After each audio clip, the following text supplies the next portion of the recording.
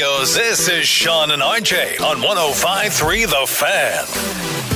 Good morning, Metroplex. It is show number 2, the Hump Day edition of Sean and RJ on DFW Sports Station 105.3 The Fan, live from San Francisco and Radio Row, brought to you by Stella Artois and Tide. If it's got to be clean, it's got to be Tide. We are live on the Fan Cam, Twitch, and YouTube, and, of course, the Odyssey app. And the show of Wales, the guest list, is just going to continue to get stronger throughout the week. Bryce Young and Rico Dowdle will sit down with us at 7:20 this morning. Brian Broaddus sometime in the 8 o'clock hour. David Helman sometime in the 9 o'clock hour. I love that Chiafalo, when he sat down with us, said, play the whale. Play the whale for me. Night number 2, RJ Choppy. What did you think? It was as successful as night number 1, meaning I was in bed with an 8 in front of the number. Yeah. That was a very successful night. Good food, great meal, back-to-back dubs on the Italian scale. Yesterday was fantastic. Yeah, my Best Buy Windows and Siding confessional, Peyton Russell, good morning, back in the Metroplex. My confessional was that I am too old for the media party. I've graduated from the media party, especially when they're going to start leaving at 7 o'clock. It's 45 minutes away, and you can't get out of there until at least 9 p.m. And I'm like, no, not with the what's our wake-up call? I'm losing track. 3:15. Not with the 3:15 wake-up call. And You're three in a row. What's that? You have missed the last 3 media parties now. Is it 3? Last year was New Orleans, and that was when you were chasing your ladies down Bourbon Street.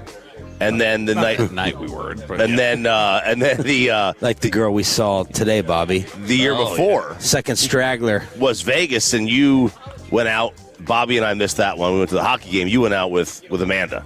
So you're 3 in a row. Yeah, I don't miss it. Again, wake up call. If it was different, would be fine. But Choppy, I think I have his sister to thank. Has put in his mind he has to get these food experiences in. And I took Baloney Joe's recommendation. San Francisco radio being very nice to us as the old rivals both came up to shake hands and basically try to squash the jerky. And you accepted it? I shook hands. Okay. Much cooler with, what is this on? Is it Butcher Boy? Butcher Boy, that's it. Oh, baby. Much better with Butcher Boy than Bonte. Bonte was still trying to be a loud jackass yesterday. But Butcher Boy wrote down 10 restaurants by hand to tell us where we need to go.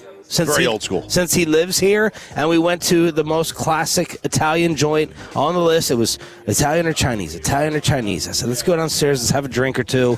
And my food instinct will kick in. I was like, let's try the Italian one. Yeah. And we went over. Grand slam. Oh. Home run. Oh, yeah. It was big time. We got seats at the bar. In, out. Place was electric. And then back home. Lucked out on the bar seats. Open since the 1930s. It's almost 100 years. Oh. You know, when you've been open 100 years, you got to be good. You can't be bad. I don't know. There's a lot of stuff in San Francisco that looks like it's been open for 100 years. And I don't know that it's because it's like downtown. They just don't want to change things. My gosh. It took me 40 minutes yesterday to find a stick of deodorant. There's no stores open downtown. Did you ever try the front desk? No, but I told Chiafalo when I sat down with G-Bag and it blew his mind. Tell everyone the secret. Yeah, so if you go... Or is this at your big fancy cowboy hotels? No, because the Cowboys don't stay at all 5 stars. This has been at, some of the hotels have been 3 or 4. But if you go to the hotel, generally, if you ask them for... Y'all text in if this is true. Toothbrush, toothpaste, deodorant, or shampoo, they will have travel stuff in a drawer. Like, they usually just reach right down, know where it is, and pick it up and hand it to you. So show me the size of the deodorant stick that I'm getting. It's like one of those little travel ones. Okay. It's like a little thing of Degree or whatever. But Still nice, still good. Oh, yeah. No, it's because Eric, I think, ran out of toothpaste or his toothbrush, and I was like, Bobby said you can just go down there. I knew about the toothpaste toothbrush. I assume maybe at these super fancy ones you could maybe get more. Yeah. Which is what the NFL would do. The NFL's not going to put their players up in. I'm sure they have a CBA where they have to stay in an X-star hotel. I know baseball does. Nosebleeds letting us know we made a great call skipping the party. Zach said it sucked. Eric said 3 PlayStations. That's it. Yeah, it was at the EA Sports headquarters. Okay. All right, so you would think they would have... He said way too small of a venue for way too many people. Food was a cafeteria line, 25-minute wait to let in. Bar was a solid 30-minute wait, according to Eric and Zach. Here's the thing. They're very entitled this trip. Both of them, apparently. So How so? So I was here. I was walking off yesterday. I was getting my stuff. And I came over here, and they were like, hey, come here. We want to ask you something. Give us a ruling. This is how confident these guys are. Eric goes, would you say it's a bad thing right over there at that ringer set? If somebody's just ass was hanging out the whole time, you could just see their crack the whole time. Is it a bad thing to let them know? I was like, no, I guess not. Yes, it is. Well, here's how bad. And he goes, is it bad to do it on the wireless mic on live air to let the guy know that his butt is hanging? And that's what they did. They walked over there on the wireless mic to tell him. I said, I would not do that. And then Zach goes, well, that's why you're 10. I'll tell you this. And what are they? They're not out yet. Because Zach, I think, went. Look. What are they? Their hand is held by Tim as they get every big Cowboys guest here. No, Zach. Hey, they really need help, guys. When our rating, their show's not very when our national rating came out yesterday, dropped us from 6 to 10. I think Zach started asking. Right, he legit panics over this. He legit goes around and asks, and when I was sitting down with him, he's like, "I've gotten word. Like I don't think we're gonna be very happy." So he can't take that shot at you. But yeah, going over there, letting the guy know about the. Hopefully they knew the station to some degree, or knew the people. No, it was the ringer.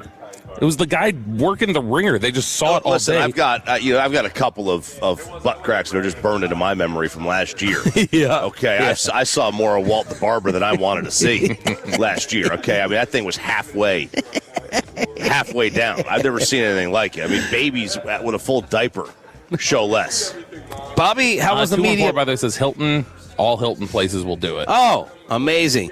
Bobby, how was the media party? Yeah, Bobby. I mean, you just read what Zach and Eric had to say. That's all I know about it because I didn't go. I was not going to go, and then I was guilted into it.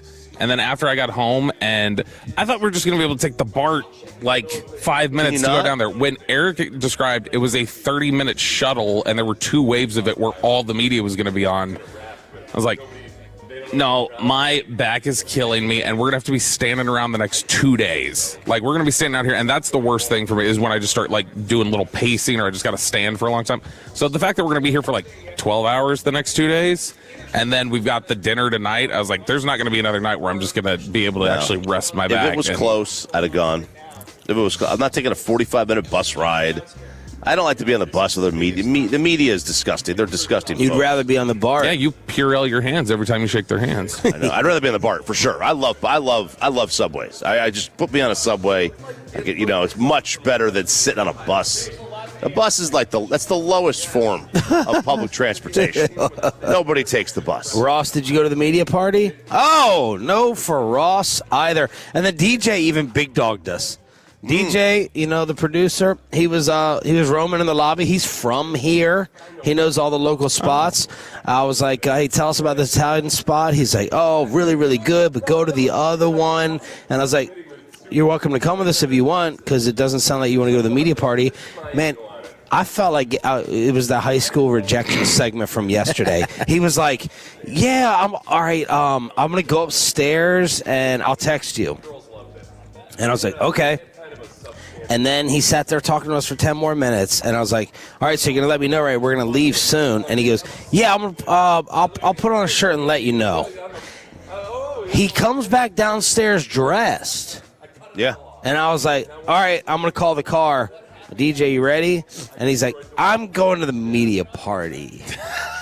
And I was like, wait a sec, I got big dog by DJ the DJ? Did he change his mind on the ride down, or the entire time? Did he not know how to tell you? He didn't know how to tell me. No. He knew the entire time, but he had said he's not going to go to the media party. Yeah. We started off the conversation, and that's why I invited him to dinner. And he totally flat out rejected me. Rejected. With the shirt on and everything, and he's like, no, I'm not going. Now, we lucked out because we would have been waiting for a table for an hour and a half. Yep. Because you saw my aggression, my bar seat aggression. We were not going to find 3 seats at the bar. Yeah. Not going to happen. Yeah. It was fantastic. Pepe, what's going on back home? Well, woke up, boys, and it's 39 outside. 39. Oh, wow. We're getting back to cold weather. It was 65 with a little breeze last night. I was cooking burgers on the Blackstone again. It was perfect. And then my wife has the AC on. My wife has the AC on, so I don't know. It's a back and forth and back and forth. People are going to end up sick again. Hot, cold, hot, cold. It was like 68 degrees last night at like 6 or 7 p.m. it showed. I keep trying to I put the hotel thermostat. What do you have it at right now? 60. I have it at 62. That is not really hitting 60, I don't Well, the first day it did. Did it? Then I felt like yesterday it didn't get as cold.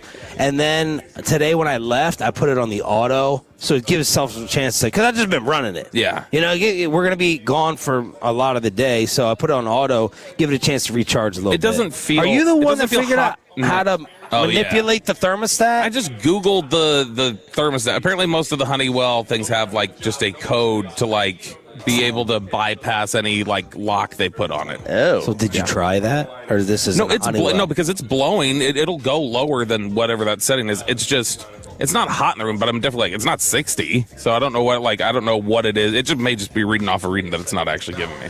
Bobby claims that he still has not seen his newly bald head. Yeah. You don't think that's possible? Well, I'm pulling the flag out of the sock here, Belichick style. Okay. Challenge flag. So that means that you're brushing your teeth looking down. No, a hat.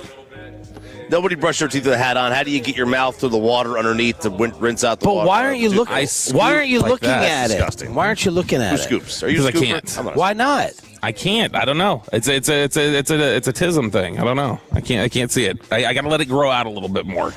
So I already can tell. I was washing my scalp, and So when you get out of the shower, Mm-hmm. you are just conscious, like you're trying to just look down.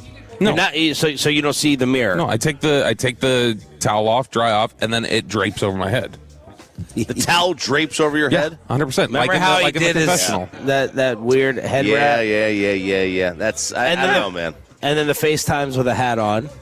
Yeah. I just don't take the hat off until I'm like settled in for the night and going to bed, and then So I just just because we said it looked better at the final stage before the total baldness, that's in your head now. No. That's what it has to get back to look at it. You could have said it was better bald. I was not going to be able to see it. So I'm going to give it the rest of the week, get a little bit of growth again, and then it's like at least there's something there. Because Have you showed it to any coworkers? Have you taken off Yeah. your hat for anyone else? No, anybody's asked. I did. I was yesterday. I went up to the media workroom, and way off in the corner, I see Clarence, and he's like, "Wait!" And he's like, "I was like, oh gosh, what happened?" So then I walk over there. I'm like, "What's up?" And he goes, "Take out that hat. Let me see that damn bald head of yours." And then he's like, "It looks good. It looks better. I think this looks good." So and you're, I was like, you're going back. You're going back to the old hair. Yeah. I would never take the hat. I'm never taking the hat off either way. Wait, when was the decision made to go back to the old hair? Like what long time ago? what you just had? Yeah. That RJ shaved. Yeah, I'm not going to upkeep that. You're growing that back. Yeah. You haven't even seen how it looks. This was a bet for a reason. This was something I would put on the line for a reason. This was not meant to like help me. You know, I mean, but it did. someone says to me, and they're right. They're like, "Why do you keep trying to like adjust him?" That's what they said to me about Bobby. They're Yeah. like, Hey, you should just let people be who they are. They're like, peacock. he's not adjustable to that degree. Well, you're wasting your energy, you're wasting your time. Yeah, listen to try Sandler. to try to better him. It actually wasn't Jared this time. 877-881-1053 in order to hit us up on the Franklin Franco Injury Attorney text line. We are live from San Francisco on DFW Sports Station with the team dinner tonight. Brian Broaddus, David Helman, Rico Dowdle, and Bryce Young. What? 817. Everyone knows if a troll sees his bald head, he turns to stone. It's good. I don't get it. I get in general the whole turn to stone thing with trolls, if they're up at sunlight or if they do this or they do that. All right. Did anybody watch the Dallas Cowboys in the Pro Bowl last night? We're getting more hires on the defensive staff and everything else happening here in San Francisco, inside the Star and around the NFL on the home of the Cowboys next.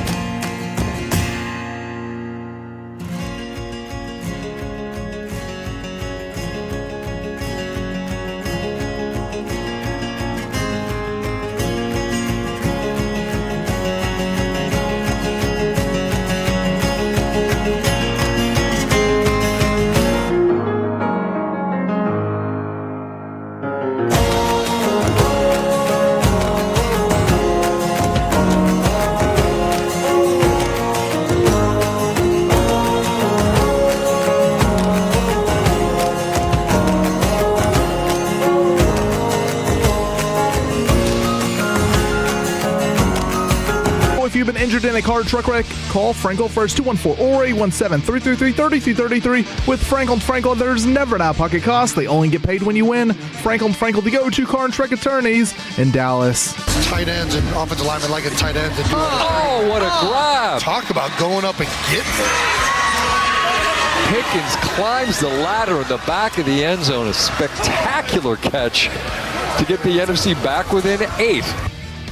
And help them to a 66-52 win last night on ESPN. Good morning, Metroplex. It's Sean and RJ along with Cowboys insider Bobby Belt from Radio Row in San Francisco. How much of this did you take in the hotel room? I took it in on Twitter and the highlights that I saw. That's how I saw it. And then hearing it there, it sounds like they were calling it like the Masters or something. And to Pickens, it's within 8 now. It's just very, very casual, very golf clappy. I think the highlight was probably Jamar Chase pick 6. That was great secondary cornerback play. Yeah. Right? From a great corner, an all-time great corner. Right. You know, I was surprised, like, why is he playing defense? I loved Joe Burrow just in the open field being able to shake Kevontae Turpin. That was strong. That was really solid. And Kevontae wearing glasses last night. No wonder he has judgment issues while playing because he's not wearing the glasses. Wild thing, Vaughn. Yeah. Yeah, he needs to wear rec specs or something like Anthony Davis while returning the kicks. That's exactly what it is. He just can't see anything. Right. That's the problem. And you know, this actually came up yesterday. I don't remember who I was talking to about it, but this came up yesterday. We were talking about Turpin and just some of his bad decision making, and it was Joe Hoyt, and Joe Hoyt was like, it's bad. He's like, but it also just seems like just indecisive. Like the dude, every time the ball goes to him, it looks like he's just like not sure what he wants to do until the ball has touched his hands. He's like, okay, I guess I'll do this. Yeah, I'm trying to think, you know, being in the punt return, like just the physical act of catching the punt with all those people barreling down on you, it's got to be one of the more difficult things on the football field. Just like from just a simple task to complete. Right? Especially when you're that small. Task. And it's that small. I mean, it does. There's probably a little bit of panic of like, yeah, all these guys are like charging down right here, and I'm about to catch this ball. But I don't know. I mean, this was a particularly bad year. I still would be in favor of just moving on from Kevontae Turpin, but that's just me. All Pro and Pro Bowl. Shedeur Sanders and Joe Flacco, Pro Bowlers too. And you're just moving on. Is this game worth having on just for background noise to watch a cool flag football catch? Pickens in the back of the end zone. I mean, look, you have two choices. You have this or Dog Show, because you had the Doberman win Best in Show. Oh, right. You know, and I don't think when I think Best in Show at the kennel, whatever the hell it's called, the dog show, I don't think of a Doberman. You know, wonderful, majestic animal, but I don't think Doberman, right? So yeah, I guess so. I mean, you could have watched some regular season NHL, NBA, college hoops, big college hoops night last night. But, you know, this is football. Football wins over everything, even though it's not really football. Like the way you throw Law and Order on while you're folding laundry or something like that on a weekend. It's like, yeah, sure, I just kind of can keep up with what happened there.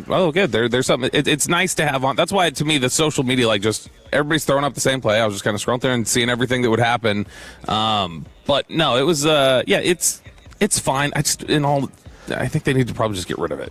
Like, or I don't know what they need to do with it. They obviously haven't found a good fix for it, but it's just they've not been able to get guys to be interested in it. They got rid of it. That's what getting rid of it looks like. Sure. You know, that's what getting rid of it is. What's going on with the staff? So the Cowboys are starting to make more and more hires. So they firmed up the Marcus Dixon hire as their defensive line coach, which there had been a little bit of, I think, chatter that they maybe were considering another direction, but ultimately they do settle on Marcus Dixon, who, if you look through, I was taking a look at stuff yesterday, he has a pretty strong track record of, there's maybe not there's not a Trey Hendrickson on his ledger in the 4 years that he's been a defensive line coach. But when I looked through and saw everybody that he's worked with, it was like, oh no, everybody there though, whether it's DJ Jones or Draymond Jones or, Deshaun Williams or whoever else, like everybody he's worked with in Denver, Minnesota, generally they have either their best year in several years, or in a lot of cases, it was their best year when they were with him, and they never reached it again after they separated from him. So it's hard. You can't just naturally assign something to somebody like that, but it's enough of an indicator that at least it looks like, okay, guys don't regress. That's what we asked for this year with Eberflus, was just show me one guy who is better. His guys consistently play better while he's with them. And then a little bit of a signal. They are hiring an outside linebackers coach. Hey, why not? Not a linebackers coach. This is an outside linebackers coach. So they are going to – there will be 3-4 aspects to this. Let's go. But that means separating out the linebackers a little bit. They've got a corners coach. It looks like they're going to have a safeties coach. So they're really drilling down on coaches for individual positions. But the outside linebackers coach is Chidera Uzo-Deribe, who has been on staff with Georgia for the last 3-4 years. And so – pretty good in terms of, if you want to just talk about pedigree, you hire a defensive line coach who his last two coaches that he worked for have been Vic Fangio and Brian Flores, and then you hire an outside linebackers coach who for the last 4 years has worked for Kirby Smart. And very young staff. I think every single coach they've hired so far has been at least 5 years younger than Eberflus was. Every assistant is younger. These are just... It's a young staff that hopefully can kind of grow together. Now, why is the outside linebacker a clue? Because just in terms of like that, this is going to be some 3-4 concepts that they're going to use. Now, they're still going to use a lot of. Fangio is not like a classic 3-4. He will use stuff called penny fronts, which will be the 5-man defensive line, a single linebacker, and then 5 back in nickel. And he'll change some things up. And a lot of times it can be, there's 3 down linemen, but there's still 2 others on the line of scrimmage, and they're just not hand in the dirt. But it does say that they want like linebackers to have outside linebacker, edge rusher kind of traits, and not just be classic linebackers like an Overshown.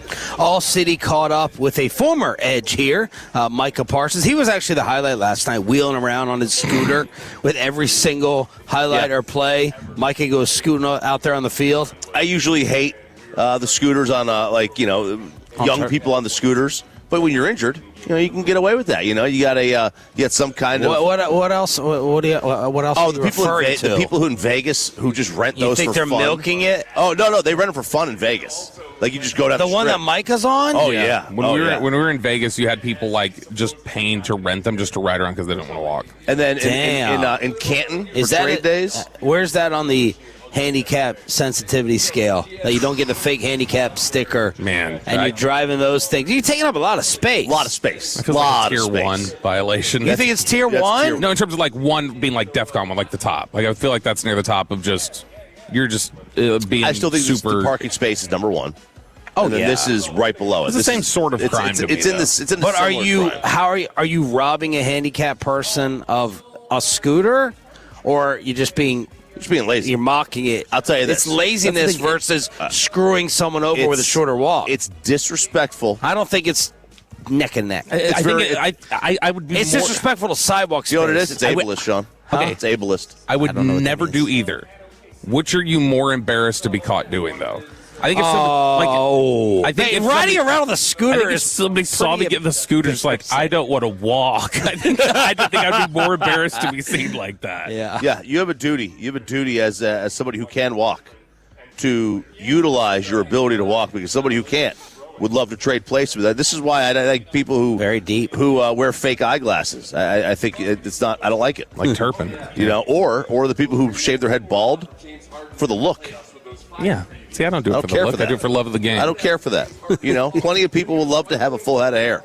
Utilize it. All City caught up with Micah Parsons and asked him, not if you regret the way it ended up, you regret any of the process that happened with Jerry that led to the divorce?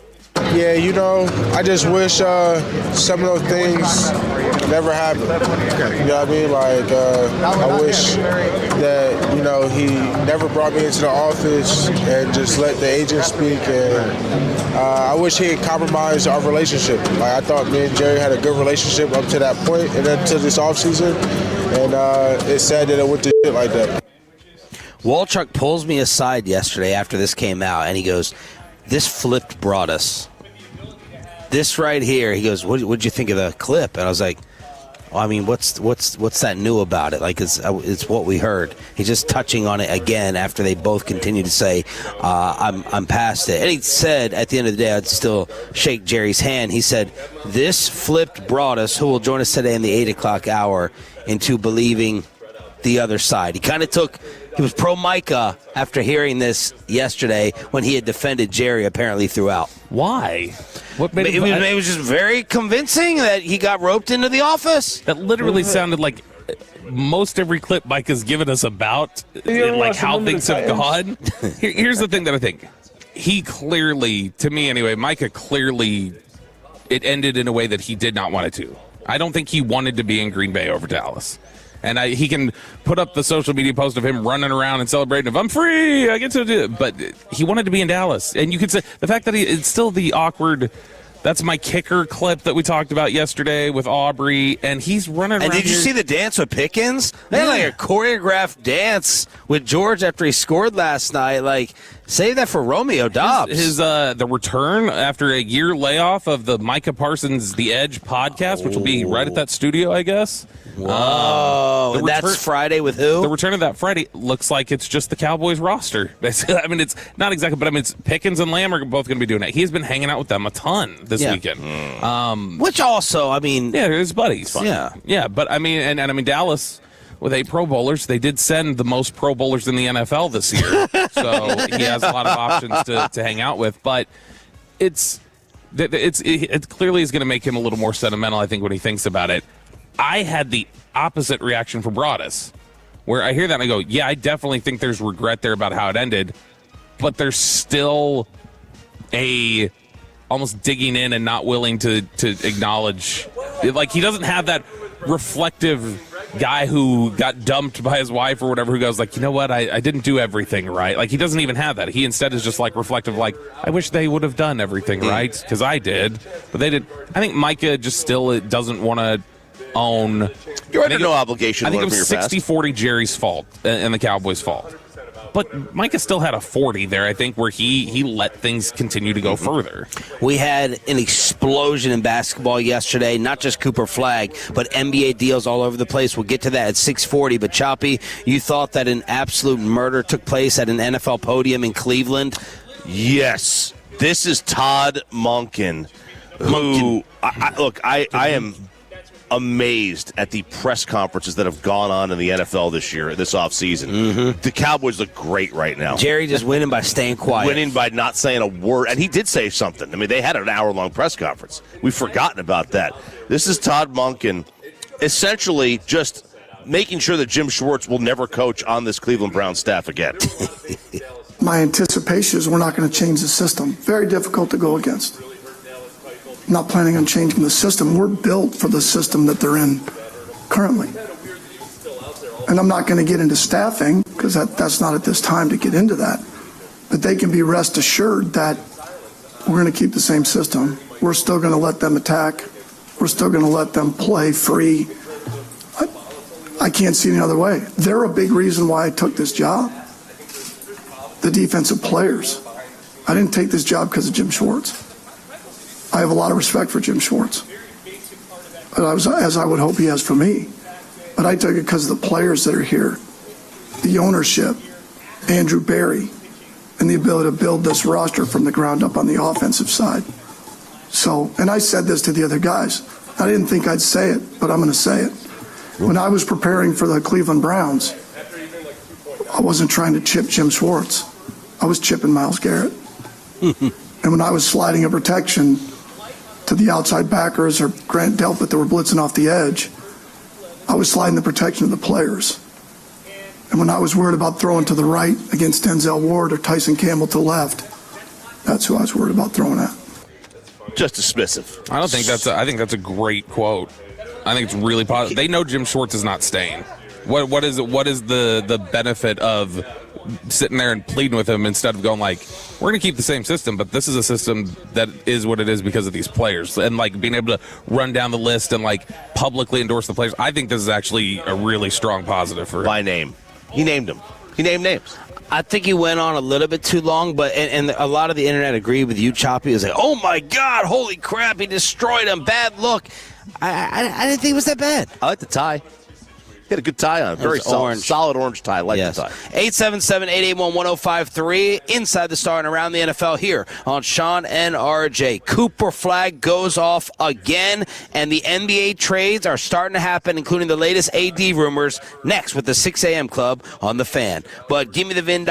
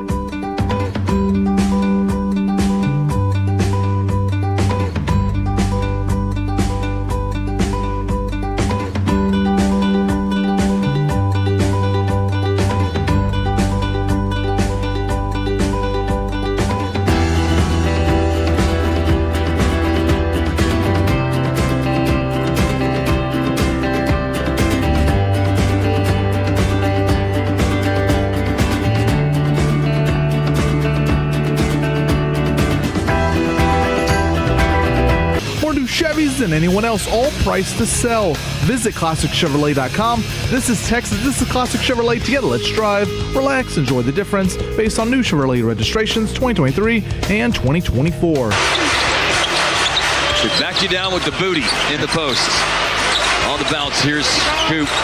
Man, Shireman's doing some tough work defensively, but Coop's doing equally tough work offensively. Follow up with a call on Mavs TV. Did you just curse Peyton? Yeah. Why? Well, it wasn't really him. It was just he was doing his read. And I was like, damn, we're already back. Because that is how long it takes to go upstairs, look that they haven't filled it, not even grab anything, and then come back downstairs just in time to hit the thing. I also took a full minute off the commercial. So damn it, Sean, then. Yep, there you go.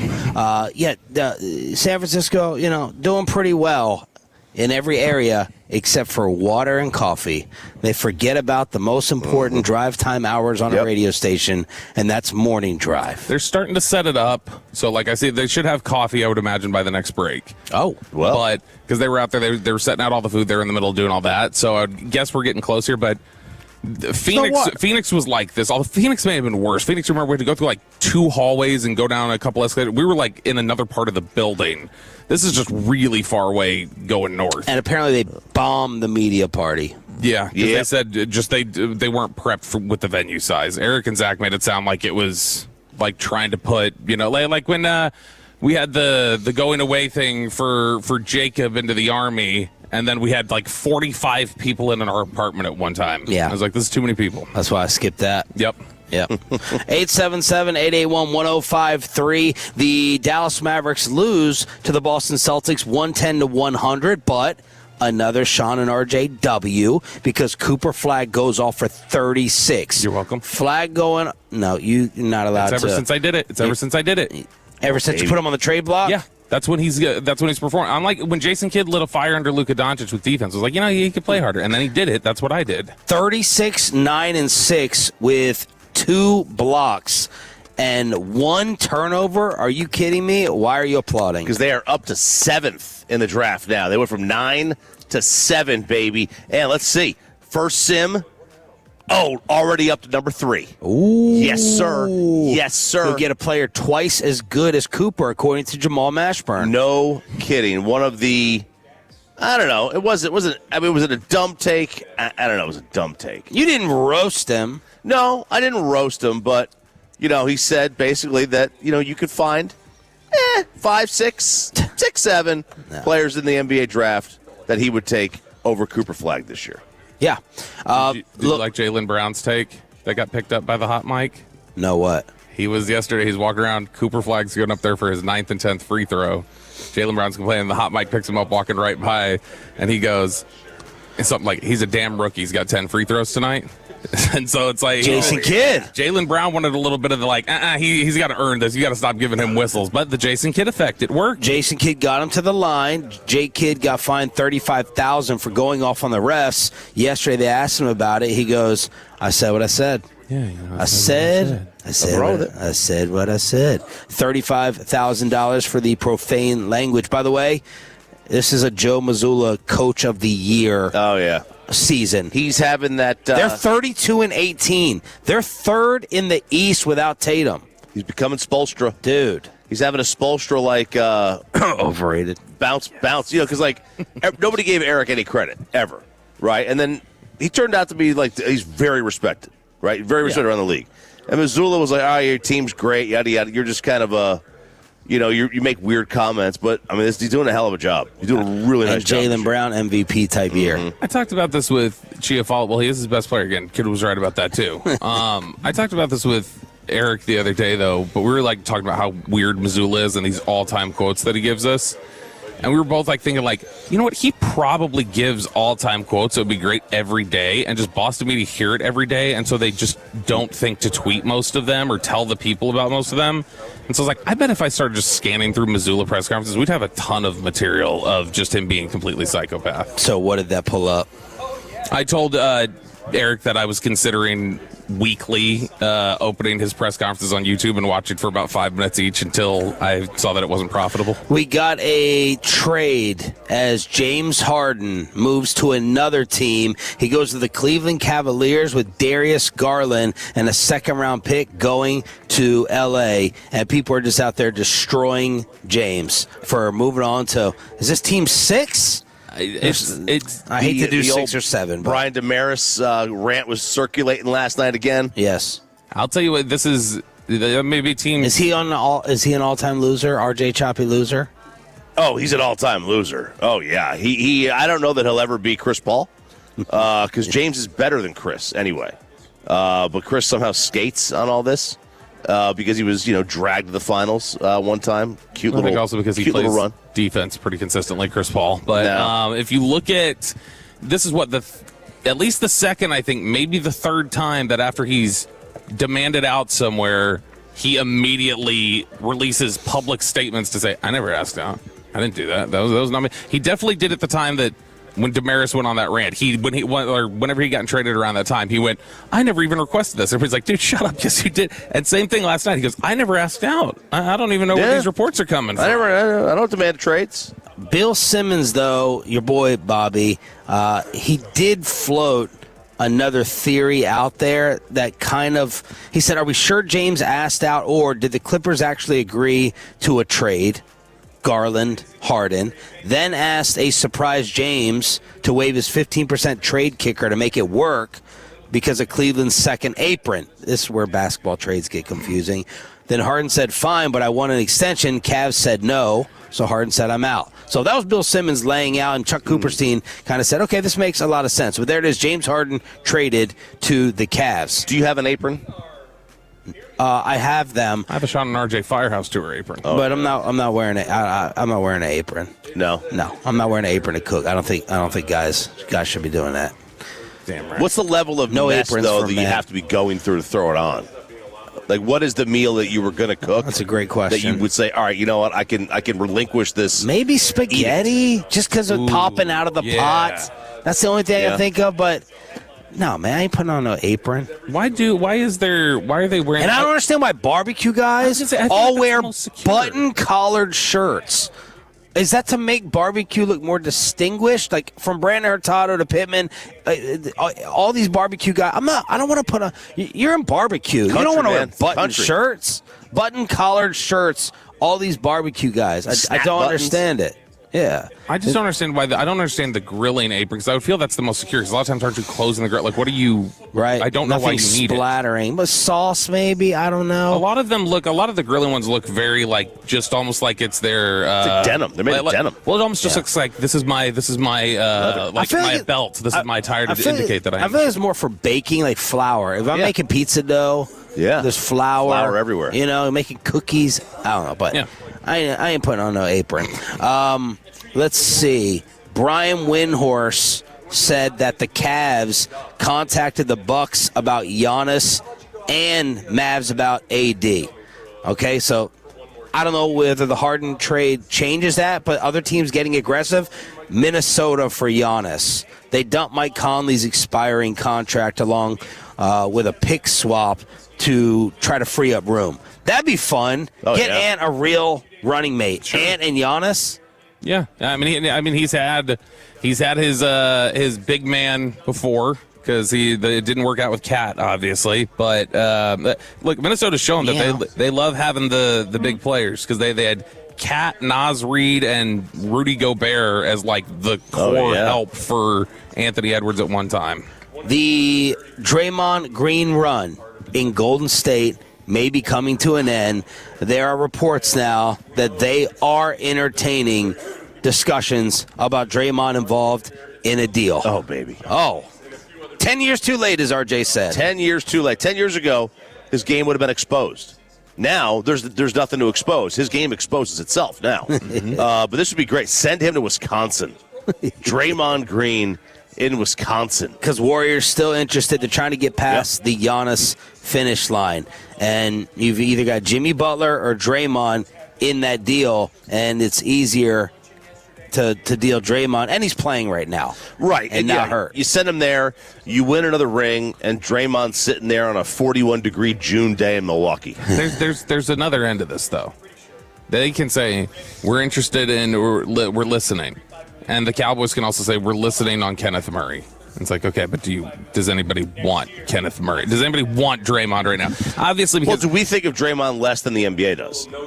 I think Draymond is if Draymond is a zero problems individual, his game is probably still good enough to be on a roster. Like he can play well enough to be in a rotation in somewhere. But the question is just do you want him ejected every other game and being a top Steve Kerr, who continues to I love Draymond, I'll do anything for him. That guy, he's gotten to the point he cannot get along with Kerr consistently. I don't know where he's going to be able to work this out.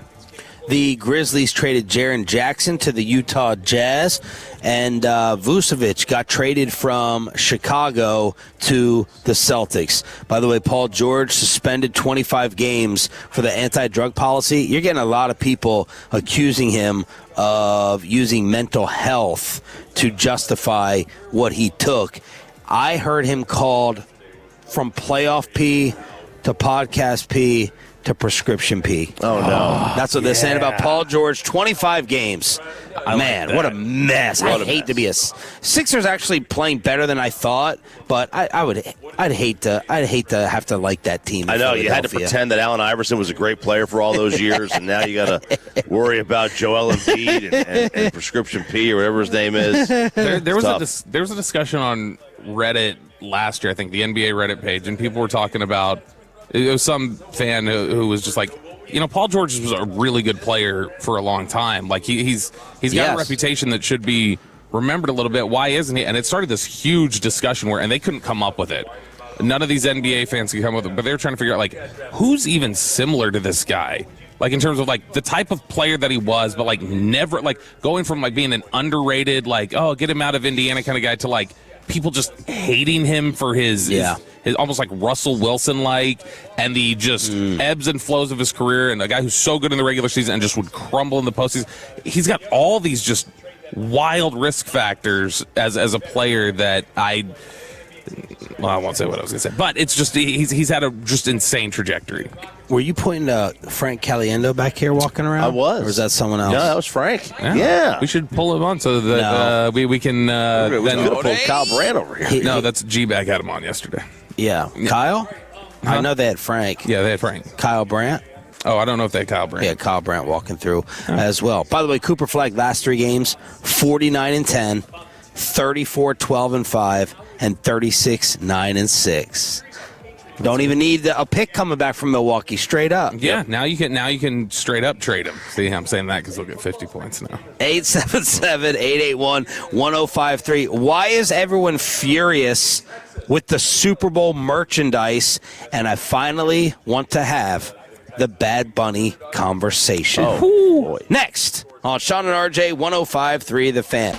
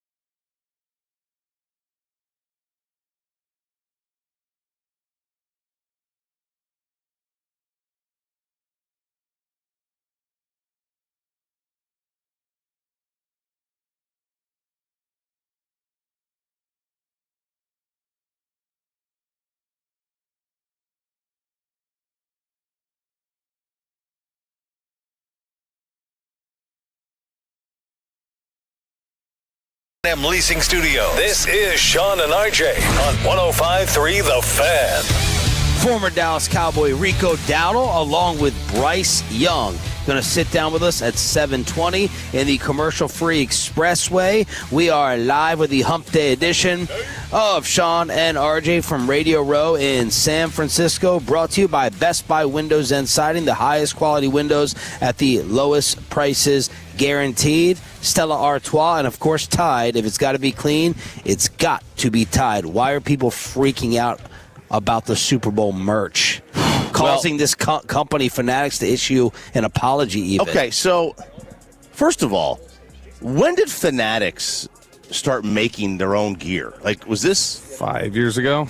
Why?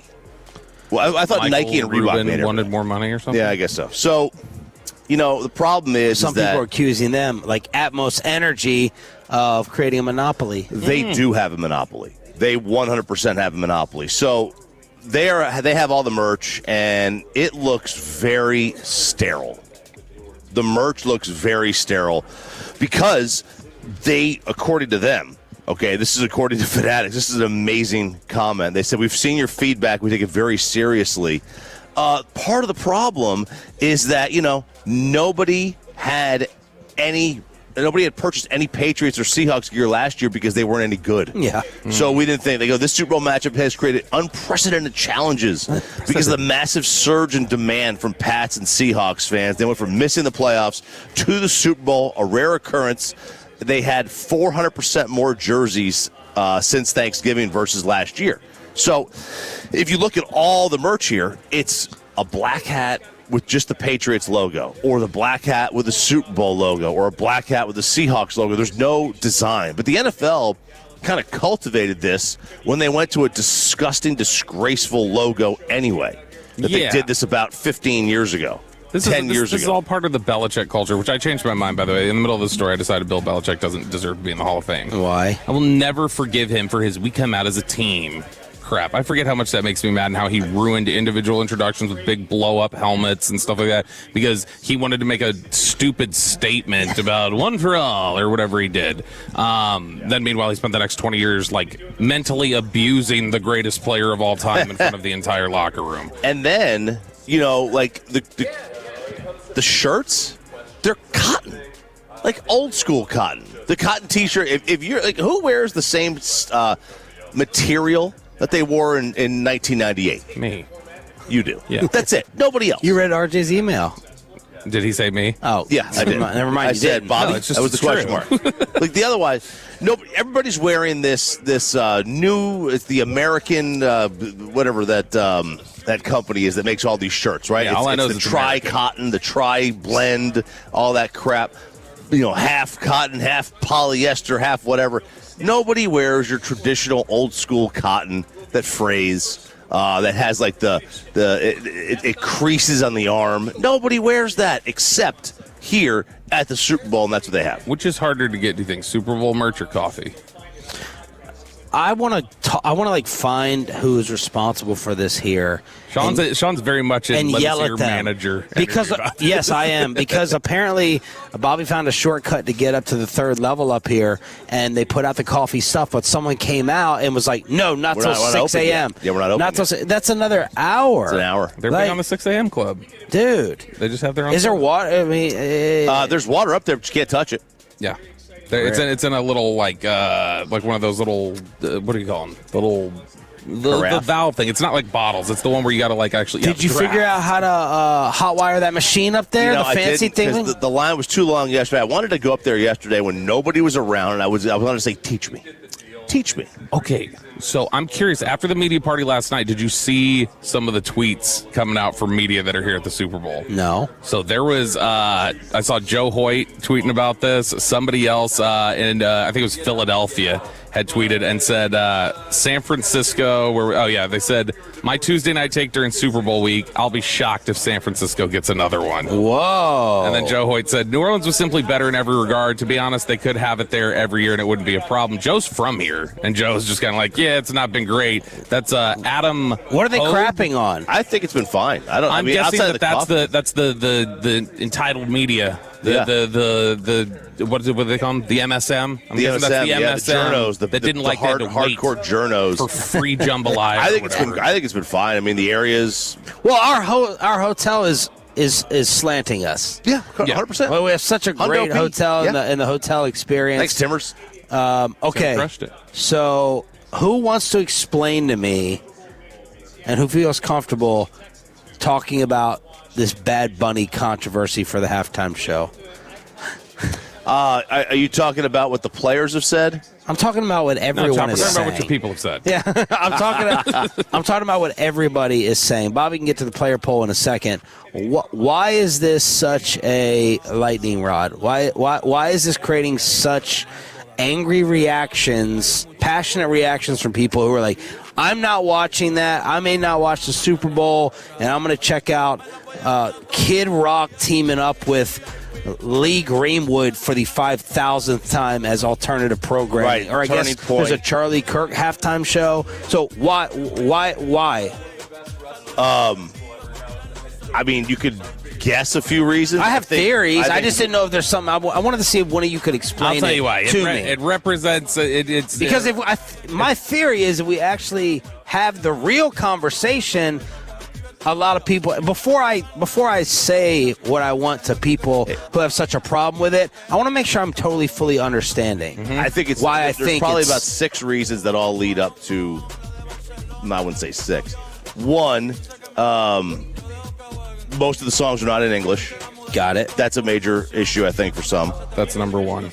I would say it's number one. That's number one? I would say so. It's in the era of Gulf of America and stuff. It's like the biggest entertainment moment of consumption, and you're not going to sing in English. That's the biggest. Now, if you're the Super Bowl committee or you're making this decision, Jay-Z, is it crazy not to say who's the number one biggest name in the world for performance? Like, do you support them picking Bad Bunny because of how big he is? That's the exact worldview split we're talking about. Yeah, there is in the two Americas we have, there is a global mindset and then there's a us mindset, and which I mean, I'm not saying either one, but I'm saying that some people are more, hey, we should be worried about the globe and humanity, and then others are going like, worry about your own. That's what you should be worrying about. Mm-hmm. And a lot of people just go, I don't care that Bad Bunny's the biggest artist in the world.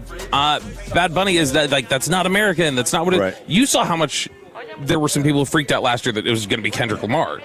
And there's not an argument, even in American culture, there was not an argument that there was anybody bigger or more socially relevant as an American artist last year than Kendrick Lamar. I think he passed Jay-Z for Grammys the other day, and all-time Grammys. Mm-hmm. I couldn't believe that. It took a while because Macklemore won Best Rap Album the first year.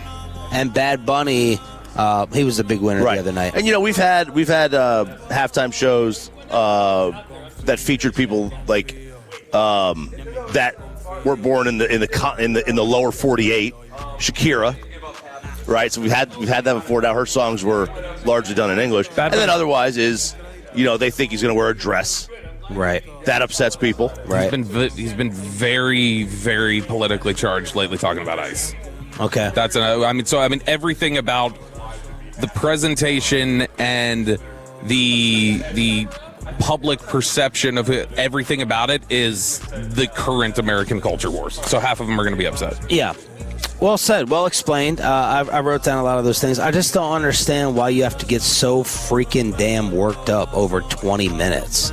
I don't understand why you got to create alternative programming to prove your point. It's a freaking musical performance. If you don't like it, you can watch it and not like it, or sit there and go to the fridge. But everyone has to announce, I love Bad Bunny. Make their proclamations and announcements, with rage and anger of why you're going to be disgusted, not even watch the game. But that's also you growing up in an era that you had friends on the other side of the political spectrum, where it was normal. We knew, and now we don't live there now. We don't live in that world. That's what I'm saying. That doesn't exist. So because that doesn't exist anymore. That's why we joked about it and we wanted to do it, was what is an innocuous action, is that more indicative of which party? That's why we're talking about doing that as a game, is because that's how society treats everything now, is that, that right there, that has nothing to do with politics. That would be, that's the leftist takeover, or that's the right-wing nut jobs, or that's the way that everybody talks about everything now. Yeah. I mean, it really is polarized. I mean, both parties think the other side is completely intolerant of their belief or the opposite belief. Yeah. You can't convince anybody otherwise. Which, I mean, we could show you videos of people being completely inappropriate to thoughts and views that they don't share, and they won't. I mean, nobody wants to hear it. I feel like people, and I hope I don't get tricked sometimes by Twitter and X and all the bots and everything that I know are out there. Oh, we all do, because we don't know what's what. But I feel like people are more dedicated to their political party than sometimes their spouse. Like, I'll see people act more of a psycho for their party and someone that is representing it than the person they're married to. I think, like, I could shoot. Like, someone could be. I think we've reached a point where, and I thought we saw it in Minneapolis, in Minnesota. You could shoot someone, like, right in front of someone, and they could figure out a way to justify how that's not what happened. That's not what you actually saw. It's like, woo, here you go with that. It's crazy. I just think, if you get that worked up, and unless you're trying to get your followers and your retweets and, you have your political podcast and stuff, why are you getting so angry and worked up over a musical halftime performance? The Athletic. Just don't watch it, or watch it and, like, move on to the third quarter. This is the result Jesus. Yeah, I don't want to get too political, but this is the result of probably about a segment for it. 20 years ago, roughly, when I blame the Who for all this. They were terrible, and ever since then it was like, okay, no more old man rockers. No, this became about, like, the political rhetoric kept having to get higher. So, like, you had to go, like, whatever it would be.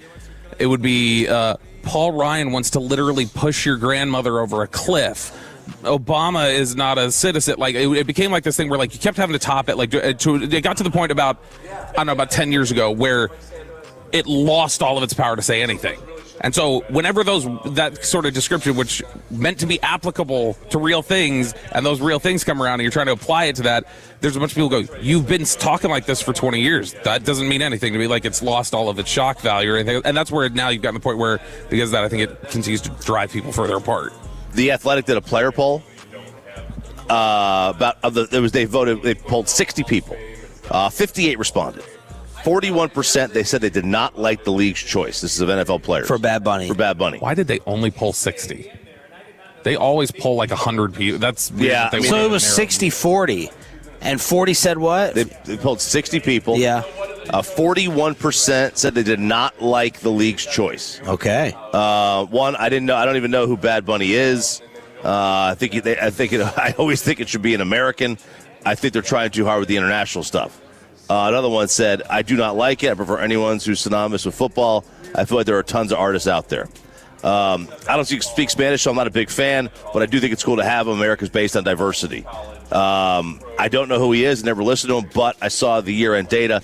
He's the global leader in music streams. It makes sense. It's good for ratings. So a lot of people like gave thoughtful answers on this. Yeah. But yeah, I mean, I like Bad Bunny. I think he's great. I think his music's catchy. I'm here to have a good time. I'm not here for political statements. I'm here to have a good time. I like his music. There it is. Good conversation, guys. We had to have that in an exact right setting and time here on the station. Don't look at the fan text. Let's go. The fan text. The fan text is very representative of the arguing we're getting nationally right now. Yeah. Well, I guess choose what you. I got other things to get worked up over in my life. All right, I don't have any coffee. I don't have any coffee. That's what I'm going to choose to direct my anger towards all week long. Let's go commercial free in the expressway, and it's going to be a loaded chopping it up at 7:40. Brian Broaddus at some point in time in the 8 o'clock hour. David Helman in the 9 a.m. But former Dallas Cowboy Rico and Bryce Young, the number one pick, sit down with us next on Sean and RJ, 105.3 The Fan.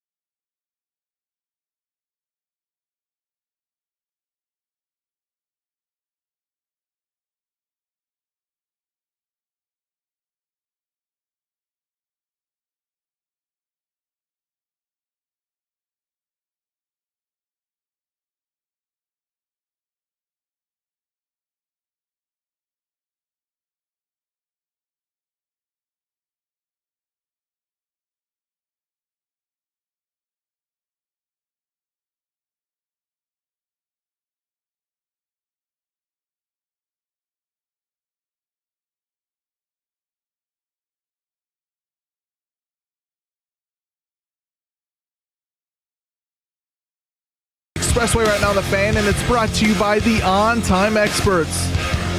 We are commercial-free in the Expressway, and the Show of Wales about to start delivering. We're going to chop it up at... Good God. I thought we were loud. My guy Seth Payne over here, he is so... I got one tweet from Atolo. Like, if I wanted to listen to their show in Houston, I'd switch over to 610 on the Odyssey. And I love Seth. Pendergast over here. They're making, like, me, you, and Choppy sound like Jason Kidd. Yeah, let's see if we can pick him up here. What? Let's see if we can pick him up here. I bet you can hear all of his points right now. You should have heard the argument with him and the other radio guy who confronted him on Radio Row. Yeah. How loud that was with the yelling and the screaming. But he's even turning his back to us so it doesn't project as much. Yeah, see, that's the thing. He's trying. He's aware of it because he even asked us that when we first sat down. Why are you whispering? Because I'm talking about somebody, and I feel weird about it. He's not going to hear you. Chuck, I'm not going to loudly talk about somebody with them right over my shoulder, which he got very worked up about yesterday in my text messages. Oh. That is not how that went. I didn't say anything. Yes, you said XYZ. No, I didn't. No, I'm talking to Eric now. Eric doesn't remember. Eric was under substances. So. Yeah. When I sat down, Zach was like, Bobby misrepresented. He did not tell the story correctly of me talking loudly about this player agent at the bar. Let's go over the history of which one of us misrepresents things the most. So. I'm not going to get involved in this. Anyway, Houston is loud, and of course, as soon as... Don't get offended and text me. Do you want to fight with him or not? No, I don't. I'm just messing with him. I'm teasing him. All right, we're going to chop it up at 7:40. Brian Broaddus in the 8 o'clock. David Helman in the 9 o'clock. But this is our sit-down yesterday with former Dallas Cowboy Rico Dowdle and Bryce Young, who really impressed you, Bobby, with the way he said hello to everybody. Yeah, because he was, and that's something we heard about him during the draft, very, kind and very professional. And the fact that he went out of his way to walk around, the set and stuff like that, it was it was not an easy way for him to get there so that he could shake hands with DJ, he could shake hands with Carlos, the video guy, and just, introduce himself. Hey, I'm Bryce. But he was really, really nice. And it wasn't just a, hey, fist pump, fist pump, fist pump. It was it felt meaningful. Eye contact, like a genuine person. Yeah, so Bryce Young and Rico Dowdle sitting down with us here in San Fran. All right, sitting down with us here on the home of the Dallas Cowboys, a familiar face to us here on Sean and RJ, Rico Dowdle and Bryce Young in the Wild Fork Foods hot seat. Man, they come down with a roll of paper towels. Yeah. And it always makes me wonder, do you automatically over-grab every time you rip paper towels out? If you need 2, you grab 4. You need 4, you grab 5. Or are you trying to cut back? I started getting in trouble a little bit for taking too many off the road, but I definitely was one of those guys that overgrab and take extra. Are more guys in the locker room neat freaks or slobs? Slobs. Are you a neat freak or slob? Or somewhere in the middle? Yeah, I'm not gonna lie. I'm a little bit of a neat freak, but it's not people's fault. It's it's a lot of you got to store a lot of stuff and not a lot of space. Yeah. So it's it's hard to do. I just have a little OCD with making sure it's in the right spot. But if it's not people are dirty, it's just a lot of things you got to keep in a small spot. And you, Rico? No, I lean more towards the neat freak side too as well. But you guys in locker, my locker pretty much stays clean. Hanging my clothes up, doing my own stuff every day, setting my shoes right, making sure they're not just all spaced out. So a little bit OCD, a little bit. No, I don't think Choppy didn't mean to do this, but you guys went and shook all of our hands, and then he went to the sanitizer. You take offense to that? See, he gonna get me in trouble. Hang on. He went right to it. I was like, Rico, don't turn around. Don't turn around. He's saying he's wiping his hands down. See, I can defend this. This is not on you. I'm not wiping off your hands. Yeah, I'm wiping off everyone, all these dirty people in here. I don't judge. I respect it. I respect the hygiene. Ain't nothing. It's all love. Yeah, it ain't you. So Bryce, I know you're a Lakers fan, and we just hit the 1-year anniversary of the Luka trade, which we've all been devastated about here in Dallas. So you feeling good about how that's been playing out so far? Yeah, Lakers and Hornets fan. Let's throw both of them in there. Hornets on fire. Yeah, and they're balling too. It's really cool to see. They're balling. But yeah, of course, I think you got to do what you have to do what you have to do to get Luka. That's if that opportunity comes, I think you figure it out after that. Obviously, what Luke is doing. I mean, it's the same thing he's been doing his whole career. Like, that's just a generational type guy. So I think you just, it came to the door. You have to accept it, and then I think now it's like, building around that and making it work. Do you catch heat from Panther fans when you show Laker love? It's like when someone wears a Yankee hat and they're not in New York.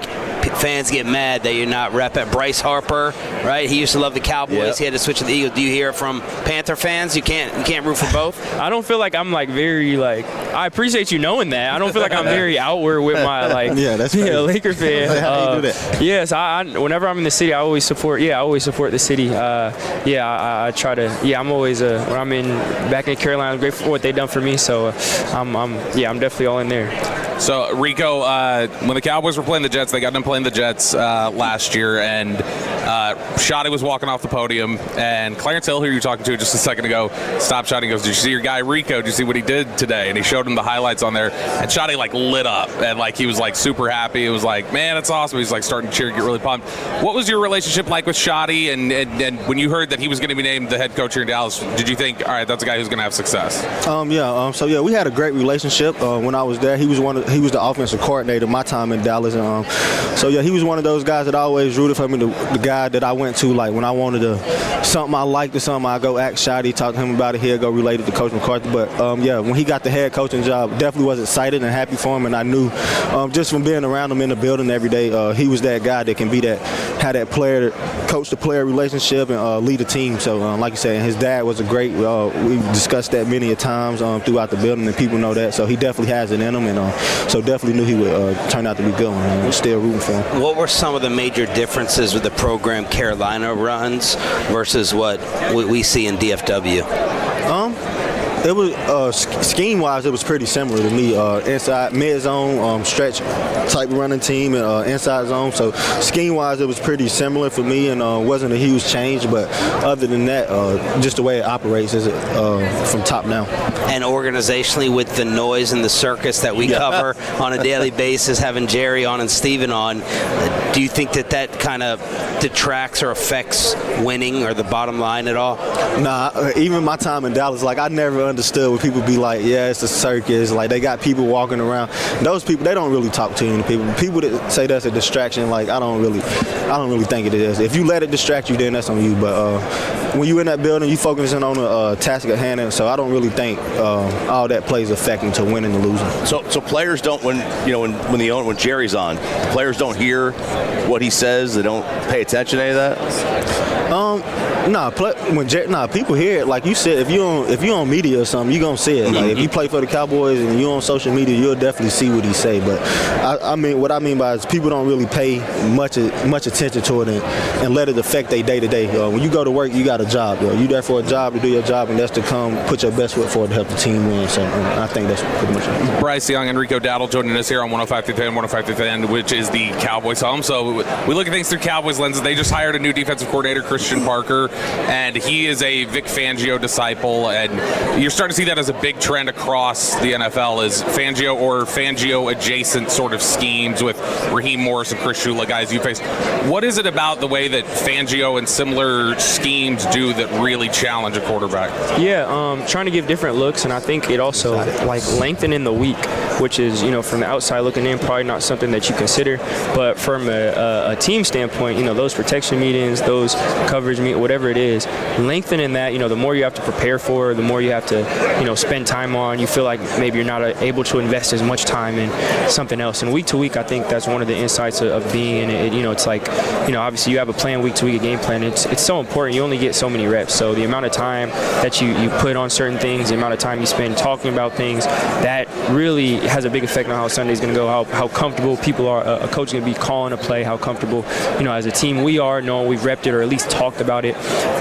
So I think that, Fangio bringing so much, so much for us to account for, so much different things that it makes us kind of, depending on the week, it can just make it for a more difficult process. And I think that's a big reason why it can be difficult to prepare for. And Rico, you looked like you were not along. You looked like you were pretty familiar with some of the Fangio stuff and how much it can complicate what an offense wants to do. Oh yeah, for sure. Like you said, main thing for me being protections for from the running back. He give you a bunch of exotic and different looks that you have to, for me as a running back, that's pretty much all I have to worry about. As far as coverages, I know he like to disguise and do things like that, but that's more on Bryce. And for me, protection-wise, I know he do a lot of different fronts, and so you got to, like you said, you don't get a lot of reps, so you got to be prepared. Have your eyes on the swivel when you're going against a guy like him. And I do know, like, if I looked at my iPad, it definitely would be like you said, how you said, Fangio adjacent, but it'd be like Fangio tree. Like, it definitely said, I know for a fact that's in my iPad. Yeah. Bryce, it seems like every year for the last 4 or 5 years there's been a quarterback who struggled and then popped and then kind of stayed.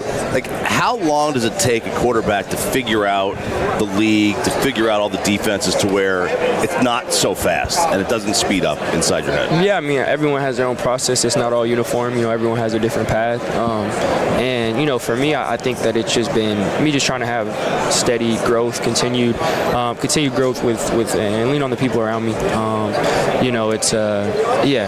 I don't think there's a certain way to do it. Obviously, everyone has different circumstances. Everyone comes with different things, and I think I think that's just the beauty of sports. Everyone has different journeys. There's always different stuff. So, I try to run my own race and do everything I can to be positive for the team. Bryce, there's always been a lot of talk around the league, it seems like, over various cadences that exist. Peyton with Omaha, Dak gets the here we go. I think social media's noticed a couple times you throw in we're good or we good in there. I'm curious for you, just could you explain on a very basic level to fans who are always like, what is the point of the cadence even matter? You're just telling people to go. The importance of having a good cadence and how it operates within the system. It's just, one, obviously being able to be on the same page, being able to communicate effectively. Sometimes there's, I guess I can't get into it too much, but you have certain code words and you have certain things that may alter may alter just the communication, the cadence. For us as a quarterback, it's our job to make sure that we use it as a weapon and not the other way.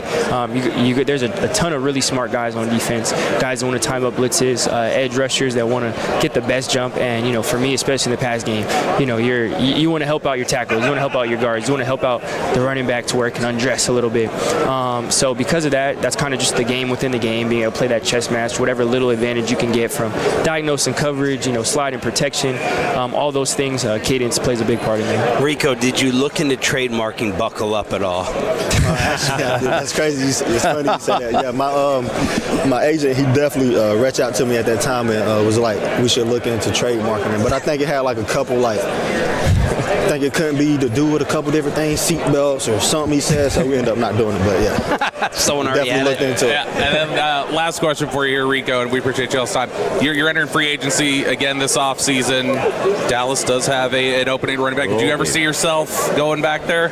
Yeah, Clarence just asked me that a second ago. I mean, I wouldn't necessarily say that I can see myself, but I'm definitely not turning down, shutting any doors. So if that's what the man above and my agent came out for me, and that's what they decided what was best for me and my next step, and I definitely wouldn't be opposed to going back to Dallas for sure. Rico Dowd and Bryce Young on behalf of Bounty on the home of the Cowboys in the Wild Fork Foods hot seat. Thank you, guys. Yeah, for sure. Thank y'all. Have a good one.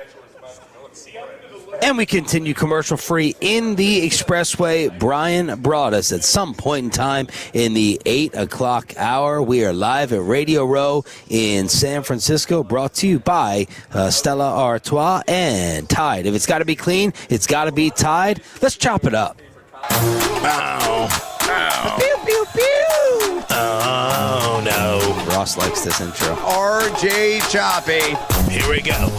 Chop it up, chop it up, chop it up, chop it up, chop it up, chop it up, chop it up. Come on, choppy. Eric Chiafalo is right. I mean, literally and figuratively here in this situation as well. He said this is the best hotel gym you're going to go to. Now, I think it's the second best. I think the Atlanta gym may have been a tick better, but that's only because you had Phil Simms in there isolating biceps for 90 minutes a day, every day. That's all he did. It was amazing. Ice cream? And before the ice cream. Is that the one with the sauna? No, that was New York, I think. I'm trying to remember the NFL player I was in the sauna with. It was the Chiefs' offensive lineman. Will Shields? No. Willie Rofe. Yes. Was it really? I was just blind guessing. It was. Really, so I think this is the second best non-Vegas hotel gym that I've been in. It's fantastic. And got the athletes and their girls that are in there all in team. I didn't recognize they all had team issue gear on. And Sarah's like, send me a pic of the gym, and I'm like, no, I will get in trouble. People will think I'm taking photos of their girl in short shorts. They all have the lift. All these gym shorts. It's entrapment.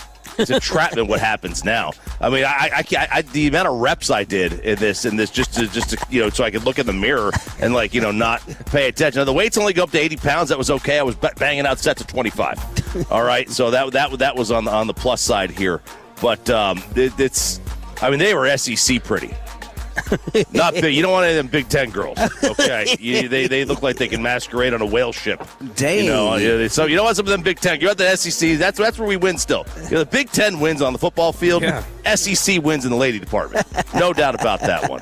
Hotel gym. Did you see any famous athletes in there? There was a coach. There was a couple of. Yeah, there were. I just didn't recognize them. Yeah. They weren't famous enough, I guess. They weren't famous enough. Man, that's a rarity for him not to know something, because we were talking about this yesterday.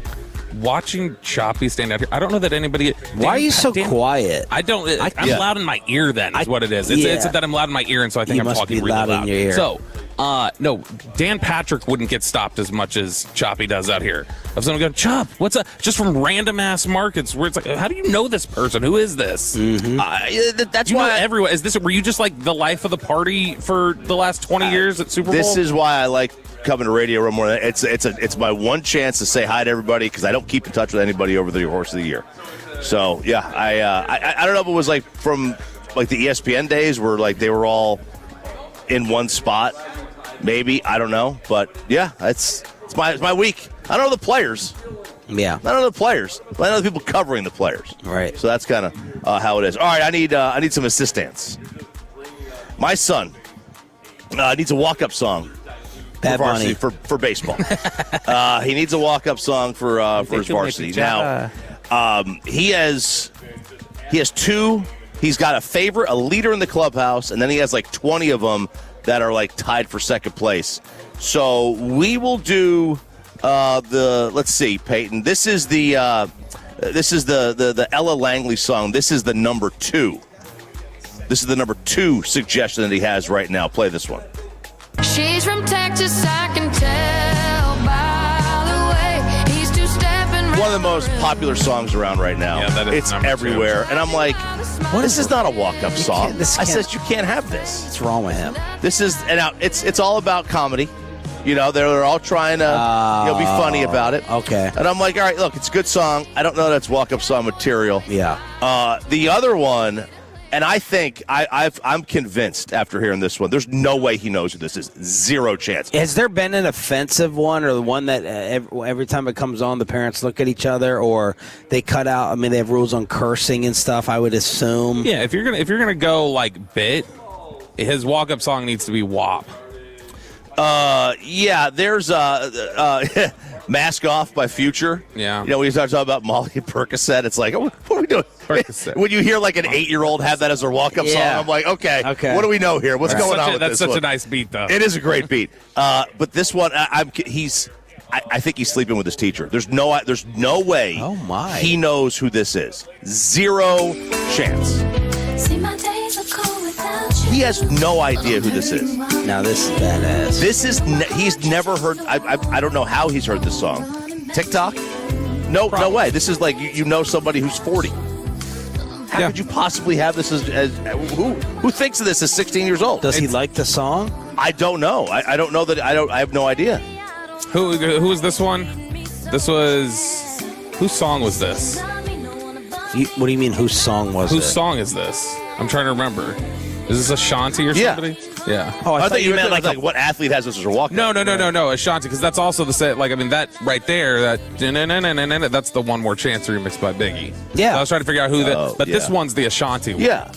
Like there's a million songs you can go. So hit me up on the Fantastic 877-881-1053. Right there. Do that. Hit him up. Don't do hit him up. No, yeah, do it. Don't. That's my number 1 revenge song. There's a lot. People are coming up with a lot of Magic Stick. Yeah, you do Candy Shop. Yep. Morgan Wallen, Broadway Girls. Bad Bunny, Morgan Wallen, Narco. Oh man, that's a good. No, that one's way Someone over. needs to bring back, Wu-Tang. Yeah. Let them hear Wu-Tang. Big Papa. Yeah. You know, that's Noriega. Yeah. No, you don't want a baseball player playing Big Papa. That doesn't end well. No? Okay, fair enough. It is chopping it up here on 105.3 The Fan. All right, you're a cooker. You cook. Bobby, you don't cook, but Sean does. I'm capable, I just don't. This is an amazing. This topic has twisted my brain into a pretzel. Really? Yeah. It's amazing. Like we needed a lot of time for All right, so all you chefs out there, what do? There's a woman in New England. Now this happens there. She's gone kind of viral because she uses, when she takes the tongs and puts the chicken from the raw chicken from the plate onto the grill. Yeah.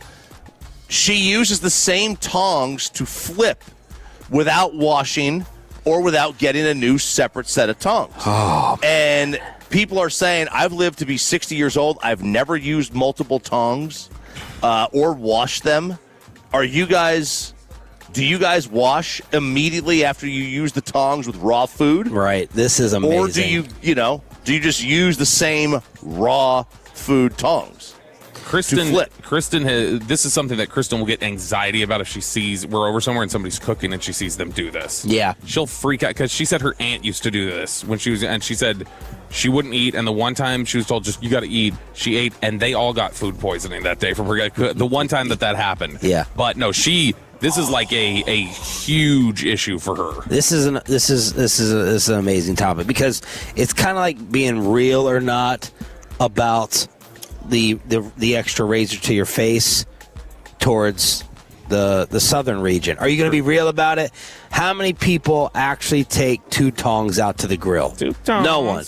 No one is actually doing that. So what do? I'm actually trying to think about what I do. I don't grill chicken that often. I'm like sous videing it. Me and Peyton sous vide bros. I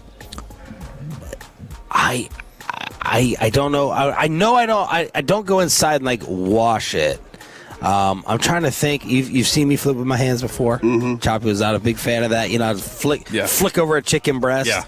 But what is that guy who does he flips the eggs with his bare hands? What? Oh my God! There's a viral video out there of this guy, and they're like, man, I could hear your body, your check engine lights on. He's like breathing. He's like, don't mind me, I'm just cooking my breakfast. Yeah. And he flips the eggs, the sunny side up eggs, barehanded. Damn. Yeah, the right answer is to have two tongs. That's the correct answer. But what's actually happening? That's what I want to know on the text from all the grillers out there. With chicken, it's a must wash, I think. Yeah, 469 is saying if you're only using one, they say you got to bring the tongs inside and wash them before you do it again. Especially with chicken. Can say the same thing. Yeah, but the problem is, okay, you wash them. Okay, then I go back out and I'm flipping them. It's still not totally cooked. But no, I'm still touching them again. Enough heat is probably, even though it's not cooked all the way through, enough heat is probably like... Probably. But I'm like, I think it's less of a foul than just going like, oh, what can you do about any of it? I might as well not wash it at all. What do you do with the plate, the tray? Yeah, you have all the food on the tray, the chicken or the steak, right? As soon as you take that food and put it on there, do you go back, wash the plate off, and then bring it back out to put... I always have a silver... I have a ton of those silver trays. Oh, you have the reusable ones? Yeah, but I throw it away. Or throw them away, yeah. I'll always throw it away. Yeah, Kristen will do two plates, or she'll put foil down, and then she'll remove the foil and then use the plate to put it back. Ross, fire up the wireless. I feel like I need to ask people about this. That's how interested I am in this topic. Let's go. On what you do. What are people saying on the Franklin Franco text line, 877-881-1053? Let's say, what are they doing at restaurants? Let's see, I went with a paper towel, bare hand raw meat, rings to flip. That's thing. That's what I do. You bare hand the raw meat. Yeah, that's what I do. And then wash. Huh? And then wash your hands. And then wash. Yeah. That way, the tongs don't have to be contaminated, So I'm sitting there, take it out, I have, what I actually use? I don't know why this didn't click in my head, and my wife would sit here and remind me. I have a ton of those plastic gloves for cooking. The little... ton. The same thing you could use in a hospital. Yeah. I don't know what they're called. Yeah, we use those too. Oh, my God. They're phenomenal. You cut jalapenos. You got to rub the oil on the meat, right? And then before you season it. Yes, absolutely. And just have those gloves. So that's what I do. I sit there. I'm like, why am I blanking? I know I'm not. I'll sit there and use the glove, take it outside, put it on the grill, and then I have my tongs. Yeah, there you go. Most people are saying bare hand bare hand the meat, the raw meat first. Yeah. Bare hand the meat first, and then go on over there and then flip them with tongue. So that was my topic of the day that I was putting the most thought into. Good. Well, more food topics here. So the iguanas are freezing in Florida. The iguanas are falling out of trees. Yeah. Because it gets so cold. Now, not necessarily, they're not all dying. Some are dying.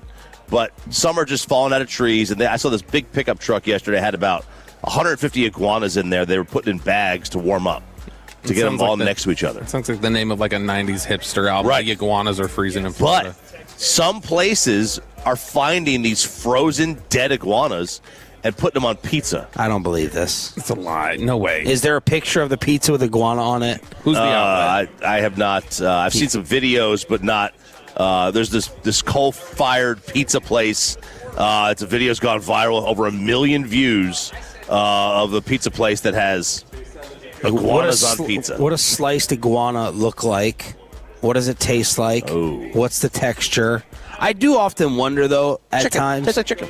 I do often wonder, I'm like, why do we eat that animal but not the other animal? Like, why do horses never get eaten? I'm not saying I would do it, but it's just already just conditioned in my mind, like, oh, horse, but then, oh, fine, goat. Goat's fine. I wonder if people tried horse. It was Camel. like it's too tough of a meat. Dude, right. You need fat. You need fat on the meat, right? You can't. There's no fat on a horse. But you got your Chiafalos, they're eating bison. Yeah. And all the lean stuff, Wild Fork selling all the lean protein. I need some fat on there. I'm going to send you the video since you're gator. We'll eat a gator. Yeah. But so I guess iguana could be on the table. You as Mr. YouTube cooking video guy, I'm going to send you this video that I don't even know how I ended up on it, but I stayed on there the whole time, disgusted. It was a 20-minute video of this rural village somewhere, and they were like going through the process of cutting up and cooking the hump of a camel. I don't want to watch that. It is. I don't want to watch camel hump isn't bone? Because it's all fat. What? Ew. It's like the hump of a camel is fat? Yeah, it's I thought it was a bone No, I'm structure. going to pull up a picture of what it looks like. Iguana meat, often called the chicken of the trees. Oh, gosh. my buddy Jim Vincent Not just tuna texted of the me saying sea. Iguana's yummy. What'd you say? My buddy Jim texted me iguana's yummy. No freaking way. Wow. Described as a lean white meat with a texture and flavor profile between chicken and fish. A mild, neutral flavor similar to chicken breasts with a fishy undertone. Ugh. Some compare it to alligator or rabbit. I would have guessed it would taste like rattlesnake. Again, why are we eating a rattlesnake? Why are we eating a rattlesnake? But horse. How did a horse get a free pass in this? Man, because they have the phrase. Their legs just break. So hungry I could eat a horse. But nobody actually eats the horse. Exactly. They're eating the dogs. They're eating the dogs. How do dogs get? Man, Look at that. It's all fat, dude. that's a camel That's hump. a camel's hump? Yeah. Camel doesn't tallow. look like. We should have camel tallow. Beef tallow is taken over. Yeah. What is that? Look, I mean, it's the whole What is process tallow? of them like taking out the camel and getting its fat out. Tallow is fat melted. That's a fancy barbecue person way of sounding chefy. You take all the fat off of brisket. I don't want to watch this Sean, stuff, look at Bobby. it. Just look at the photo. Just look at the photo. I'm not looking at it. Look at the photo. You look at your head, and I'll look at the photo. You look at your bald head, and I'll look at the photo. Chopping it up here on 105.3 The Fan. All right, let's bring the room down a little bit because why wouldn't we? Killing all these animals and eating them, that doesn't bring them down enough? But have you followed the Savannah Guthrie mom story at all? Wow. It is just, it's very sad. So her 84-year-old mother, Nancy. And Savannah Guthrie is? She is on NBC. She is an anchor on NBC. I think she's interviewed a couple of presidents in the past. But her mother is missing. And the FBI is involved. So it's gotten to the point like they first found like her pacemaker went offline. I guess it's attached to your phone. Your pacemaker can get attached to your phone. But this has been going on for a couple of days, and Savannah is supposed to be on Olympic coverage starting later this week. All right, so she is the mom lives alone in her home outside of Tucson. Savannah's not going to take part in the Olympic coverage, at least at the very beginning, as she tries to figure out what's going on with the mother. She was going to be the lead commentator on Friday for the opening ceremony, but she's still in Arizona. She hasn't gone over to Italy yet for this, but it's getting really, really sad And, the president is going to, like, offer up, and FBI is offering up help to try to find her. But they don't know if she was kidnapped. They don't know if she went, just got. But did they find signs of forced entry? TMZ said there's some blood. Yeah, TMZ got a ransom note. They're asking for millions in Bitcoin. Yeah, they found millions in Bitcoin. That's what they're asking for. Well, at least hopefully that shows if it's true that she's still alive. You would think, yeah. But there was some blood they found at the home. But they don't know. Targeted though because it's Savannah Guthrie's mother. Is that what they're thinking? Maybe there was. I saw some report, and again, it's on TikTok, so nobody knows if this is verified or not. Somebody said there's a brother involved that they think it could be a suspect. But again, who verifies these things anymore on social media? It's a terribly sad story. I can't imagine, just sitting there. Oh, your mom's been abducted. Well, you just think about her possibly being tortured and stuff. Like, man. Ugh. I hope it's not politically driven, but she doesn't really do that stuff, right? She's kind of like a Good Morning America typey. If you're, but it's one of those things. Shows. If you're aligned with any network and you're on the air in any capacity, you're going to be. Which is stupid. Yeah, but you would think I can think of so many more extreme political personalities than Savannah She's Guthrie. had some moments, but I'm not saying she's had some moments where she is definitely NBC. Yeah, she's had some moments where she'll press somebody and she's clearly showing a perspective. Oh, so you're supposed to do. Show a perspective in an interview. Press somebody. No, presses and shows a perspective is what I'm saying. I'm saying, she will. She years ago was interviewing Mo Brooks from Alabama, and this is 2012, I think. And she had said, she said, people say we're in a recession, and he said we're not. He's like, I disagree, we're in a recession. And she went, do you have a degree in economics? He goes, yes, I do, highest honors. And then she went, okay, well, and then she moved up. But that went viral. So I just know because of that one clip. But I've also seen her interview people, and she, like all of the networks do, the anchors, they're generally lean in the way they ask their questions. But we don't know. We're just throwing out possibilities. Chopping it up here on Sean and RJ live from Radio Row in San Francisco. Brian Broaddus is around the corner. NFL players rejecting an 18th game. Roger Goodell said the referees are wonderful. And what are the Pro Bowlers out here saying about the Cowboys' new defensive coordinator? That's all next here on The Fan. After we get you over to Underdog.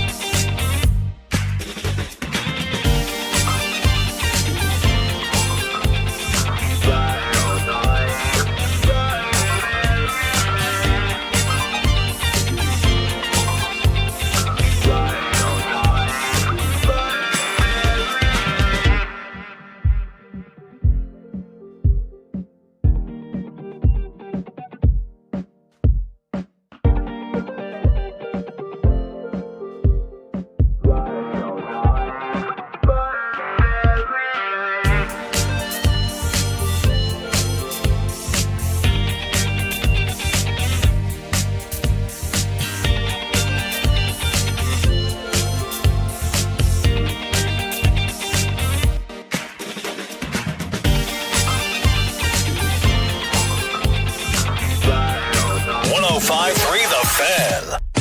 Uh-oh. Pressure coming. Make a play. Back of the end zone. He's got a man. Oh, yeah. That's Ferguson on Wisconsin. The fadeaway. All right, let's fire up the fan cam, Twitch, YouTube. Of course, you're already on the Odyssey app because sitting down in the Wild Fork Foods hot seat, your number one meat and seafood source is the great Brian Broaddus on DFW Sports Station. Good morning. Thanks for coming over. Thank you, man. Appreciate you yesterday being a part of our show. So, and by the way, the Wild Forks, great turn on stuff. Man, I love the fact that you promote the heck out of them. That food over there is great. Because your girl's all seafood. Yeah, she's pescatarian. So, yeah, it's you push a basket in that place, it's really slow up and down the aisles because you're kind of stopping and I'm like looking, well, I've seen these French cut lamb chops before. Man, I wonder if I could do something with them. But, yeah, great products there. Awesome. Worth your trip. Thank you for saying that. So, do you guys split meal in the house? How often do you get to sneak in meat? Yeah, no, she is very good. She's Jamaican, so she's got the jerk chicken. She's got everything that you can, like, and she does it without tasting it. She just does it from, like, her experience of how, and every time that I've had it, and trust me, my size, look at me, I enjoy food. And I'm like, with this thing with the Red Stripe beer and the whole season and the Scotch bonnet, the heat to it and all. Yeah. It's, the Jamaicans very much like the Hispanics. They cook with a lot of love. Yeah. And so when they make a dish for you, they love to see your reaction to it. And yeah. Like New Orleans. Yeah, New Orleans, very much so. I love cooking. If I had to do it all over again, I'd have gone to culinary school. Me too. Wow. Seriously, if I would have known that, like, in 1992, I was going to interview with the Packers or have a chance to go to New Orleans or New York and train, and I am fascinated with the YouTube video of cooking. And when people cook, and especially these Michelin star chefs, and how they do it and just the technical way they put things together is incredible. I love their tires. All about the tuna. The Michelin tires? Yeah. That's how it got started. People driving around. That's how the Michelin stars got started because of traveling and where to stop and eat along the route. And that's how it became the name. Oh, wow. What's been your latest food project and how many did you research any places out here? I tell you what, there's a place out here called Crustaceans that has, and I know that San Francisco is known for a lot of culinary things, but their Asian stuff is incredible. We have a Tolo Eddie who moves a lot of us. Yeah. He said some garlic crab noodle at this place, Crustacean. Yeah, this is secret menu. Yeah, this is very much you get the crab, you can have it, you could crack it yourself, or you can have it cracked for $5. And half the fun is cracking it yourself and trying to you get the bib on and everything. That's how me and my wife met over Broaddus helping crack her crawfish. Crawfish. Yep. Really? That's like our first memories at my house. But the garlic noodles is known out here. Like, and it's not like overly, it's not like it's just, oh my God, they just took, garlic and just smashed it in there and made it overly garlicky. Yeah. Garlicky. It's perfect blend of that. They got a lot of good steak places out here. There's a place called Steak, STK, that's really, really, really good. I tell you what, my favorite things to do is going to see. I have the Open Table app. Yeah. And you hit it and you could just find, well, what am I looking for today? And so I don't mind paying for really good food. Yeah. There's things in life that I hate paying for. Food's not one of them. We got to trick Bobby into eating some seafood tonight. Did you eat the noodle place out here this trip? Oh, yeah. Is it a fancy place? Yeah, it's what they call they always talk about business casual. Yeah. If you wear slacks and a button down or just a nice shirt, you could go in there. Last night there were a couple people dressed like they were going to softball practice. Yeah. And they got away with it. They got away with it. Yeah. Yes. Post-COVID world, man. You can wear whatever you want. Did you watch or care about any Pro Bowl? You know what? No, I didn't. What's fascinating is we're all staying at that hotel. And so, I had people drop me off after the dinner And to have to go through that checkpoint, there's like 3 different checkpoints. So you have to show your room key. They put a placard in your window. They pick up the placard at the other end. But last night, dogs. When we got back there, the dog jumped in the back of the bed of the Suburban we were in, and the Pro Bowl players were coming back. So the buses were all coming back, and then the family and everything like that. So it was a little chaotic down in that lobby area. Best part of the Pro Bowl now is like the players run at walk-through speed. Yeah. Except there's that one guy, if he's on that one play, is like, you know what, I'm going to go all out here. Oh, yeah. And he can just wreck shop, do whatever he wants. I'll tell you what, there was a time when I was with DallasCowboys.com. Well, I watched the Pro Bowl. I watched the tape. They actually taped the game, it was an actual game. And it was J.J. Watt versus Tyron Smith. In the first play of the game, J.J. Watt gave it one of those, I'm going to try and get a sack plays. I guess he was going for the MVP or something like that. And Tyron Smith kind of like, whoa, bro, whoa. So the next 9 plays, Tyron Smith hit him with that right punch, where he hits him and he drives you up the field. So, yeah, J.J. Watt had the one quick pressure, and then from that point on, he had nothing in that game. That was my but you know what? Listen, I don't know what to do with the game. Yeah. I really don't. I think hockey's trying. I think basketball's trying. The one I enjoy is they put $1 million on the line in auto racing. It's either checkers or wreckers is really what it is. Wow. Guys are literally putting their life on the line for $1 million. Wow. For one race? For an all-star race. And they're trying, cool. And they try and do it where they kind of make it a little bit rigged in okay, you have to pit with 10, you have to pit at lap 10. You have to pit. So they're trying to make people use different strategy. But to watch these teams try and come up with a way to make $1 million, and they do. They wreck each other. Is that the number one race in NASCAR? I know there's the Daytona 500, but yeah, the Daytona is really your Super Bowl. Yeah, but is this the most entertaining because of the all out? Yeah, it's because what they do is they build a car to race in this race. And they know damn good and well it's probably going to get wrecked coming home. Man, I love that because I don't know if it's the same in NASCAR, but in golf, these guys, if they're in the top 10, they're not going to take chances that's going to get them out of the top 10 because they want the money. Right. They need. And I know NASCAR's the same way. If you're running 4th and there's a couple laps left, you're not making a push to 1. Yeah. You'll take the 4th place. They pay a lot of money for what 4th. happens with the certain system, and here I'm not moving your needle at all talking about racing. I apologize this.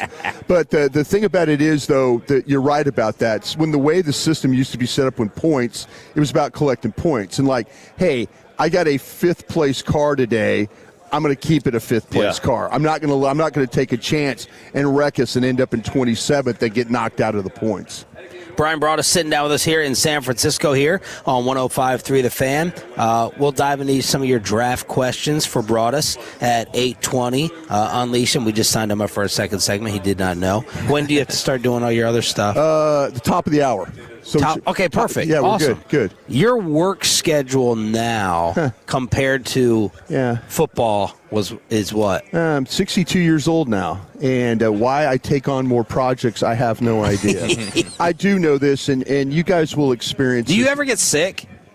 I try not. I fight through a lot of things.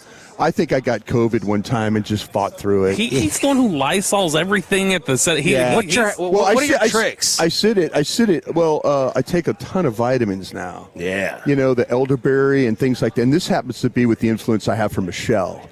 Michelle is take this. I take circulation medicine, elderberry, anything that you can do to help your immune system, I take.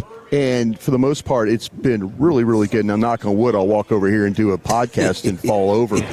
And but let's hope not. But yeah, no, it's funny. When we did Pandemic Radio, and that's when I first started. Pandemic Radio. When I first started with the company, really full time, we were doing. We were training camp, Rangers baseball. Bye, hey guys, we're not playing sports anymore. Yeah. And I'm thinking, what am I going to talk about? Yeah. What am I going to talk about here? And so, but we were at the station, and it was me and Lucius, and then Reggie at Atula was, coming in, and that's when we started the Friday meals because we were all working. But I never had any contact. I would go straight into the studio and doing stuff like that. So I've been very fortunate not to get sick.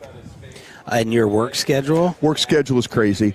I had 3 podcasts done before I did my 5-hour show yesterday. What? And your film study, you're coming over to our interview table. You're like, are y'all done? I need to watch film. I do. I sit down and watch, How many players a day? How long in Yeah, I've been trying to knock out some players. I'm near 100 players, trying to get to 200. So I'm halfway home. But, yeah, the work schedule with the stuff we do at Crown Global Media, those podcasts and things like that. And then Love of the Star podcasts and then my work here and all that. I've taken on a lot more, and I actually enjoy it. I really, really do. I'm not tired of it. It's fun. It's fun working with all the different people. It really has been fun. This is why the greatest lie ever told in radio is anytime Broaddus over the last 5 years would say, well, I'll be at the lake. No, you're never going to be at the lake. You're going to be on podcasts or something. You're going to be talking into a microphone until the very end. I called out Brian Baldinger yesterday for it. Brian Baldinger, he's down in Fort Lauderdale, and I know damn good and well he loves the NFL draft. And so he's like talking. So I'm just trying to get out, Fort Lauderdale, tired, into the series. I go, Baldinger, don't lie to us. And he goes, what? He goes, don't lie. You're going to go and watch tape. You're going to leave here and you're going to go watch some offensive lineman from Arizona State and talk about him the next day. And he just looked at me. He goes, you're right. The National Football League Players Association came out and said, we're not interested in an 18th game. Bobby, what was your line to that? They said we have no appetite for an 18th game. And I was like, my children also have no appetite for vegetables, and I'm going to make them eat them, and they don't have a choice in it. So the same thing, the NFL is going to make them eat the 18th game. Sorry. That's the reality? I just want to ask you guys, and I listen to your guys' show every morning. I think you guys do a hell of a job. I'm not just saying that. I do enjoy driving in to the studio. Top 10, according to Barrett. Thank you. But the conversations you have about these topics and stuff like that, will the 18th game be any good? Will it be any good? Will it be quality? The quality. Are we getting to the point where the last two games, if you're kind of positioned? Now, we saw some teams, Baltimore, Pittsburgh play, win, to get in kind of a thing. Yeah. But that was it. The last week of the season really didn't have a whole lot of. It was like 2 or 3. Yeah, but is the 18th game going to be a quality game? And should they turn the 18th game into maybe an overseas game? I think the 18th game, that's probably a better idea, is to do a lot of those overseas games later in the year. Just knock them out. Just right there, just knock them out at the end of the year. The 18th game, to me, has a risk that it could, not even a risk, but it could water down some of the September football, where teams are going to start looking at things going we have 2 extra games we didn't have in the past. We're not stressing a loss in September the same way we would have if we going 2-2 in September doesn't bug us as much. It's the same thing as the NBA thing. We're your show will attack Schottenheimer if he doesn't start well. Yeah, I mean, Sean. That's Schottenheimer. You guys all liked him so much. That guy is no better than McCarthy or Garrett. And then you know what Shotty would say? He'd say, when life gives you lemons, and then he'd wink at Sean. Look, just give me more. Just give me more of it. Really? I don't care. How do you feel I know you love the college football aspect of things, so you love the playoffs. Big unrivaled guy, too. And I love the fact that you were traveling to Nashville to watch your nephew play. How do you like the playoffs and stuff like that? Too long. It's too long? What did they say about the college playoff yesterday? So they're changing the schedule up a little bit. Okay. All right. They're going to have 2 weeks between the game mid-December and then New Year's Day. So they're going to have 2 weeks. They're going to play a 12-team playoff in 38 days. Oh, wow. That is dragging it out. Yeah. The NFL does their entire postseason in 29. Yeah. And we got a gap for the Super Bowl. See, that's what Joe McGuire, we had him on one afternoon, the Texas Tech head coach, and he was talking about how the season ended at the Big 12 championship game, and then he had to wait to play Oregon in that game down in Miami, and he said, man, that was a long wait to have to do. I actually felt like it all felt good this year. I have no college football playoff complaints, really. I felt like the number, the upsets. I like the 12 teams myself. I do. 12 teams. What I don't like is I think that because now we're 1-7, right? Indiana was the only team up a bye. That's the only thing I would say is that the layoff. I didn't feel like it was a long time. I had to wait a long time for football, but I think the layoff affected us having better teams getting deeper. And so if they're gonna keep the schedule the same, allow those teams that get a bye to get a home game. All right, let's unleash Brian Broaddus in one of his many expertises. It has to be teases, right? If you have if you're an expert, if I want to use expertise plural, one of his many areas of expertise. I went to school in Louisiana, and that sounded right. Yeah. Broaddus answers your NFL draft questions next on Sean and RJ 105.3 The Fan. But we're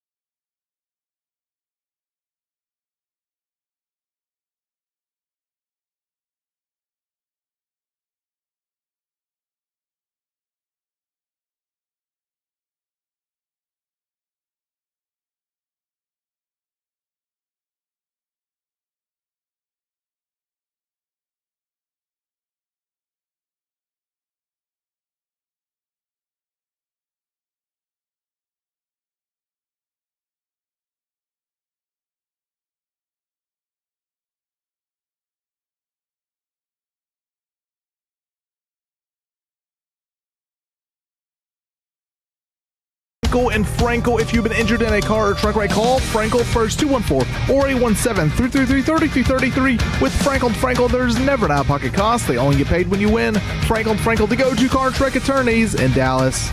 All right, let's unleash Brian Broaddus here on Sean and RJ, live from San Francisco. Bobby Bell coming up big with the coffee delivery. And, of course, Broaddus is sitting in the Wild Fork Foods hot seat. And we are brought to you by Stella Artois, and you're rocking the Stella hat as well. I am. Yes, I am. You brought back all the cases from New Orleans. I did. And, thank you to the folks at Stella for all they've done for us to get us out here and stuff. And, they're beer companies, alcohol companies are fun to work with. Yeah, they really are kind of. They're an interesting. They know how to party. Yeah, they are interesting. They're really good at throwing the credit card down and making sure that everybody's got something to eat and plenty to drink. So your boy Jason Newman. Yeah, my boy Jason Newman. No, he's great. Absolutely. Gets Going to lunch with him is You know who's World really Cup ticket hookup for the year, I think. You know who's really grateful to Stella last year? Tommy Yarsh. When we had all those cases, as the week was going on. Tom was like, "You guys got some beers?" Like, yeah, take a couple cases, and that was his free drinking for the week.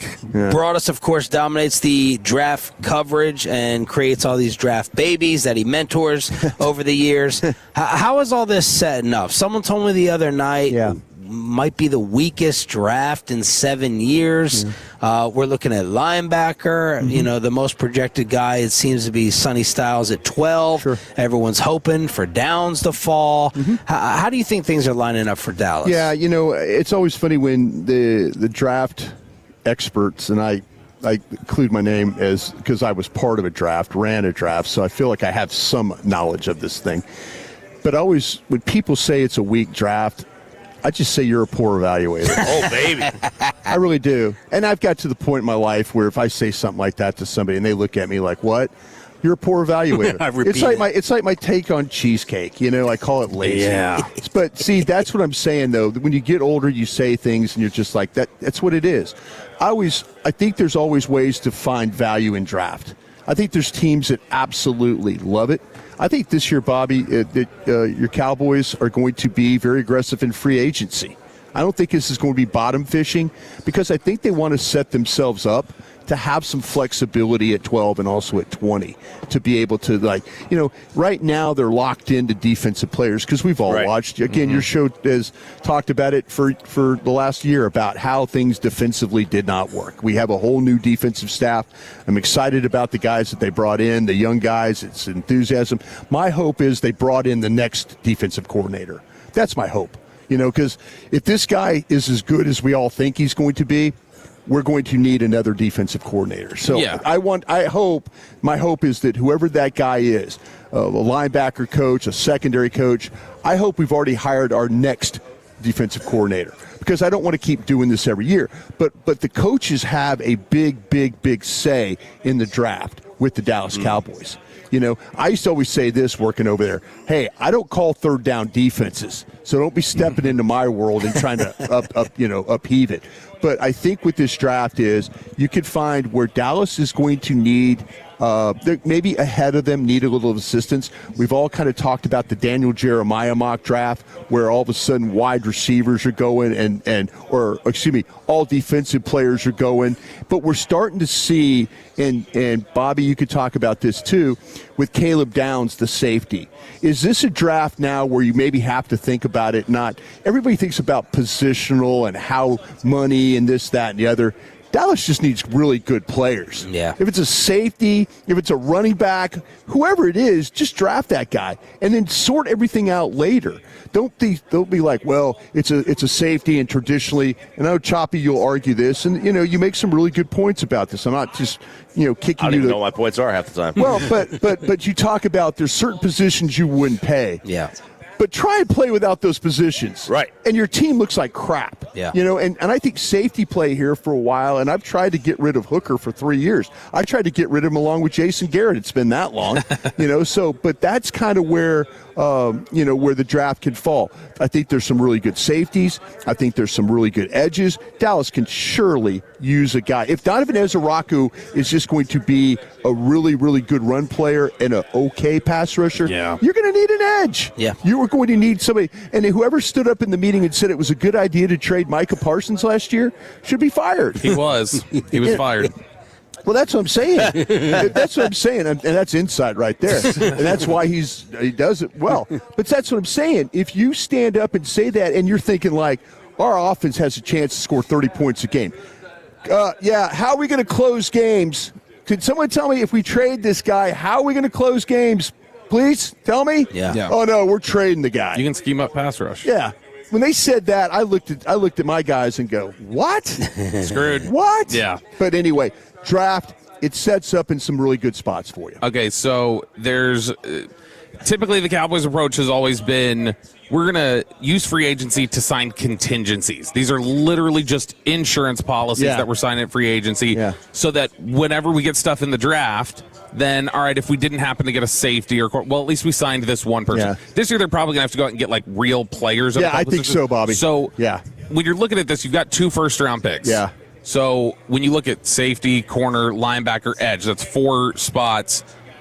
Given what you see in the draft depth, where would you be willing to say, all right, I'm going to target these 2 positions with my picks, hopefully, so when I go to sign real money, real starter-like players, those type of 2 players I need to sign, I'll sign those positions and then try to draft the other 2. First off, anybody consider moving the 12 to go get Max Crosby? Yes. No. Yeah, okay. I would. Okay. I mean, I'd talk about it. Okay. If that's all it was. That's kind of where we're probably going to have to start. But that's, those are the kinds of discussions you need to have going into free agency. If, hey, would we be interested in moving that? Because to me, I think you have to address it. Is there going to be an edge that's going to fall to you at 12? Mm-hmm. Are you more willing now? Are you out on Hendrickson? I am, because of a couple of things. Choppy's convinced me that age is a problem when you sign age. Choppy's also convinced me that when the health of a player, I think there's some core problems with this guy in his body, and I worry about paying a guy.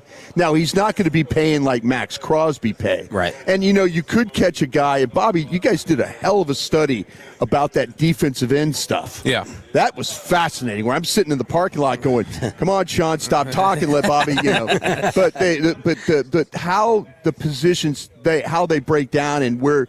Are you going to get a guy on a bounce back guy, or are you going to get a guy that's already been there? Yeah, it's fascinating stuff, that study that you did. But do you ever sit there in the room and say, "All right, we think let's pick this pick this position in the first. Yeah, we think the other one will be there in the second." They always talk about the stretch. That's the stretch. That's how you get a Taco Charlton, right?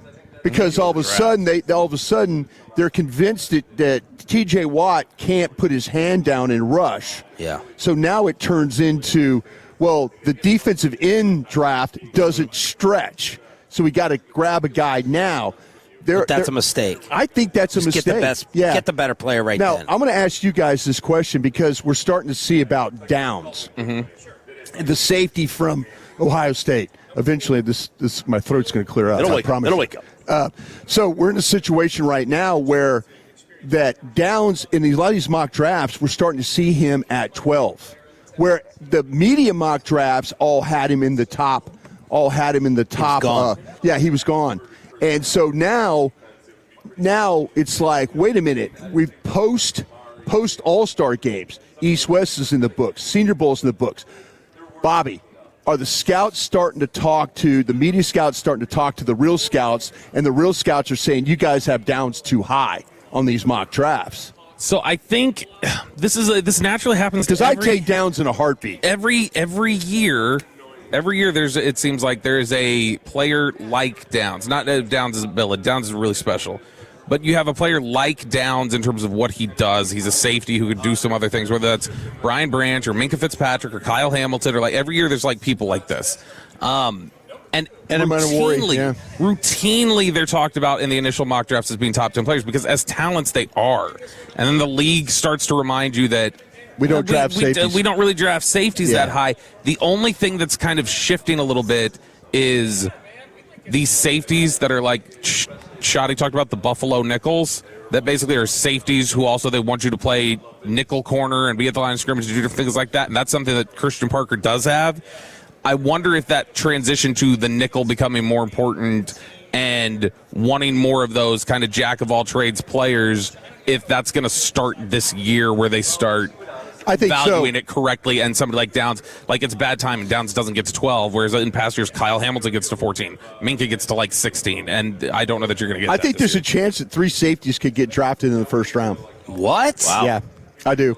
Wow. I think that Downs, I think this Thieneman from Oregon has a chance, and I think people like this kid, McNeil Warren from Toledo, hyphenated name. There are questions about his speed. There's some teams that are worried about how he runs. Yeah, but the thing that the thing that they show on tape is the length, and they show downhill and tackling, but you're right about some of the speed They stuff. were worried about the way Kyle Hamilton ran too. Sure. And he was fine. Sure. Do you look at safety like the position where if you have an elite one, it's awesome. Yeah. And if you don't have an elite one, it's like, what's the difference between the 5th best safety if he's not elite, and the 16th best safety if he's not elite? Like, is there I think you're playing with the 16th best safety in the league right now. A couple of them. I'm really big, and this goes back to my days in Green Bay, is trying to build through the middle of the defense. I think Dallas has got really good pieces at defensive tackle. I think they're marginal at inside linebacker, and I think they're terrible at safety. Yeah. You look at the Cowboy teams. You think they're better off at linebacker than safety? Overshown. Not knowing what Overshown is, I guess. Yeah. See, the thing about it is we've had these different coordinators have come in, and now we have a mixed match of players. Like we can't get Maris Leofau on the field, where 2 years ago Maris Leofau was. Bobby and I we're working draft, and day 3 we're interviewing coaches and scouts, and they're doing backflips talking about Maris Leofau, and now Maris Leofau can't get on the damn field. Right. So it's a problem. It really is a problem. Brian Broaddus sitting down with us. But real quick, though, you're right, the safety play. I mean, there is a difference. I think there's a huge difference between the 5th one and the 16th one. I just do. Can I look at safety as like I have 3 throws at a dartboard here? If he's not Ed Reed roaming, maybe he can be Jamal Adams line scrimmage. Maybe he can be a linebacker. Maybe he can play a little bit of nickel. I wonder if there's any thought to that of, okay, if he isn't my Sean Taylor, maybe he can be, because they're versatile. I mean, if you get the right one, people are talking about Downs being very versatile. I mean, this is why the league is so bad at valuing that position, as evidenced by the fact that they still haven't put Darren Woodson in the Hall of Fame, and Darren Woodson is the one who changed the position to do that. He's the reason why, that's where you change those sort of things. I'll just say this about safety. Whenever people talk about the devaluation of it, I do not think it's anything like running back, because if you look at the Cowboys, at least, just keep it to the Cowboys. Go look at every good defense they've had. Every good defense they've had, the safety play was good. As soon as Jaron Kearse declined, that's when the defense started declining. That's where they usually have success. More with Brian Broaddus for the rest of the hour with your Cowboy questions on the Frankel and Frankel text line, live from San Fran on Sean and RJ. After we get your carpet clean at 0.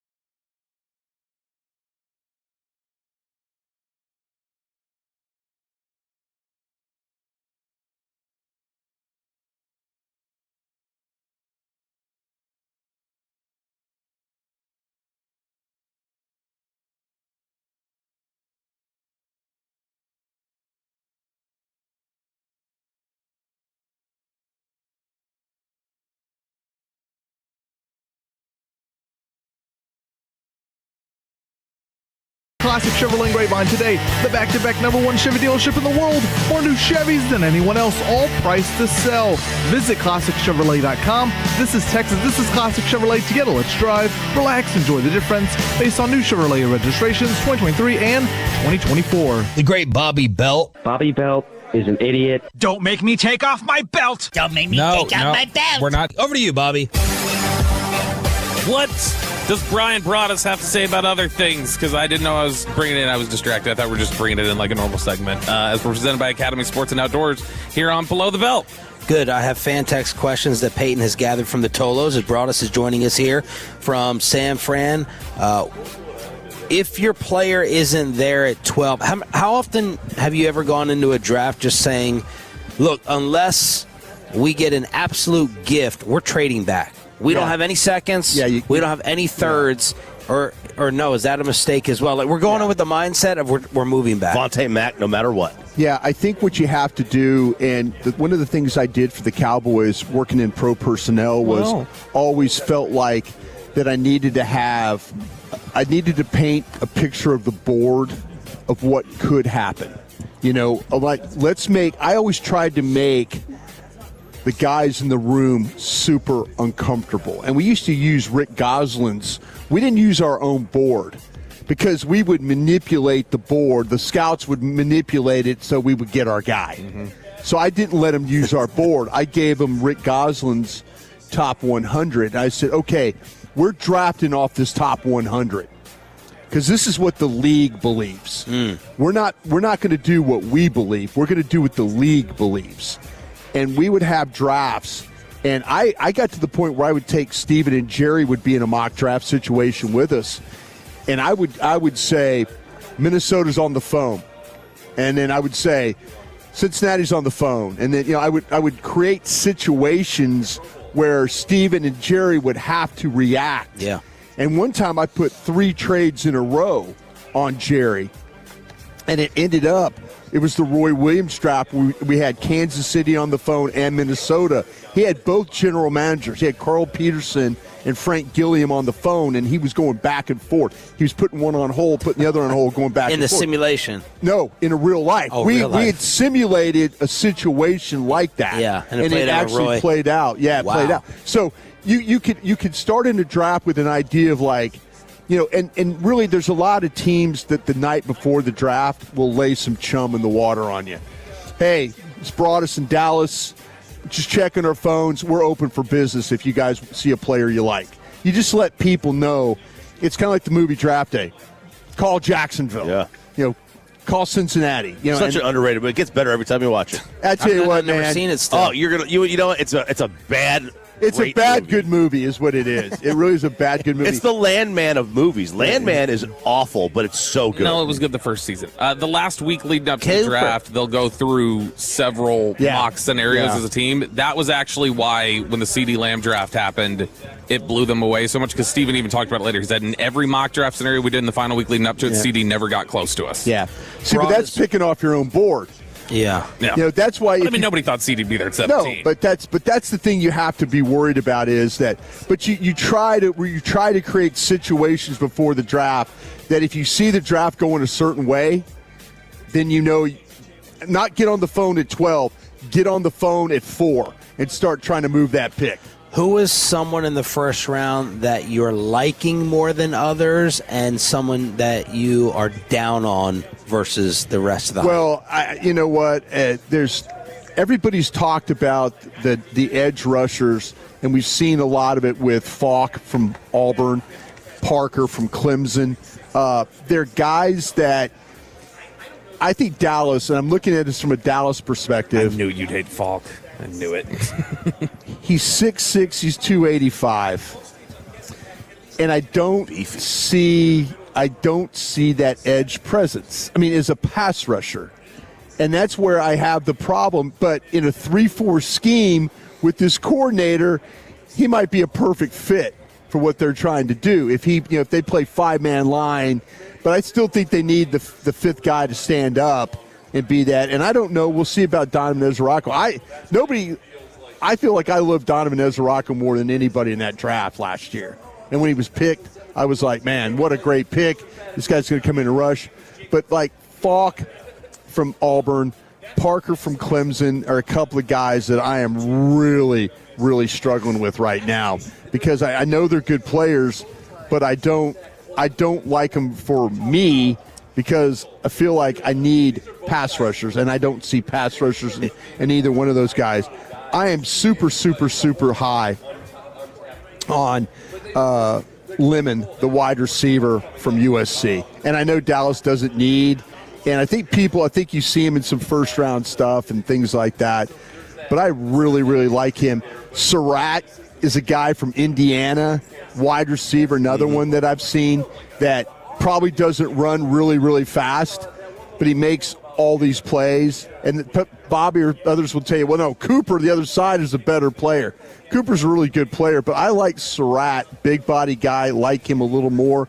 But people will kill him because they'll say, oh, he doesn't run fast enough. So I've got an offensive guy and a couple of defensive guys that are kind of struggling with right now. Okay, so you mentioned that they don't really need the position. Agree. Yeah. So with CD, obviously, you had to take him. You felt you had to take. You didn't have a choice. Best guy on the board. Yeah. Is there somebody or a position or do you not believe in that where if they drop, this team doesn't need at all, but you got to take? It's too good of a value. You have to take it. I'll tell you what. The running back Love at Notre Dame. I have a hard time passing him. I really do. At 12? At 12. I really do. If you said, hey, give me the corner safety and give me another position, I could take one of those offensive tackles and be just fine.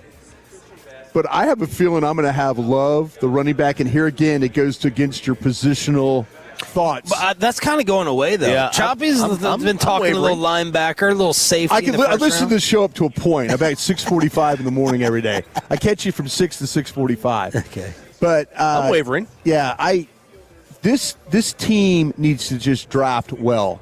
They need players and figure everything out from that. You know, don't sit there and say, well, gosh, we can't take this guy because he's a running back. This guy can make a huge difference on your team. I think. Who's his comp for you? Man, it's because, I had the Bijan Robinson.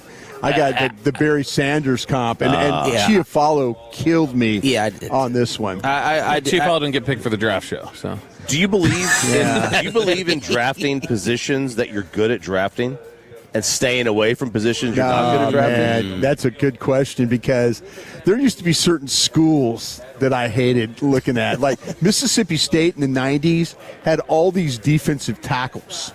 They had all these defensive tackles. And like edge players, defensive players, and none of them played. And then all of a sudden, Simmons came along, and I'm like, Penn State running backs was another one. Penn State running backs was we went Kajana Carter, Curtis Enis. I got in a discussion with Jeffrey Lurie about Curtis Enis, and we're in Philadelphia, and Mr. Lurie's looking at the draft board. And he's going, Brian, why do we have this Curtis Enis so low? and I'm like, well, Mr. Lurie, I go, he's a big guy. He's slow, and he's going to get slower because he's going to get bigger and heavier, and And it was from all my conviction because what he'd been doing was he was talking with the other NFL owners. He'd been talking with his buddies about, man, we really like this Curtis Enis and all that. To this day, every time I see Jeffrey Lurie, he says, you were right about Randy Moss, and you were right about Curtis Enis. Every time I've ever seen him, he reminds me of those two players. So. You knock Michigan D lineman? Michigan D lineman, I'll tell you what, it depends on the scheme. It really does. If they're playing two-gap scheme, we're going to get into that a little bit with some of these Georgia players. They don't play particularly fast because they're like extend, read, go. We're now we'll see. That'll be the Keldrick Falk discussion too because of the way they play him. Yep. He's not asked to do a lot of just pure pass rush. Do you think that they would take Kelvin Falk at 12? I don't know.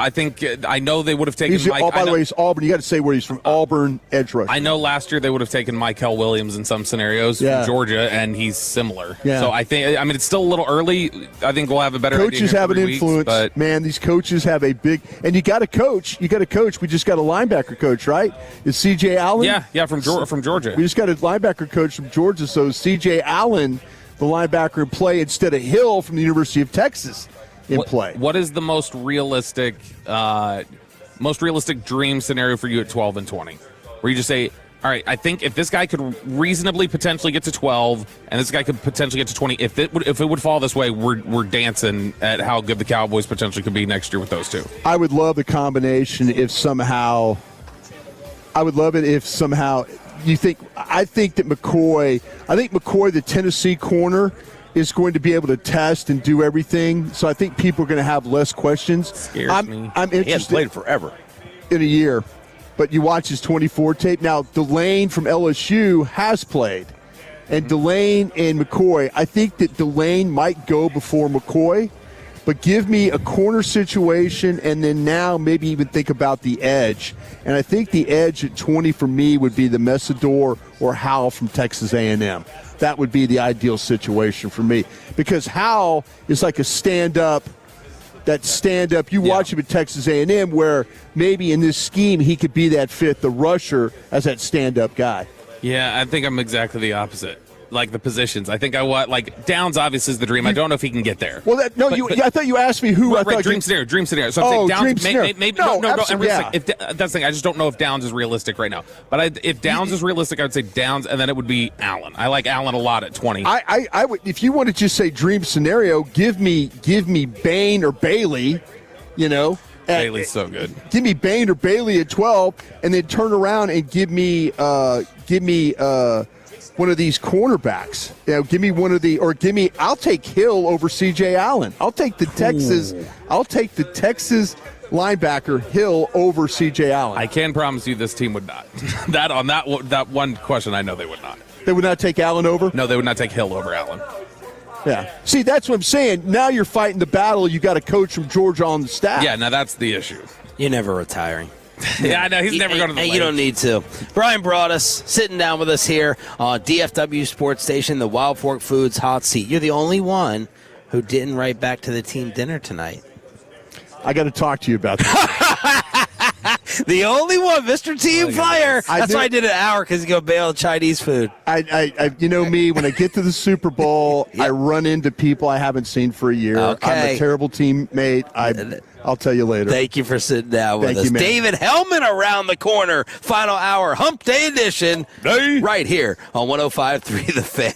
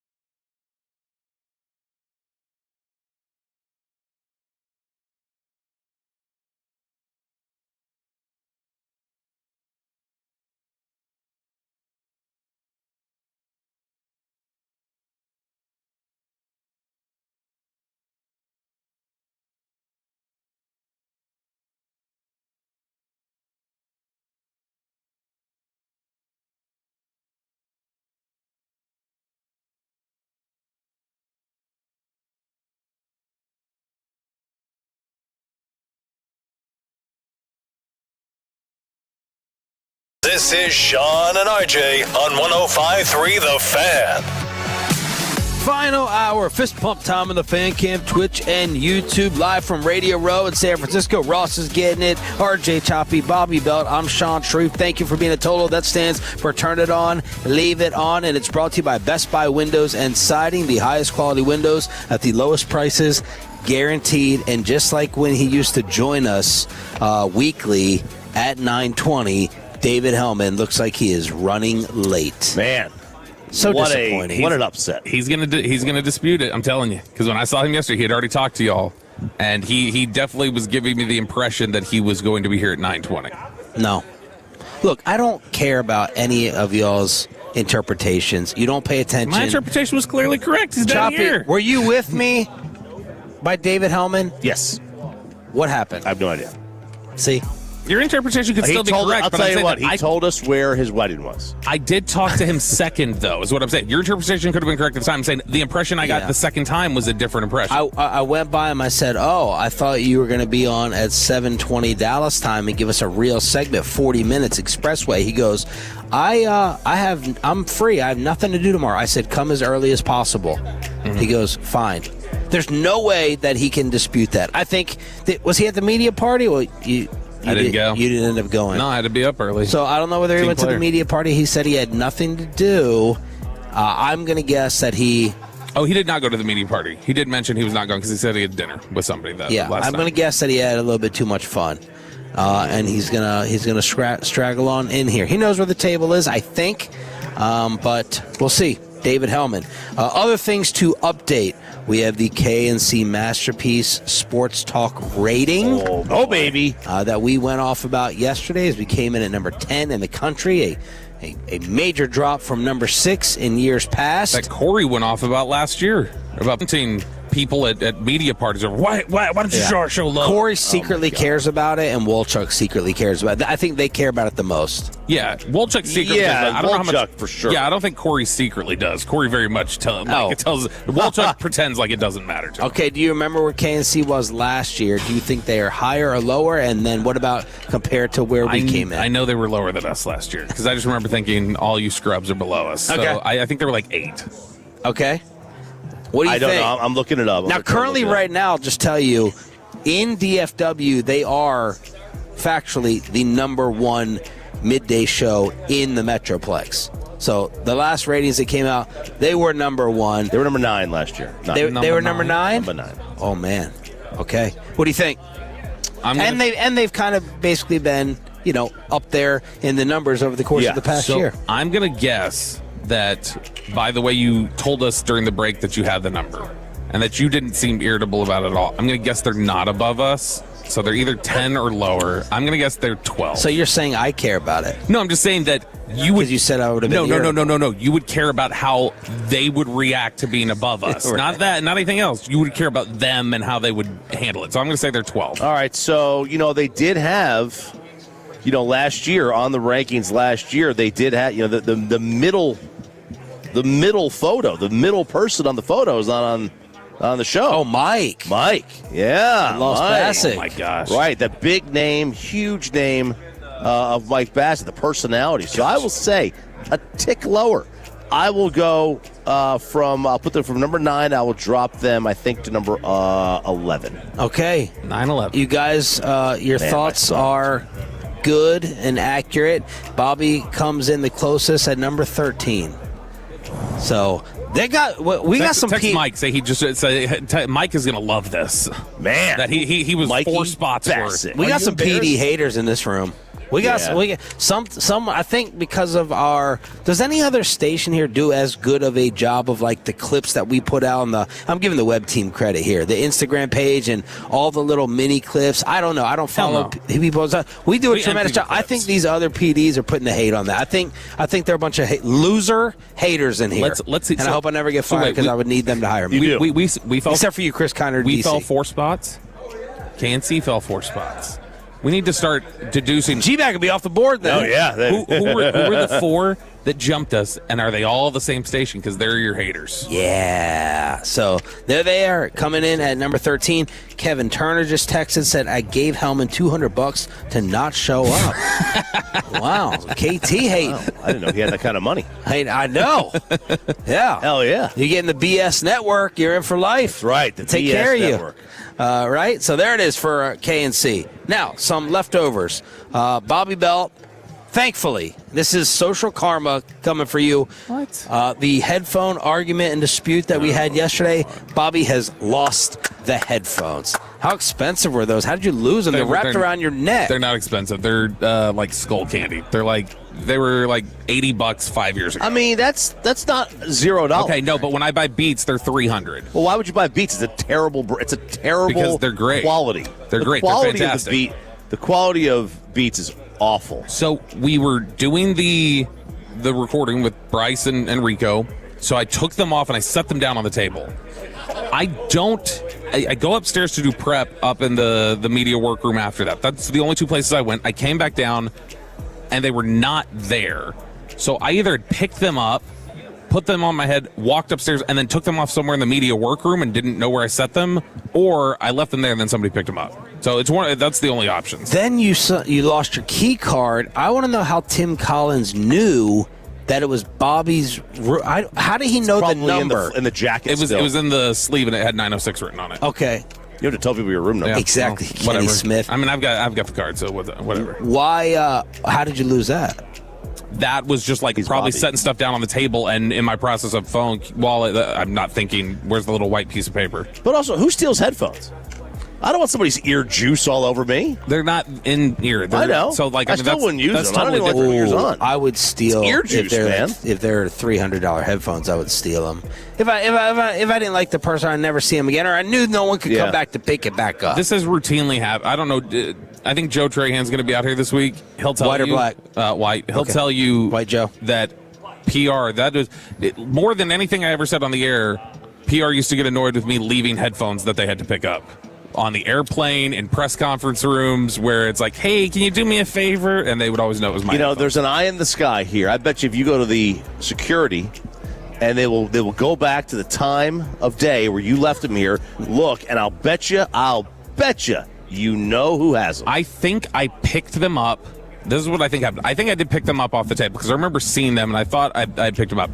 I think I took them upstairs, and when Chill upstairs said, show me your damn bald head, I think I took them off then, and I don't know where I set them. Bassick says, I'm listening. My boys are better than 13. So he's not bragging. He's not bragging. He's not dunking. Look at that. He's not dunking on that right there. Apparently, Zach Wilchuk ate breakfast with what? They're better without me. More mock draft talk. No, Mike wouldn't want to be on the air right now having to defend CY. Hey, Bassick, I'll just say this as a quick side note. I won't get too much behind the scenes. I was talking to Kevin Hagelin yesterday, and Kevin told me that you explained a management theory to him, and it blew my mind. Absolutely blew my mind as Choppy and I were going out for our one-on-one dinner. But I was like, that's deep. That's a really good point from Mike. He's still a content machine. Even up there, he's still a content machine. Apparently, Wilchuk ate breakfast with Joe Burrow yesterday, while Eric Chiafalo assumed that it was a free continental breakfast. Oh gosh! In this hotel, he sits down with his big plate of food, and then the waiter comes over and drops the bill on him. What do you think the bill was? Oh, so it is a buffet. It is a buffet. I haven't seen it. I know it's not free because I was told the story. I would assume since he got a plate of food that he didn't order and then he got the bill that it would be buffet style. It's got to be hotel like this, with the surcharge, you're probably looking at $48. I was going to say hotel buffet breakfast is maybe a little bit 30, and then whatever 30 for the rate, and then whatever the tax is. $40 breakfast plate that Chiafalo got side slap. He might as well slap with a piece of bacon across the face. That's more. I mean, you couldn't even your dinner. Even our dinner per diem wouldn't cover that. Well, I could get maybe a cheese pizza out here for that. Did you see? No, not the pizza prices you were sharing. Did you see what I posted? Yes, I saw it yesterday. I'm sitting here, right? I'll try to check out Dave Portnoy. I trust his pizza palate. I'm like, all right, where's he reviewed out here? He hasn't really been loving San Francisco pizza. I don't trust him running after you that video yesterday. Running? Oh, my God. He must be nursing an injury. No, he is a terrible, embarrassing athlete. That is the least athletic individual. I think Bobby is more athletic than Dave Portnoy. Yeah, you've seen me play golf. Yeah. So he doesn't really love San Fran pizza. Well, our sister station over here, they're being very nice to us for some reason.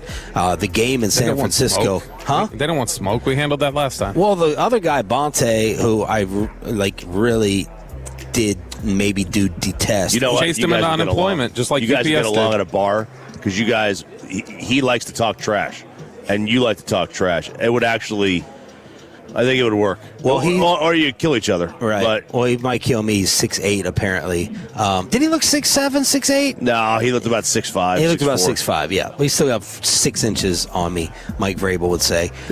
But his co-host that was left here wrote out a suggestion of 10 restaurants. I mean, old school, handwritten. I was very appreciative. Everyone keeps talking about this Tony's Pizza. Tony's Pizza. It's number 6 in the country. Ross, have you had it? Ross, get your Come on, headset Ross. on. Ross had it yesterday. Just go ahead and turn the mic on. He can't talk with that mic. Ross is going to write out his statements and thoughts. Just like the call screening. Just like the call screen. That was my reference. So I go and I look at this place on Uber Eats now. I was looking at delivery. I wasn't trying to go there. On Uber Eats, 46. I'm going to read some of the prices. $46.50, $45. A 20-inch cheese pizza. Now, people are telling me, hey, 20-inch cheese pizza, that's larger than your standard larges at your other chains.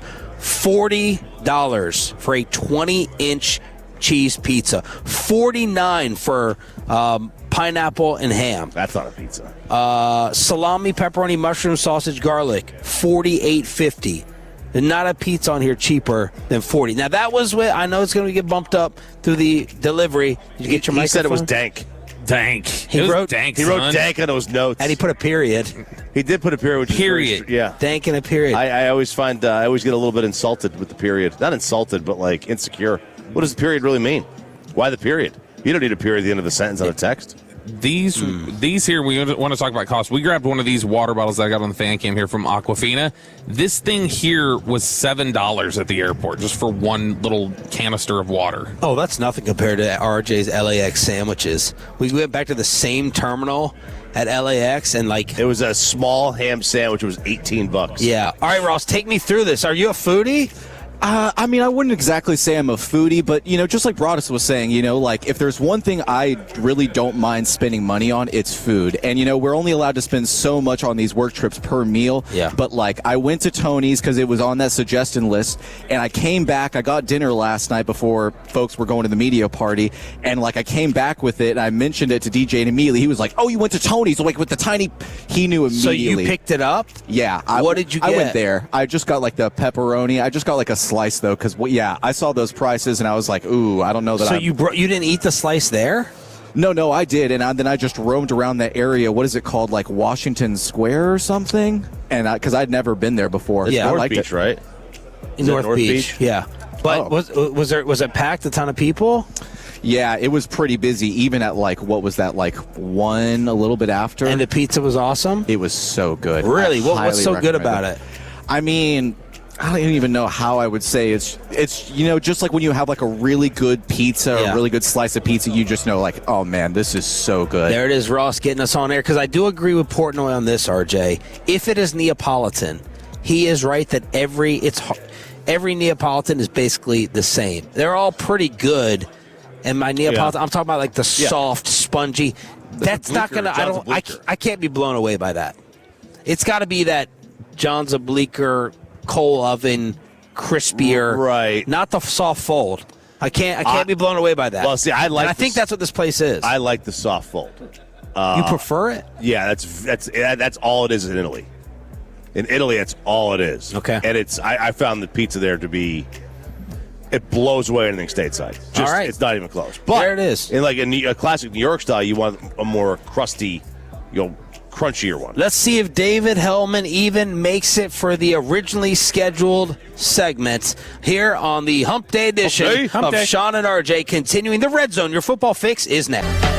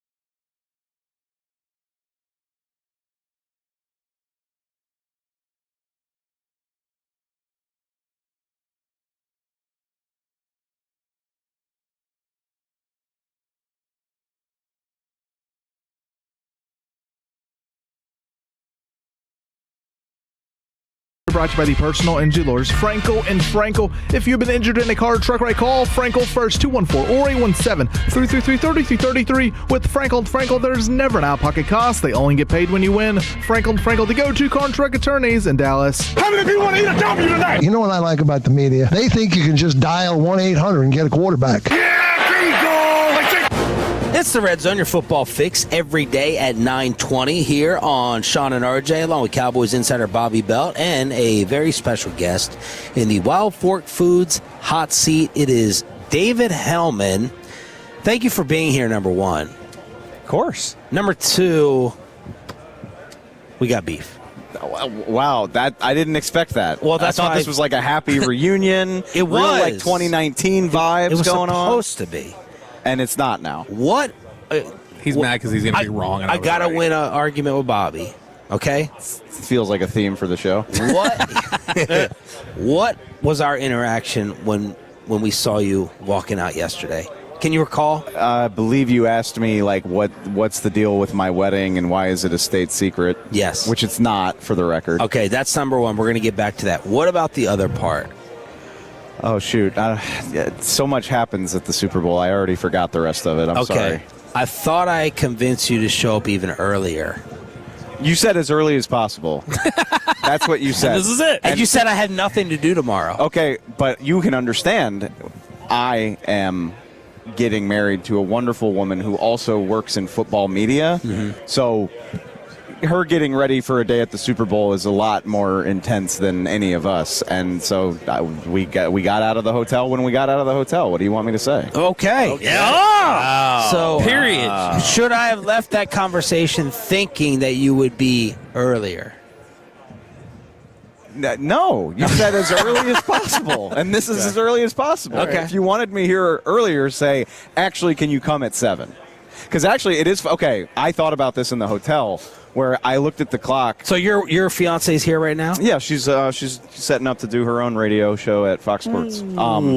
So I looked at my phone at probably 6:45, and then I looked at where she was in her process, and I was like, yeah, I'm getting there at 7:20. It just is what it is. Sorry, guys. Okay. No, it's great because that makes me right. So if you you have to specify. Like if you wanted me earlier, you should say come at 7. Did you know his girl was here? No. See, that's the thing. How could I know? I didn't know. Yeah, that you're the mercy of the woman changes things up when it's getting ready. I love her very much, but I could have been here an hour ago if it was just me. Right. So that I just thought when you said I got nothing to do tomorrow, that was the yes. That's my assumption. I didn't know, I would have been here earlier, but were you behind any slow walkers? Oh, we Ubered. Oh. Yeah, she's got heels and stuff. Like we're not going to walk. Why is Bobby afraid to reveal your wedding site? We talked about this. You know what? It's very considerate of him, I guess. See, this thing, I get crushed for being considerate. Just because, once you say something into a microphone, you don't have control over it anymore. But I never asked him to do that. We were getting married in Rome around Memorial Day. Oh man. That won't be cool. Well, they don't celebrate Memorial Day over there. No, they don't. It's not actually a holiday over there, but that time of the year. Yeah. I just know Fish listens, and I didn't want him to find out he wasn't invited. That was the Mike Fisher? Yeah. Do you know that Bobby doesn't have a passport and doesn't appear to know I'm the getting the process to passport. Get one? Am I supposed to be surprised? Yeah. No. The Bobby Belt wedding narrative is, can I wear a hoodie and jeans to a wedding? So should I expect him to have a passport? Yeah. I mean, come on. Are you going to be able to find a church in Rome? There's not a whole lot of them. Yeah. Yes. Dude, it's crazy. I don't know how much y'all want to talk about this, but Rome is Rome, right? It's awesome. There's 1,000 churches, and they're all 1,000 years old. Yeah. We're getting married, and it's like a run-of-the-mill church. It costs no money to book. All you have to do is ask the priest, and he's like, "Yeah, we're free that day." And then I looked it up online. Like you said about this morning. They looked it up. I looked it up online, and it's it dates back to the Roman times, and there's an original Michelangelo at the altar, and I was like, this feels way too important for me. This all feels way. So too cool. have you gone there already to scout it? We went we went after the Super Bowl last year to scout locations and pick how we wanted to do it. Tasting? So we're going back. We're going back as soon as the game ends to do the food tasting and get her fitted. 3 visits. 3 visits. That athletic living, man. Woe is me. I have to go to Rome 3 times in a year and a half. What are you insisting on wedding-wise? You're like, you can be in control, but I have to have this. That's a good question. I guess the one thing that I was like really firm about was we all have a group chat, right? My college group chat, I was in all of their weddings, and there's 6 of us total, and I'm the last one to get married, so I was like, I got to have all 5 of them. I don't care. And there were discussions about like, well, do you want this person to be in because of this? And I was like, no, I need my 5 guys. That's all I care about. How many does she have? I think it's like less than me. Like she has less bridesmaids. There's going to be an odd number. I've never seen that. I believe so. That's such a dumb rule. But I don't care. You got to walk down the aisle. You got to hold arms with her. Such a stupid. Who's the guy going to hold arms with? Somebody can walk my mom up or something. I don't care. Got to have a dog. Bring a dog or something. Yeah, we'll bring our dog. There you go. David Helman here from the Ringer on 105.3 The Fan. Is there any difference looking at the Cowboys from your jobs after DallasCowboys.com versus covering them in Frisco? Like just perceptual, thinking about it differently. Yeah, I think, well, there's a couple of things. Number one, I like to think that for somebody who does this nationally now, I will just pat myself on the back and say, I like to think that I look at the Cowboys differently and I don't fall victim to some of the lazy national narratives about the Cowboys. I think I'm much more fair with the Cowboys than the average national person. And then the other nice thing is I can ignore them if I want to, like if they don't deserve to be talked about. Like after the Denver game this year, I was like, okay, like obviously I'm going to watch the Cowboys and I want to keep up with what's going on there, but I can just sort of take 2 steps back and not worry about this team the way that you guys have to. And I got to admit, when they suck, it's really nice to be able to do that. Do you see a definite, no doubt spike in y'all's numbers when you talk about them? Not really. And I love what we do so much, and it's a privilege to be able to do it. So the Athletic Football Show, we are for the dorks. Like we are granular. We're talking about personnel usage, and we beat the Rams 13 personnel thing to death. We were like, oh my God, the Rams use 3 tight ends all the time. Like nobody does this. Why are they doing this? How is it working? That's what we get into. And so our audience is going to show up for whatever. And if the Cowboys are worth talking about, we're obviously going to talk about them, but we don't do any of the, we don't care about ranking quarterbacks or why can't this guy win the big one or any of that type of stuff. So there's no benefit to hyping up the Cowboys, it's really refreshing. And when the Cowboys do some cool stuff, we'll talk about it. I mean, we talked so much about Pickens this year. We did a coaching carousel catch-up last week, and we're all very excited about the Christian Parker hire and what that might mean. So, yeah, it's refreshing to just be able to treat the Cowboys like any other team, because that doesn't happen very often. If you were going to forecast ahead and your best guess of when do you think you will be talking about the Cowboys regularly on that show, because you have to? Oh, dude, it's a running joke. So my co-host, Robert Mays, he's covered this league for a long time for a variety of outlets. Does things the right kind of way. Bill's brother. No. We were talking about it when they hired Christian Parker. I looked at Robert and I was like, I'm going to have to ask for your forgiveness, because like I think I'm going to start hyping up the Cowboys in 2026. Like there's a lot of, we'll see what they do in free agency and the draft. Obviously we don't need to get ahead of ourselves, but if you're just looking at it, you're like, there's plenty of reasons to be optimistic about the Cowboys in 26. And so. But did you know Christian Parker before the last month? Yes. You did? Absolutely. And I'm not even going to say myself. I mean, I knew the name. Robert, again, love my coworkers, love my co-hosts. I mean, he makes it a point to know NFL coaching staffs and get familiar with guys before they blow up. He knew Christian Parker when he was with the Broncos. And, the fact that he wound up in Philly after parting ways with Vic Fangio, they were in Denver together. Fangio goes to Miami. Fangio lands in Philly. Parker makes his way back there. Like, when an assistant you worked with 2 stops ago lands with you in Philly, that says something. And so again, it's not me. Robert Mays, my coworker, he's been on the Christian Parker train for probably 2 years at this point. And we joked when we saw that he was getting the job, where he was like, I've been a fan of this guy for 3 years, and it's really funny that Dallas is where he wound up because, he knows the ties that I have to the franchise and stuff like that. So short answer, yes, I'm familiar, and I'm very excited about the hire.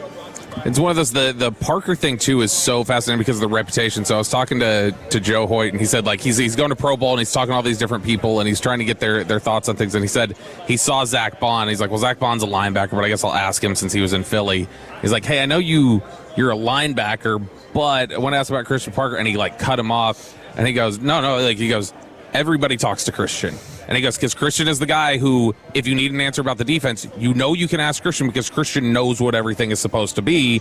And you're seeing a lot more of these hires, like these assistant hires that they're making stuff. They're going very young and coming from Kirby Smart or other Fangio-type coaches. They're clearly committing to something and letting Christian Parker do what he wants. Well, not only that, but Christian Parker was the passing game coordinator. And so, even if a linebacker is a front seven player, you think about all the duties and responsibilities you have in the pass game as a linebacker. That makes perfect sense. And, from everything I understand, Christian Parker had his hands in everything. And so David Helman joining us here on the home of the Cowboys. Where are you in draft study prep? Man, one of the biggest and coolest selling points of me joining The Athletic, before I even got there, they had a vision where they were like, we want you to be involved in draft stuff because during football season – it can get away from us, and I looked at them and I was like, well, I know Dane Brugler going back a decade, right? And they were like, yeah, we do know that, and that's why we want you to host a podcast with him. So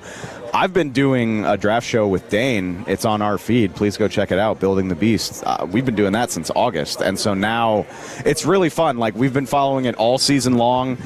We knew who Trinidad Chambliss was in September. So we're just, following through the season. All that Ferris State tape you were watching? Absolutely, dude. No, when I heard they were probably going to have to start him, I looked at Dane and I was like, who the hell is this guy? Like, he went to Ferris State and he's going to start in the SEC. And a week later, I was like, he's got the goods. All right, let's take a look at this guy. But so now it's the fun part where, Dane is 1,000 guys in, and I've been following along to where I know all the major prospects, and he just went to the Senior Bowl. We recapped that. I'm going to see him in Indy, so I'm knee-deep in draft stuff. It's great. What are some great Cowboys scenarios at 12 and 20? Man, I was thinking about this the other day because obviously Joe and a bunch of people are putting out mocks now that the season's winding down.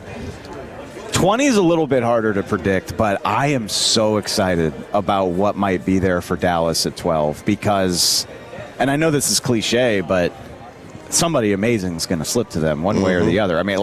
Point blank period. One of the two of Caleb Downs or Sonny Styles should be there for them. I can't imagine a scenario where both of those guys are off the board at 12. Or maybe by some miracle, Mansour Delane, my LSU Tiger, who is the best corner in the draft. I would be surprised if he fell, but maybe if somebody does take Caleb Downs in the top 10, Mansour Delane falls to you. But I think a blue chip defender is going to be there at 12. And we're talking about Christian Parker. What is the wave in the NFL right now? A badass nickel that lets you play all sorts of packages and not have to substitute out. You're good against the run and nickel. You're good against the pass. Does that sound like Caleb Downs, Bobby? Yeah. It sounds like Caleb Downs to me. So I'm really excited about the possibilities that are there for them, particularly at 12. I'm sure there will be good players at 22. It's just a little bit harder to predict. Where else can people get all the content?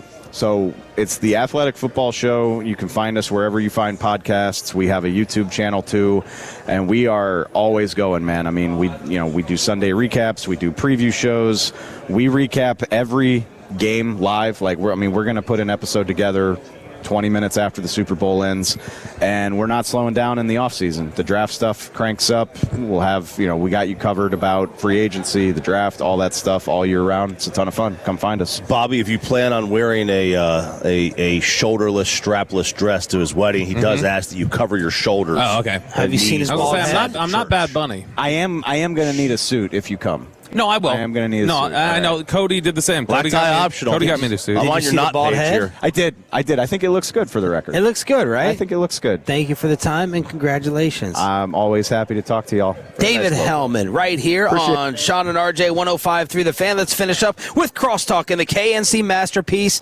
next. But I've been...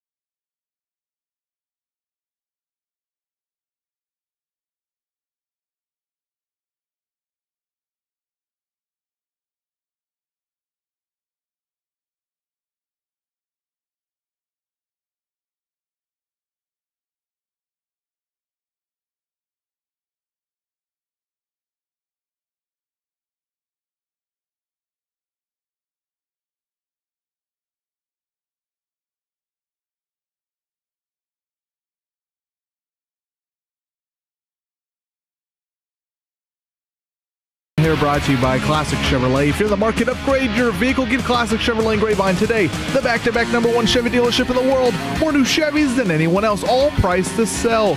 Visit ClassicChevrolet.com. This is Texas. This is Classic Chevrolet. Together, let's drive, relax, enjoy the difference. Based on new Chevrolet registrations 2023 and 2024.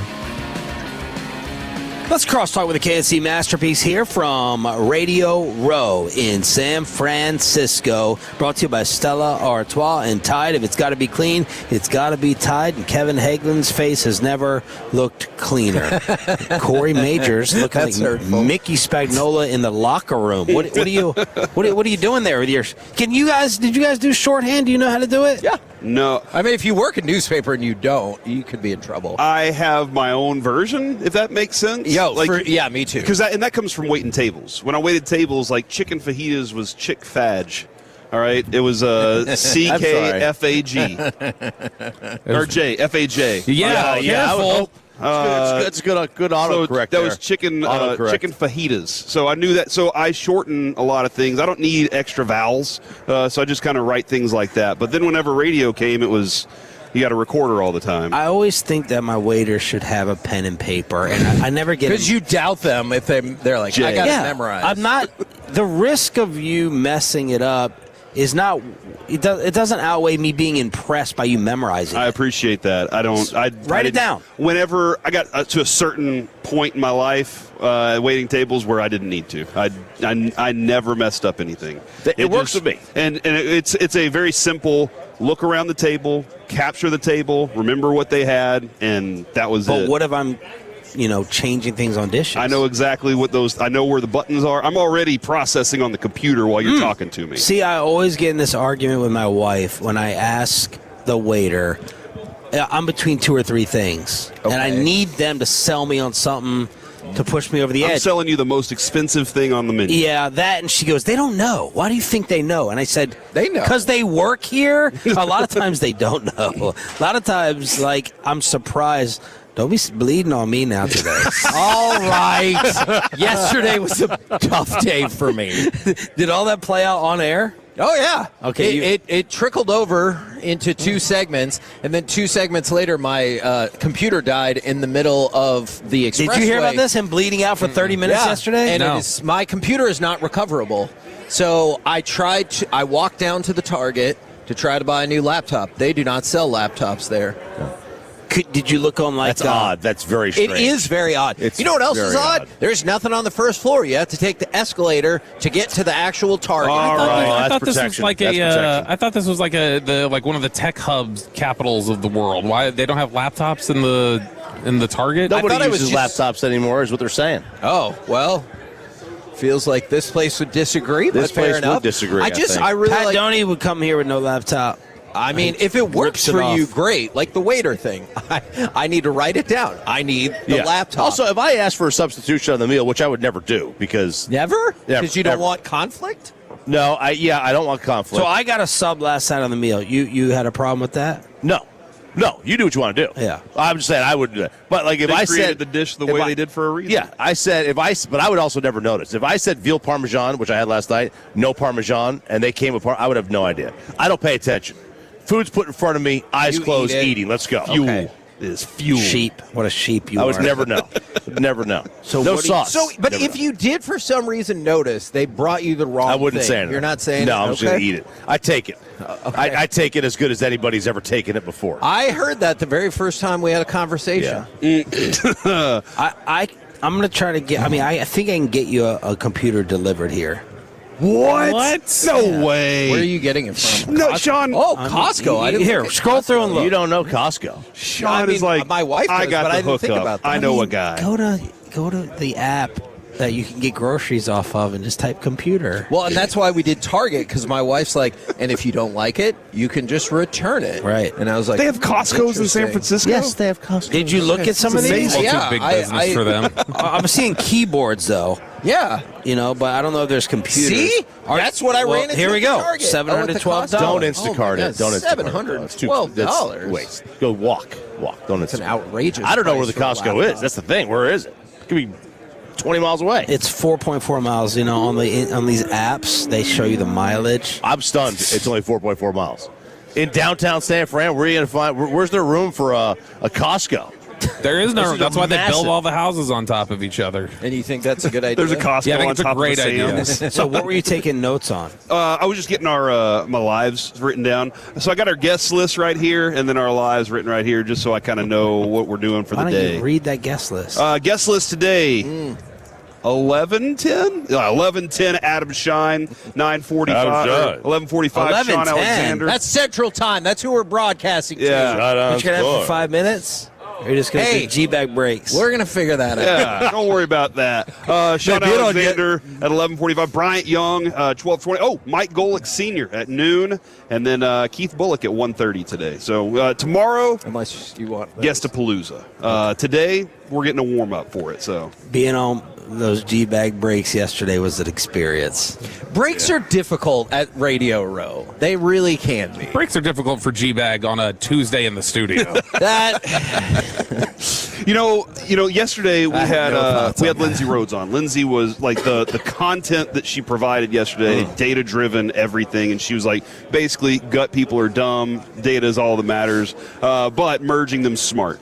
And I think she went merge smart and dumb. I think she went 4 minutes over. Like we just kind of sat there like this. Okay, she was pumped. She was great. Yeah, she was a lot of fun. But we had about 4 extra minutes, and I was like, "How are we ever going to get back on clock?" We figured it out. Do you think picking Chinese food for the group dinner tonight is dangerous? We'll be hungry later. We're 5 years removed from that. That's not a problem anymore. Why is it dangerous?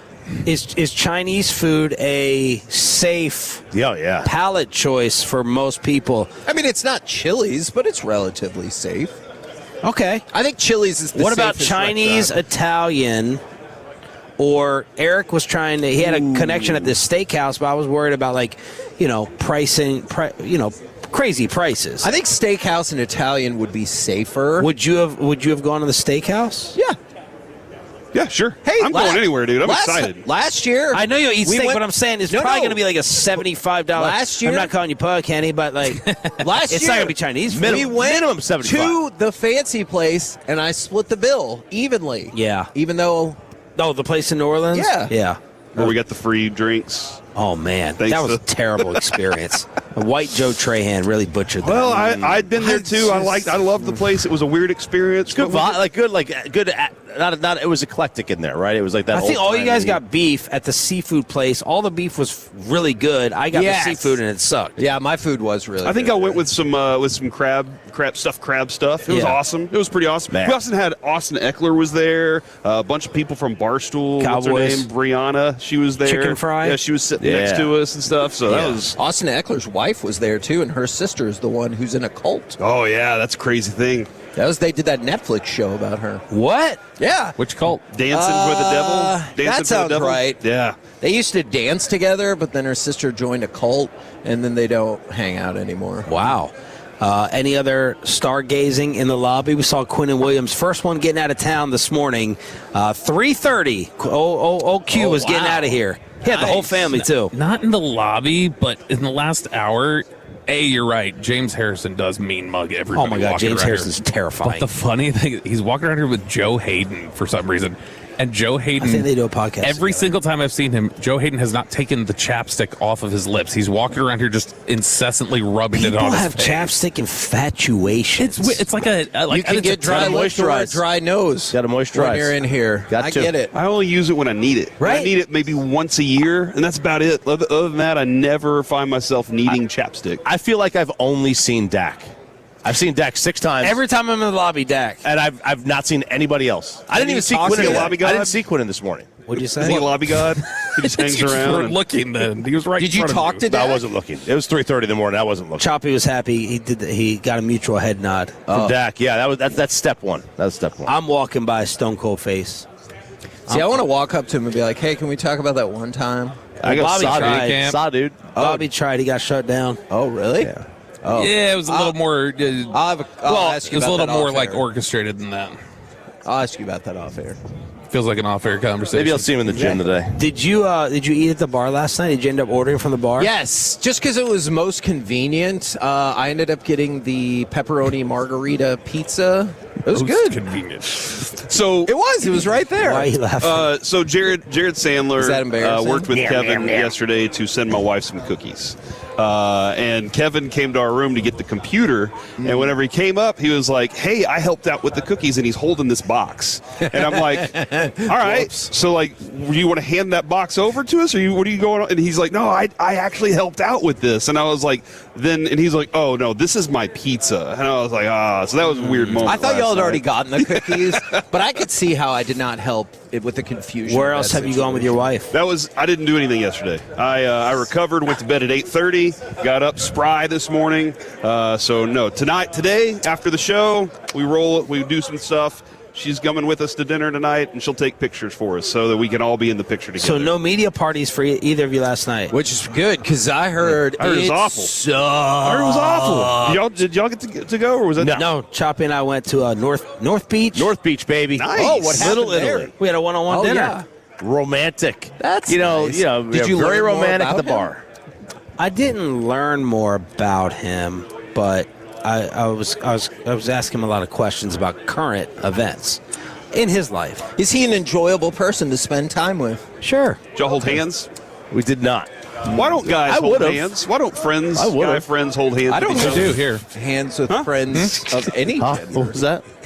We're out. We're back tomorrow. We have we got a show of Wales tomorrow. Oh. Do you want me, before I go to my guest list, to get rid of this computer stuff on my screen? You're not going to get a computer. I tried yesterday. I'll look into it again. It's on the ad. I have a really weird process, Sean. People say there's a beat by close by. I assume they mean best. What's the process? Give me 30 seconds. I can't be looking at other people's phones to get another computer. It has to be on my phone because I've already lost control of the San situation. Fran, just go steal one. of Nobody's gonna having- stop I just you here. can't. I'm with you. What does it mean? I don't know Decipher why. it. I don't know why. What is he saying? Decipher. There's a spectrum that explains it, and he's a little shifted to one That- side like I am, that and is I'm the fair. same way. Wow. I could see that. We're back tomorrow. It's the KNC Masterpiece next on The Fan.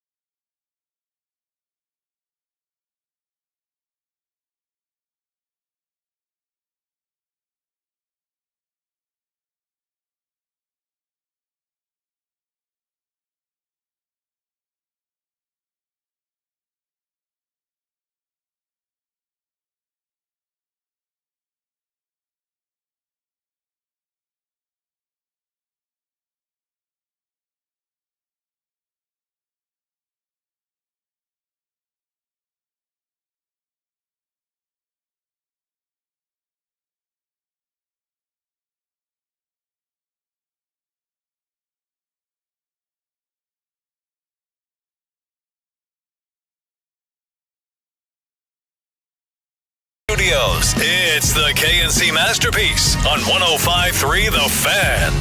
KNC Masterpiece right here on 105.3 The Fan. You got me, Kevin Hagelin. You got, Corey Majors. And, of course, holding it down back in the studio, you have the famous Alec Medford. Gentlemen, welcome to the program live from Radio Row. How the heck are y'all doing today? And how is everybody out there in Radio Land? 877-881-1053, the Frankel and Frankel Injury Attorney text line, or the Twitch, or the YouTube. So many ways to communicate with us today. That was a lot, dude. That was a lot, and I'm proud of you for being able to pull that off pretty quickly and, getting into the show, getting everybody rolling here.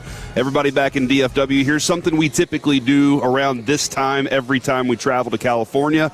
Can you guys tell us what's going on in Texas? Because we really miss Texas. Like, just what's happening in our home state. News from the future? No, well, not news from the future. I just want to know what's going on send me something that you woke up going, I'm glad I'm in Texas today. Because I'd love to know, or DFW, wherever you are in our listening audience area, within that 100,000 watt stick that we got protruding through the entire sky. What an interesting way to say that. Now, Alec, you're in Texas. That's right. Do you have anything to start off with, or do you want to reflect on what Corey said about our... Now I don't want to repeat it. Carry a big stick is what I've often said. I like that, Majors. But yeah, nothing's really changed out here, guys. It was really beautiful out yesterday. It was almost 70 degrees. It was actually kind of nice. And it's going to be nice by the time you guys get back home, too. But yeah, the traffic is still the same. Took me an hour and 20 to get to work today, so that was fun. Yeah, so everything's pretty much the same. Still great traffic and still sunny skies. It's pretty nice. Okay. I remember watching Dexter, Kevin. Do you ever watch Dexter before? I did. And I watched when he turned into a lumberjack. When he got killed, and then when he was unkilled. Different story. There was a season where there was a weatherman involved, and his name was Sunny Skies, and his sister was on the phone with somebody, and she goes, and tell Sunny Skies his name is stupid. And I always thought that was funny, but also kind of rude, because, you don't get to choose your name, unless, I guess, you're a weatherman named Sunny Skies. But don't you think the idea was he most certainly chose that name? Probably so, yeah. All right. Okay. Well, 877-881-1053. If you want to give us any information from the Metroplex, obviously, we would love to hear it. But in the meantime, we have been starting off these shows with a healthy dose of Super Bowl stew, although a lot of people want to go with big game bullion. Ooh, I like that. So perhaps that's nice. For today, and today alone, should we say it's time for some big game bullion? Let's do it. That sounds good to me. All right, Alec, if you can help me out here, I am still catching up. If you have a kickoff or punt return, a bit of audio to fire us up for this segment, that would be fantastic. Gillen hits it, and the return by Marcus Jones. He can fly. Still going. Still going. No flags. Touchdown, Patriots. Now, I want to start. I have some X factors and questions that could decide the Super Bowl, but I want to start with what I thought was a really fascinating bit of information about these teams. Only 3 teams scored on both a kickoff and a punt return this year. Okay. Interestingly and surprisingly enough, one of them was the Jets. Probably wouldn't have guessed that. Now, the other 2 were the Patriots and the Seahawks. All right. Okay, that's fascinating. So the Jets, Patriots, and Seahawks, the 3 best teams in the NFL, all working together. Here's something happened behind me, and I don't know what it was. Can I tell you what happened? Yeah, please tell me what happened. All right, so they decided... This is news from Radio Row, everybody. At 6:10 that they were going to have fun with a Tide Pod fight, and the very first Tide Pod that got thrown hit one of their other hosts in the eye. Oh, and he no. is legitimately mad right now. He almost smashed the table. He has taken his headset off, and you can tell he kind of wants to push over one of the other hosts. This is going to be awesome! Yeah, and so Reggie held his hands up as to say ceasefire, because that dude is super pissed because he got hit in the eye. But Reggie, he kind of wants to see what happens, you know? Because we know Reggie. No. He wants to stop, and they have gone to a break. And I don't know if it was a scheduled break or not, but that guy is super, super mad. Hey, Kev, so real quick, by the way, news from Texas from our buddy Skip Whataburger this Wednesday. You get a free honey butter chicken biscuit to celebrate. Now? Yeah. Today? National Whataburger Honey Butter Chicken Biscuit Day. Can we get that? I guess Lainey Wilson just declared it, so you can go order online, come by between 6 a.m. and 11 a.m. So hurry up, I guess. Okay. If that's the case, we love our Whataburger. We have a few more hours here, but we are also doing the show. Yeah, no. Not at a Whataburger. Yeah. So can somebody help us out? Or at least don't throw a Tide Pod in her eye. I can see how the Jets actually had a pretty decent special teams. But they a team gives up. They're beating the Jets so badly that they're just like, what? Like, come on, guys, let's can we get the ball back? If they score a touchdown, we get the ball back and we get to run the clock out.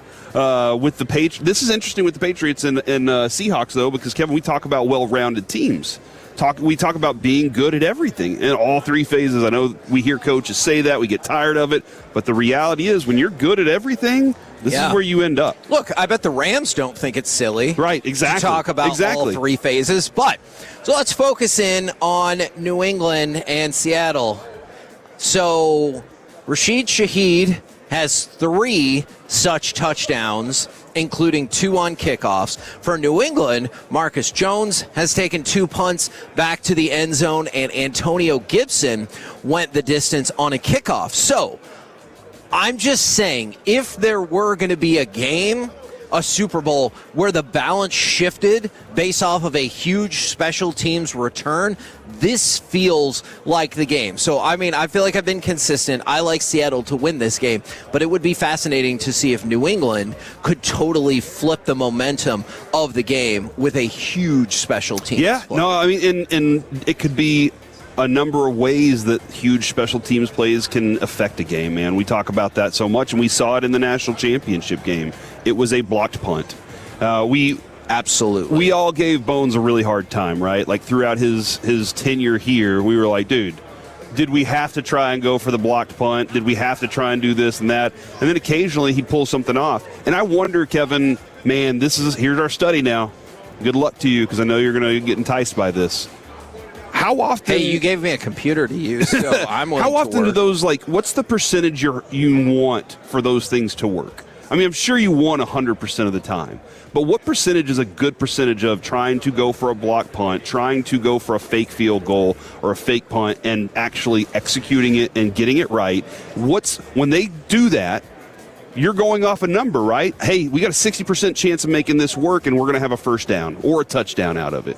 And I wonder how, or if coaches are just like, nah, going with my gut on this one, and that's what it's all about. See, and I have difficulty with going full out punt block coverage because I am terrified of the 15-yard penalty that results in the first down. So for some reason, let's say you have a 4th and 20 back at the 2, then I'll go all out because I'm like, all right, even if you get the 15, I believe then you'd still be facing a 4th and 5 at the 17, and you're not going to go for it. But that's what I'm always nervous about. I'm like, please don't run into the punter. Please don't run into the punter. Well, and I don't know, I really, kickoffs, special teams returns, I'd love to talk to a special teams coach about, hey, if you break one open, is that just a bust? Or was there something designed to create that? Because if there was, then why don't we see that a lot more often? And I'm sure their guys are out there trying to stop us too. How do you create something? How do you make something? If you can design and draw these plays up that execute and work on offense for big plays, why can't you do this more on special teams? And I'm sure there's somebody out there that's going to grow up and become a great special teams coach and has already all these plans drawn up, kind of like Christian Parker as a kid. He was already drawing plays at 13 years old. Ooh, okay. I like that. Now, how much will coaching experience matter here? So, Mike Vrabel, he played in 4 Super Bowls and won 3 of them. His offensive coordinator, Josh McDaniels, has been on the sideline for 8 Super Bowls and won 6. Their counterparts, Mike McDonald and Clint Kubiak, have been to 1 Super Bowl total between them when Kubiak was a passing game coordinator for the 49ers in 2023. Obviously, they lost that game. How much do you think that Super Bowl experience matters for the coaches? I think it's significant. I think it's very important. one of the things I remember Don Nelson saying, and Avery Johnson echoed it once, was you build the season backwards. So you go look at the end of the season where you want to be, and you kind of work your way back that way and create. Well, Kevin, if you're a head coach for the first time, you're probably walking into this thing going, all right, first play. Well, work yourself a more developed plan. How are we going to handle a situation in the fourth quarter with 2 minutes? How are we going to handle the 2-minute drive? Those are the important moments. And I think whenever you have that kind of experience, you've gone through enough moments where you're like, this is a huge shift in the game.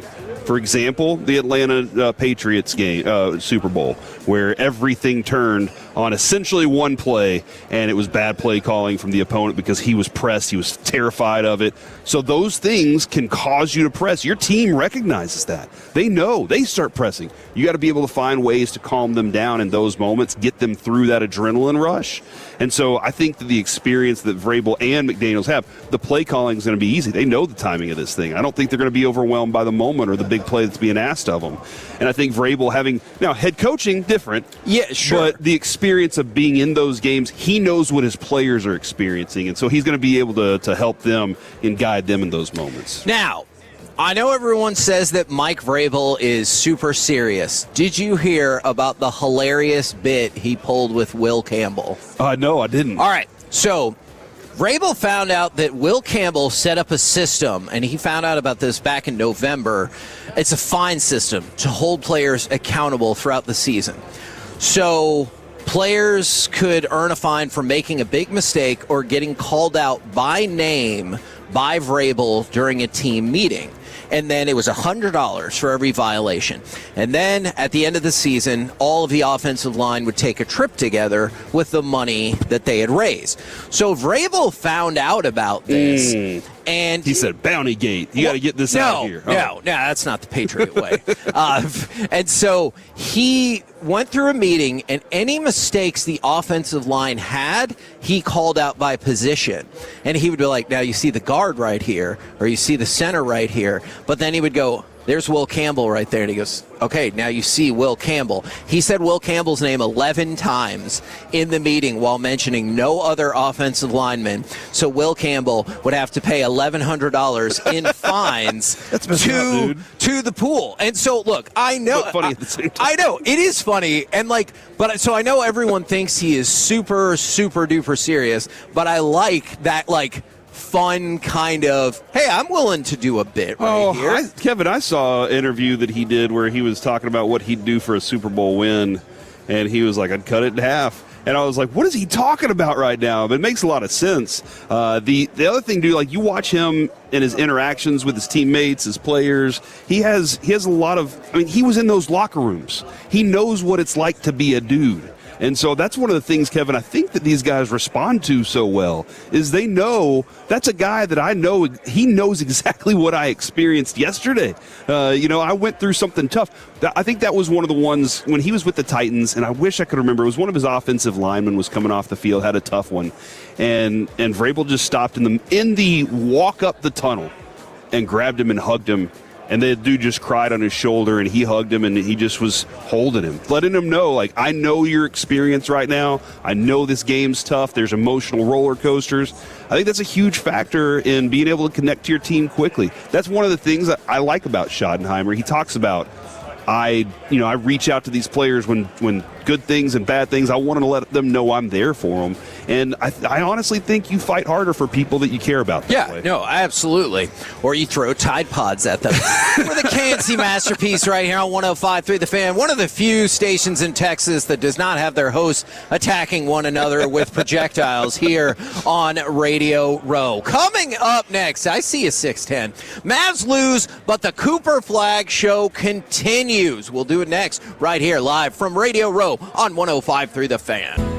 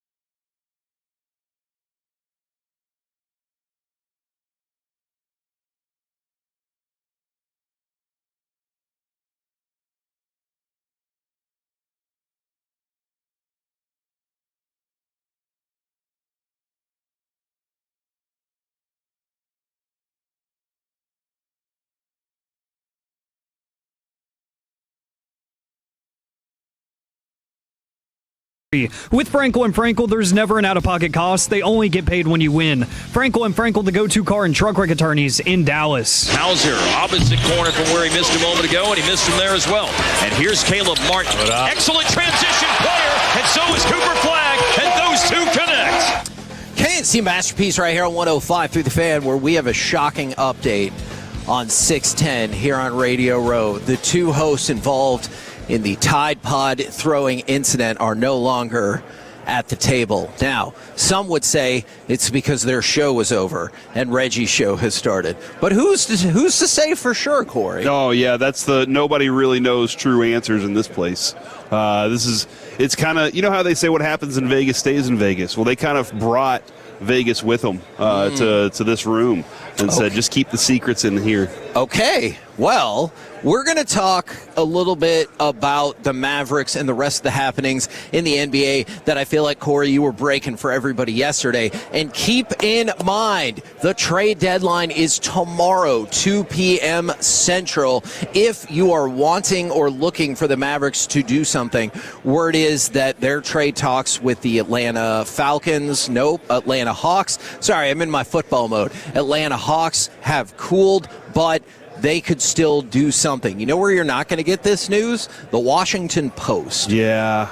So the Washington Post, and this has been building for a while, they told their employees that their sports and book sections of their newspapers were being eliminated in their current forms, and international coverage was being downsized. They've started layoffs. I don't know how many people care about this. You and I are both from a newspaper background, and I think it's a big deal. Yeah, at first when you were talking about trades a moment ago, Kevin, I was like, are we getting Bijan? Are we getting Pitts? What are we doing here? And now that you changed, what was going on Sorry for that. Yeah, it made more sense. When it comes to this, I've said this for a long time. You agree. This was something one of my professors said, and I was like, oh, wow. Sports in the newspaper and the news world is considered the toy section. Right. Because it's not serious. It doesn't, it doesn't really affect your life the way that news does. Sure. And that being said, the passion and the love for it is, and the way the medium's changed so much, is that there are new avenues where sports is life. And people have been able to find it so fast that they use it that way. Writing in long form is still something I think people benefit from, because going to read a great story, great writers, it's difficult to find the really great ones still like that, because you got to go search and find them out now. But Kevin, the newspaper world, it looked like they were saying we need to adjust the way we do it. We're trying to make it more of a social part of our newspaper. So you're going to find sports in that kind of area. But I think that, teams having their own sections. Look at the Cowboys, dude. They have an entire section, a group. They pay, 5 writers to write about their team. I don't know that, Jerry seems to do a very good job of making sure that sports writers around DFW have a job. Yeah. But we've seen the diminishing returns on the amount of inches writers have now and stuff like that. So it sucks. I hate seeing something like that, because we had so much fun. Absolutely. And you and I discussed this yesterday. Covering the high school beat is one of the reasons we're good at interviewing today. That's where we honed our interview skills. We had to interview some of the most boring people on the planet. High school kids that had no clue, no personality, and no clue. Oh, what I thought you were talking about the coaches. Oh, that too, yeah. I was starting with the high school kids. But, and then we're like, all right, they'll turn out, or that one's going to turn out. And then, we've developed that over time, because interviews are not interviews. Interviews are conversations. Yeah. No, especially in this medium, you're just trying. All we're doing, you and I, trying to do something that makes the listener laugh, smile, cry, learn something. That's all we're trying to do. Yeah, especially cry. If you ever cry at any of our emotional moments, definitely let me know, because I care about that for sure. And I'm not being sarcastic. Now, Cooper Flagg, once again, depending on your worldview of the Mavericks, this feels like another perfect game last night. So Cooper Flagg, who won Rookie of the Month for the third straight year, you could probably figure out where it's their third straight month. You could probably figure out where this is going. He's only the second rookie in franchise history to win Rookie of the Month in 3 consecutive months. Dirk? No. The other James Donaldson. It was not James Donaldson or Uwe Blob. Okay. It was Cherokee Parks. Not Cherokee Parks. It was Luka. That's our boss, Tim Collins, right there, if you could hear. It was, of course, previously Luka Doncic. So I feel like you probably should have known that. So we just replaced Luka. It's copy paste, isn't it, at this point? I mean, look, if they really did make the crooked deal where we were guaranteed to get the number one pick, I can see how Nico would think that. But Flag last month averaged 21 points a game, 7 rebounds, 4.5 assists, 1.2 steals, while shooting 48% from the field. Wow, that's impressive, man. I think regardless of your age. And then add in, and I don't know how we track these stats exactly, but add in what you see him on his defensive end last night, getting the trailing block. I don't know if we're going to have enough superlatives by the end of the season for what this guy actually is. He's that talented of a player. Yes. And that he's the perfect example to the rest of the guys that come into this franchise from here on, because if your best player is working that hard, you have no excuse. Yes. No, I absolutely agree with you. By the way, somebody said Roy Tarpley. That's the most viable. There are a lot of other name a Maverick on here. That's the most viable answer, but no, not that either. And then from the 3-2-1, so Kevin was happy when people cried over the Luka trade. No, I meant more emotional for a conversation we had. Yeah. Like I don't want anyone's feelings to be hurt or anything like that. So for last night, the Mavericks lost 110-100, and honestly, that game was nowhere near as close as the score would make it seem. That game was over probably about midway through the third quarter, but the Mavericks kept pushing. They made a big comeback in the fourth quarter to make it seem more respectable.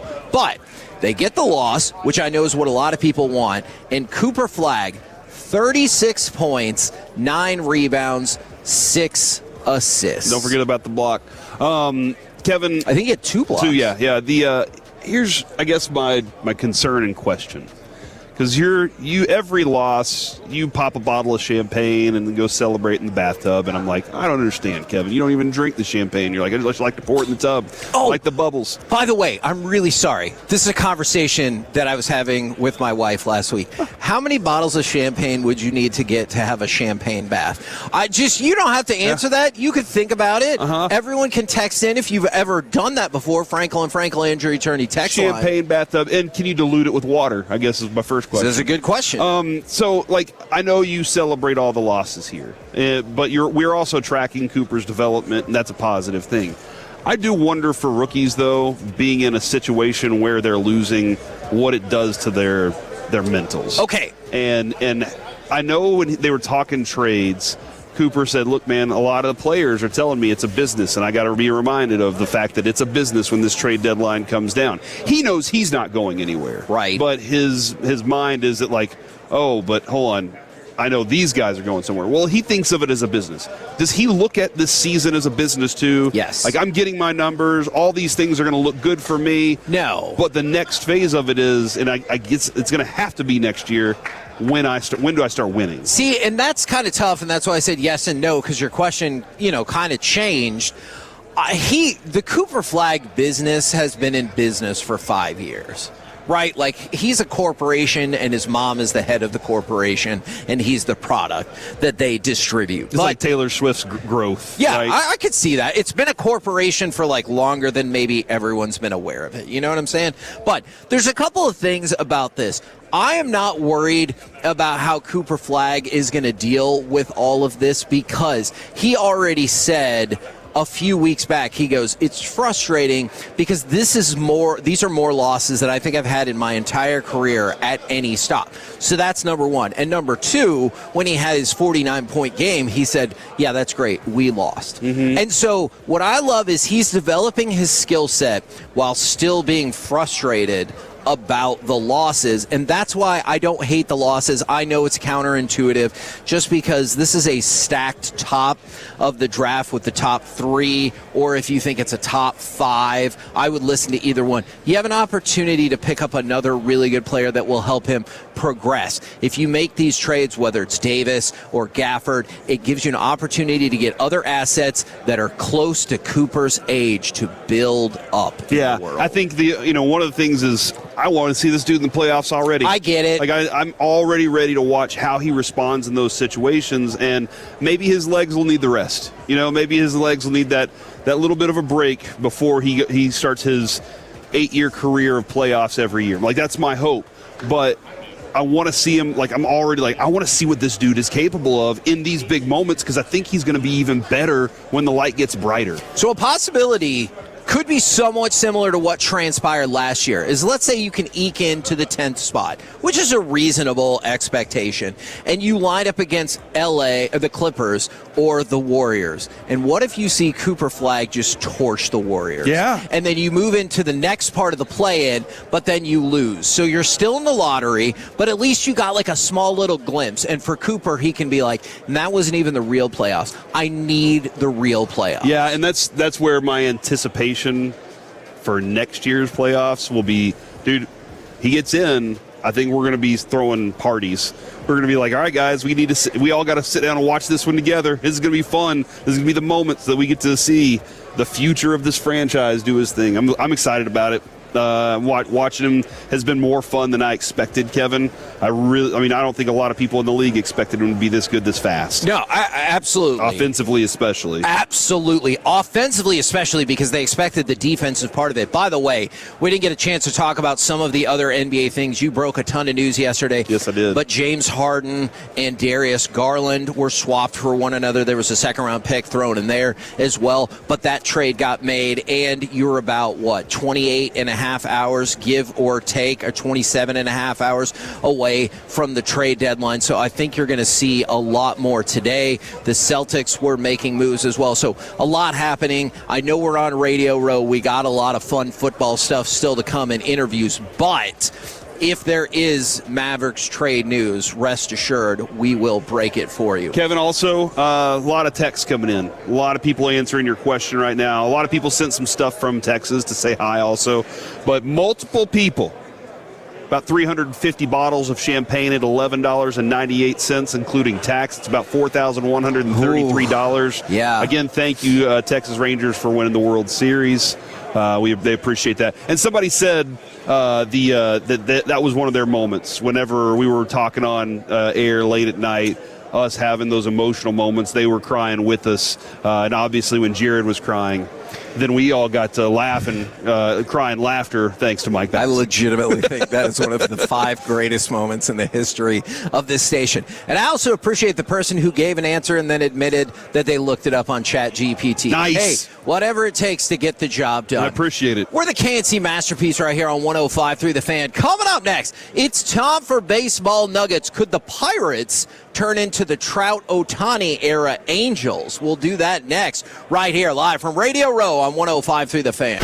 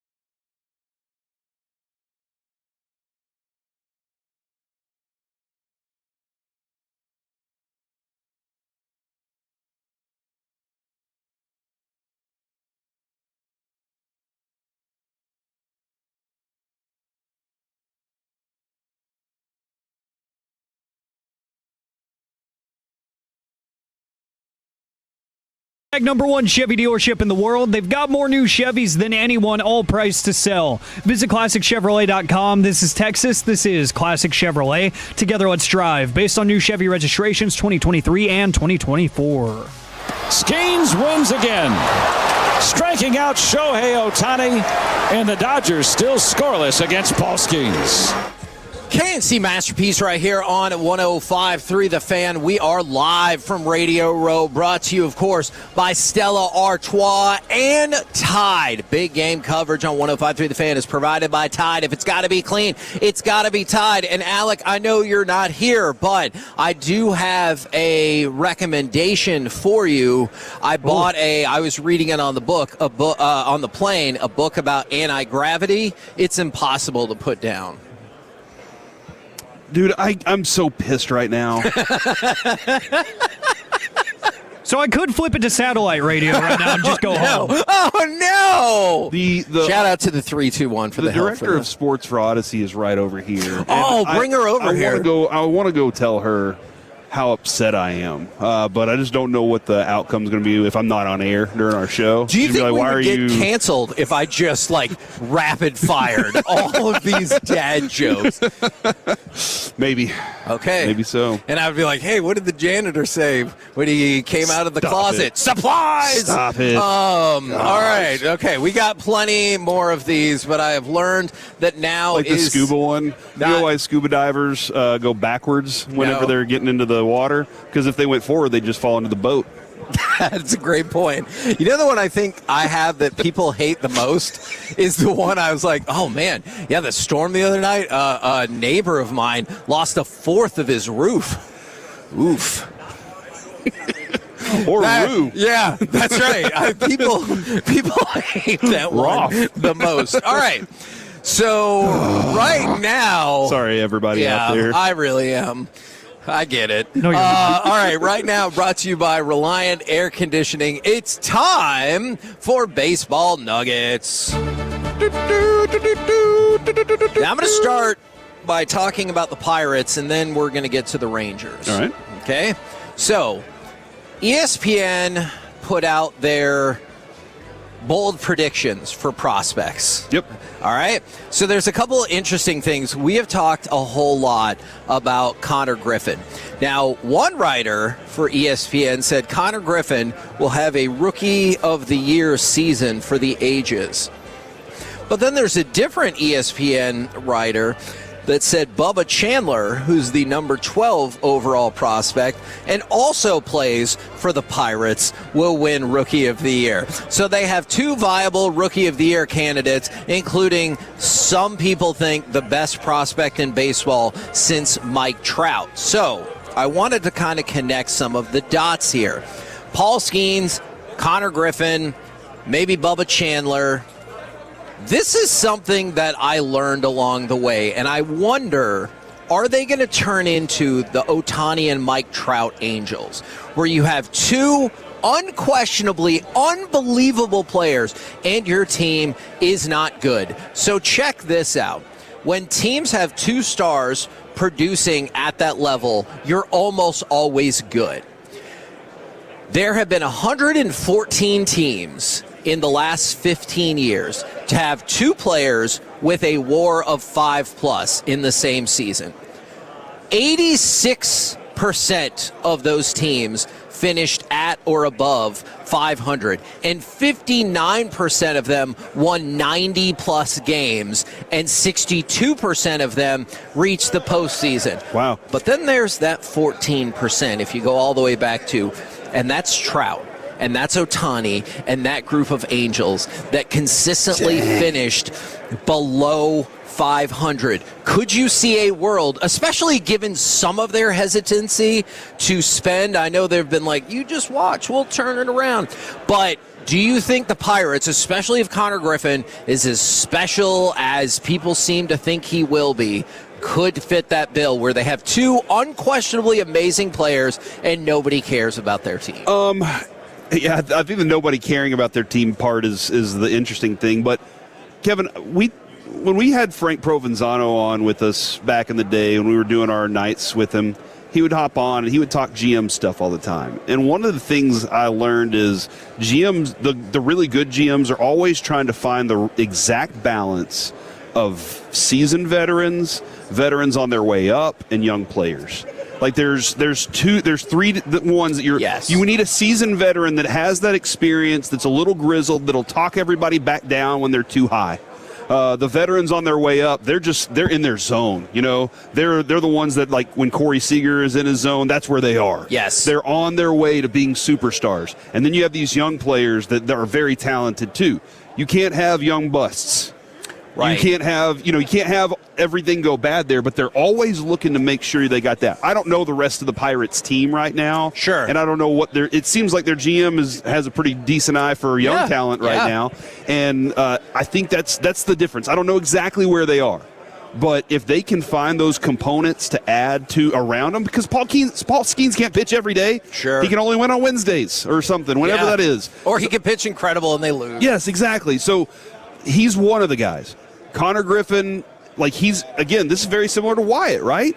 Yeah, you're very talented, but do you lead the team, or is there somebody else that's willing to take on that role from you because they're good too? Yeah. You have to have those players too, especially when it comes to baseball, man. So I hope that's not I hope not, because they're in the National League, so it's good. It's okay for us to root for it and everything. Maybe we look at Pittsburgh as our team for a little bit. Okay. Let's look at them as our National League team that we follow. And we can commiserate over the fact that neither one of our ownership groups want to spend money. Yeah. It probably won't surprise you to know that the Pirates are on ESPN's list of top 5 teams ready to break out. So it goes Cubs at 5, White Sox at 4. That feels sacrilegious. Pirates at 3.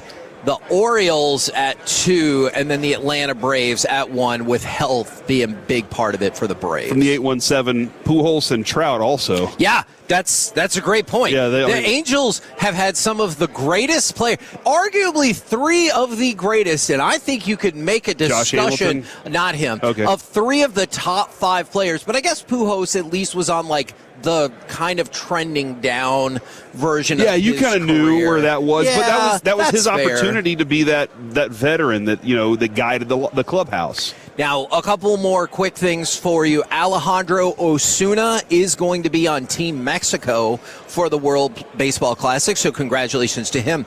Jack Leiter is not going to be on Team USA, although apparently they did ask him to be on Team USA. It, quote, did not work out. This is an article that Evan Grant said he talked with 2 folks from the Rangers and said he was not going to participate, and it sounded like a lot of other players, it was because of difficulty securing the insurance for all of this. And I think it is Puerto Rico who currently is missing 8 to 10 players, and they have still had discussions about dropping out of the tournament because they're missing so many people. But apparently Jack Leiter was asked, or the discussion was had, that he was given a spot or offered a spot on Team USA. Okay. Now, let's discuss this as Rangers fans. It's not. I don't think it's the worst thing at all. I don't really want him doing it. I get it. If Jack Leiter came out, when we head out to a surprise here in a couple weeks, Kevin. Yeah, we're traveling, baby. And by the way, Tolos, thank you so much. You guys are freaking awesome. Y'all make this show so much. Like, we'll get there. Around last year at this time was our last few shows with Mike. Since then, our ratings have skyrocketed. Our audience has grown, and it's all because of you guys. So thank you so much. You have made us the most listened to midday show here in DFW, and we appreciate that. And help put us on the road to all these cool things. Exactly. If Jack Leiter told us in surprise, guys, actually it wasn't anything about insurance. This is a big year for me. This is the year that I get to make my impression that I am a legitimate rotation pitcher, and that I can be more than that. I can become a starter, like a top 3 starter for you. If that was the thing that he said, I'd be perfectly okay with that. Yeah, dude, you're a he always I gotcha. He always seems pretty laser focused on what he's trying to accomplish. He says all the right things. Learning and saying those things out loud and then believing them are very important. But if that's what Leiter told us, dude, I'd be psyched. This insurance thing kind of is like, all right, whatever. I gotcha. I want to know that he's pumped up for this season. But that's just me. We're the KNC Masterpiece right here on 105.3 The Fan. Coming up next, it's time for My Buddy's an Idiot. Does your friend have a terrible sports or pop culture opinion, or do you want the C Block instead? Plus, we will talk with Adam Shine, a jam-packed segment next on The Fan.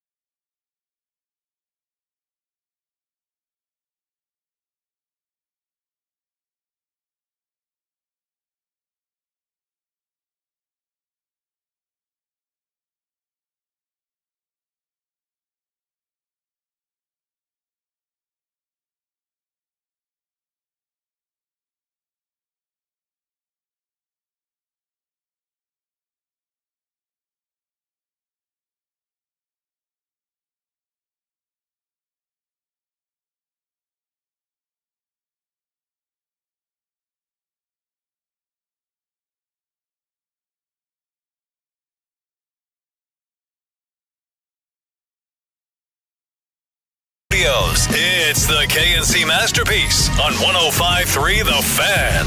KNC Masterpiece right here on 105.3 The Fan. You got me, Kevin Hagelin. You got, Corey Majors. And, of course, the famous Alec Medford holding it down back in the studio. In about 10 minutes, we're going to have Adam Shine from NFL.com. But we had to shuffle some things around today. So right now, it's also time for the C Block. Thank you very much, Kevin. I really appreciate that. This is a busy place, and I love it out here. It's been a lot of fun so far. We're getting things rolling. I'm sure we'll have some more updates on stuff that's going on around here after this evening. Sounds like the fellas are all getting together, having some dinner tonight. I'll be there. And I think that's going to be a lot of fun. I think it's going to be a lot of fun to be with the guys, kind of take a moment to take a breath after all the action that we started with and Kevin's chaos yesterday. Sorry to everybody for that. Everybody understands. You had a wild situation take place that was very unexpected. It is time for the C Block, though, ladies and gentlemen. Yes, but right now let's start with Todd Monken. Todd Monken is the new head coach for the Cleveland Browns. Oh, there's T.O. I want to talk to him about Mashburn's take on Cooper Flagg and him dunking. Yeah, that's fascinating. We saw that Jim Schwartz was like, I'm out of here. Screw this. He threw a couple chairs or something like that on his way out, kicked a trash can. I mean, that's what we all would do, right? Like, we got to make just some sort of scene on the way out. There's no way that you don't. But Todd Monken had some thoughts about Jim Schwartz. Listen to this. My anticipation is we're not going to change the system. Very difficult to go against. I'm not planning on changing the system. We're built for the system that they're in currently. And I'm not going to get into staffing because that's not at this time to get into that. But they can be rest assured that we're going to keep the same system. We're still going to let them attack. We're still going to let them play free.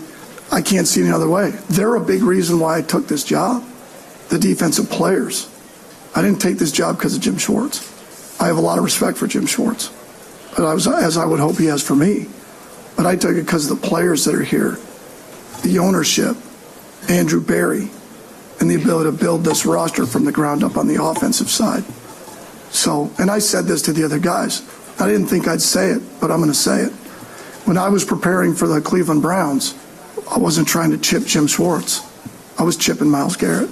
And when I was sliding a protection to the outside backers or Grant Delpit that were blitzing off the edge, I was sliding the protection of the players. There you go. When I was worried there. about throwing to the right against Denzel Ward or Tyson Campbell to the left, that's who I was worried about throwing at.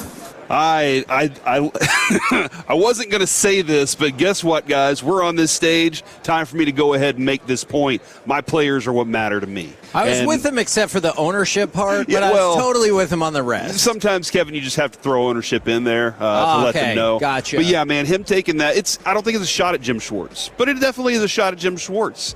And it's kind of, hey, I wasn't thinking about him. Your level of concern, and I know I just kind of brought that to the table pretty late here, but your level of concern for Jim Schwartz and Todd Monken's relationship down the road. It's high. Like, it's very high. I know he threw out there, I have a lot of respect for him, as I hope he has a lot of respect for me. So, like, I get it, but it definitely feels like there's a little bit of uncomfortableness there. A little zestiness going on. Yeah. But, I mean, like, ultimately, though, if Jim Schwartz is already out, it doesn't matter. Yeah. He has to get that locker room to buy in on him now, and that's his only goal. And by talking highly of his players, that's the way to do it. I wonder, though, a guy like Myles Garrett, like, if that affects him at all, or if he's just like, whatever, I've been here, I know what coaching changes look like. Yeah, I bet he appreciated the ownership shout out because he's like, oh, that was me. I didn't want to do that either. But then I was like, all right, I'll go ahead and take the money. So. Kevin, you are a fan. Sometimes you are a fanatic. Yes. You like to collect things. Some people collect shot glasses. Some people that's me. Collect. Some people collect Legos. Also me. Some people collect hats. some people want to collect jerseys, and Fanatics is complaining that because the Patriots and Seahawks both missed the playoffs last year, that they've been struggling to stock Super Bowl jerseys for fans to buy. Yeah, so because they were like, orders went up 400%, and I'm like, so you're upset? That's a good thing, dude. That feels like a really good thing. But look, man, we've heard a good little bit of complaints about Fanatics along the way. So I kind of get it. How you would not be ready for this is a little confusing. What's your level of concern then for Fanatics and their business model at this point if they can't get product? My level of concern about the future of Fanatics is as high as it can possibly be on this scale, in part because of this, but also because of, in the card space, looks like they're systematically trying to do away with card shops eventually and be the one-stop shop for everything, which I do not like whatsoever. And some of their latest pricing has been freaking outrageous. Well, and I mean, like Amazon, that's what they did, right? Amazon, they said, hey, you have a product? We'd love to have your product on our site. Yeah. And you're like, oh, sweet, that'll help me distribute. I have so many different options now because I'm distributing through Amazon. And as you're doing that, they're going, all right, what exactly are they selling? How can we get that for a little cheaper and then undercut that price, promote it on our website even more? Yes. Like overall pick. All those things are things that Amazon is like, hey, we own that. And now your business is, why aren't you selling as much? Why not? Oh, it doesn't. We're on there. I mean, we're promoting it. Yeah, it's fine. No, you're promoting your stuff. Did you know if you want to have an account with Fanatics, which obviously makes it easier both quantity and price-wise to get products, you have to fit Fanatics specifications for card shops? See, and that's what I love the even if your business is great, they're like, don't care. I love the relationships that you make while walking into a card shop, the time that you get to spend. Dude, RJ Duke's phenomenal people. Yes. All the card shops you and I have been able to go to and be around, they're Trading great people. Card World, Yes. Worth Collecting, Sappies, so many. Yeah, so let's get them out of Sports here, Collectors Kevin. Hub and Alan, who runs the Dallas Card Show, they might be the one that I think could overcome this because they've built such an empire with the card show. Maybe they could be in a position with Fanatics where they're like, all right, we'll survive. Yeah. But I'm seriously concerned. So yes, of your entire scale, this is the highest level of concern I've ever had. And Kevin, last level of concern before we talk to our friend Adam Shine here. Lindsey Vonn tore her ACL 9 days before the Olympics and is somehow saying she is going to race anyway. She said, I'm going to do it. That's crazy. What is your level of concern for our Olympic gold medal count now that Lindsey Vonn has a torn ACL but is still competing? It's right below Fanatics, but still really high. And so right now, I actually think this is a great conversation to include Adam Shine in. Now, of course, as if you didn't know, of course you should know, Adam Shine hosts his daily show, Shine on Sports, weekdays at 8 a.m. Central on SiriusXM Mad Dog Sports Radio. Welcome to the program. Man, I am so fired up to be with you guys. Nice. What's going on? What could you accomplish with a torn ACL? Nothing. And what do you think about Lindsey Vonn saying, I'm still going to do the Olympics with a torn ACL? So the last thing I'm ever going to do is doubt Lindsey Vonn, right? Fair. That's the last thing I'm going to do. Now, what could I accomplish? Nothing. Yeah. I mean, she wants to do it, represent our country, and, she's an unbelievable athlete. I was so sad when that story broke. I mean, I just felt terrible for her. I felt terrible for us. I mean, and assumed she would be out. Right. I mean, and I still think that'll be the case, right? Like on just logic and medicine and time and calendar and everything that goes into the mix. But I don't know. I'm skeptical. I think that's the best way to phrase it. Now, a lot of discussion, of course, last week about Belichick. Now, Robert Kraft. I know there's Hall of Fame discussions to be had. I just want you to project a little bit. Do you think Mr. Brady is going to run into any such concerns? So it's interesting. We had Gronk on today. Okay. And he's worried about everything. And I get it. Yeah. And first of all, Gronk made the point, and he's right, and it sucks, that at the end of the day, Andy Reid, who's an absolute first ballot Hall of Famer, shouldn't and can't go in on the first ballot because Belichick did it. And I think Andy Reid is unequivocally a first-ballot Hall of Famer, and I think Andy Reid is a Mount Rushmore head coach in the National Football League. But clearly there's some kind of Patriot hate going on, and that's absurd because it's results-oriented, and how you feel about a team or different players or an organization or a coach or an owner, that shouldn't factor in any way, shape, or form. I mean, Brady will get it on the first ballot. I mean, I look at Gronk, and to me, he's top 4 all time, right? I mean, debate anyone else. And I think top 4 is fair. Yeah, top 4. I mean, that's especially when you consider what he did, not only winning all those Super Bowls, but what he did in those big games, right? I mean, the touchdown against Seattle last time they played in the Super Bowl. Tony G, Travis, Gronk. That's my 3 right now. Yeah, I mean those are the names, right? Yeah. But you'll put Jason Witten in the Hall of Fame too, then. Oh, by the way, otherwise we'd have a problem. No. I have a very strong Jason Witten take. I think he's one of the most underrated players in NFL history. Love it. Really? I think Jason Witten was a star, a stud, who did everything right as a player. Like there are ball knowers who know how great Jason Witten was, and everybody else. Yeah, like he is no doubt about it a Hall of Fame. Yeah, there's 2 things. If you were to just say, hey, we're going to have a person and just put the NFL shield on him, just go ahead and put it on Jason Witten. That's right. He represents that. That's right. But I remember when I was covering, I was in the locker room. DeMarco Murray showed up, and they're like, hey, what do you want to do with your career? And he's like, every supplement that guy takes, I want to be just like him. Whatever he's doing, that's what I want. That's what I want to do. I'll have more of what Jason Witten's doing. Yeah, no, absolutely. Do you have hot takes on Darren Woodson as well? Because as you can imagine, in the Metroplex, we've been really upset that we feel like one of the heart and soul players of those 90s Cowboys Hall teams of Famer. has just nothing. Hall of Famer. And I think, and it's interesting, and I think this is a weird psychology. Patriots are certainly part of this. Roger Craig, to me, is a no doubt about it Hall of Famer, and the fact that he's had to wait decades. And the Cowboys are in this group, too, where I think they say, okay, you can't have everybody in. Well, that's garbage. The reason those teams were great is because they had a Hall of Fame player, Hall of Fame coach, Hall of Fame owner, all across the board. So I think for the Cowboys, who's in from that team? Everybody. But if we could pause on that for just 1 second, this is an issue that I have with a few different players. Who's in the Hall of Fame from that defense? Deion Sanders, he was only there for the 3rd one. And you don't even associate him necessarily with that dynasty? Exactly. And then they said the Great Wall of Dallas for the offensive line. Only Larry Allen is in the Hall of Fame, and he didn't even play in all 3 of those Super Bowls. So that's one of the issues that I have with this is I feel like people look at 92 Cowboys as an all-time great team, and that's an all-time great run, and there's not as many people in there as you would think for the Hall of Fame. 100%, and that bothers me, and it just makes no sense, and Woodson absolutely, to me, is a Hall of Famer. I like to tap into that idea real quick, because we talk about the build-up and then the downfall. What do you think is the reason? Because the Chiefs, were so much fun on the way up.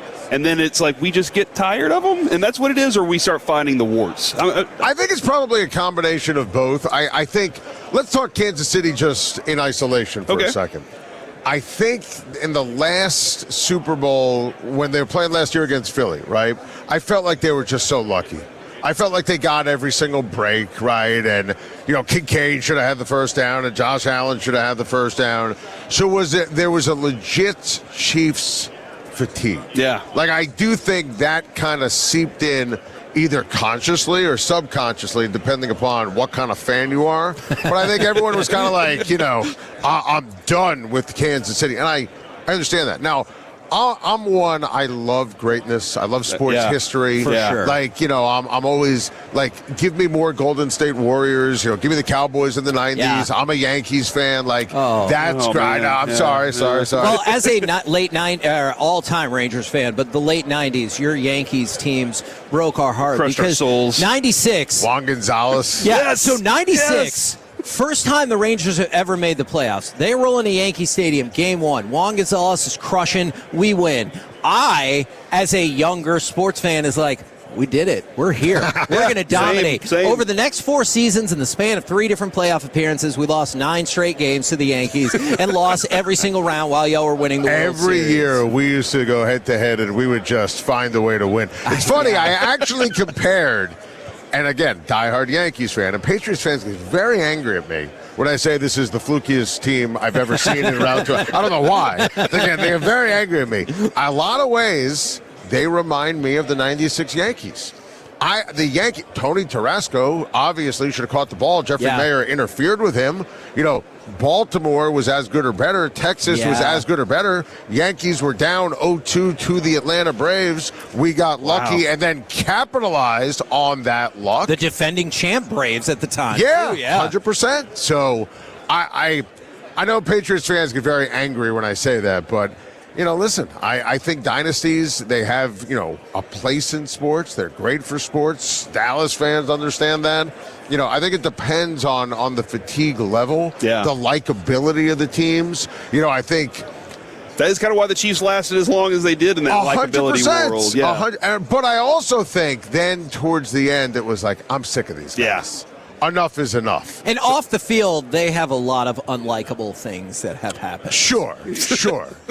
Sure. What do you think? Somebody brought this up, and I've honestly never thought about this before. What would you think about the idea of the NFL inducting specific teams? Like whether it was... I don't like that at all. No? I don't like it. Okay. A quick, hard no, because I understand why you're asking. Yeah. Especially because of what has happened with the Cowboys and the Patriots and the Niners.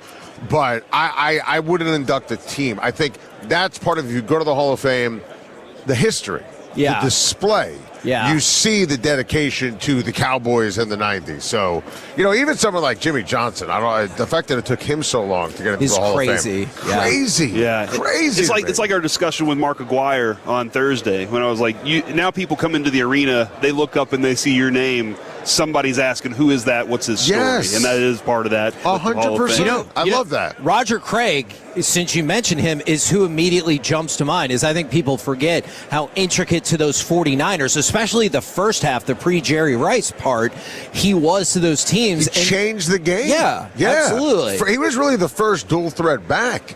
And, he walked so Marshall Faulk could run. And Christian McCaffrey. I love that. He was those guys before they were those guys. So it's always bothered me. Our friend Sal Palantonio is the one who's presented, it's now in the past tense, Roger Craig to the Hall of Fame. I hope they were paying attention to Sal, because I really think he belongs, Roger Craig, in the Hall of Fame. Now, I'm going to go out on a limb since you said this feels like a fluky run to the Super Bowl by the Patriots. How are you thinking that Seattle is going to maybe just control this game? So here's my final score. I'm going to start with the ends. 24-17. Okay. Because I think Seattle wins. I think Seattle covers. I think it's a one-score game. I think it's relatively close in air quotes. I just don't know if I'm ever going to feel like New England's going to win. I think all year long, tell me if you guys agree, I had Rams, Seattle as the two best teams. Like from October on, those were the two best teams. I had the Rams. Yeah. By the way, preseason I had Rams Bills. Okay, all right. I didn't get off that at all until they lost. Like I was all in on those two teams. He's a Seahawks hater. Yeah. So, are you? I have. I did a top 14 list for all the playoff teams and forgot Seattle until I got to 10. I was like, oh crap, yo.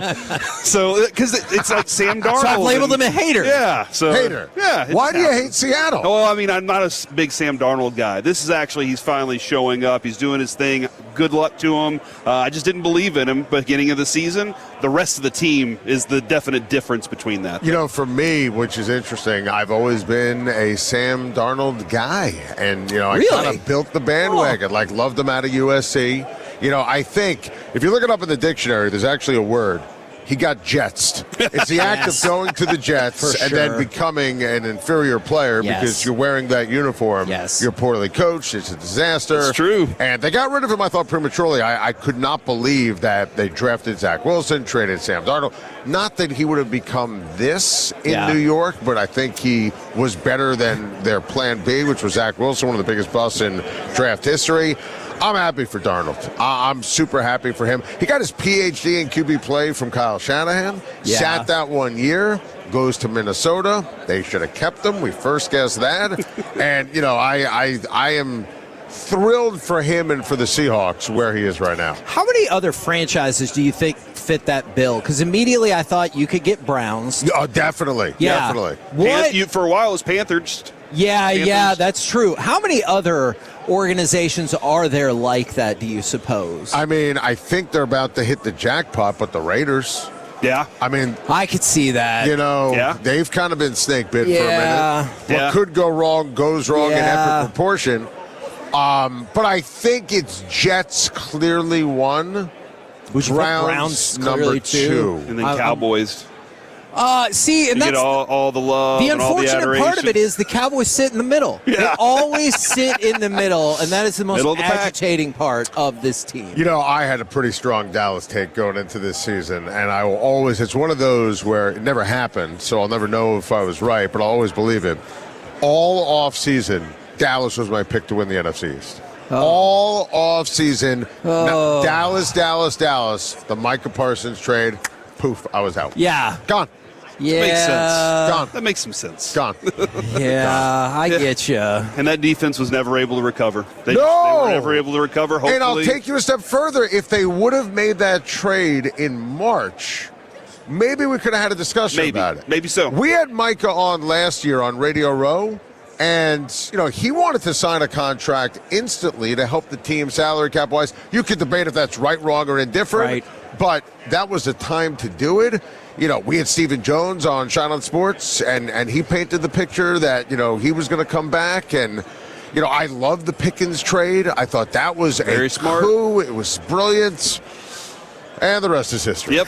There you go. You just heard him mention Let's it. forget Adam this Shine, one. Shine on Sports, weekdays, 8 a.m. Central on Sirius XM, Mad Dog Sports Radio. We had Katie Nolan on yesterday. Katie's great. So we've been loading people up from Mad Dog Sports Radio. Thank you very much for the time. You guys sir. are the best. Appreciate it. We're Thanks, the KNC guys. Masterpiece right here on 105.3 The Fan. Coming up next, let's pop on a little AM on the FM right here on The Fan.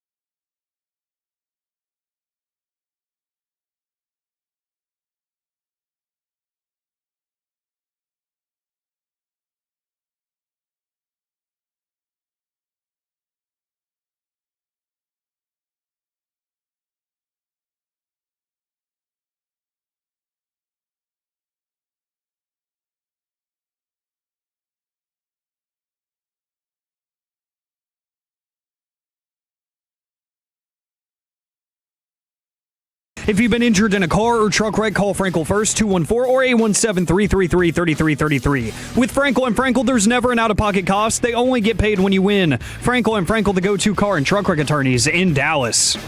K&C Masterpiece right here on 105.3 The Fan, live from Radio Row. Thank you very much to Stella Artois for making it happen. Also, Wild Fork Foods. And, of course, big game coverage on 105.3 The Fan is presented by Tide. If it's got to be clean, it's got to be Tide. We've got Sean Alexander coming up at 11:45 and Mike Golick Sr. coming up at noon. But right now, it's time for this. What does this button do? Please, please, do not push the button. You have no idea what it... Alec, you be quiet.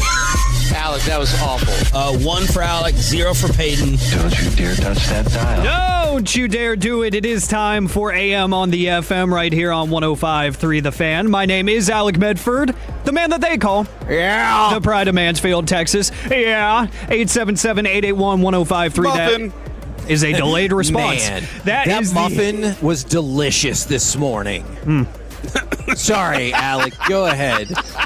I'm sorry. I'm an idiot. I'm going to be quiet. Gonna go ahead and save that. Thank you. 877-881-1053. That is the Frankel and Frankel Injury Attorneys text line to answer today's question of the day. Plus, I got a little choose your own path, sports or food. I'll let you choose here in just a little bit. But before we even get to the question of the day, guys, I want to go ahead and nominate myself to the Bobby Belt Hall of Ball Knowers. Real quick. Not bald knowers. Yeah, just ball, yes. Gotcha. Like BALL, as in Understood. sports. Because I remember very vividly the week before the winter meetings, we did a combo platter, and I said, guys, I have a bold baseball take ahead of the winter meetings. The Pirates are going to spend money this offseason. Yes. And we just got an update during the break from Ken Rosenthal that the Pirates are aggressively pursuing Framber Valdez. What? And they have emerged as a leading suitor for his services. The free agent from the Houston Astros that we have seen plenty of times, their former ace, has now emerged as a prime candidate to join the Pirates rotation. And it feels like his market has been a little soft, and you've seen multiple stories saying, hey, what's the story with Valdez? And that maybe when you lose your head and throw at your catcher. Yeah. And then during the World Series, he lost his head a couple different times, or the ALCS. Yeah. That he's sometimes a bit of a Vicente Padilla, where he just goes on his own little missions, and I think that can be troubling sometimes. But he's a really talented pitcher, and so I like seeing the Pirates do something like that now that they're our second team. So yeah, I'll go ahead and nominate myself for the Hall of Ball Knowers right there. So if you want to go and submit your ballots for me, I'd like to be first ballot. That would be nice. But we're going to go to the National Day calendar, and we're going to see that today is the birthday of Facebook. Really? Yes. Facebook was created and launched on this day in 2004 by Mark Zuckerberg. So the question of the day today, gentlemen, what do you think you could go viral for on social media? 877-881-1053. I know you guys probably have a few times just because of the line of work, but, there's all kinds of trends and stuff out there now, and especially with the world of TikTok and just how random you can be and get yourself so many views. And you saw, like, the situation, I don't know if you saw with KB Lame, the guy that would just, kind of throw his hands out, questioning everything, but would never speak. Yes. He never said anything. Yes. He just sold his own brand for like $800 million. Are you kidding me? Yeah. He is insanely rich now for never speaking.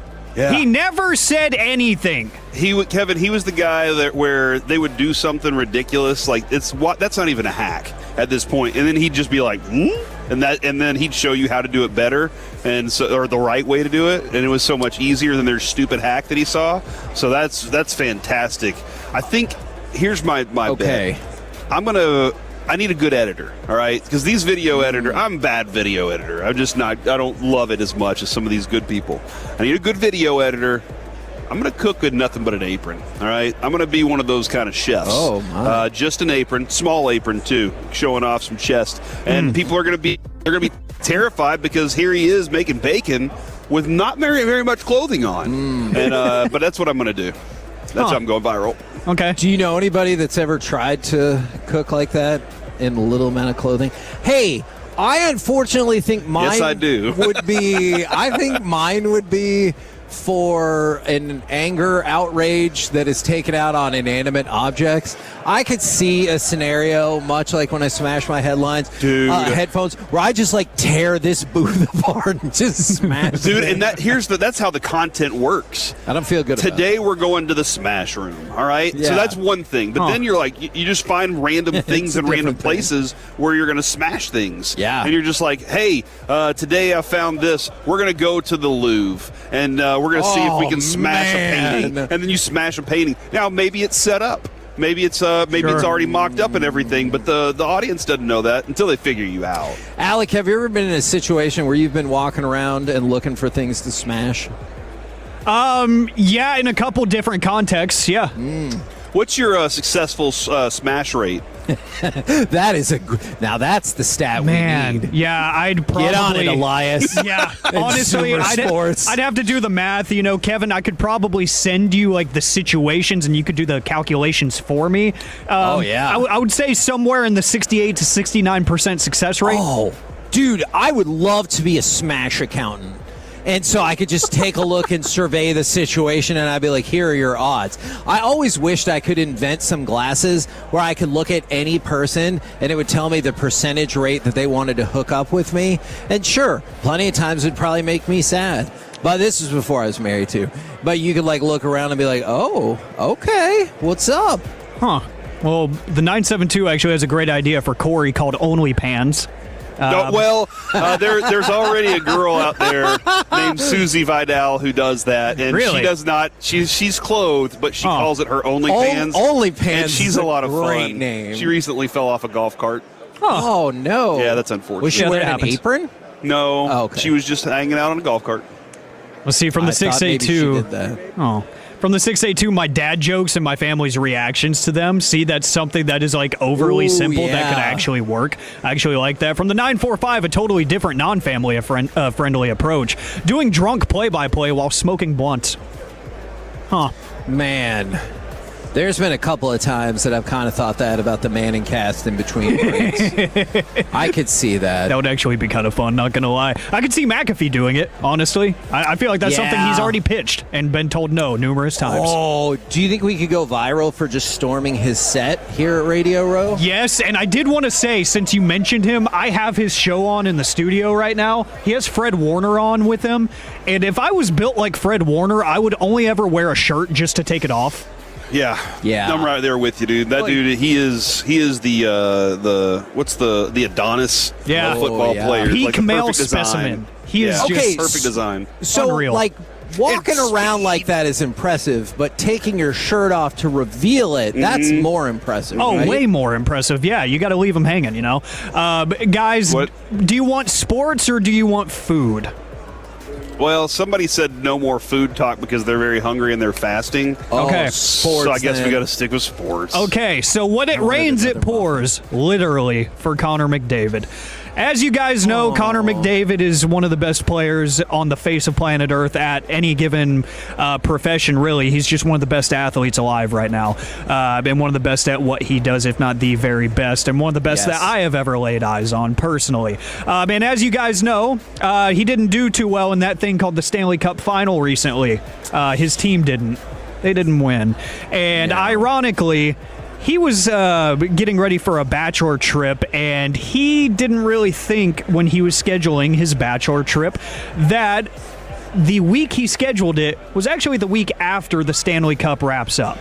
And he didn't really think about, we're good enough to make the Stanley Cup, but not good enough to win. So he ended up putting a piece out on the Players Tribune where he was talking about how rough that loss was, the loss to the Panthers in 2024. And he said, my buddies and I had planned my bachelor party a few days after the last possible game of the postseason. We happened to be in it, and we happened to lose it. So, a few days after the game, me and my buddies were on a plane to the Bahamas. I was not fun to be around. Looking back, I almost have to laugh now because, man, it was such a weird trip. He continued to say, we tried to play golf, and it rained.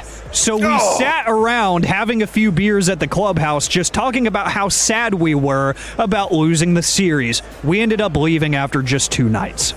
So the Stanley Cup final loss caused Connor McDavid to say, you know what? Screw my bachelor trip. I'm going home. This sucks. That's on the best man. Oh, yeah. Best man that has one job, and that's to make sure you don't have to worry about anything. We're the KNC Masterpiece right here on 105.3 The Fan. Coming up next, we will talk with former NFL All-Pro running back MVP. It is Sean Alexander next right here on The Fan.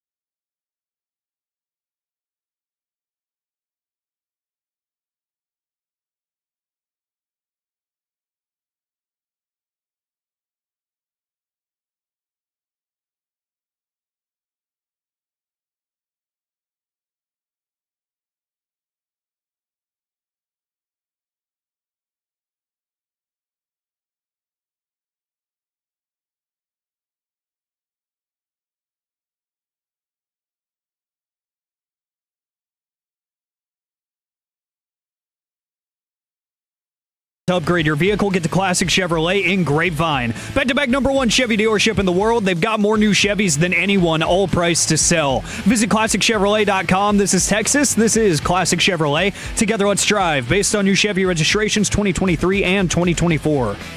KC Masterpiece right here on 105.3 The Fan, where we've got Sean Alexander, former NFL MVP, and I was going to ask you about a prediction my co-host made about getting the tough yards rushing in the Super Bowl, but the hell with all of that. Because in the break... That was my question. Oh, okay. Okay, because Corey looked right at Sean, and he goes, oh, man, I got a great question. And I was like, well, I feel like we should let him be the judge of that. So let's turn it over to Corey for his great question. First off, love the lid. That Seahawks lid is fantastic. I think they did a great job with these NFL hats this year, by the way. All right, so I have made the prediction over and over that Kenneth Walker is going to have 84 of the toughest yards you'll ever see in a touchdown and a touchdown in the Super Bowl. Do you think that's a pretty accurate number for what this defense is, for what this running game is, and for the magnitude of this game? You know, I think with how Sam's playing and also with how elite Jackson is, it's moving safeties out of the box. And so this team reminds me of our 05 team more than the Marshawn Lynch and all them. Like, you know, if you don't cover Jackson Smith, it's a wrap. You know, he will murder you all. And we had that same with Darrell Jackson. He was a great receiver for us. And so I'm just watching him. So it makes safeties have to bail out. And now you got really your 5 linemen, your tight end at 6, your fullback at 7 on their 7. And so if somebody misses, that guy's running in late, it's a bad mix for a running back like Kenneth. And, and he's going to do damage, I think. So since we're talking about Jackson Smith and Jigba, I know, and he's from the Metroplex. He's from Rockwall, where we're from, and I love that. And he has talent to spare. But I feel like maybe sometimes Sam Darnold does not get really any credit for Jackson Smith's and Jigba's elevation, and I don't think that's fair. No, man, I think that Sam is what I thought he was going to be. You know, when he first came to the team, and, you know, I have great access with all the players. Now I'm the OG, which is really weird. Yeah. You were just talking about 50th anniversary. You were there for 25. I was there 25. I'm like, what does that mean? Has it been 25 years? Gosh, okay. All right, there is. But, you know, I text him all the time. We call after the games. I was like, dude, you know, you are exactly what we thought you were going to be. Like, everybody else can be shocked. Seahawks world, Seahawks nation, we're not. Like, you're doing what we thought you would do. Even this optimized version of him? Yeah. Okay. Like, I mean, like, he was a good quarterback at USC, top pick. It didn't go well with the Jets, and you know, he got Jets. Many of the coaches all have this swag about them. It's like, well, what if I got him? It'd be different. Sure. And so that's all you're seeing right now is that it didn't work with the Jets. You know, he bounced around and Titans, and you know, now he's with us, and I think he had a great time with the 49ers. There were some things that really clicked with him. And then goes out there, shows at Minnesota, and Minnesota's like, nah, we're good. We're like, great. We'll take that. You know, good call. Yeah, we've heard the story from Mike McDonald talking about he prayed during the AFC Championship game, or not Mike McDonald, you're John Schneider, about getting Mike McDonald to start this system. And then I love that kind of passion with Sam Darnold as well. Yeah, no, I mean, I think that they're great. Like, this team gels really well together. And so that's a part of coaching. Coach McDonald's done a great job, but they've all believe in the culture. And when you have that, you give yourself a chance. New England does that well. You know, the Steelers have done that well. Like, when you get teams that are like, hey, our culture is going to be good, and then you got all these dynamic players within the culture, it turns into something pretty good. And the Cowboys, right? We do that well. Hey, you know, I was thinking of Niners, thinking of Rams. I wasn't really quite at Dallas yet. That's fair. With Darnold, it kind of makes sense, too, Kubiak offense, the way that offense is, Shanahan's offense, those all kind of fit, those pieces fit together. So he's doing similar things that he learned when it started to click with Shanahan. I've been a noted Sam Darnold hater. All right, over his career, I have been that, and I'm willing to listen. He seems a little basic, a little flat. Can you sell me on why? Like, what's the story with Sam Darnold, personality-wise, on why people will love him? Well, I would just say personality, everybody's uniquely different. Yeah, you know what absolutely. I mean? And so You know, not everybody has the dynamic personality of Cam Newton. You know what I'm saying? You know what I mean? Come on, like, you know what I mean? Like, let Sam be Sam. Yeah, no, exactly. But I think, like, you got to take ownership of your unique traits. Like, Russell Wilson is Russell, and it's just unique. Yes. You know what I mean? Yep. Sam has got his own thing, and so, like, when you're like, hey, can you be comfortable in your own skin and go lead the team? Then you got a shot. And so Sam is at least comfortable with his own quirkiness. Yeah. Okay. You know what I'm saying? Okay. Yeah. What's the quarterback at Indiana? Oh, Daniel Jones. No. I'm talking about the Anthony Richardson. The college. No, the college. Fernando Mendoza. Yeah. I don't know him. He seems comfortable in his own skin. You know what I mean? He's like, gosh darn it, we're going to go in. Yeah. Everybody asked me, I was like, I don't know if he could play at Alabama. I don't know if that fit, but it fits in Indiana. Great. Hey, quarterbacks throw the ball, they get the team ready to go play, and they have to have this swag that who they are is perfect for their team. Sam has that. What do you think about the concept then of the Boy Scout that is Fernando Mendoza going to the Raiders? Because that feels like a bizarre fit, right? You would want to say, like, ooh, I don't know if the Oakland Raiders be to fit them. Yeah, maybe the Vegas Raiders. I mean, now we're like the Vegas Raiders, but we just put Vegas in front of that. Yeah. So now I don't really see what that works either. You know what I mean? Like, that actually makes a lot of sense. I was also kind of curious. Like, we had great times with him. One time Kevin said that he was no longer Tank Lawrence. He was DeMarcus because he wasn't. And he said, whenever I get my sacks, I'm coming back to tell you. And he did get his opportunity. And he goes, and you're going to be like, what's my name? It was an amazing moment. What was it like adding that kind of a veteran to that locker room? Because we know what kind of leader he was. Yeah, wonderful for our program. Wonderful. Like, he's been everything that we wanted. As soon as he came in, he established, like, yo, we're going to put in the work and we're going to be great. And everybody believed it. So, you know, that D-line, that goon squad, you know, that welcome to the dark side, you know. All those guys played, and D was he was the great one to be like, look, we're going over the level. And so it's been really wonderful. Nice. What are because, you know, we get a lot of players that they're associated with the team, and you can tell they still care, but they're not like uber connected. Yeah. You are different. So what is your nerve level kind of leading into Sunday then? You know, I don't really get nervous. Oh. You know, I see I'm rocking the Harvest t-shirt. So I started high school, and my son is a sophomore.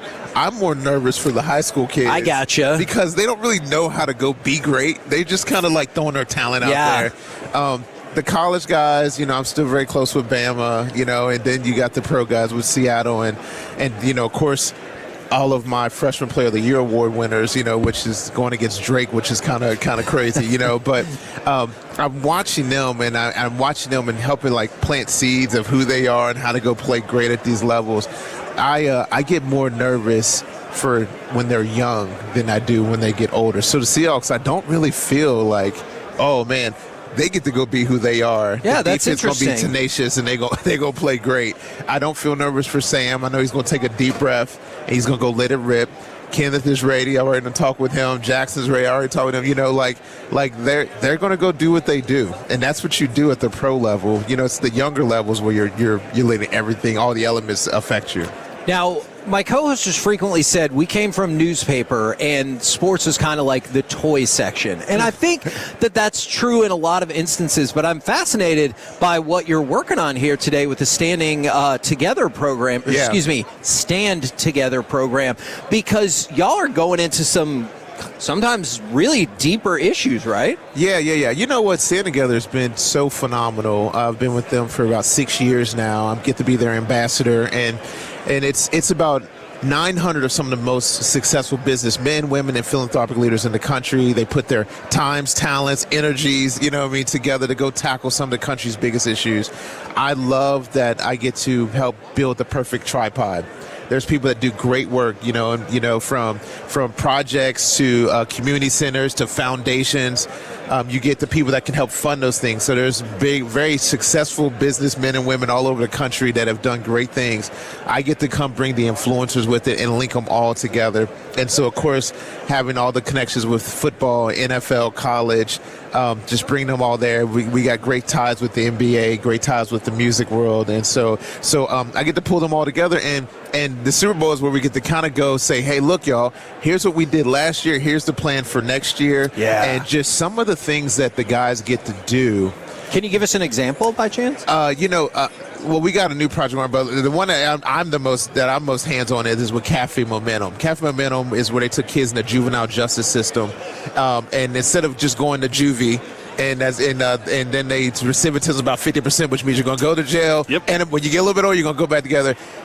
We put them in Cafe Momentum. We start off in Dallas. We've got one in Atlanta. We've got one in Denver now. My goal was to put one in all 30 NFL cities. You know what I mean? Okay. And why? It's because these kids come in here and they make mistakes, and they all say, some of them relate with throwaways, which is crazy, right? Jeez. You make a mistake at 14. We don't even want to know what you did at 15, 16. Yeah. You know what I mean? Thinking about my 18 and my 14-year-old right now. Man, I got arrested when I was 13. I feel you on that. So then they call these kids throwaways, and forever it's like, oh, well, why are they getting thrown? Why are they going to be put back in jail? Like you've already labeled them. You've already lined it up for that. Well, now we put them in there. They come work. They're sous chefs. They're greeters.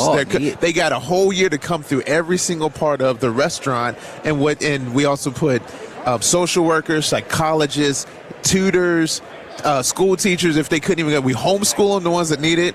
And what I said is we just put aunties and uncles and cousins around these kids. Right. And what are you seeing? Recidivism's 11% for them. Wow, you know it dropped from almost 50%. That's you know what I'm saying? So like wild. in our cities where Cafe Momentums are, and that's why we want to put one everywhere, is like, you get the kids in Nashville. I remember the kid gets in trouble. They said, hey, what are we going to do with this kid? They said, hey, don't put him in juvie.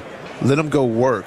Now they're going to go make a living. They're going to gain all this mental, emotional stability, and it becomes great. So Stand Together takes things like that, foundations like that. Cafe Mill is just one for the juvenile justice system, and we do it in so many levels. But we take those kind of foundations and community leaders, and we say, hey, let's go fund this. Let's go bring attention to it. Let's go put one in every NFL city and watch what happens. Standtogether.org/NFL. Standtogether.org/NFL. Sean, thank you so much for the time today. Yeah, go Hawks. There you go. Sean Alexander right here on 105.3 The Fan. Coming up next, we will continue the fun and talk with Mike Golick Sr. right here, live from Radio Row on 105.3 The Fan.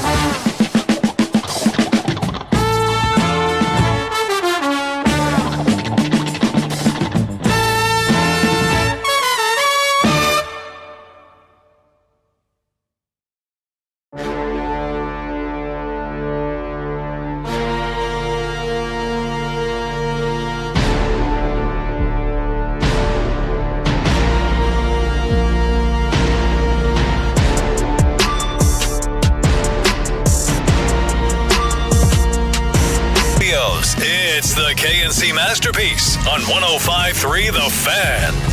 KNC Masterpiece back here on 105.3 The Fan. We're live on Radio Row in San Francisco. Brought to you by Stella Artois and Tide. And right now, we bring to you Mike Golick Sr. We've had you on the show before. We've also had your son at Radio Row. So fantastic family of interviews. I've really blown it by having to be called senior now. By my kid being in the business that I'm in, and B, quite honestly, going all the way back to me naming him that. Yeah. I mean, I really just have to look in the mirror to see whose fault it was. Sure. Right? Do you think most people are pumped when they see the senior, or do you think there's ever somebody who's like, oh man, I kind of wanted the junior? I think it's the age of the person. Okay, yeah. And plus, there are so many of the younger group that don't even know I played. And they just know you for sports broadcasting? They just know me that, or they just know me as Mike's dad. Yeah. Right? Yeah, that's what we are. I've been in this business so long, there are those that remember me from the day to now know my son Mike more than me, to me just being the dad. As the dad, do you still have the power to change his name? Can you go say, no, you know what, we're moving? I've lost all power. Okay. We've done the show. We finished at ESPN, me, Trey Wingo, and Mike doing a show. We've done a show now a couple of times past ESPN, and the biggest, it's great, but between just you guys and me, not for public consumption. Thank you. The dude doesn't bend the knee enough to me. You know what I mean? I'm his freaking dad. I brought him into the world, and I can take him out. Yeah. Right? But no, there's no dad. You're always right. It's always fighting me. Always. Do you feel bad about any of the opportunities you gave him to help him burgeon into a superstar and thus take away that advantage? Oh, yeah. Without question. Without question. I feel I was somewhat helpful in getting, and he's done great work, obviously, on his own. But to get into the business, and where's the friggin' appreciation? Yeah. Well, this probably won't help. We appreciate him a lot. Last year at the Super Bowl, he was on with us for like 30 straight minutes, and he goes, I don't have another slot. Let's just keep talking. And so he was fantastic. Loves to talk. Yeah. I mean, dude, my second son, Jake, is like 15 months younger. They were born pretty close to one another. Jake doesn't talk as much because Mike took up all the air. All the air growing up. That's how it happens. Unbelievable. Yeah. So we have our nieces and nephews, my wife's brother, they have 4 kids.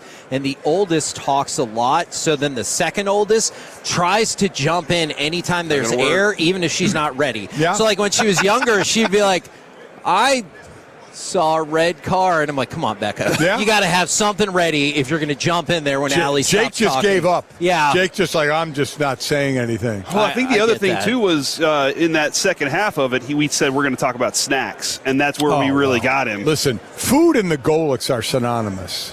Which kind of leads you to why maybe you're at least partially here today. Like if we're I can speak from experience with that. Can you tell us just real quick, because I have to admit I was not familiar with Stello by Dexcom. Right. Can you walk us through what that does, and unfortunately for some of us, how food might play a role? So I was diagnosed with type 2 diabetes 20 years ago. My dad had it, and subsequently I got it.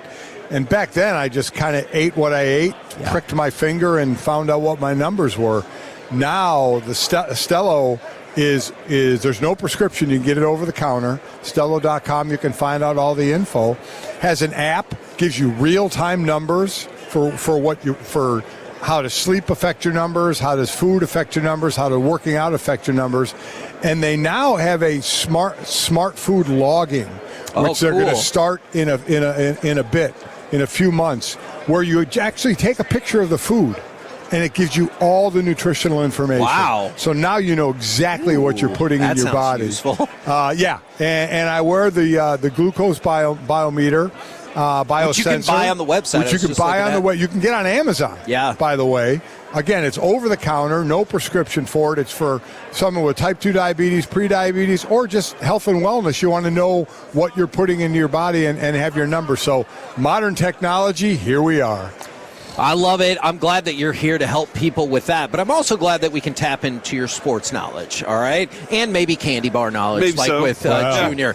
Now, I know the Players Association has come out against this. I understand all the reasons why, but I still feel like we're living in a world where 18 games, regular season is inevitable, right? Without question. Okay, and pretty soon maybe. So why the players act like they don't want it? Some don't, I'm sure. Negotiating purposes? But you know what's going to happen? Yes, it's negotiating. But what can we get for this in negotiation? Sure. It's going to happen. The first thing that should happen with it is there should be 2 bye weeks. Agreed. And then it's a matter of what the players can get. Personally, one of the things I think they don't realize while they're active is post-career insurance. Right now it runs for 5 years, which goes so quick. Get it for 10, get it for 15, get it for 20, get it for more. How smart is Flacco for coming back to restart that insurance? I'm telling you. Yeah, Phillip Rivers. Oh, yeah, Phillip Rivers. I'm sorry, Phillip Rivers. Yeah. Yeah, so things like that, that players should, but the NFL union has had a hard time getting everybody on the same page. Why is that? A case of leadership? Because it felt like, look, I'll just be honest, my personal feelings, I feel like for the longest time they had the most ineffective leader in all of sports. Is that it's a case of leadership, and it's a case of there's a lot of haves and have-nots that are looking for different things, right? Yeah. The lower part of the roster is looking for certain things. The upper end of the roster is looking for certain things. And unfortunately, I was part of the 87 strike where we walked out, we struck, and it didn't work. And we came back basically with our tails between our legs and 4 less paychecks. Is that because so many people did eventually cross the line? Like, there not only so many people, stars. The stars. Yeah. I was making, this is 2 years into the league, I was making $90,000 a year. My first year I made $62,000. By that time I was making $90,000. Guys who were making a few $1 million a year, they crossed the picket line.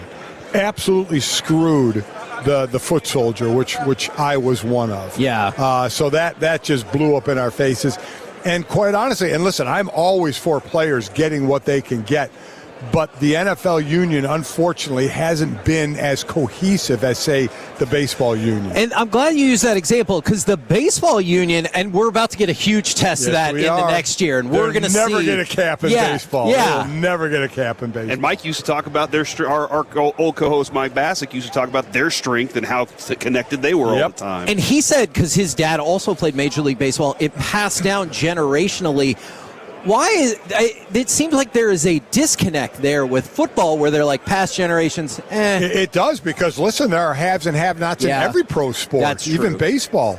But they seem to really get it, keep it together more than football. And I hope football can, now looking for a new, executive director and such, and so they're going through some changes. But, yeah, they need some cohesiveness. If you guys were the players, would you try to play up the NFL's desire for the overseas expansion, whether it's a team or just playing more games? Because you get the sense that the NFL wants every team to play one overseas game. And so wouldn't you play that up as, hey, I'll play ball on that, but this is what I want in return? Well, yeah, that's the whole part of negotiating, and it's a matter of how much you're willing to stick by your negotiating.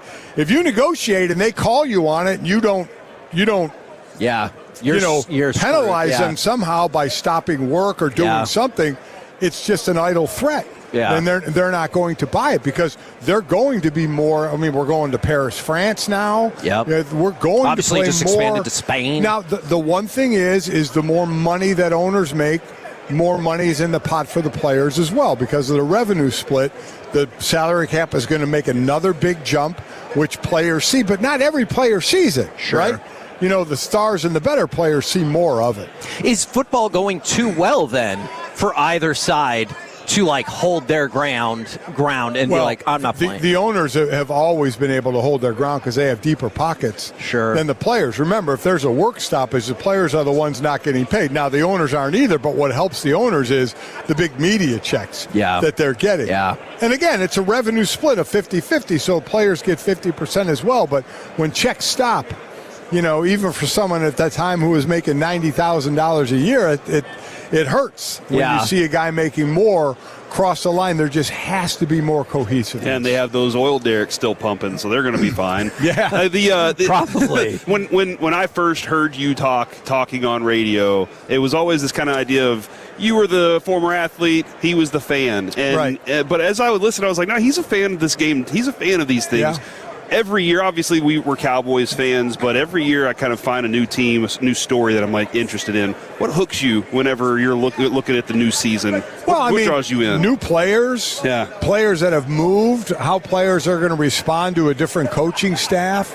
There's always great storylines, and it's usually how they develop through the year. But a lot of it is, football so year-round with free agency and then the draft. The draft is such a huge part.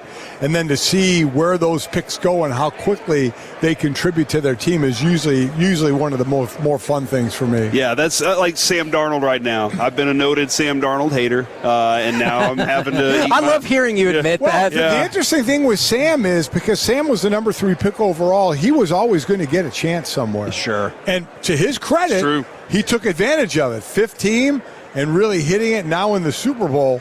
He took advantage, but he was going to get chances being a top pick. Yeah. Well, we're so glad we got a chance to have you on. It's great. Stello.com is the place for people to be. I know busy schedule. You got to go. We appreciate the time. No problem. Very much. Good, sir. We're the KNC Masterpiece right here on 105.3 The Fan. Coming up next, we will talk with Bryant Young, but also Gridiron Gravy, the football movie you've always wanted. Ready? Down? Hot, hot, hot, hot. Next on The Fan.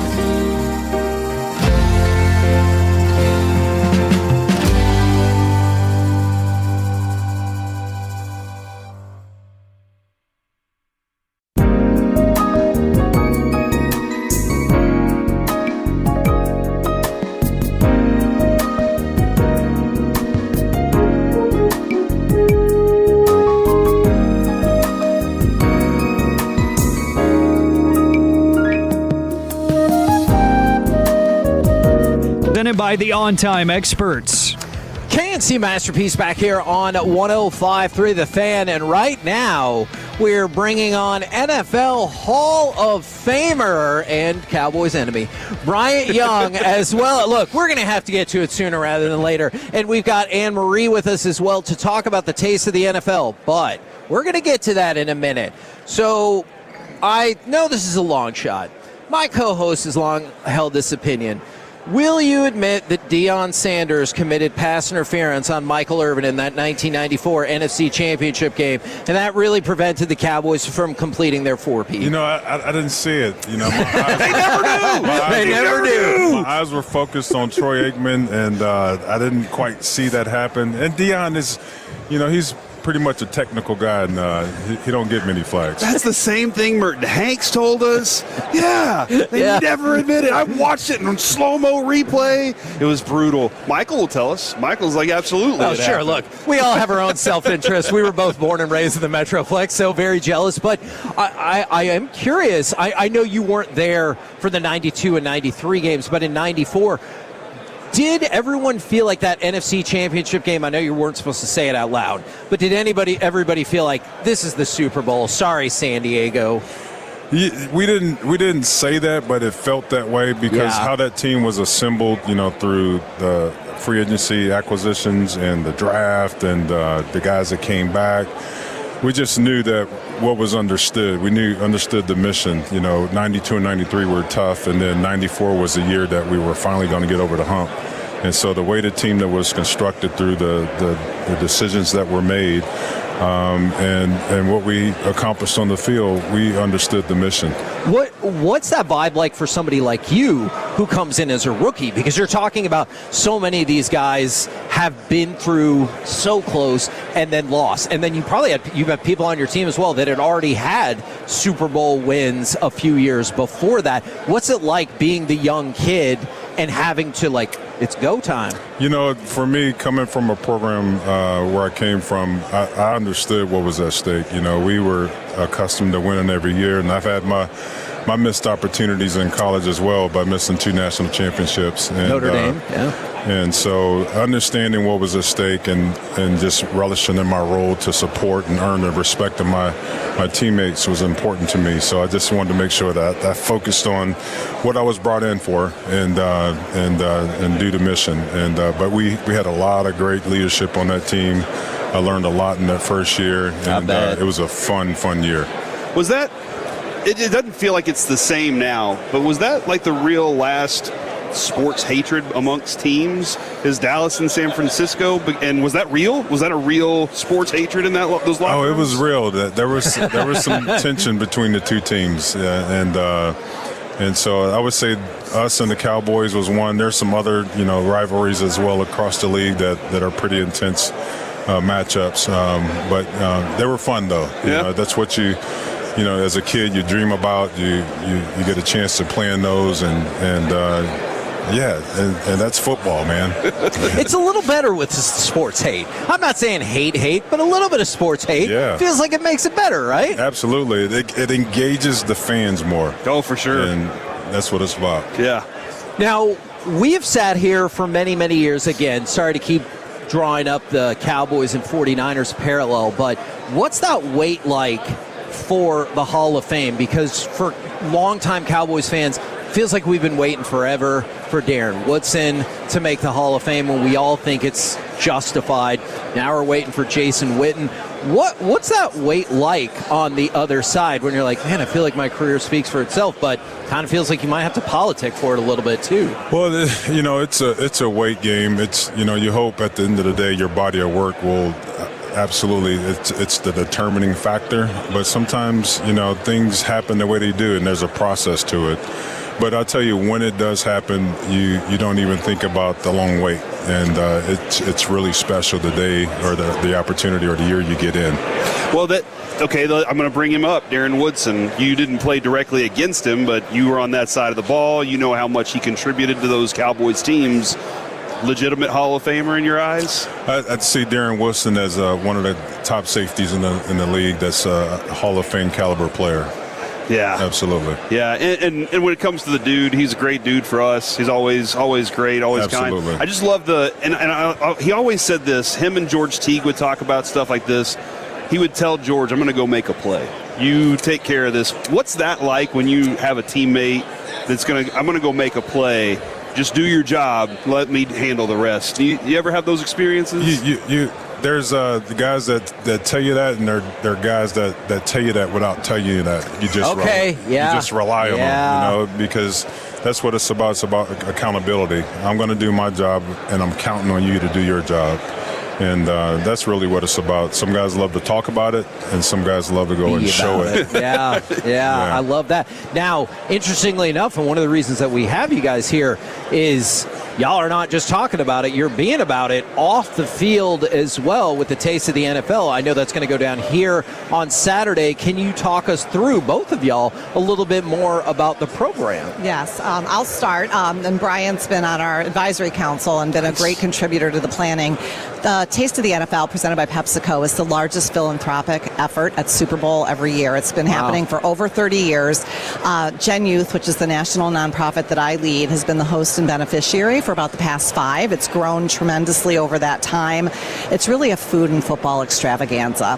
What's not to like? Yes, you come hungry, and we have national chefs joining us who are highly recognizable. We have Carla Hall, Andrew Zimmern, Kat Cora, Tyler Florence, really bringing their best bites. And then through our advisory council, which Brian's a part of, we got recommendations on the best bites in San Francisco. So we will have 20 restaurants represented from San Francisco. Guests can mingle and mix and try all those great foods. Sonoma County wine growers are going to be here providing all the phenomenal wine. And then we have Hall of Famers, including Brian, other NFL legends. They'll be at each of those stations. Every attendee will get a football with an autograph panel. They can talk and share stories like you're talking about here, rivalries, celebrations, reminisce. But at the end of the day, it's about purpose. Gen Youth is a national nonprofit, and we do give grants to schools across the country to help ensure students thrive by living well-nourished and physically active lives. Can I tell you just real quick something about that? For the longest time, I did not realize how important some of these school programs were. Like whenever school would be canceled, or if you go back to like the COVID year, I didn't realize how many people had food deficiencies and they got fed via programs like this or directly with the school. And so about 5 or 6 years ago, that was a real learning process for me, because I didn't really, luckily we didn't go through that, my mom growing up and everything, but I didn't realize how many underserved people there were out there. It's not what kids put on their "It's All About Me" poster for sure. The first day of school. Yeah. 1 in 5 kids in this country lives in food insecurity. They wake up every day wondering where their next meal will come from. 30 million kids rely on schools for their meal. For many of those kids, it's the only healthy meal they can count on. And while 30 million kids eat lunch at school, only about half that many benefit from breakfast, even though it's free or reduced price for those children, because there's hurdles, lack of time, and stigma associated with eating breakfast in the cafeteria. So the work we do helps get that healthy breakfast right where the kids come into the building, whether it's drop-off or bus. They literally grab and go. It's milk and fruit and whole grain and protein, and they start their day with their mind and body fueled and ready to learn. And you brought up the stigma as well. Sorry to jump in there, but we all remember growing up, and I would love to say, I don't care what other people think.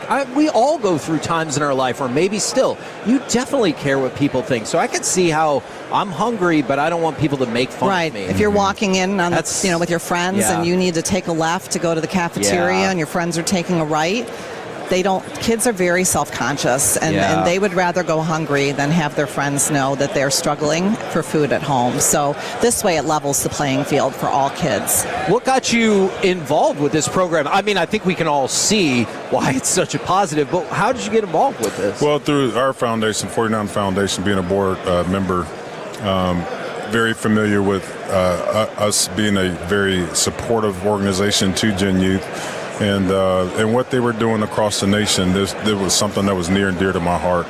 Anytime there's an opportunity to advocate and support that enhances young people in physical activity, education, in this case, food insecurity. I'm on top of it. And so this was an opportunity to me to be a part of this.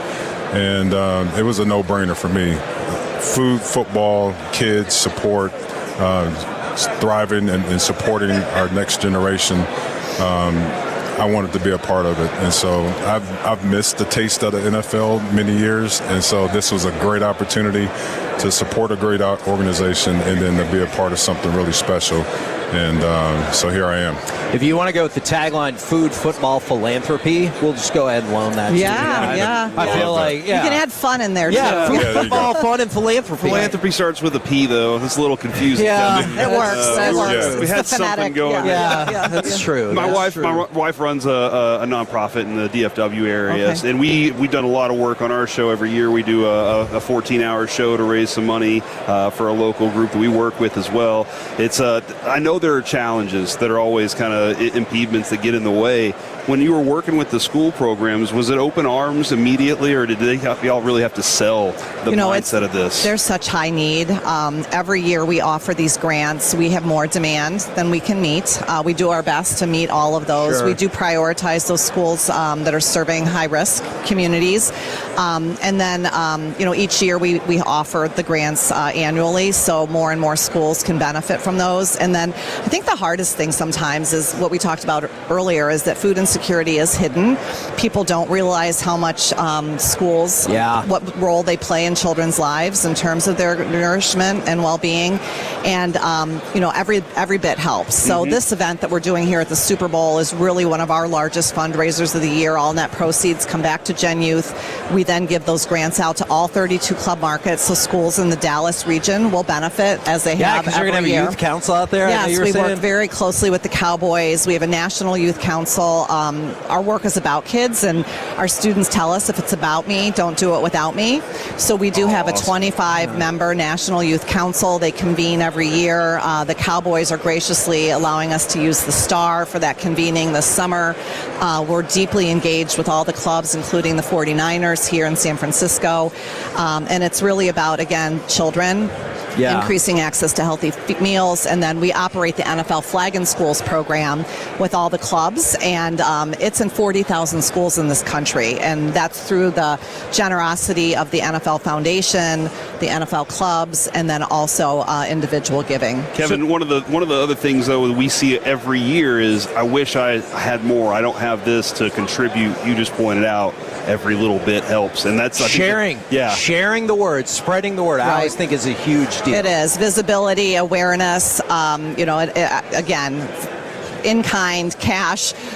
All of it comes together, and there's many. We're not the only game in town that does this, right?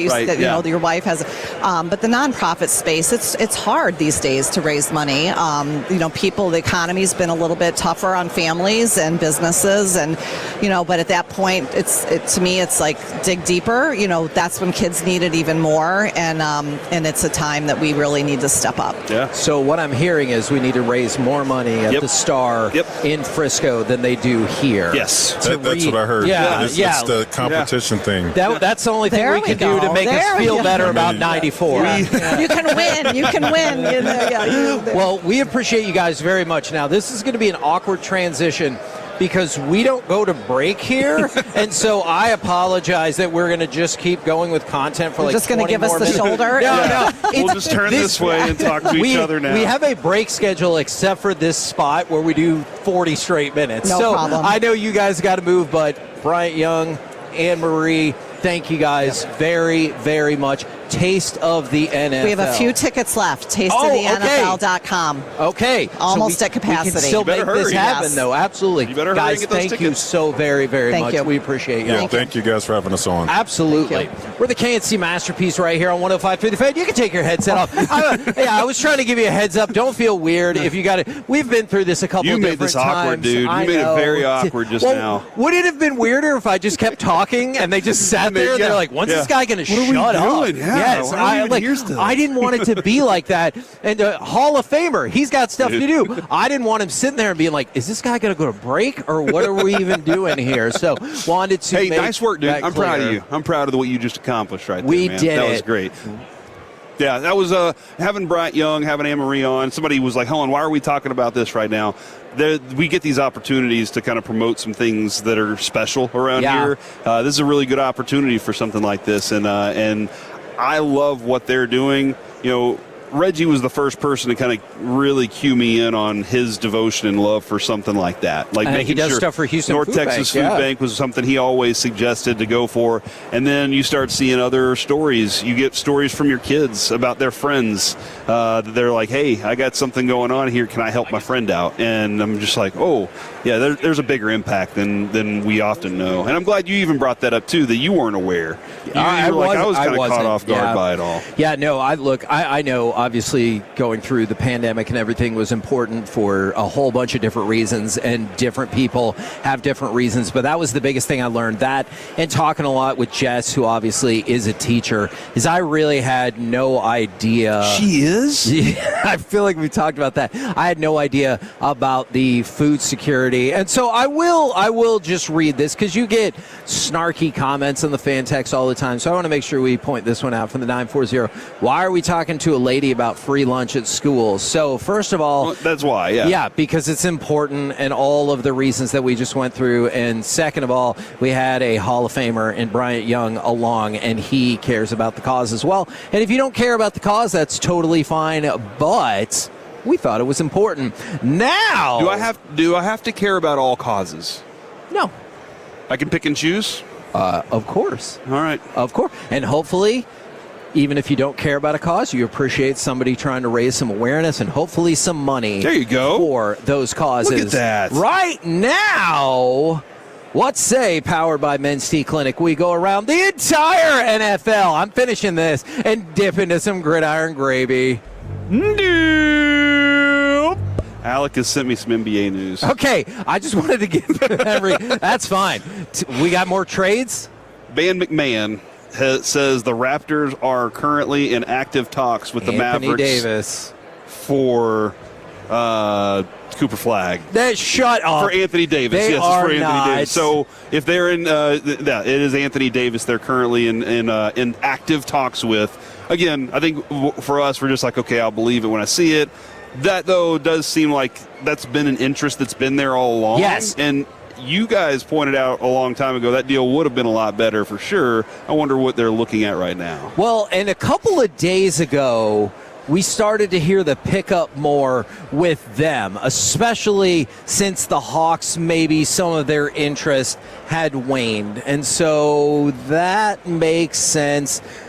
That's really interesting to me. I want to see what the Mavericks can get for him. Look, let's be honest. It didn't work here. You tried. You tried a move that was foolish to begin with, but you tried, and it didn't work. And so let's see what you can get out of him and try to build around Cooper Flag and Kyrie Irving going forward. Although I also have questions about how that Kyrie stuff is going to play. Yeah, it's interesting because Flag was asked yesterday, like, how excited or what he looks forward to with playing with both of those guys on the court. And as he's given the answer, Kevin, I was listening to it and looking at his face, and there was this moment of like, God, y'all realize I'm probably never going to be on the court with both of them at the same time. Like, you could kind of see that in his face. But he gave the appropriate answer, because he's 5 years deep into this Cooper Flag Corporation. Yeah, look, and he is. All right, now, and we will keep an eye out on this as we are T-minus 25 hours and 20 minutes away from the NBA trade deadline. It is feeling like something is going to happen on that front. All right, let's start with the Jets. We've already talked today about getting Jetsted. They did hire Frank Reich as their offensive coordinator, so we'll see if he can break the cycle of being Jetsed. Right, Kevin? I think a lot of those organizations. I think we see it here with the Cowboys. It is the top. That's where being Jetsed happens. Sure. I agree with that. You can only they get the luxury of rotating coaches and players out as they want. But the reality is, when you're looking at it, you understand what's actually happening. And that is the organization has to have a structure that's desired to win. Yes. And they can say they want to win, but you see the difference between the ones that really do and the ones that have no clue what direction they're going. And that's one of the ones is the Jets for sure. Now, Alec, could you just go ahead and fire up cut number 8 for me, please? Because this thing is becoming a movie. The Tecmo Bowl movie is in the works. So they're looking for designers for this movie because they want to incorporate actual elements from the game in a live action kind of animation video game style mashup. Corey, I don't care what the critics say. I don't care how much longer it takes to put together. I am going to watch the Tecmo Bowl movie. Are you with me? I think we should do it as a show.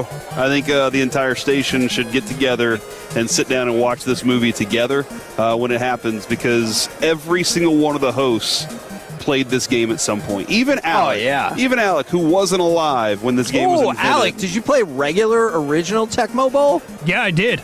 Okay. See, there you go. But I still don't think he was alive when it was invented. So I'm going to stick by that one. But even him, he was influenced in some way, shape, or form. And so, yes, I think every one of the guys, we all know we went with Bo Jackson. We had exactly what we want. Walter Payton. It was so much fun. Corey, now I'm a little sad because I'm thinking about when Alec was born, and I feel like not only was he not born, Tecmo Bowl came out like 12 years before he was born. So, you don't have to laugh like that, Alec. Yeah, no, I think you should. That's the correct laugh. And now I'm kind of sad about all of that. Yeah, 2001, baby. Wow. And again, you had maybe 13 years. Just think about that for a second. You had 4 plays on defense and offense. You didn't care. It was the most fun that you were having beating your friend whenever you got to play that game. Yeah, and like defensively, if you picked the right play that just annihilated their play, you're like, yes! Yes, exactly. My defensive play calling acumen made that happen. Yeah. All right, let's go to some Hall of Fame stuff. And this is really interesting to me. So the odds are pretty well in favor that Belichick, Kraft, and Eli Manning will all make the Hall of Fame next year. Now, check this out, because this is not the order I might have thought. Do they want them all to go in together at the same time? I mean, I see those paths crossing. Yeah. Tom Brady's now. Tom Brady probably wants it all to himself. He's like, I don't want anybody going in on my year. Well, look, as long as he goes in a second ballot now, I'll be super pumped about that. But so Bill Belichick is a minus 1,000. So essentially that means you'd have to bet $1,000 to win $100. Well, let's boil it down more simplistically. You'd have to bet $10 to win $1 that Bill Belichick's going to go into the Hall of Fame next year. Here's where it gets interesting. You'd have to bet $5 to get $1 off of Eli Manning, but only $2 to get $1 off of Robert Kraft. So the hierarchy of likelihood for Hall of Fame goes Bill Belichick, 90% next year, Eli Manning, 83%, and Robert Kraft, 67%. That's really interesting. Because wouldn't you think Kraft would be second, right? I guess. I guess. Putting aside our thoughts about Eli making the Hall of Fame, and you know how it goes. Yeah. It's fascinating to me, Eli's structure, because there are so many things that are already in place, right? Like yes. it just seems like there's so many things you've laid out the plan. You've laid out what exactly works, and how he fits all the necessary criteria. Even if I don't think he's a Hall of Famer, doesn't matter. I'm not going to vote. Yeah, it's that is a fascinating structure there. I'm willing to bet $2. Okay.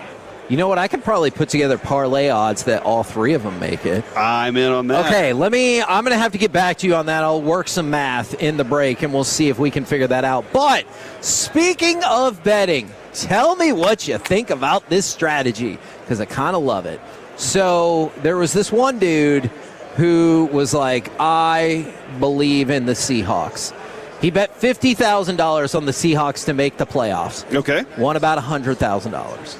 He bet $50,000 on the Seahawks to win the NFC. He won $1.4 million off of that. Dang. So he's already up $1.5 million, right? Let's go ahead and bail. Okay. but he also has a long-standing $50,000 bet on the Seahawks to win the Super Bowl, which would net him $3 million. So here is what he has done. Now, hold on, that's not an additional $3 million. That's he's won $1 million. No, he's won $1.5 million. This is for another $3 million. Wow. So here is what he has done. He has bet $725,000 on the Patriots on the money line, because if he loses, that means he'll still clear an extra $2.3 million for the Seahawks. But if the Patriots win, that bet flips into $1.4 million in profit. So he is guaranteeing himself another big-time $1 million plus payday either way. Genius. It is a great strategy. And that being said, like, you're not always going to be in the position to make something like that happen, because he's probably looking at the money he already won as his new investment, right? Like, he's not, I won this money and I'm going to go sit on it now. He's like, how can I make this money make some more money for me? Let me hedge my bets here and balance myself out and still become a winner. And for him, if the Patriots win, he'll zero out at about up $3 million. But if the Seahawks win, he'll zero out at up about $3.8 million. That's impressive. So either way, it's got to be fun to watch the Super Bowl knowing, hey, I'm about to cash another $1.5 million. Yeah. By the way, there are 2 casinos in Vegas right now. Oh, we need to go to Alec? Yeah, we got breaking Mavs news. Oh, is it trade? The Dallas Mavericks are trading 10-time NBA All-Star Anthony Davis, Jaden Hardy, D'Angelo Russell, and Dante Exum to the Washington Wizards for Chris Middleton, A.J. Johnson, Malachi Branham, Marvin Bagley III. Marvin Bagley! He finally did it. 2 first-round picks and There 3 it is. second-rounders. There it is! Hey. I love this deal. I love it. Who told you yesterday to keep an eye out for a Mavs trade during Super Bowl, because that's what we do? Man, that is what we do. We told you that yesterday. Told you to be prepared this week. Something was about to go down, and here we are. All right, so let's reevaluate. Let's relook at everything that just happened here. The Mavs are moving on from Anthony Davis, but we also have some other pieces that are leaving. Now we've made some significant additions that Kevin absolutely loves. And this is really interesting. So here's something, and I'm going to go back to you just one quick second, Alec, is Jake Fisher and Mark Stein had been kicking around the idea that Chris Middleton could be part of a package for Domantas Sabonis as they were talking with the Kings. But instead, we go back to this information, and it's the Wizards. So, Alec, can you reset it one more time? Because my initial thought is I love the draft capital return on this. We will reset, and I will tell you exactly where those picks are coming from great. well. So the Mavericks are trading Anthony Davis, Jaden Hardy, D'Angelo Russell, and Dante Exum to the Washington Wizards for Chris Middleton, A.J. Johnson, Malachi Branham, Marvin Bagley III, 2 first-round picks, and 3 second-rounders. Shams has now updated, saying that Dallas is receiving a 2026 Thunder first-round pick and a 2030 Protected Warriors first-round pick in this deal from the Wizards, along with second-rounders in 2026 via Phoenix, 2027 via Chicago, and 2029 via Houston. Okay. I love this deal. I thought Anthony Davis had no trade value. Man, you know what's crazy? That's what people kept telling us whenever this trade happened. Everybody's got trade value. Luka Doncic traded for Anthony Davis. I can't believe this. Now, obviously, we still feel like Luka Doncic was the better player, and you should have gotten more out of that. Agreed. But this is the assist that got you to the assist, because you're now looking at this is the dunk. The assist that got you there was the Luka trade. Here you are with 2 first-rounders, 3 second-round picks, which, those can be usable commodities. The second-round picks have become so much more usable. And then you added some players. I'm not sure what their contract situations currently are. I am looking that up right now. Marvin Bagley, I know, we joke around about him. Chris Middleton's kind of taking a drop off here, but this puts you in the situation. It's allows Cooper Flagg to continue to be the focal point of the Mavericks organization, the future future of what he's doing, the development of what he's doing, and how do you get the assets to be able to go add to this? You get this from the Raptors. We'll see what their positions, their draft positions might be. That's one of them's one of the Thunder ones you said. This is fascinating. You got a hell of a deal here. Oh, I love it. I'm sure Nico could have pulled this off if he'd have stuck around, but bull crap. So, okay, we're like decompressing on this as we speak. Here's one thing. Here's another reason you should love this deal. What did you need to do in addition to draft assets? You needed to get off the money. Chris Middleton. He has a cap hit of $33.3 million. Guess when that ends? At the end of the effing season. So that means that money comes off the books. And here is one of the benefits of, and I realize Kyrie is an expensive player. Here's one of the benefits of having a player like Cooper Flagg. His contract looks nothing like it's eventually going to. And if you're able to clear off, I have to look up the other players, and I still haven't yet, but Chris Middleton's money comes off of the books. So here's what you're doing, because, look, while Anthony Davis's agent suggested he get a contract extension, it was great for me to see multiple people in the know in the NBA saying they were laughing at that agent for that. But you were looking at an Anthony Davis who I believe if he opted in, which why would he not, was going to be 2 years, $125 million more. Okay. All right? So that money, gone off the books. And a big chunk of it, because you have to kind of match salary for salary within 15%, right? So you got rid of Anthony Davis's money. Who comes in? The biggest money player you brought in is Chris Middleton. His money comes off the books at the end of the year. So what are you going to do? You might have the possibility to even spend some money if you're the Mavericks. Now you have 2 first-round picks, and you have another first-round pick in 2030 to go along with the one you already possess for yourself and control in 2031, and you have your second-round pick or a second-round pick back this year, and then a second in 27 and a second in 29. And Corey, I know you've noticed this. You are starting to see second-round picks becoming more usable in deals. So I'm not saying... it used to be a who cares kind of thing. Exactly. You could just buy them. And quite honestly, like, sometimes it's like the players aren't really, you know what you're getting with these drafts at this point. You kind of know. But you can find somebody. You can find that and find somebody that's willing to use the second-round pick in the future because of the way that NBA trades have gone down for so long. Got a lot of guys like the Mavericks, they get depleted just a little bit. So this is a positive thing here. Somebody said terrible picks. We'll see how that works out at some point. I think a lot of people will ask this question right now. What does this do for this year's Mavericks team? It doesn't change anything. It does nothing. The focus is still going to be the same. This year's going to be one where you kind of chew on it and go, well, this is tough. And you watch and continue to watch the development of Cooper Flagg, I guess the development of Nembhard and the development of Max Christie, and how those are growing together. And you observe how your coach Jason Kidd is continuing to work on growing this team. Now, somebody said, "Hey, now it's on Jason Kidd to coach him up." Not the Chris Middleton bunch. That's not going to be how that is. That's not the focus right now. Maybe he loves it in Dallas and says, I want to be around for this. I like the future of this thing. That's a different story for a different day. This thing right now, this is still about Cooper Flagg, that young group, that young core that you have, and where you're going to go with those picks in the future. Man, I am freaking geeked up about this trade. Because, so I'm looking at a couple of different things. I'm trying to track down the rest of all the salaries. I'm pretty sure Malachi Branham is finishing up his rookie contract this year. So that would be another bit that is off the board. A.J. Johnson is in the midst of his rookie contract, so that one is not particularly expensive. And so that pretty much just leaves you with Marvin Bagley, and I think he's on a 1-year deal.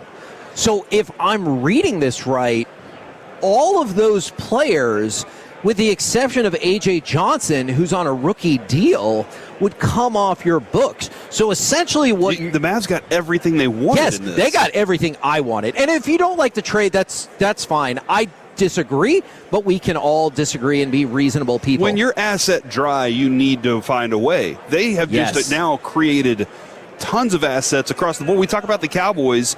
You have to be able to do it in the draft and free agency as well. Same kind of idea with this, in that you didn't have a whole bunch of draft picks, dude. You were dry for a long time, and then you were looking at your money going, how are we ever going to add to this team? You were kind of maxed out on that. Now you've given yourself a lot of space. Again, doesn't help this year's program. Doesn't help this thing at all, but it helps what they want to build for the future of this thing, and that is, how do you build around a rookie sensation, a rookie superstar? So Anthony Davis next year, I believe his deal was set for about $59 million. Okay. What are you going to have on the books payroll-wise instead? You're going to have about $4 million. So let's just think about that for a second.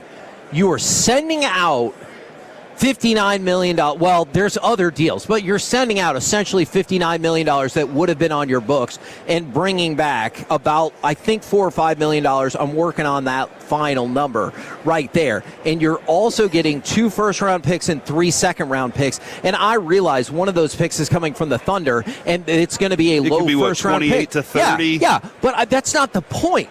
The point is, if you have 2 first-round picks and you even want to move up maybe 2 spots in the first round, maybe this gives you the additional ammunition to do it. I'm in the asset collecting business. And right now, what did you have? Anthony Davis, top 15 player in the league, but he's never on the court. Who's never on the court, and he's not healthy. And he's only getting older. Exactly. And he wants a contract extension, which is laughable. So instead, you have created $55 million of money off the table. Now, you won't be able to use all of that because you were over the cap and everything, but you've created the potential to go get some players and pull. Like a James Harden? I don't know about that. Okay. And you also snagged 5 draft picks in the process. If you want to see this become Cooper Flagg's team, and why would you not? This is the move. I love this move. Now the fun part about where you want to put this money. Like, that's the fun part, is the next phase of this of, okay, we get to go shopping. And that's what's going to be fun for us, is let's go shopping, and let's go ideally try to build a team that Jason Kidd would love to coach and that Cooper Flagg would love to play with, that's going to fit him and what his style is. Because, Kevin, again, we go back to what he did last year, or at the beginning of this year. Hey, man, did we really need you to run the point? Right. You got a crash course on it. You know what he's good at, what he's not. And you know what you need now to build around him, because you don't know some of the skills that he might not possess based on what you already saw with him. I love the idea that you get to do a little shopping. You're what, 7th right now in the draft order? 7th or 8th, according to Tankathon. So you're sitting in that spot. Let's say you get very lucky in the lottery, and the balls fall your way, and you get, I don't know, you get in that 6th area. Let's say you're in the 6th area. You can use that other pick. That's what I think. You pair too. that to go get your DeBonsa. Agreed. You pair that to go. Well, I might not be able to get that high. Whichever one of those guys that you're looking at that you think you can go target and find. I was going to name all of them off, but Kevin, I'll let you do that. This is something that is very positive for the Mavericks. It brings intrigue back to what their goal is. And Kevin, all along, their goal has been to figure out how to move one piece to go get something else. And they pulled the trigger and were able to make it happen. Man, we got honest to goodness breaking news happening right there. Thank you very much, Alec. Coming up next, maybe we have a guest, maybe we don't, but I really want to continue to talk about this as well. And I'll have more information for you on the financials of a blockbuster deal for the Mavericks that I love next on The Fan. The Fan is proud to partner with the Nexo Dallas Open.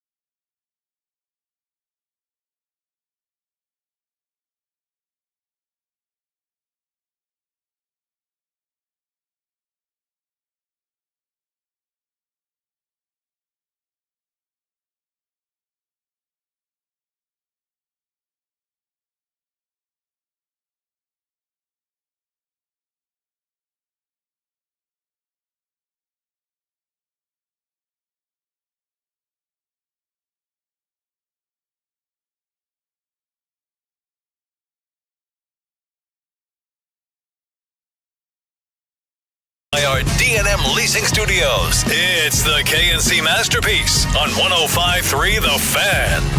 KNC Masterpiece right here on 105.3 The Fan. We're live on Radio Row in San Francisco, brought to you by Stella Artois. Also want to shout out Wild Fork Foods and, of course, Tide. Big game coverage on 105.3 The Fan is presented by Tide. If it's got to be clean, it has got to be Tide. But, man, we are shifting gears and talking about the NBA right now. Screw the Super Bowl. Because, you know what? Quite frankly, game. that is kind of how I feel at this moment. If you missed the breaking news about 25 minutes ago, the Dallas Mavericks are trading Anthony Davis, Jaden Hardy, D'Angelo Russell, and Dante Exum to the Wizards for Chris Middleton, A.J. Johnson, Malachi Branham, Marvin Bagley III, 2 firsts and 3 seconds. All right, let's boil this down to what really matters. Corey, I'm going to rapid fire this with you. Do you think Dante Exum mattered in the future of the Mavericks? Oh, not really. He's a fun player. Do you think D'Angelo Russell mattered to the future of the Mavericks? I don't think he mattered to the now of the Mavericks. That is fair. And do you think that Jaden Hardy mattered to the future of the Mavericks? Unfortunately, no. Right. That was I'm one of with Nico's picks. We wanted something to happen. We were like, hey, he could be a really good offensive player. That's kind of where that ends with him. And he was due.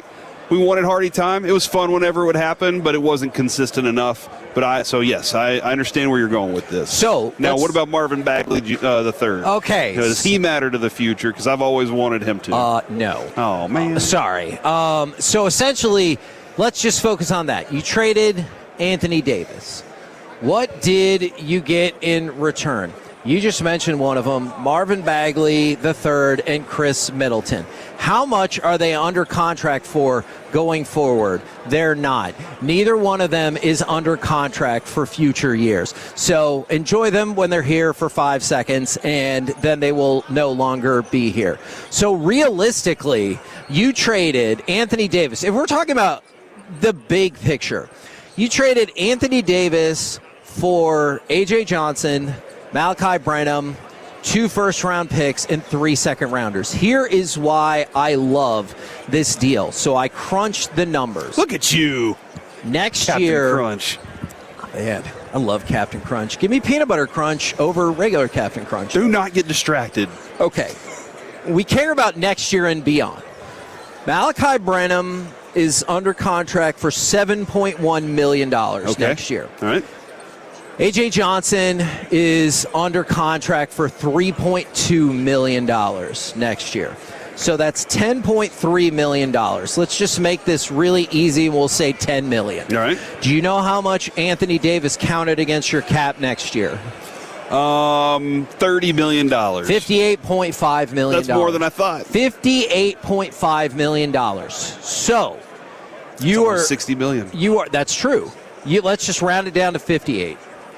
You are paying $48 million less in salaries next year based on this deal. And guess what? The year after that, AD's option was for $63 million. Jeez. You know what A.J. Johnson makes the year after that? It's a team option for $5 million. Why would they agree to this deal? I think there's a good answer for that as well. They did not trade away their pick. So if you're the Washington Wizards, do you think they're looking at a situation where they're like, okay, if I can get a top pick, if I can get Peterson, DeBonsa, Boozer, like whoever your desired person is, and pair him with Anthony Davis, because we can all fix that person, right? Mm-hmm. Well, all of a sudden, that's a hell of a start, right? Yeah. There's always a GM out there that thinks that this is we were just talking about that earlier, that thinks my place is the right place for that guy. Yeah. So if I can do that, if I can make something like that happen, then this is going to be the thing that works out for me the most. That makes a lot of sense. And look, you're starting to see Alex Sarr, who I think was the second pick the year before, you're starting to see him kind of come around. And so whether you want to continue to lean on McCollum, whether you think it's Sarr and George, you have some elements. But for the Mavericks, I know you can't spend all $48 million because you were over the cap. But you get cap relief and you get 2 first-round picks and 3 second-round picks. I think this deal makes a ton of sense for the Mavs. Okay, let me ask you this too, though, because I threw out Devonta's name. I know there are a lot of other potential I would love players, and where the Mavericks are the suitors in this situation. That being said, do you think the Mavericks have a player they have targeted, or they are like, look, this is a deep top part of the draft. We can make something happen that's going to put us in a very good position to build around this guy. Plus, we have the financials to go spend in free agency to make something like that work, too. So I've continually said top 3 because for the last year and a half, since Cooper reclassified, so I guess probably even longer than that. And he would be 6th in this draft, which according is to Jamal Mashburn. The stupidest thing I've heard in a long time. Make no mistake about it. Don't try to fool yourself. Cooper Flagg would be number picks 1, 2, 3, 4, and he would be at the top of this draft. But there are some people, probably a decent amount of people out here that say, beyond the big 3, there are a whole lot of other quality players in this draft. Whether you want to look to Mexico or North Carolina, there are other elite prospects in this draft. So if you think the Mavericks are going to finish 7th or 8th, could they use it as a sweetener to move up and get pick 5 for somebody that maybe they covet more than whichever team, to try to ride with Cooper Flagg? Of course, I will acknowledge I see plenty of people texting in with the hope, thought, whatever, that this is move 1 to make another move. I am not going to tell you that I believe the Mavericks are imminently going to go after Giannis. I don't think that is the case, but I see a lot of people texting that in right now. And I will tell you this, if you go to the table with Daniel Gafford, 2 firsts, 3 seconds for Giannis, that's a different... You're more likely to have the conversation than to be laughed at. That's a different deal than if you're like, I don't know, I got nothing. Yeah, we got all of these players. Do you not want one?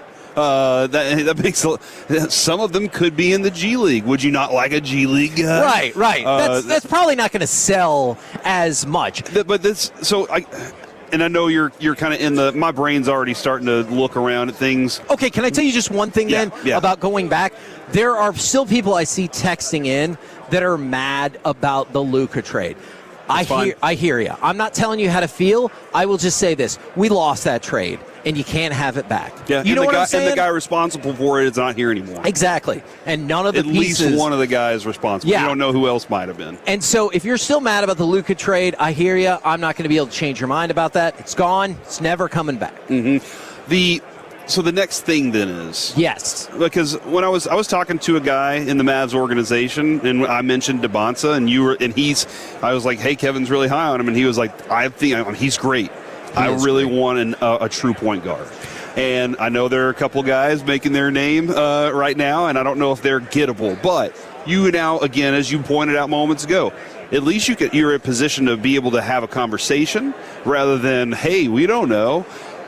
Is the point guard the next thing that the Mavericks need in order to grow alongside Flagg? Do you remember? Because I saw Chris Paul's name be mentioned in the Mavericks, and I was like, what are we doing here, guys? Do you remember a couple weeks ago when I told Broaddus, if all of this is beating him down, watch Houston and watch Louisville?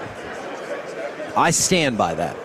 Michael Brown and Kingston Flemings. So if you want to extend out past the big 3, I think Caleb Wilson from North Carolina is getting a lot of love. Kingston Flemings has been outstanding this year. But Flemings and Brown, those are true point guards. If you want to take a look, they're both projected as top 10 picks, and some people have Flemings projected as high as 4. Okay. So if you want a true point guard, because, look, I will readily admit, Boozer's not that. He projects as a power forward. Devonta, I've said, is a Tracy McGrady starter kit. He's great, but he's not running the point.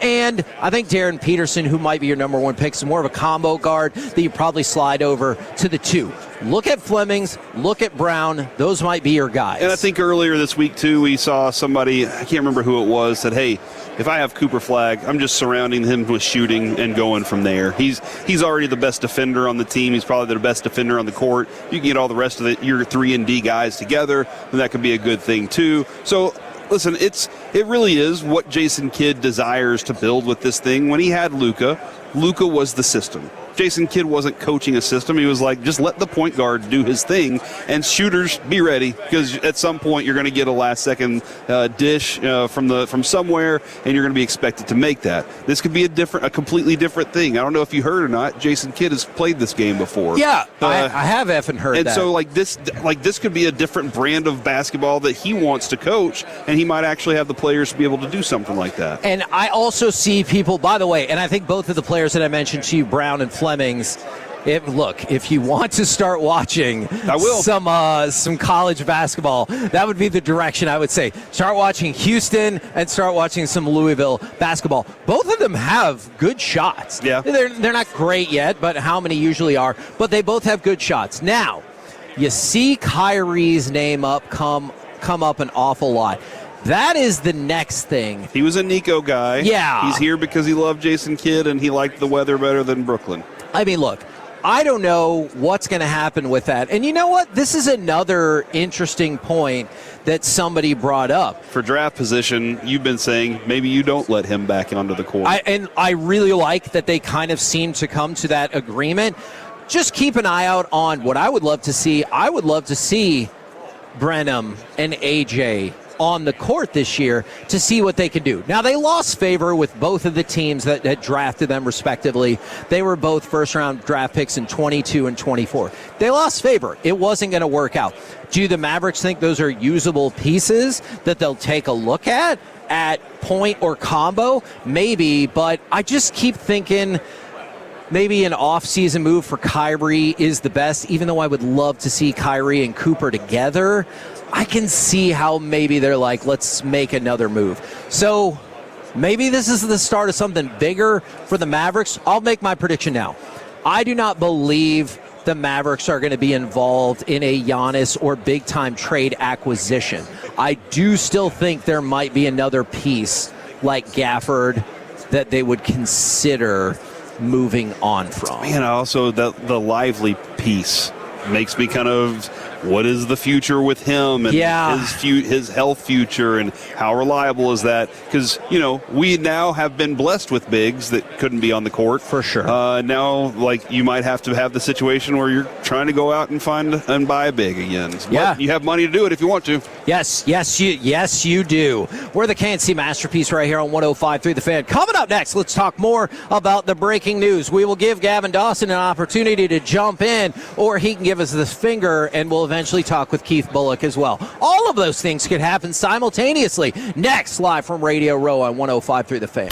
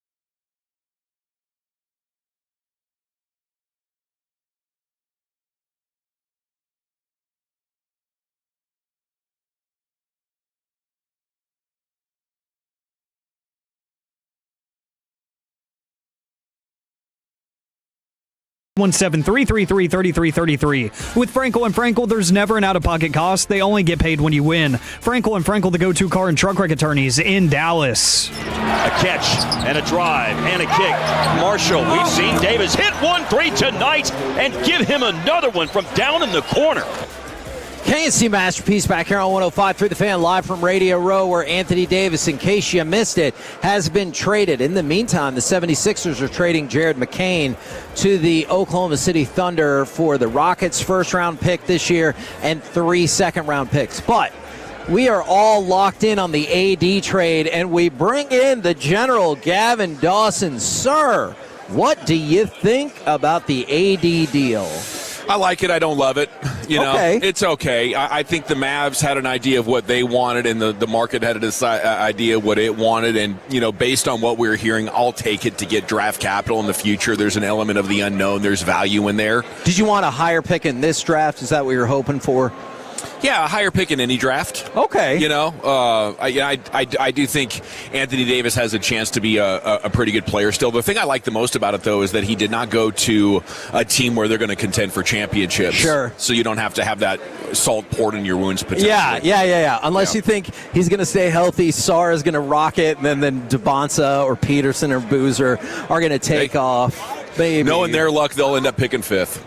I could see that. Actually, I could see that. So, Corey, I'm going to go to you. Sorry, I've been go. How do you feel about this deal? I'm as excited as you, I think, because we know we have some money to be able to spend now. That's always a big factor. I think the Cowboys, like what they have to work with this offseason, lack of draft picks, though, is exciting. Like, that's okay, we can actually do something if you do something. I feel like the Mavericks, they're showing we are willing to do things. We know we have the piece. Now we got to make sure we do the thing to build around that piece, because we got to maximize him from the get. Otherwise, he's not going to be happy, and it's going to make fans even more ticked off if you lose two of the dudes that were those kind of players. So I like it a lot because it positions you to use assets. You had none. You were asset poor. Now you're a little bit richer than you were. Like you said, you can sit down at the table and not get laughed at. Yeah. And so that's where I am right now. I like I said on the other side, I don't think this is going to be step one in a grander design of Giannis or whoever. I still think you're more likely to be trading somebody else away. But the potential to get under the salary cap and under the first apron for 2026-27 going forward is huge. AJ and Malachi will count $10 million against your cap versus Anthony Davis, who is $58.5. Middleton's not on the books going forward. Bagley's not on the books going forward. So that right there is a savings of $48.5 million. And God forbid AD exercises his player option. That was $63 million in 2 years. And so all of that is off the books. So you get the worst talent, of course, but you get $48 million off the books this year, and then it jumps into the $50 million next year. 2 first-round picks, 3 second-round picks, and now you have 2 first-round picks in this draft. Even if one of them ends up being 29 or 30, I wonder if that can help bump you up the spot or two if the lottery doesn't play out your way and you really want, whether it's Fleming's, whether it's Michael, whoever. Well, and the ability to be with those second-round picks down the road. That lets you wheel and deal, too. You at least have something to throw in. Like, all right, I'm selling you this, and they're like, I don't know, I need a little extra. Well, here's the sweetener. Let's add this to the pot, too. Obviously, you want to try and move a second for Giannis. That's the grand, like, everybody would love to be able to do that. Not happening. But if you can go ahead and add that to it, you didn't have it before. And now that you do have it, you can work with it. It's all about the ability, though, as in the front office to be creative, to be able to work those connections, to be able to make something like that happen. I have a little more trust in them right now than I have in the past. And those picks have more value before they're used to take a player. For sure. Exactly. Like right now, we know there's probably a 90% chance the 30th overall pick is not going to be a 10-year starter in the league. Yes. You know, there's as evidenced by 2 of the players you traded for. Yes. Yes. You know, there's an outside chance that you hit there, but I like the idea of using that to maybe trade up and find a higher quality player. I don't know what would surprise me more right now. getting aggressive and going for Giannis or completing a teardown and moving away from Kyrie.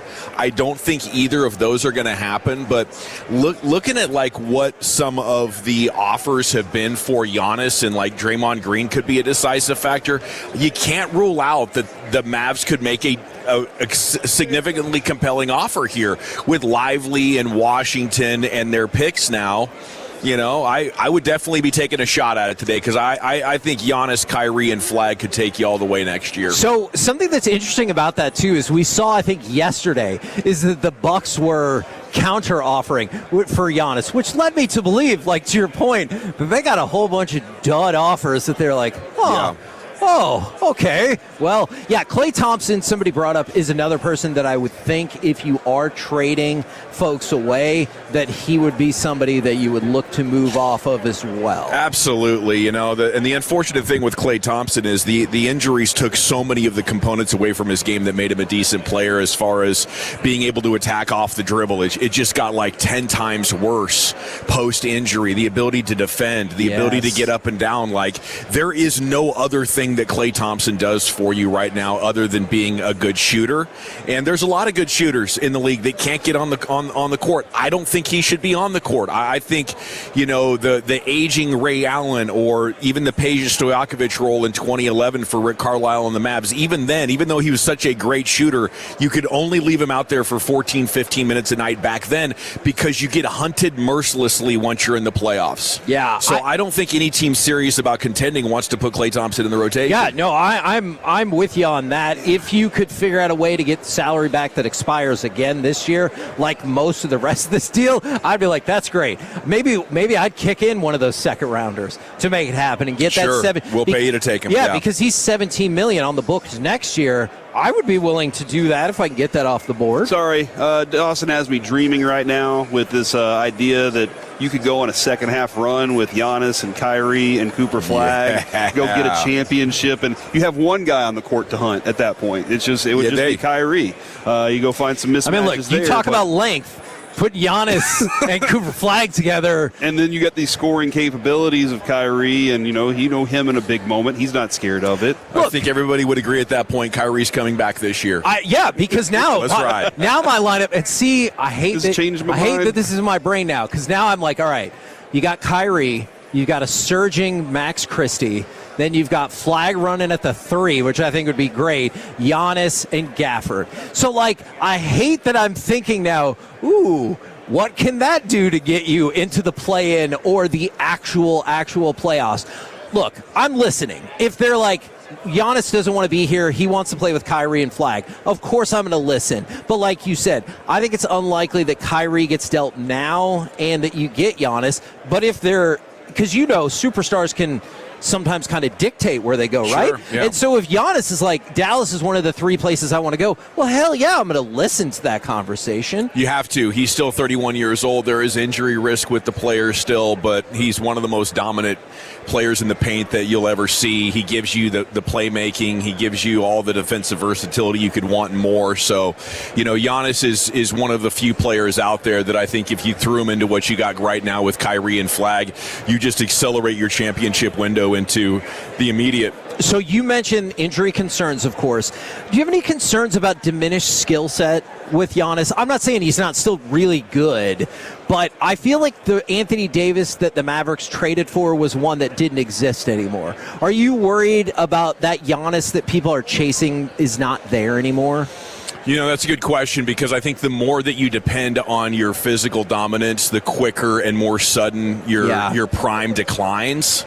So at 31, and I think that's part of the reason why Giannis is more available, right? And we're even talking about a scenario where the Mavs, who don't have the best future draft capital, young players could seriously get involved in this. So I think that's there. I think he'll be still damn good for at least 3 more years. Top 10 player, 3 more years. Okay, all right. Well, look, that's a scenario I can wrap my head around for sure. There you go. We're the KNC Masterpiece right here on 105.3 The Fan. No, from the 214. Oh, crap. Kevin just said we're getting honest. That's not what just happened. Yeah, and based on that, Bobby Marks just threw out, he was like, hey, he threw out all the numbers you've thrown out. He did them for you, but you already did them first.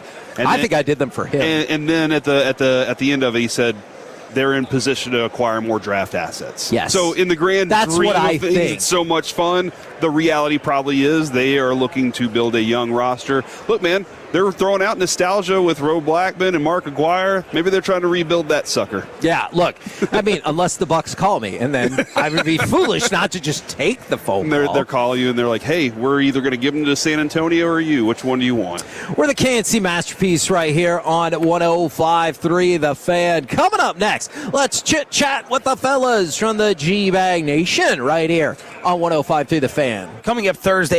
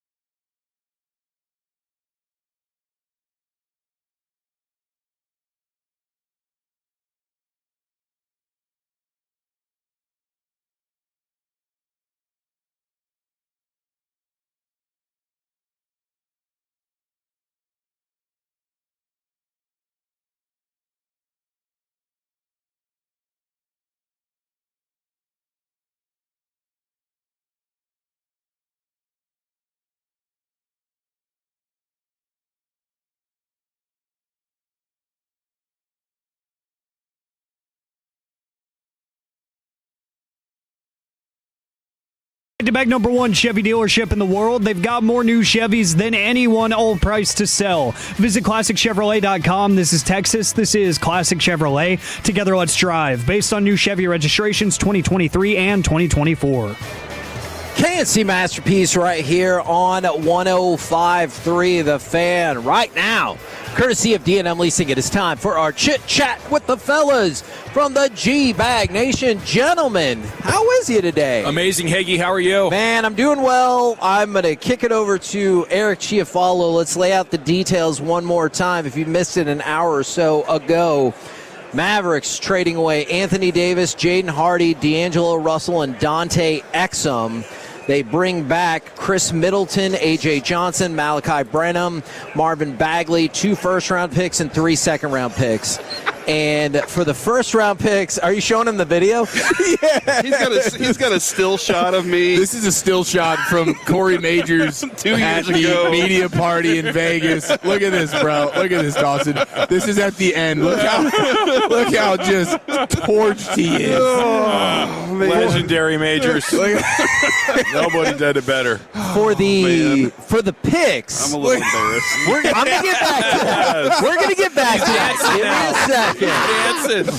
For the picks, you get the 2026 Oklahoma City pick, so it looks like probably 28, 29, 30. You get a 2030 protected pick. I believe that went through the Warriors.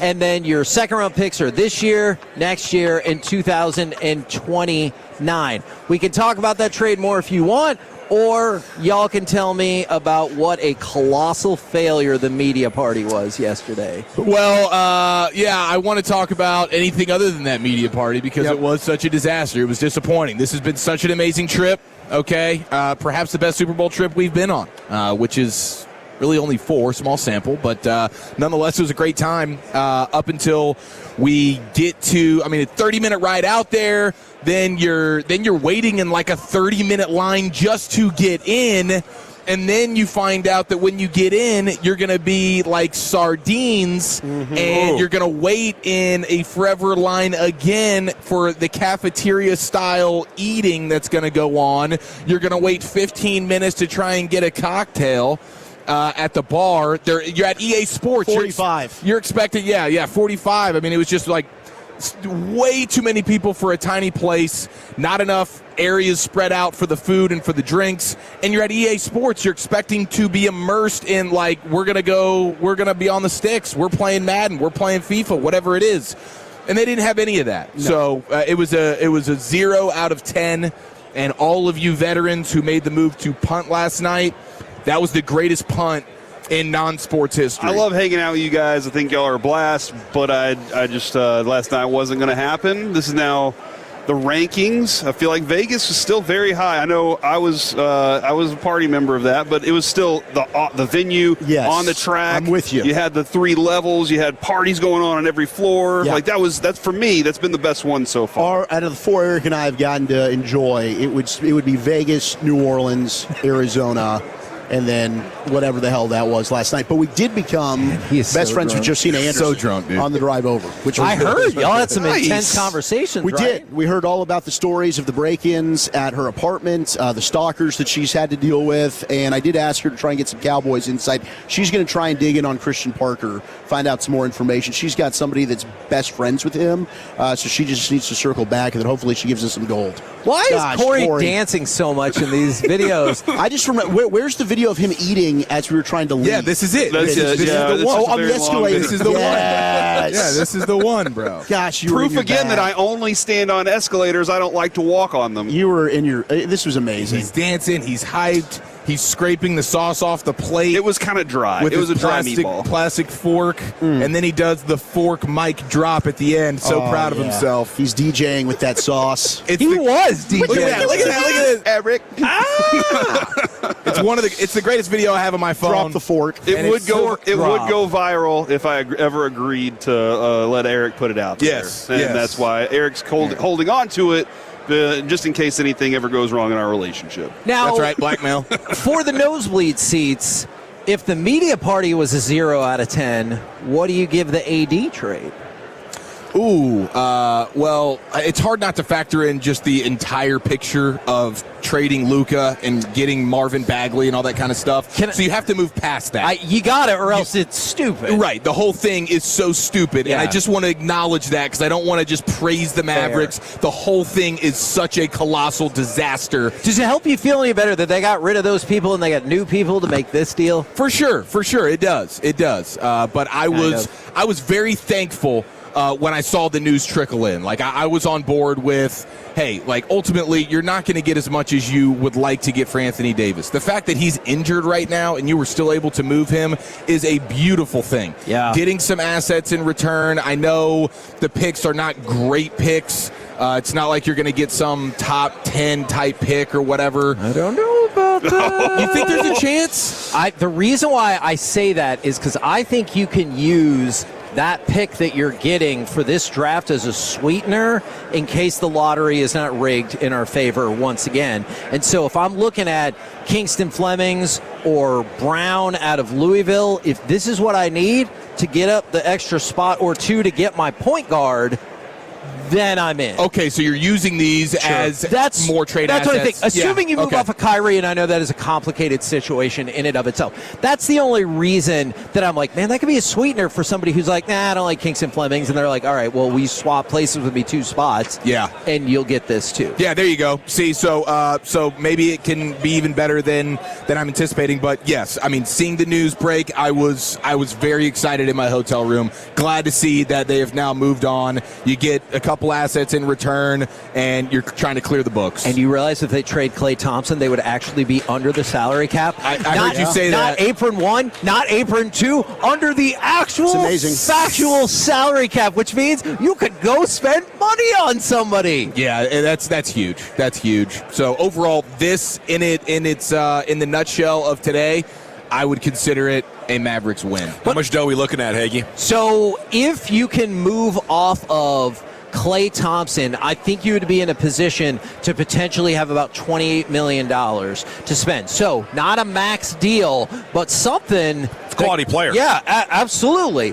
And so that will depend on moving off of Klay Thompson, or if you do something with Gafford, or if for some reason somebody wants to pick up Lively. There's a couple different ways, but you can have a chunk of money to go after somebody. And so I think that's why. Sorry, I just threw up in my mouth a little bit whenever somebody mentions trading Gafford. Why would you do that? I don't know, but that name has circulated. It has. Look, it has. I'm confused as why. Yeah, there's value there. Mm-hmm. You better get a 1. You better get a real good 1. Yeah. If you don't get a 1 for that, then I'll be pissed. No question. I think he's the one guy you could get like a legit 1 for. Yes. Yeah. Look, hey, if one of those teams that looks like they will be in the lottery, they're like, hey, we kind of want Gafford, then maybe I change my tune. But look, I've already thought a little bit about the super team that we constructed once we have Kyrie playing alongside Max Christie and Cooper Flagg and Giannis and Daniel Gafford.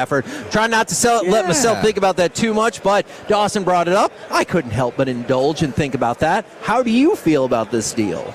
I'm excited about it. I mean, to me, this is finally, you're ripping the Band-Aid off. We can just move forward. It's going to go down as the worst trade in sports history, moving on from Luka. It was an S deal. It is. But the fact now that you've got Cooper Flagg, you've opened up a bunch of salary cap space, you've at least got some more assets. And A.J. Johnson, I mean, just trying to text back and forth with Tim Cato, he's excited about him as a young player. The athleticism, he's a guy that didn't play a lot in Washington. Like, he could develop into a solid piece for the Mavericks. And I think Brenham is similar, but they both did not curry favor with the teams that picked them in the first round. But people are asking about the young players. I would love to see, I know Middleton is a better player, and props to Bagley and stuff. I want to see these two play and see what you can find out and be like, hey, do you provide anything to our team, or are you going to be a $3 million bench guy next year? And I mean, like Chris Middleton, could he end up just being a buyout eventually? I can see that. I think Bagley, Bagley doesn't make any money, but I think Middleton could be. And it's also crazy Bagley, the player that goes ahead of Luka, that the Kings took instead of him, and now he's a Maverick. We're just going full circle with this whole thing. That was one of my giant sports fails. I saw how good Bagley was offensively, and I was like, oh yeah. This kid. One of your guys. Yeah, that's why nobody trusted your take on Cooper Flagg. Okay, but I told them about other players that were good. They were like, you always say this about your Duke guys. Now somehow I undersold Cooper Flagg. I didn't even know that was freaking possible. What do you find, fellas, got coming up on the program today? Oh, pure gold as always, Hagee. Thanks for asking. Let me just tease Everson Walls, who's coming up here at 2:20, Awesome. and Terrell Davis at 4:40. You guys have Woodson champ, today? and we have Woody at 5:45. Man, Good for you. So LA Live's going to hit about 5:30. Okay. G-Bag of the day 5:20. Just moving everything around a little bit. I would love to give more of Mel Renfro's thoughts about Hall of Fame as well, because I know we talk about Darren Woodson, but Mel Renfro, a heck of a player right there. All right, huge slate for the G-Bag Nation. Roll home with them. Huge. We have been the KNC Masterpiece. We'll be back tomorrow, 10 a.m. to 2 p.m. right here on 105.3 The Fan. Say we have a trade, Kevin. We have a trade.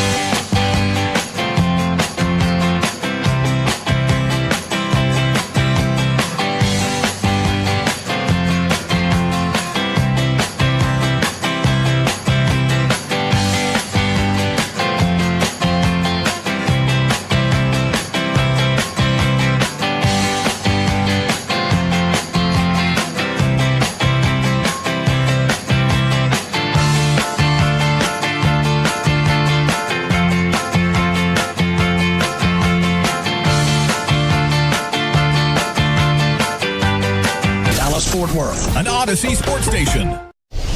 Driven by our D&M Leasing Studios, you're rolling with the G-Bag Nation on 105.3 The Fan. Shoot, yeah, we're off and running day 3 on Radio Row here on your home of the Cowboys, home of the Rangers, 105.3 The Fan. We have a ton of guests, and we have breaking news to talk about as the Mavericks have traded Anthony Davis. Salute to our sponsors, Stella Artois and Tide. If it's got to be clean, it's got to be Tide. And Trista Crick from NBC Sports joining us now here on The Fan. Good afternoon, Trista. Thanks for sitting down with us. I love Tide. Just don't eat the pods, though. Yes. Yeah, that is. I heard they can get a little crazy. Yeah. I mean, I haven't heard anything about them. I just know that we're not supposed to do that. Okay, so we shouldn't. Like, we should not experiment? Listen, I'm all for experimentation. But that's the one thing I probably won't try once. So the Mavs move Anthony Davis to Washington. They get Malachi Branham, Marvin Bagley, A.J. Johnson, a first-round pick this year that's going to be the Thunder's pick, probably late, very late in the first round, and a protected pick in 2031. How'd they do here, Krista? I think it's just trying to atone from the disaster that Nico Harrison created, really. Yeah. And obviously Nico had to be moved, had to be fired after the disaster that was Luka. But I think Anthony Davis is just a guy who, when healthy, is really, really good. But he's just, unfortunately, never healthy. They make fun of him, right? Like skin of paper, bones of glass. There's memes on the internet where he's in a box of packing peanuts covered in saran wrap. And that's unfortunately what we're looking at for AD. I'm actually more fascinated from the Washington side because it's very obvious that the Mavs need picks. They don't have their own picks. They need to sort of rebuild. You end up having a stud in Cooper Flagg. You're getting Kyrie back. You're hopefully going to get somebody that's in the top of the draft this year. So, but for the Wizards to get Trae Young and then to get Anthony Davis and to give up picks to do that, and they're probably going to shut Anthony Davis down for the rest of the year because they want a Darren Peterson. They want an AJ DeBanza. They want to try to expedite this process, and this year's draft is a good a place to start on top of Alex Sarr, Bilal Coulibaly, all the young players like Trey Johnson. So I really want to know, can the Wizards become a real team next year? Is that something that we can expect? And can Anthony Davis stay healthy? Seems like they flirt with it about once a decade, Don't maybe they? a decade and a half there in Washington. What do you think of the Mavs' immediate future here with Cooper Flagg winning his 3rd straight Rookie of the Month? He's such a stud, right? Yeah. I think a lot of people were scared off from Christian Laettner, and so they were terrified about the concept of a player that went to Duke, that was a stud in college, coming into the NBA, and just being a fine player. And Cooper Flagg, quite frankly, is going to be one of the faces of the league, I think. And I know that Jason Kidd gets a hard time for how he used Cooper to start the year and how he's using him now, right? All of that rhetoric about, you guys don't know what the hell you're talking about. I can use this player the way that I use Giannis. It works. Putting the ball in Cooper Flagg's hands to start the year was very rocky. What happened to D'Angelo Russell? I thought we were going to use him. Why don't we have another point guard? Why can't we use Dante Exum? But the truth is, you see what happened to Giannis when you give the ball to him. Yeah. Eventually, he figured out a way to become a top 3, top 5 player in the league, and a lot of that has to do with his ball handling and ability to be a lot of different things. And that versatility, I think, is going to really help Cooper Flagg for the rest of his career. Probably no greater point guard coach matchup, like point guard meaning Jason Kidd, to turn Cooper Flagg into a Swiss Army knife superstar than Jay Kidd. AD traded to the Wizards. We got Trista Crick with us here on 105.3 The Fan. Wizards. You look at, it's weird, right? The landscape now in the West. Cooper Flagg, stud, as you mentioned. You get Kyrie back healthy. Now the Mavs are moved on from the Luka trade fully. If you rip the Band-Aid off, AD's gone. You've got now cap space, and you've got some more assets. How quickly do you think the Mavs can be contenders? Oh, contender. That is a tough word to use. I would say competitive. Okay. That's the word. We can't go from finals, Western Conference Finals and Finals team to whatever mess that we've seen, right? Yeah. I don't even know what you call this, because this is a pesky, spicy team. Yeah. This is a team that's beaten some good teams, and they've been fun, and I think the question is once you get that guy, we're seeing this with Charlotte right now. Con Knippel has come on and really challenged Cooper Flagg for the Rookie of the Year award and transformed Charlotte from really a doormat to a competitive team that people are very excited about, playing a fun brand of basketball and changing the culture. I think Cooper Flag can do that. Now, you're playing against the Thunder. You're playing against the Nuggets. Hell, if the Wolves get Giannis, you're playing against the Wolves, and they're nasty. So the West is just a bear. And who knows, maybe Golden State gets Giannis. There's a lot of things in flux. So I cannot give you a real timeline for a contender, but you could be competitive right away, depending on the moves that get made. You think Giannis is going to get dealt? I don't. I think everything we thought was going to happen, the opposite has happened. So we thought this was going to be a very boring trade deadline, and maybe the only player that got moved outside of Trae Young would be either Ja or Giannis. And maybe neither one of them get moved, but we get Jaren Jackson gets moved. We get Anthony Davis, who we thought maybe wasn't going to get moved after he got re-injured, and that happens. You've gotten multiple Harden, where did Harden come from? We didn't know that was going to happen. That was all quiet as kept.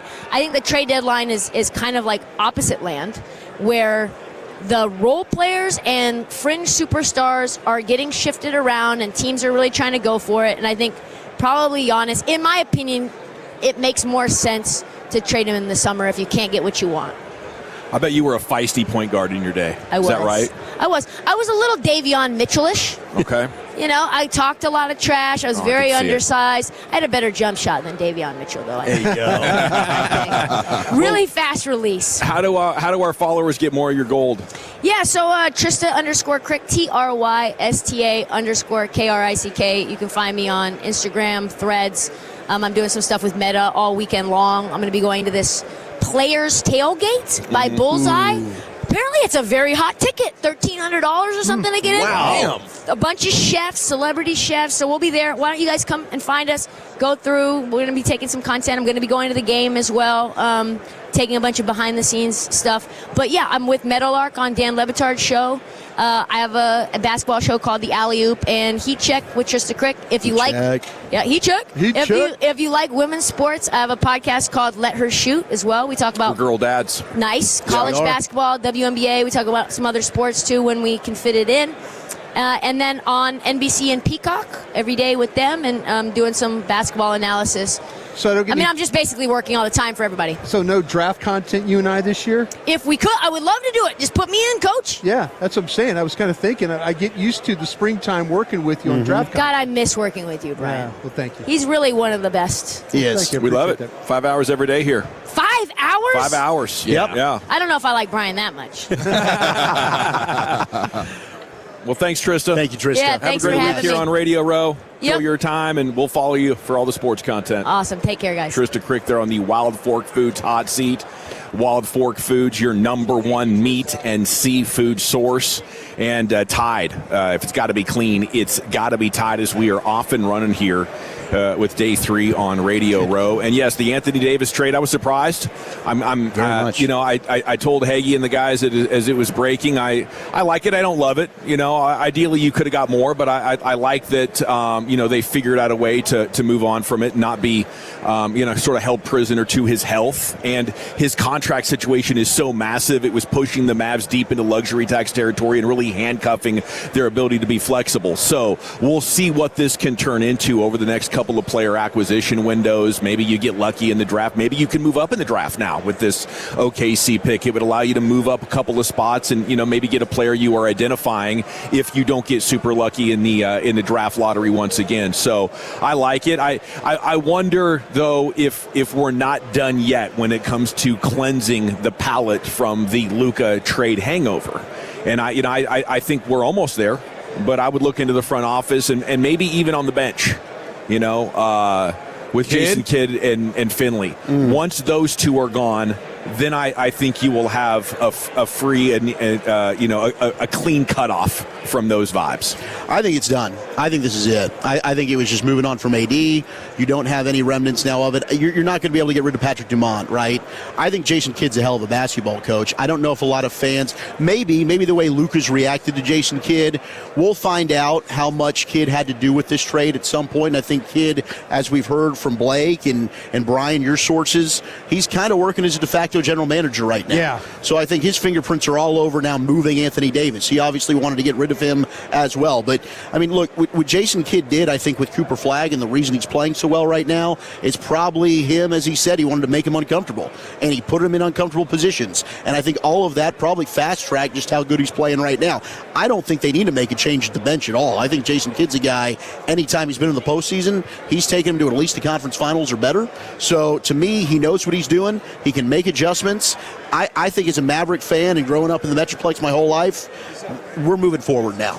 You just needed to get rid of Anthony Kidd, Davis. very good coach, won a championship with you, and if that buys him immunity from being involved. But when Mark Cuban said the other day in that interview, almost everybody that had a hand in the trade is gone, I just think that's an incomplete project. You know, and it bothers me that there's people in the building that, in essence, have not been punished for the biggest sports crime when it comes to trades in the history of North American sports. Yeah, I mean, I guess it's just viewing like, okay, is what Kidd brings to the table on a positive side, does it outweigh the very well could the con of the fact that he was still involved in that whole thing? And I wonder how much he has a desire to be some of that team builder type guy. Like, does he want to try and migrate into the front office more than being on the bench? I think there's something real to that, because the day-to-day coaching grind, I don't know if he's long for that. I wonder if he's going to try and weasel his way into, hey, let me just be the guy who's pulling the strings here,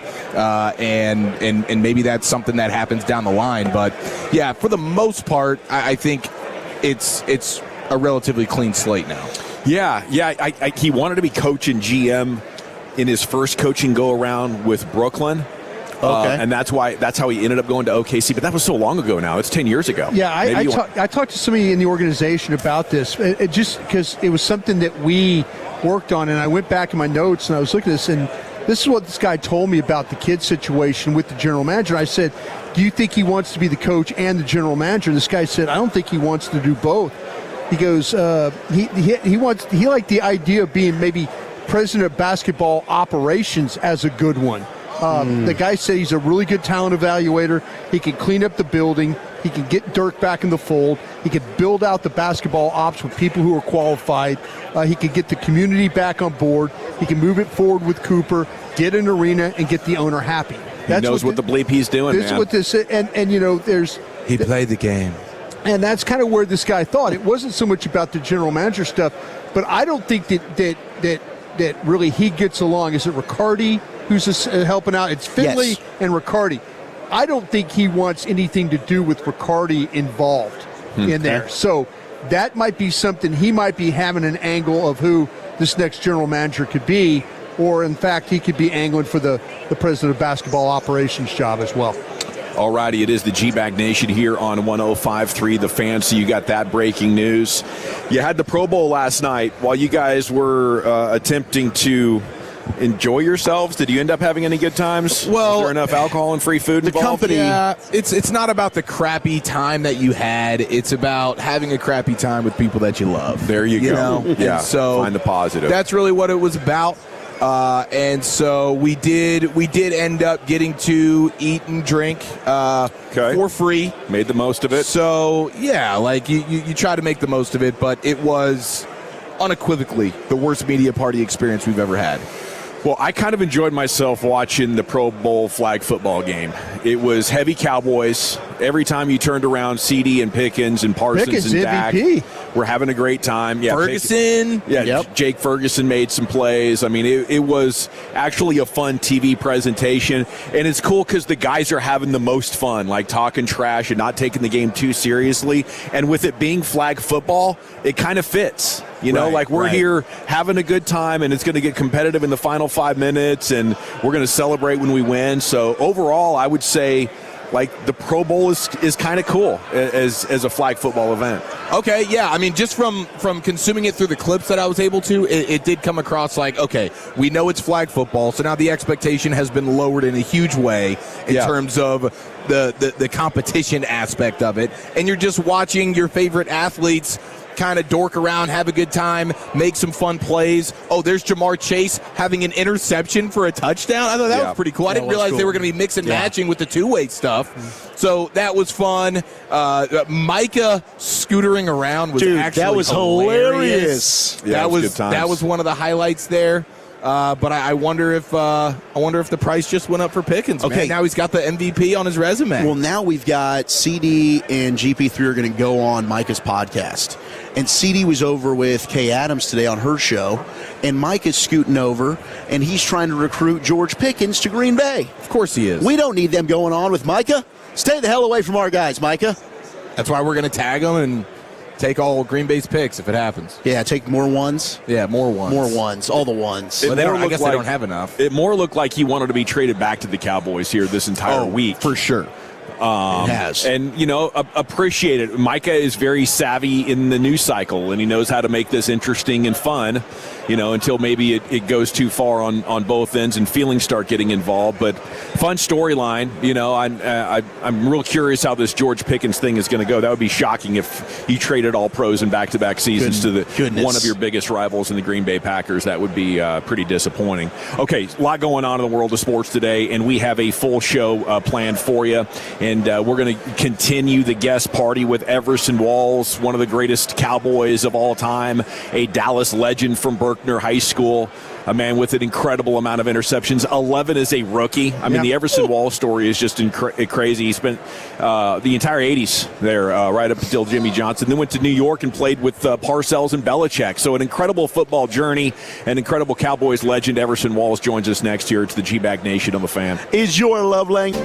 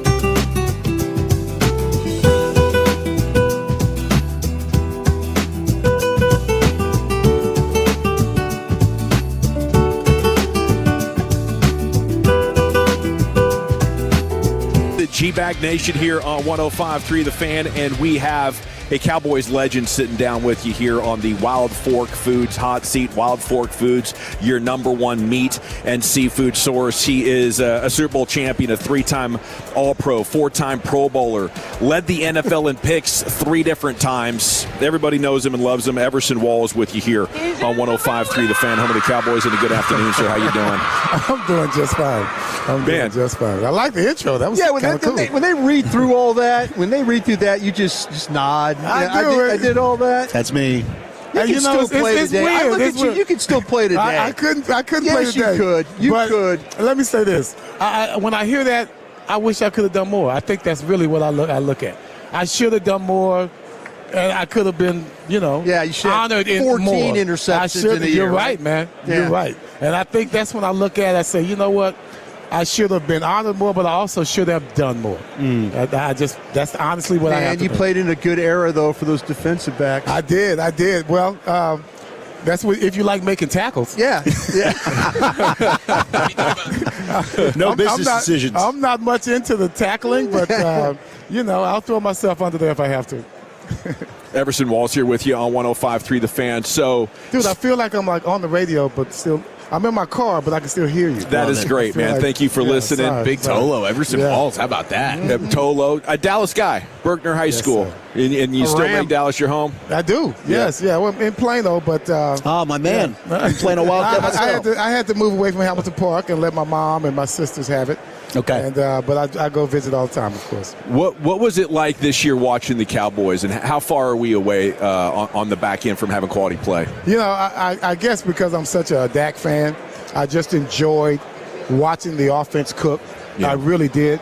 But at the same time, you realize no offense can overcome a bad defense. That's just the facts. I hear you talk about it all the time. Yeah. And I think that the Micah Parsons deal, this is obvious stuff. We just never recovered. Yeah. We never recovered from it. We thought we did after the 3-game winning streak. We were like over the top with that. And as you can tell, I'm still a fan, even though I played and I cover them a little bit. But I do realize that this team is still relevant. And to me, that's a good thing.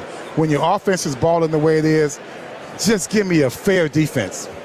We may not win the Super Bowl with a fair defense, but I think we can make a lot of noise. You bring in a good defense, now you're talking complimentary football, which is something the Cowboys haven't done in quite some time.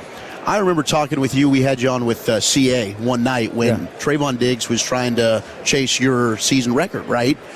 What do you think happened there with Trayvon Diggs and why things maybe didn't work out for him in his career with the Cowboys? Well, there are some relationships that you think can handle more than you thought.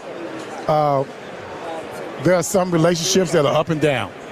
I'm sure Trayvon thought that this was going to work out. But you got to do your part. And there are rumors that he wasn't doing that. Yeah. And I'm not talking about on the field necessarily. Yeah. I'm just talking about buying into the culture of the team. I don't think he ever bought into it after his injury. It's easy to do that when you're balling with 11 picks. Mm-hmm. And, man, I went back and looked at some of his highlights. Just amazing, some of the plays that he made, not just the interceptions. But it's where you are when things go south. And he wasn't in a good place when they did that. He wasn't. How did you approach the game as a defensive back, and what allowed you to get so many interceptions? I mean, at Berkner, I think as a senior you had 11. I had 8. You had 8? Yeah. Was it 11 at Grambling? Was it 11 at Grambling your senior year? Yes. Okay, and then 11 your rookie year. That's an incredible amount of production back-to-back years. What allowed you to do that so consistently? So many things.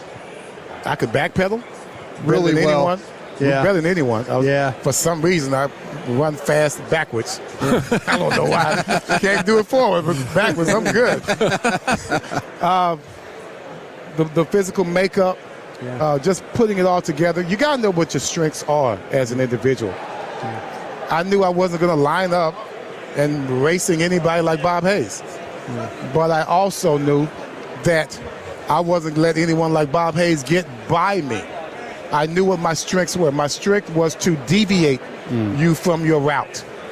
I was always able to do that basketball experience. I was always able to make him go the way I wanted him to go, as well as keep the leverage on the receiver.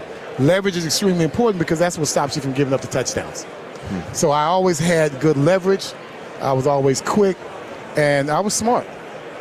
I had Eddie Robinson as a college coach. Yes. I had Tom Landry. Yes. I mean, I could keep on going. Yeah. And before I got to New York with Parcells and Belichick, I had learned so many things, not just about myself, but how to play a defense they called the flex back in the day. Because the flex defense affects a cornerback immensely. There are some plays where you're not going to get any pressure, even though you have 4 of the best defensive linemen in the league. You're not going to get 1 ounce of pressure because they are not allowed to give pressure. The flex was called for the run. I know I might be a little boring to the people out there, but when you have a defensive line that's playing the run, then we're getting crap in the back because now they got more time to run. So I had to understand that I had to be a little flexible myself in regards to playing shutdown football, or do I play smart chest football, like a pitcher versus a big hitter. I had to make sure I controlled that wide receiver. I wasn't trying to shut him down. I was trying to control him until my moment came, and usually that came to interception. Well, and part of it, too, the giant paws you got. Those hands are unbelievable, bro. Well, you should see my dad. You see my dad's hands. They said my dad could change a tire without tools. Wow. So, go figure. Everson Incredible Walls DNA. Here with you on The Fan. What can you tell us about our younger audience about Tom Landry? Would he be great in today's game? What made him great in that era? He would not be great in today's game. Why not? No one would listen to him. Okay. We just have the players nowadays. Too much individuality. We were headed that way already when he was on his way out. And that had a lot to do with him going out, because now you had players. We were different. I came from Grambling. I had my own way of thinking. He's from Mission, Texas. So the disparity there, just in culture alone, was starting to show with a player like Tom Landry. A coach like Tom. I'm not saying he's not a good coach. I'm saying the players would not be able to relate to him. And nowadays, as you can see, coaches and players have to relate to each other more than any time else, more than any time in the past in the NFL. That's just the way it is. Coaches have to be able to adapt to this world that we're in now. Tom Landry would have fought that tooth and nail. So you played for 6 Hall of Fame coaches. Yes. Bill Belichick with the Giants, maybe the best defensive coordinator ever. No doubt. This past year, Eberflus, obviously, is a defensive coordinator in Dallas. It didn't work out. But I also don't know that the Cowboys have the personnel right now. For you, you were an all-pro player, but you also played for some of the best coaches in the game. How do you navigate that topic where is it coach, or can a coach not excel without the players? I think Eberflus is an example of what I'm talking about with Tom Landry. For some reason, the communication there did not work. I'm pretty sure he knows how to speak English. Yeah. But for some reason, the players heard something else. I cannot say why that is. But to me, what I learned coming up, and I was raised by coaches. My dad was a coach. My uncle was a coach. Full of athletes all in the family. One thing I know is you got to be where you got to be. If I want you to be somewhere in the zone, then you have to be there. That was the reason that I was able to play above other athletes who had better athletic prowess, because I knew where to be, when to be there, because I listened to my coaches. I don't know what the barrier is between them, but for some reason, they did not get that concept. We played audio from one of your podcasts on DallasCowboys.com, and you were a bystander in a nice little back and forth with Heckma Harrison and Mickey Spagnola throwing out the fan man. Yes! How you were courtside for that. How was that, being in the room for that back and forth, Everson? Because that was incredible. Oh, my God. I didn't do anything. I just said, I think my only contribution was when he called him a fanboy, I said, hey, man, fan man. That's a great line. That was all I got. Fan man. I mean, and so Helman comes in Monday. Yeah. Said, the people in Oak Cliff are mad at you, man. You didn't, that's all you had was fan man? So I was out of it, man. But no, I'm sure he wasn't happy about it. But Mickey's Mickey, man. Yeah, he is. The reason I have a job there is because Mickey pissed somebody else off. Yeah. And they were like, hey, you got to get him out of there. Let's bring in Everson. Everson's a nice guy. So, yeah, somewhere over there. I don't know. Brian's like, it might have been me. That's me right there. Yeah, not just you. Somebody started with a J. Oh, no, Mickey, J and no I. J and no I. Mickey and I went nose to nose one time. So, yeah, I understand about that. Everson, I wanted to ask you this question. If you could put on the number 24 again and walk across and have to cover somebody in current wide receiver. Yes. Give me a guy that, and you talk Puka. about, you want to cover Puka Nacua. I want to cover. I got to see it. How is he doing this? Yeah. You got to show me. That's what I said on the podcast. You got to I've seen show you cover everybody, but Puka Nacua. Puka, he's tall. Yeah. He's big.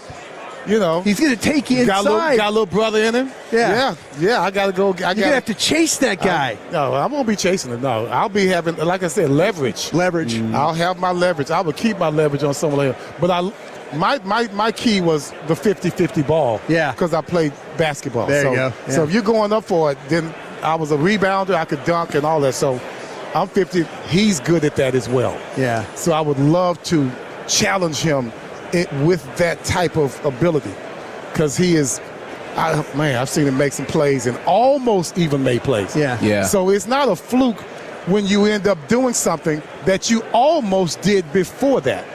He knows exactly what he's doing, and to me, when he sets his mind to it with Matthew Stafford, right, no one can stop him.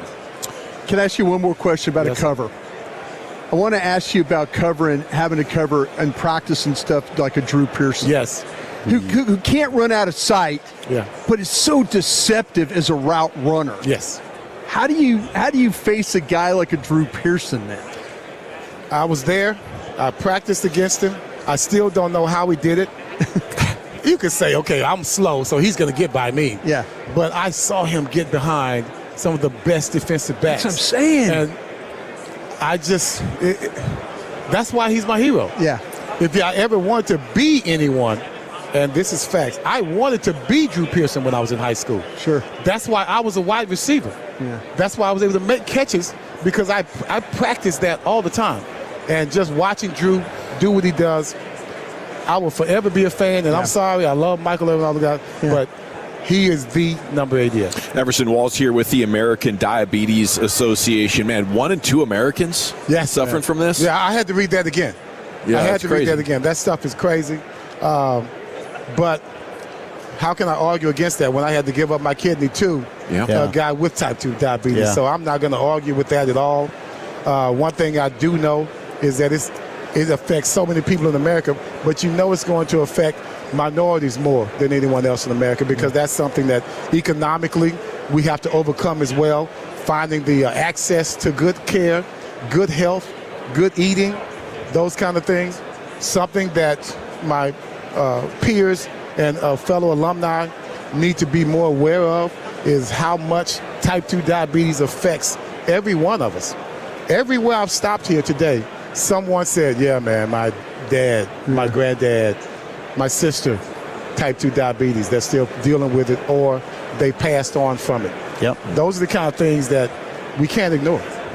Well, God bless you. Thank you so much for sharing your memories and your thoughts on football with us here. It's great to see you anytime, especially here on Radio Row at the Super Bowl. All right, baby. Have a great week. Thank you, guys. There he goes, Everson Walls, brought to you in part by Tide. If it's got to be clean, it's got to be Tide. All right, G-Bag Nation here on 105.3 The Fan. And coming up next, we'll get the champ in. We'll get Wolchuk's Top 10 at 2:20. And we're back with more sports here with you in the nation. But first, I want to tell you...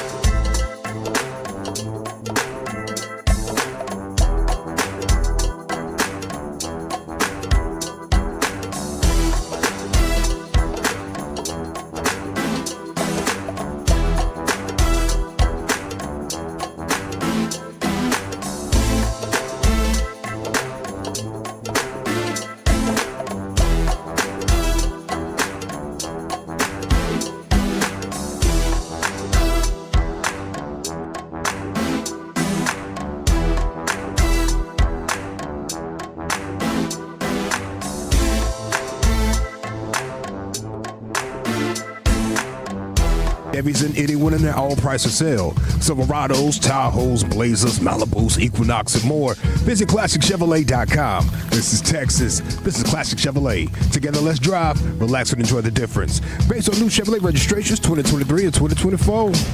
All righty, welcome back. It's the G-Bag Nation here on 105.3 The Fan. Jake Lazer's going to be here, but he's not here yet, so maybe we can get in our replay of the G-Bag of the Day champion. A huge show is planned for you throughout this afternoon. Jake Lazer, NFL Insider, is going to join us here in just a moment. Let's go back into the Pimp Cup, though, and get our G-Bag of the Day with Lujas. Back in the Pimp Cup, back in the Pimp Cup. All right, here we go.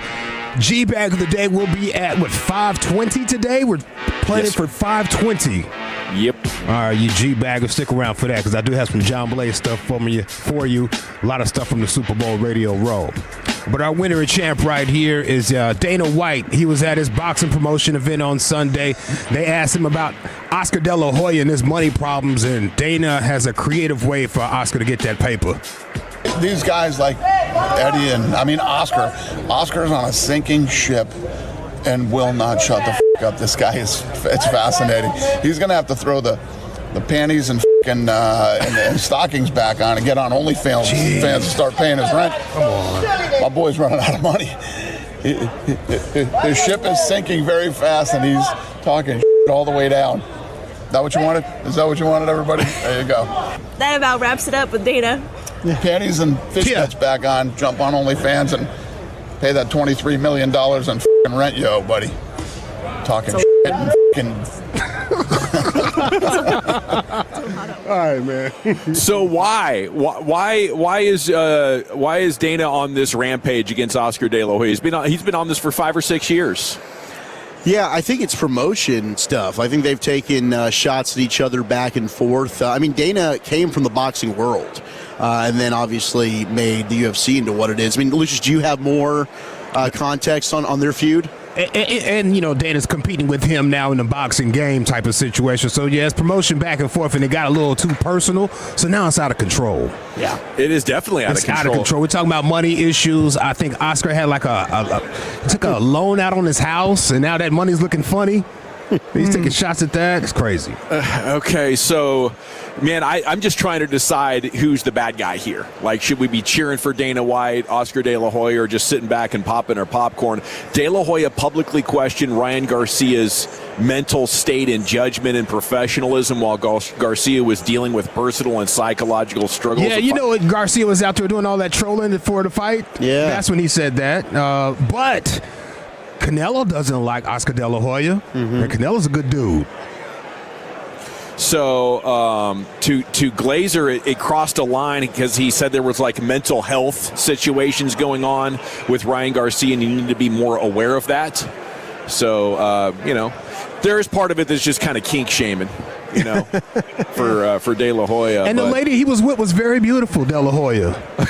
Is that girl, right? Yeah, them pantyhose that the lady belongs to, she was beautiful. All righty. I wouldn't do it, I'm just saying. Yeah. Right. Yeah, you know, it's one of those things that's hilariously embarrassing, and I kind of tip my cap to De La Hoya for at least remaining in the public eye with it. Yeah. You know, that might be something that would chase people underground a little bit. We are live on Radio Row, and we're continuing to react to the Anthony Davis trade. He has been sent to the Washington Wizards. You get a couple of young players who I would describe as like NBA hopefuls. You get the contract of Chris Middleton that's $33 million for next year. That's going to expire this year. And you get Marvin Bagley, who was a lottery pick the year that Luka Doncic was taken. But you know, he has not turned out to be a good player overall. So a depth piece in Bagley. I don't know what Middleton has left in the tank. When healthy over the last couple of years, he was an incredible, you know, offensive player for the Milwaukee Bucks in their run. But I don't think you're getting anything to help you now. I would say the young guys are probably long shots, but you know, good young guys to sort of come up with Cooper Flagg and get their second or third chance at, you know, finding their spot in the rotation in the NBA. One of them's a pretty good shooter. And then you get draft picks, you know, so the 2031 lottery protected pick, I think that's actually Golden State's pick. And then this year's draft pick is from the OKC Thunder. Overall, you guys happy that this saga is over? Yeah, I was just in the camp of getting Anthony Davis out of here. You have a little bit of risk of could you have built him back up and gotten more for him. But I think there's also a world where he's just really a ticking time bomb. And every single second that you have him on the floor, there's a chance that you lower the value that what you could get for him. So I'm just glad they kind of clean slate here. You get the money off the books, and you get the expiring deals, you get some young guys, and then the draft assets. And Hagee was making a great point. Like it's more so about the asset factor of it, and not necessarily, oh, we're going to take a guy with a late first-round pick and feel great about it, but being able to use those from a wheeling and dealing standpoint and in other trades. So overall, I'm so glad that the Anthony Davis era is over, and I think today is a win for the Mavs. The other good news from the trade reporting has been the Lakers writer at The Athletic says the roads are closed for a Mavs and Lakers trade. Yeah. What's going on? Good, as it should be. They're not wanting to do fleeced us. Anything there. How you doing, Sir Zach? Good to meet you, man. Absolutely. Thank you for joining us. Here comes the glaze, baby. Here he is. The TV personality Jay Glazer joining us to talk about his diagnosis and journey living with attention deficit hyperactivity disorder, which impacts 15.5 million adults in the U.S. Obviously, everybody knows him from more Fox. than that. More than that. I feel like I got it. With social media? Yeah. Oh, my God. Are you kidding me? How do you know if you got ADHD? Well, I know when I'm sitting in something that I'm not interested in, it's like this is what I explain to people when I talk to teams. It's like I'm drowning. And the only way for me to get a breath of fresh air is to fidget, is to disrupt the class, is to have an outburst, do some shit like that. And, can I curse here? No, sir. We're live on FM but we got radio. you covered. But it is America. It's a free country. Okay, so, and then, I was told for so many years that I have a learning disability. And I said, no, I don't. I just don't learn the way you teach. Clearly, I don't have a learning disability. I've written 2 books. I'm in the Broadcast Hall of Fame, got an Emmy. I've done all this stuff. Like, I was one of the youngest sports columnists at the New York Post. But I just can't sit through something I am not interested in, no matter what. Like, every week of my life, I was punished for having outbursts and not applying myself. And all. You think I want to get punished every week? No, you're not capable of it. That's it. So I want people to understand, hey, there's different ways to learn. And I go and I talk to all these teams now, and I'm like, hey, find out. I just actually met with a bunch of combine kids. Said, tell these teams, this is how I learn. Right? And I think social media gets ADHD now more prevalent in all of us because, shit, we're just looking down at sorry about that. We're looking down at our phone, and our tablets. No one's connected, and we're on 7-second snippets, and that's it, right? And it's, especially kids nowadays, right? And I always tell parents, the number one thing you tell your kid, there's nothing wrong with you. And what I've tried to do, because again, I was told something was wrong with me, and what I try and have now done with with all my mental health issues is I've tried to figure out where I've weaponized them. Okay, where depression's helped me, anxiety's helped me, ADHD's helped me. Bipolar, I'm still trying to figure that one out. But if I look at them like they're my superpower, I'm not ashamed by them anymore, which I was for so many years. And now I'm like, ADHD for me, I can't sit in a lecture for more than 7 seconds. But man, I could do 9 things at once. I could run a business, charity, call 32 teams, do my insider work, do a podcast, write a book. I can do all these different things. You fight people? Fight people, right? I can do, as I'm in the cage, training with someone, literally fighting Chuck Liddell. Somebody will call and go, Jay, Mike Tomlin's on the phone. So hold on a sec. And I'll literally grab the phone and yes, I could do different things at once. By the way, sometimes I will call Mike when I know it's going to be a bad training session. I go, hey, bro, call me at 12:02. Well Chuck is on. Hold on, Chuck. Chuck is on one today. Have you talked to Mike lately? Probably. Yesterday. Folks. Yeah? How's he doing? Great. Learn how to be a dad. Let's go. He's done? Yep. Okay, for now. We got 4 minutes. We would be remiss if we don't dive in on what you think about the Cowboys offseason so far, bringing in Christian Parker, what they got to do. Oh, I think it was great. I mean, everything's going to be upgraded, So, a lot of these coaches, and I help a lot of teams in their coach searches. And I said, the one thing you got to look at is when a guy loses his job. I think I could say this here. Does he lose his nutsack? And what I mean by that, Nathaniel Hackett, right? You're defense coordinator last year. I said, I always say, when you interview guys, see how much they talk about their last place. If they talk about it a lot, they're not over it. Okay. Yeah. Okay? They're still living in that bitterness. You're not getting what they want, right? So, some guys like Kevin Stefanski went in, he's like, no, guys, it was actually awesome. I learned. I got nothing bad to say. I learned, right? Robert Saleh was like, I learned. But other guys go in and they just are bitter, and you can't go with those guys. Very interesting. Jay Glazer with you here on The Fan. Do you think the Cowboys are going to have an active free agency for the first time in a while? Yep, I do. Yep. Really? They got some capital now. And, let's go. Yeah, I do. How's the Pickens saga play out? I don't know. That one, I don't know. It's a tricky one. Yeah, it is. But franchise tag, is that the safe assumption?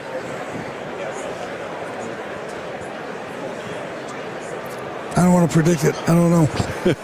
You don't want to ball sack us. He's a different cat. What do you think about it? What do you think about as a professional journalist, newsbreaker, all the ball sack reports that are out there these days? Oh my gosh! I mean, we get sacked on a daily basis. Getting sacked and cracked. Oh, the crap that's out there. Yeah, man. It's probably like 5% of what you see is real. Wow. Yeah, that's terrible. So I put out 1% of what I know, and we'll just sit there and be like, no, oh my gosh, it's like not even close. But people need content now more than ever. How do you get content? How do you get through all of the smoke signals and the bad information and get people to tell you the truth? I don't have smoke signals. I don't have smoke signals. My guys are good. Even like draft. Yeah. I put. First of all, they don't want to hear my crap. But I put 2 years ago top 10 picks, and I time stamped it at 3 o'clock in the afternoon. And 10 for 10, except I mixed up the Giants' 2 first-round picks. Right? Didn't they have like 5 and 7 or something? And I mixed those 2, but had them all because my guys aren't going to snow me. But also, like, I don't do, and it's not by the way, me coming on here and acting all cocky and all this. No. But for years, I built up trust. I'm like, I'm not going to do a mock draft because I'm not going to lie to the fans. Sure. And if a guy said to me, Glaze, this is who we're doing, but you can't tell anyone. I can't tell anyone, and I'm not going to put in a fake thing. So I'm not going to do that to the fans. Right. But also, I know they want to go. So, like, Dallas, a couple years ago, said to me, hey, we want J.C. Horn or Surtain. And I said, you're not getting them. Yeah. And they said, where do we have to get to? I said, you have to go up to 6. And I said, what's your fallback? They said, Micah. I said, okay, I could probably get you a dance partner you probably go down about 4, okay? And I didn't hook up with the Giants. I don't do business with the Giants. But they did that, went back, right? Got Micah for the Giants. But that's what I'll tell guys. I want everybody to get what they want to get. You have to move up here. You got to go here. You got to do that. And that is fascinating, bro. That is badass. Yeah. Jason, is it relationships at all cost? Is it with you relationships at all cost? I mean, and it mean protecting loyalty. You seem like a guy that if you got crossed, you would say, "Fine, you crossed me. I'm moving on. You're done." Yeah, you're done. And you know what people never got is I always talk about my depression. I need teams. Teams are everything, and I'll never forget. About 8 years ago, I'm at the height. I'm on year 4 ballers, right? With me and The Rock, like, kid me, I'm not even an actor. It's like, man, I'm on the #1 comedy in the world. And I'm hosting the UFC, and I'm the #1 insider Fox. And I go to training camp, and Dan Quinn was like, what are you doing here?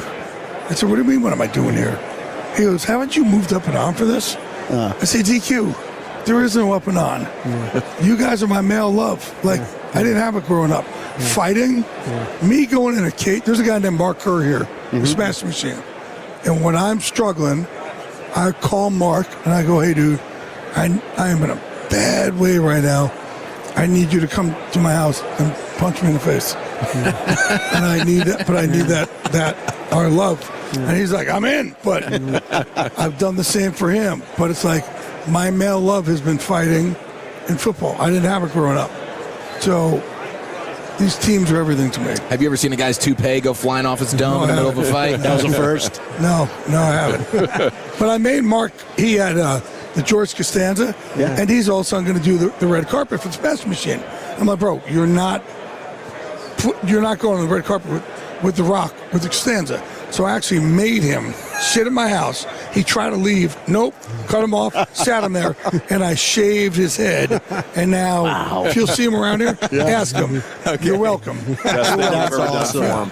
How do we get more resources on the mental health and the ADHD stuff? Yeah, go to Kelbury.com. Supernos has just been great. It's our 3rd or 4th year doing it. My wife, Rosie, who's right over here, she's part of the campaign with me, because she's kind of helped me through, deal with. She told me before I got on Kelbury, I was never present. I'm on my phone. I'm doing this. And now with Kilbury, I'm able to put the phone down and have like connections with people.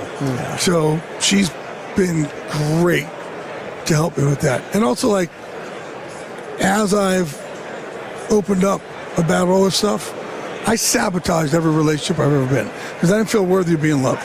So I was either going to find someone that was going to ruin or find someone I would mess it up because I'm not worthy of it. And the pain of living in question of when it's going to end was way worse than the ending. So I ruined every relationship ever, including one with her. And I actually sent myself to Thailand for 35 days to go learn from these Thai monks and learn how to do breath work and meditation and gratitude lists and all these things I never knew. Because, like, meds don't work for me except for Kilbury. And it got me back with the love of my life. And she's just, I'm 55. Never too late to find love, man. It is Quelbree, Quelbree. Thank you so much. Congratulations, and thank you for sharing your insights with us here on your home of the Cowboys. We're back with hour number 2 live on Radio Row. Jay Glazer in the hot seat, brought to you by Wild Fork Foods, your #1 meat and seafood source, and Tide. If it's got to be clean, it's got to be Tide, and we're back here in the nation. Chiafalo here, the Tolos.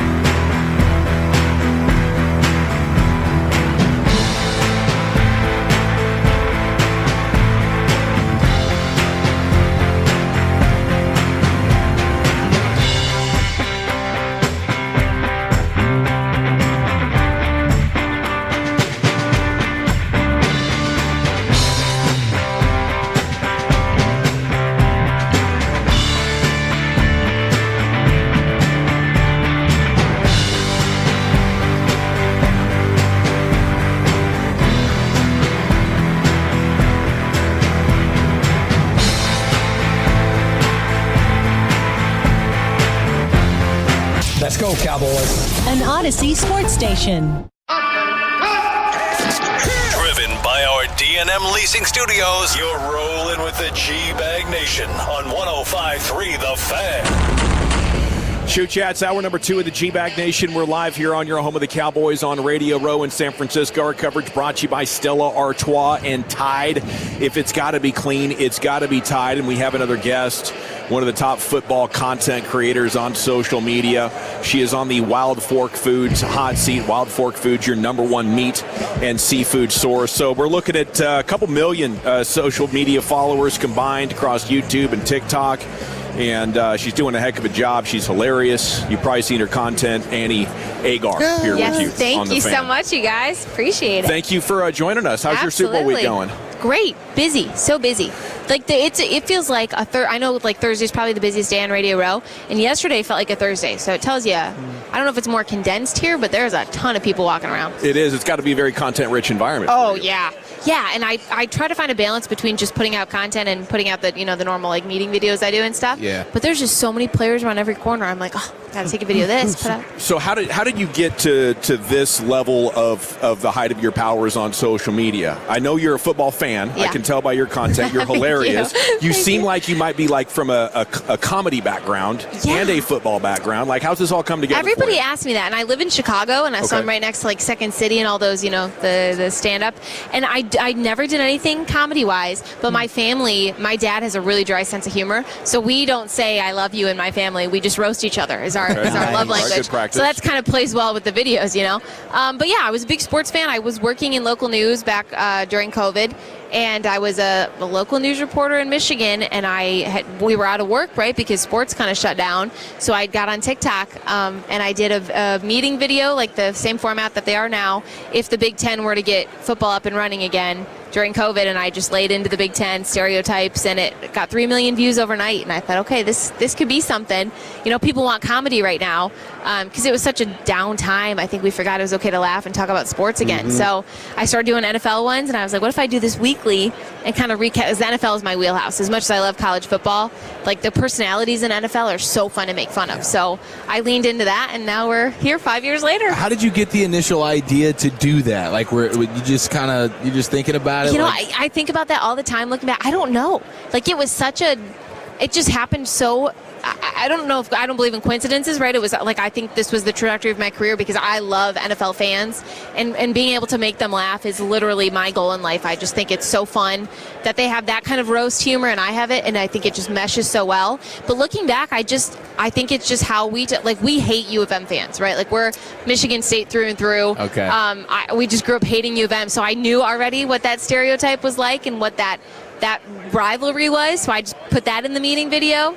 And I think the meeting format, I just had seen like other TikToks, because it was right when TikTok was out there. And I'd seen a couple other videos in that format, and I was like, oh, maybe I'll try this out because I think it might fit my comedy. And I just got on there, and I didn't have a script. I just went off what I knew about each team, which looking back would be hilarious what I said about IU, because I think I said something about them being a basketball school in hindsight. They were at the time. They were right. Yeah, look at them now.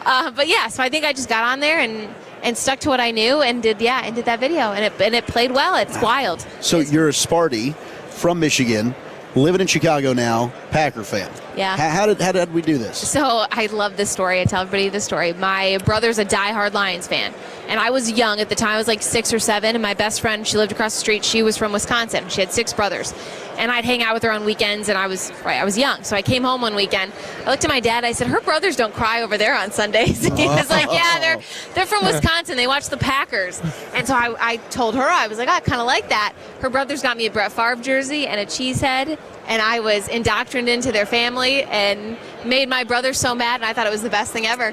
Now looking back, it was a great move on my part, but it was. Isn't that funny? So that's how it came to be, and I stuck with it all throughout high school because I think it just was hilarious. So we're the home of the Cowboys. The Micah Parsons trade happens. I know you have a video reaction of it. Go back and watch it if you're listening. Day of my life. But yeah, so how is it having Micah on the That's team? what I told people. I was like, I don't have kids. I don't have a significant other. That was literally the single best moment of my life. I will play that at my wedding someday as the peak, until the injury, of course. He's great. I mean, he is game changer. Like, I had Super Bowl aspirations because of Micah Parsons. We had no pass rush before. No discredit to Rashawn Gary, maybe a little bit. But somebody tweeted Michigan out. loser. Did you see this? Somebody tweeted out at the Pro Bowl. They said, because he was out there with his little scooter, right? They were like, oh, he's already making a bigger impact than Rashawn Gary. I didn't say it, guys. No, that was the best trade, and Jerry Jones, and it's you guys worked it out afterward. Like, your defense improved to Eberflus's it didn't really trials. Not second worst. A little bit. Yeah, to second worst. Right behind the Bengals. Yeah, That's right. Yeah. NFC North, a great fertile environment for trash talk, though. Oh, so good. Yeah. It's so good. It's gotten better too. Now, do you take extra pleasure in creating content at the expense of your rivals? 100%. Chicago, the Bears. Oh, unbelievable. Like the Lions. They're probably my number 2 team. You know how everybody in the NFL has like a team you don't really mind seeing do well, which is so weird that they're in the same division, but I think it's the whole family aspect of it. I don't mind. Minnesota, I hate Minnesota, but they've just had a rough year. They're probably going to have a rough Super Bowl, too, watching Sam. But but the Bears this year were brutal to me.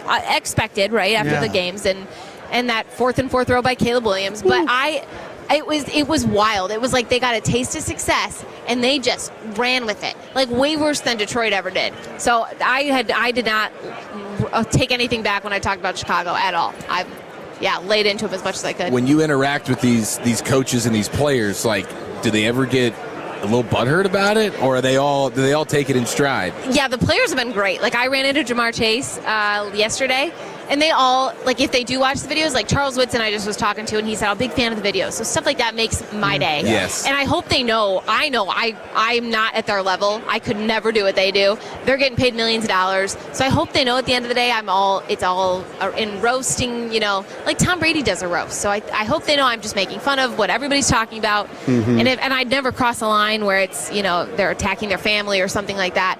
The coaches is what's tough, because the coaches are so nice, and I lay into them, because not only are you not a young player that is like working his butt off out there, you're a multi-million-dollar paid coach. If you suck at your job, I will lay into you. But then I meet them and I'm like, oh, you have to be the nicest person I've ever met, aren't you? And it's the worst. Like, I've called for Rich Bisaccia to lose his job multiple times. How that man's still employed, I don't know.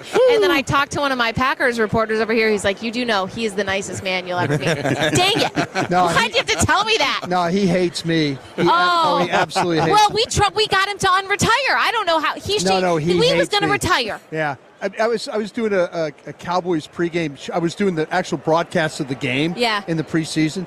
I asked him who his backup deep snapper was. He dropped so many F-bombs on me. I'm like, I'm just trying to do the broadcast. That's funny. He goes, nobody ever asked about the backup deep snapper. Nobody. Don't chase us. I'm standing in the middle. You know what? That sounds like a fireable offense. I think we should fire him. Fire him. Unbelievable. So do you roast the Cowboys and the Steelers for hiring Mike McCarthy? How's that come across? Absolutely. Yeah. Eberflus gave me a ton of content this year. What else did I make fun of? Your defense in general. Yeah. Diggs, I had some fun with him too, because then we got him for like a week, right? Yeah, congrats on that. Thank you. That was before or after the TV fell on him. It wasn't a TV. I did say in one of my meeting videos, I said a TV's now covered more NFL players than he has. So that's a good one. That is good. Do you sit down and you're like writing out these jokes, or they just kind of come to you? Sometimes I script them out. Sometimes it'll be while I'm filming the video, and I'll just kind of try to absorb everything from that weekend, and then I'll pick from pop culture like that you'd never know unless you were deep into NFL news. And I just try to consume everything. So as much as I'm putting out, I'm consuming social media too.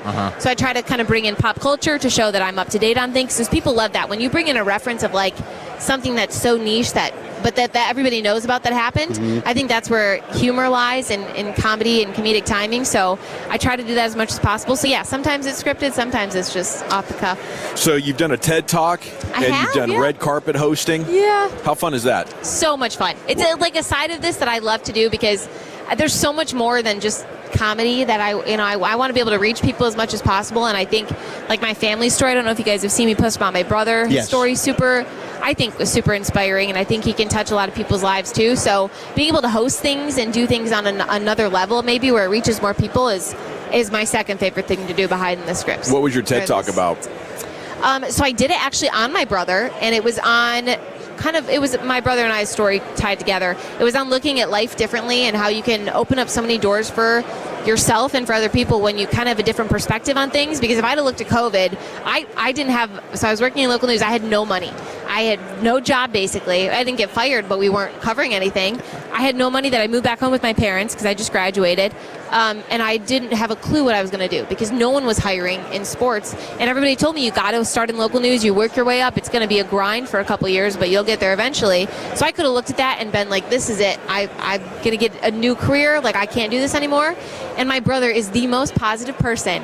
And he sees things from that different perspective because he has to. He can't walk by himself. He can't feed himself all the time by himself. Like, he can't stay by himself. And he's a 30-year-old kid, and he's brilliant. Like, other than being a Lions fan, of course. But he's brilliant, and he sees the world differently. So I looked at COVID. I think through him, I was able to see COVID as an opportunity instead of, like, shutting me down. So in the TED Talk, I mentioned that. I said, you got to have this positive outlook on life. Otherwise, it will shut you down. And I take it, I use him as an example all the time. So hopefully messages like that will get out more. And, it was fun to share. Good message. Thank so you. where are we going on social media to follow you? Your handles? Yep, your at Annie website? Agard, at Annie Agard5 on TikTok, Twitter, X, whatever it is, and Instagram. Post all the time. They're Facebook even for the parents. Somebody came up to me. They were like, my 80-year-old mom sends me your videos on Facebook. Stop posting them to Facebook. I already see them on Instagram. I don't need her to send them to me. It's so cute. Well, right on. Congrats on all your success. Thank you guys so much. I appreciate it. Thank you. Incredible journey of for course. Annie Agar, one of the top NFL football content creators on social. She's joining you there on the Wild Fork Foods hot seat. And we're live on Radio Row, brought to you by Stella Artois and brought to you by our friends at Tide. If it's got to be clean, it's got to be Tide. And I believe we're going to step aside and get former U.S. men's national team goalkeeper Casey Keller in with you next on The Fan. But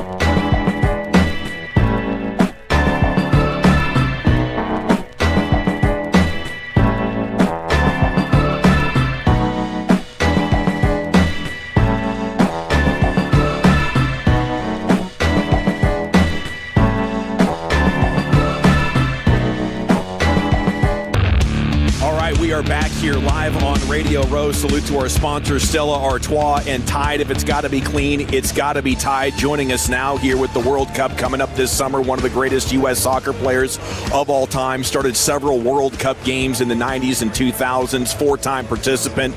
Played professionally in the top leagues in Europe before finishing his career with 3 seasons in MLS for Seattle. The professional athlete who, to this day, is most mentioned in my household when I'm hanging out with my dad and my brother, talking about sports and talking soccer. Can you get this microphone on over here? As also sports commentator, and he's joining us today to talk about his diagnosis and journey with non-Hodgkin lymphoma. Announced this morning. Casey Keller with us here on The Fan. How you doing? I'm doing all right. Thank you. So, let's start there. Okay. Quite interesting when I Googled you this morning to get the very latest here. It got a little weird. And this goes back to your playing days? Yeah. So when I came home from Europe, I signed a 2-year contract with the Sounders. So for 2009-2010 season. At the end of the 2010 season, I was in really advanced contract talks to extend for a year. But I was having an issue at the end of the season with my hip. And what I didn't want to do was play a 20th season and spend all that time on the treatment table because I had a big hip issue. So I just said to the team, let me go get an MRI. Let me check on the hip before I sign the contract. I go in, I get the MRI.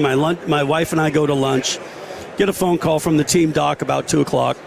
And he's like, hey, Casey, just want to let you know, your hip looks like what we would expect from a 41-year-old with 19 years of professional experience and 700 matches. But have you had lunch yet? And I said, Doc, I've had a lot of MRIs, and nobody's ever asked me if I had lunch yet after one. He said, well, we saw something on the MRI, and if you hadn't had lunch, we wanted you to go back to the hospital for a biopsy. But since you have had lunch, you're scheduled for 6 a.m. tomorrow morning. You're like, yeah, that can't be good. Yikes. Jeez. So get the biopsy, wait the 3-4 days of pathology, and confirm that I had non-Hodgkin's lymphoma. And meet with the oncologist.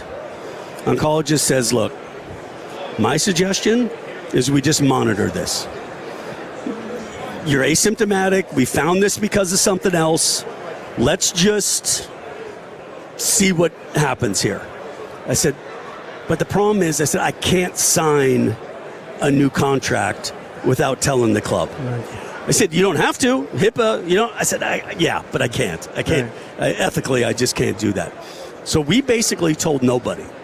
We told the owner and the president of the club. I didn't tell my parents. I didn't tell my kids. Wow. It was just this idea of not knowing when or if, more when than if, but treatment. It was, in the end, it was 8 years that my family didn't have to worry about something that they didn't know to worry about. Wow. So I went to preseason. I had a test after preseason to say, okay, you can start the season. I had a test halfway through the season if I could finish the season, finish the year, went into the broadcast career. And then it was about 2017 fall, winter, where, like a lot of us pro athletes, when we're not doing the training the way we used to, maybe gained a little weight. The suits were a little tighter than they should be for the broadcast. So I said, okay, I got to pick up the pace here. I got to get fit. Hunting season's coming, snowboard season's coming. I got to get this going here. So started losing some weight. Thought, yeah, that's pretty good. Started losing some more weight. Kind of went, that's a little too easy. So Christmas comes, and I'm eating everything in sight. And I'm still losing weight. Wow. And then it really was February where it came to a head. I'm getting out of the shower, and my wife is like, you need to call the doctor. The lymph nodes in my groin looked like they were going to come through my skin. Jeez. And so, call the doctor. Yep, time to start treatment. So, I have a treatment, and I'm fully expecting, with the success that I had as a player, that the doctor was going to tell me, these are the best results we've ever seen from any patient ever. Yeah. And it was exactly the opposite. It was, well, we had a little movement in this, and then that started a crazy process of zero success, some success, really good success halfway through a treatment to being reversed by the end of the treatment. Oh, jeez. So in the end, I had 13 different treatments. Jeez. One of them, the nastiest one I had, was right when COVID kicked off. So I thought I was going to have to go public because I was starting this 96-hour continual chemo drip. Wow. And it was supposed to be inpatient. But then they kind of kicked everybody out of the hospitals. So they said, we're going to do this outpatient with, I was bringing back the fanny pack. I had a pump and a 24-hour chemo bag. And then every day I'd go back to the hospital to get the new chemo bag. Well, MLS had restarted in their MLS's Back tournament in Orlando. And we were calling the games for radio out of the Lumen Field broadcast booth off a monitor. And I actually called the game while connected to chemo. Wow. So that was pretty wild. So then unreal. So then that treatment finishes, and again, really good success to then no success. Well, basically why I'm partnering with Bristol Myers Squibb for this drug Breyanzi is it just gets FDA approval, and I'm one of the first people to get this drug FDA approval. Now, if you don't know anything about CAR T-cell therapy, it's pretty wild. So you go through apheresis. So they spin your blood, they take out the B cells, blood comes back in. Those B cells go to a lab and get engineered, and then they get reinfused back into your body, and they target the specific cancer. Wow. So I went from 13 treatments, different treatments with mixed success, to 1 month post-Breyanzi remission, 3 months NED, no evidence of disease. Wow. And that was the spring of 2021. Wow. Incredible, man. Congratulations. Thank what you. a drug. Yeah. And today's the first day you're Today's the telling the world first day about I've told the world about it. Wow. Incredible. How did your family react when, like, I've kind of known about this? In the 8 years, my mom wasn't very happy. Dad got it. Dad was kind of like, okay, I get it. My mom wasn't happy, but I think in retrospect, look, it was 8 years. They didn't have to freak out about something that was nothing that we didn't know about it. And the other thing too was I didn't want to finish that 20th season with everybody. Yeah. Hey, are you okay? Yeah. Are you gonna be? Are you? You know? And then the other side of it was, and I didn't know when I was. My wife asked the doctor, "Is there a chance that he won't ever have to have treatment?" He said, it was truly, Dumb and Dumber. So there's always a chance. So you're saying there's a chance. And it was the one. Yeah, it was the one in the million, which clearly wasn't going to happen. But it was that other side. Somebody at the grocery store asking my wife, "Hey, how's this treatment? Is it working? Is it that not?" And I just thought, there's enough fishbowl as a pro athlete and what my kids and family had to go through. They don't need to deal with this either. Wow. So, and then I also felt weird later of, guess what I had to go through? So to be able to partner with the company that developed the drug that got me to this point, to really spread the word and just tell people to be that advocate for yourself.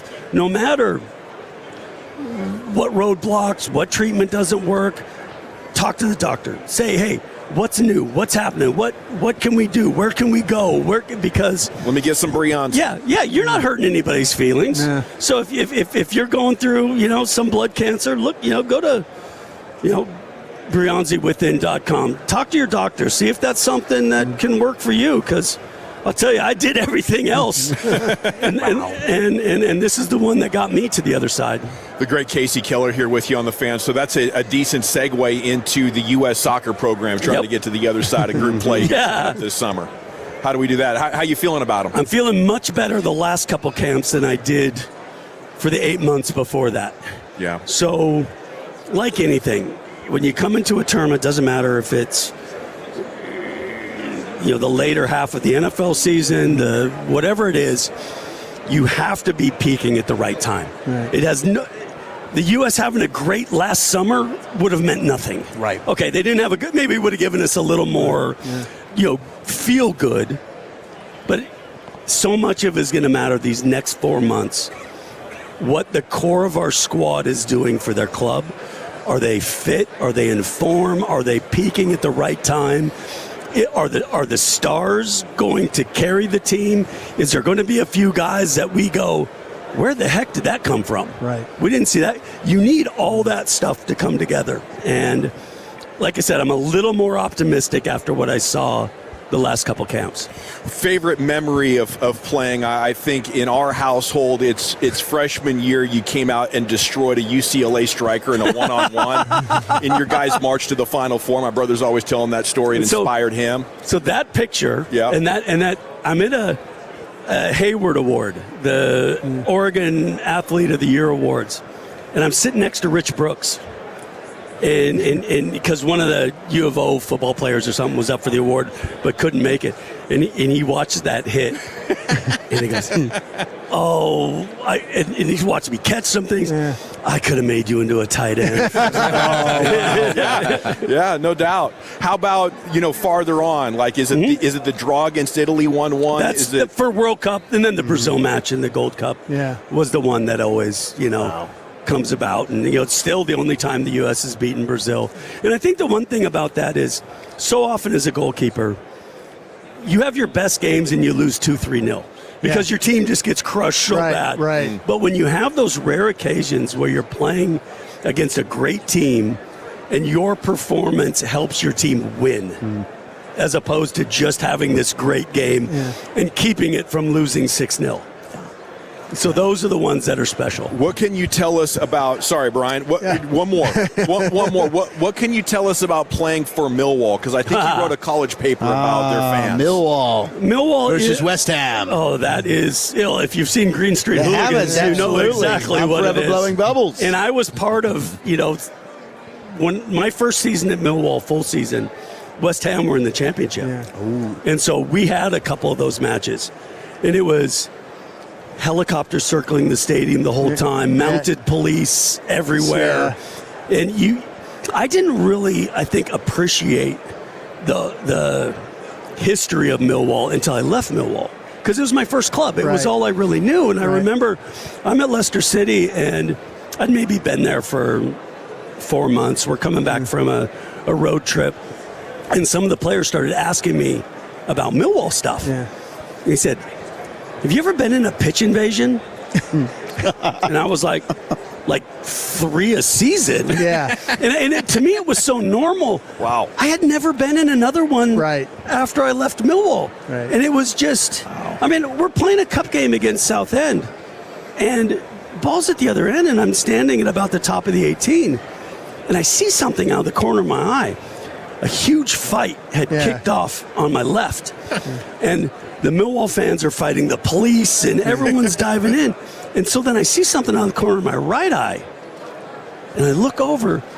There was a Millwall fan in the main stand who wanted to go get in the fight. Yeah. So he jumped down, ran across the pitch, kind of came across me and was like, all right, Case, how's it going? And then runs across and goes and just punches this cop in the back of the head on the fight over here. And then a boom, boom, boom. And it was, the things that you saw were just like, wow. Yeah, that was going to be my question. When I was going to ask you the wildest setting you've ever been in an international match, where and hear you tell this fascinating story about your health. Yeah. And I was going to phrase it in a way of, like, where you didn't think we were coming out of this one alive. I was going to phrase it that way, and then you tell this incredible story. But was you ever standing there and you're looking and you're just going, there's stuff that you we're not getting out of here. World Cup qualifiers against, in the 90s. Yeah. In places like El Salvador. Yeah. Where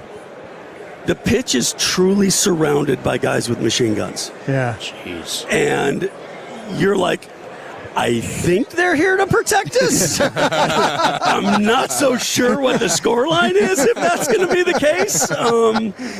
So yeah, it's you really. But then it was really Korea. Yeah. In 2002, because it was, the summer after 9/11. Right. And in all that discovery. They found out that we were on an Al Qaeda hit list in '98. Jeez. In Paris. Wow. And so security was crazy. And one of my teammates played for Uruguay. And they were at the training complex that we were coming into. And he tells me later, he goes, who cares about Uruguay? They got like a dog and like one policeman. Yeah. And we've got just SWAT teams. Yeah.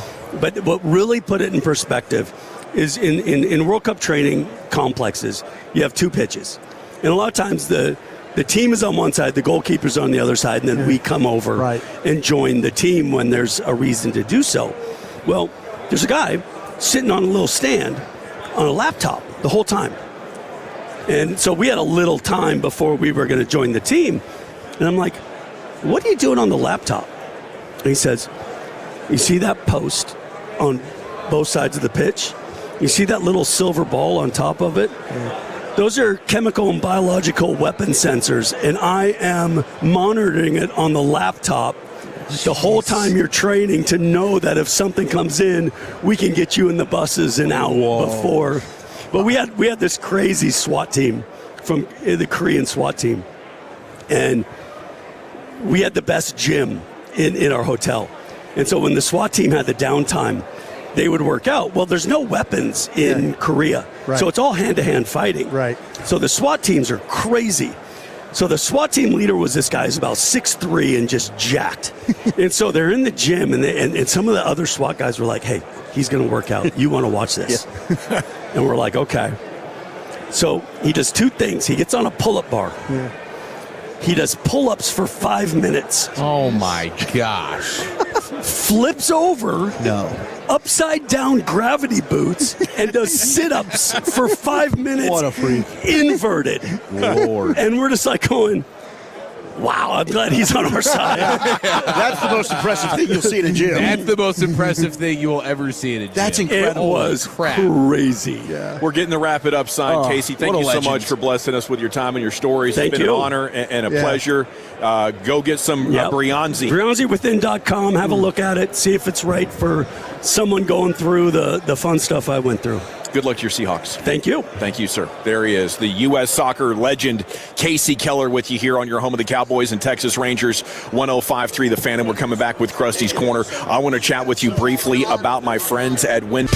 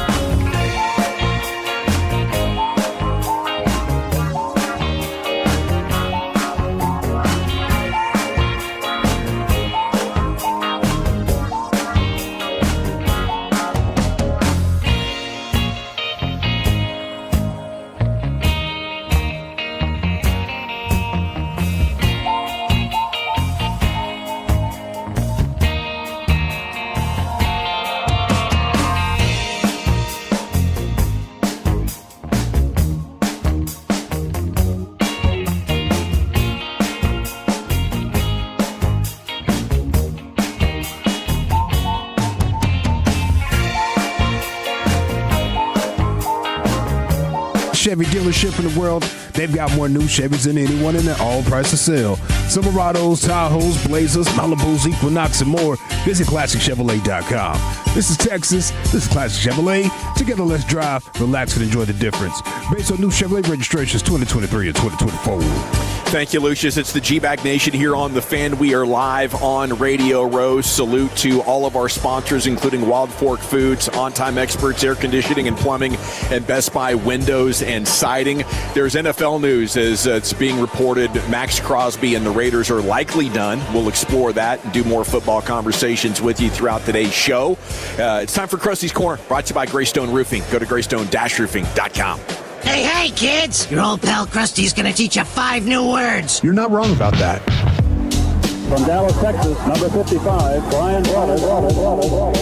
Thank you much, Lucius. Always appreciate you doing that for me. Thank you to Greystone. Thank you to all our sponsors that have let us be out here today. Boy, or this whole week. Had a great time, great guest. What a great thrill to meet. Amazing. To meet Casey Keller. Incredible. What a story.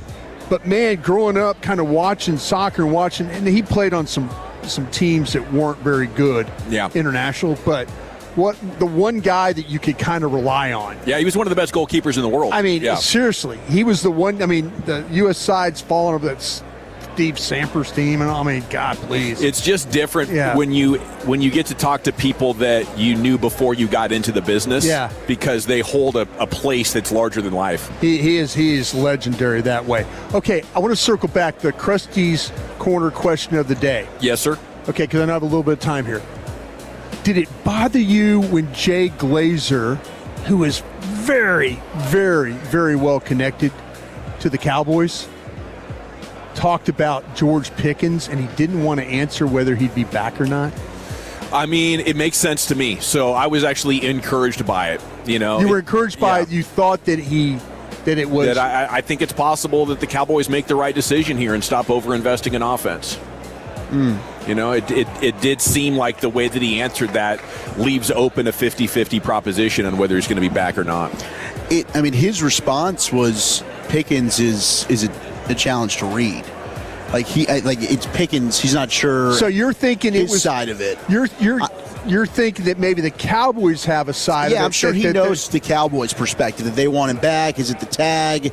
I think he's uncertain of how this ends up going on Pickens' side of this, and the David Mulugheta approach, and how do things play out if indeed it's tagged? How do the negotiations play out? Does Pickens end up doing something crazy?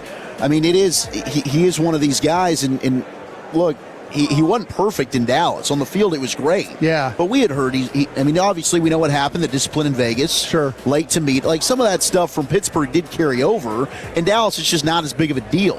Right, when you're successful, we're not going to rock the boat there. They've had plenty of players that have been like that, whether it's Des Bryant or George Pickens. So it was interesting, and then the Crosby stuff that he mentioned, I thought was interesting on Yahoo Sports. Yeah, what do you make of that, though, Dawson? I mean, we've talked about our chief. That's going to cost you capital this year. Yeah, are you jumping in the pool? Do you trade Pickens? Is he part of that? Yes, the George Pickens to the Raiders thing I think is fascinating, especially since they traded Jacoby so you're Myers. Tying it together. You're thinking that that would be the way. I don't think Jake, because he even said it, he's not going to put out just anything unless he knows. He doesn't want to BS people. But I wonder if all of those things are on the table as possibilities. I would be open-minded to that for sure. I think if it's trading draft capital for Max Crosby, I'm out. This team needs young players on rookie deals. They need to hit on those and to also spend money. I can't give up picks and money for a player and be like Max Crosby's going to fix all the defensive problems. I don't think that's realistic. Team's too top-heavy. Were you encouraged that he said the Cowboys would spend money? Yes. Big time. Yeah. That it really just confirms what you've been feeling since the season ended. So if you and Glaze are saying that the Cowboys are going to spend, I can have some optimism that's real. Yeah, I think the message might be finally getting home up there that, we're heading in a losing direction by managing it conservatively. There's no amount of safe salary cap management that can save you from back-to-back losing seasons, and I think that's the biggest difference. When Jerry bought this team, the brand had deteriorated and engagement was low because of the losing seasons. He has never experienced that in his ownership tenure. They haven't had back-to-back losing seasons in over 20 years. Now that you have that, I think that's where the hope is, that he wants to make sure that his fans get to go on a fun ride in 2026 to reignite that interest and that belief. And hopefully Christian Parker's voice of like, yo, I just came from the Eagles. Look how we did it. Yeah. We did it the right way. Yeah. Get on board. He'll have some influence in that. Thank you very much, guys. Appreciate you. Thank you, Broaddus. Krusty's Corner brought to you by Greystone Roofing most afternoons at 3:40. It is the G-Bag Nation here on 105.3 The Fan. We are live on Radio Row in San Francisco with 3 hours to go. And Wolchuk, I believe we're checking in with a football fix. Let's do it. Key Super Bowl matchups, predicting the Hall of Fame class, and which players are most likely to be overdrafted. That's next on the Nation. Can I chat with...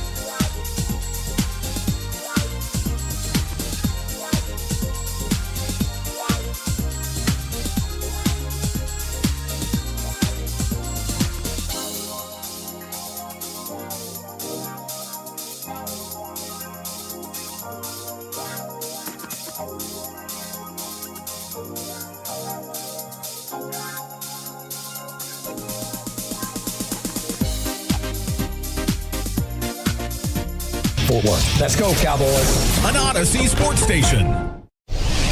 Driven by our D&M Leasing Studios. You're rolling with the G-Bag Nation on 105.3 The Fan. Welcome to the Nation. That is right. It's hour number 3 of the G-Bag Nation. We are live on Radio Row in San Francisco. Salute to our sponsors, Stella Artois and Tide. If it's got to be clean, it's got to be Tide. RJ Choppy sitting down with us now from Sean and RJ. Good afternoon to you, sir. Beautiful Tennessee Volunteers hat. You know, I get a lot of there's more of us than you think. There's more of us than you think. You're all related a little bit. If you made like an Indiana run to the Natty, do you think that Tennessee fans would just take over like Indiana fans did? We're pretty insane. Yeah. But the great Ron Slay, Big Daddy Slay. Yeah. He does SEC Network. He's in the corner over there. He was an All-American when I was there in basketball. We saw Joe Milton. Joe was amazing. Woody Page. Yeah. Woody talked to me, and I'd say it never would have happened without the hat. I'm just another guy to Woody. Well, thanks for sitting down with us, man. It's perfect timing because this is one of the few segments we don't have a guest. All right, today. And Wolchuk's ready for his football fix. Let's do it. Let's get our fix right after this.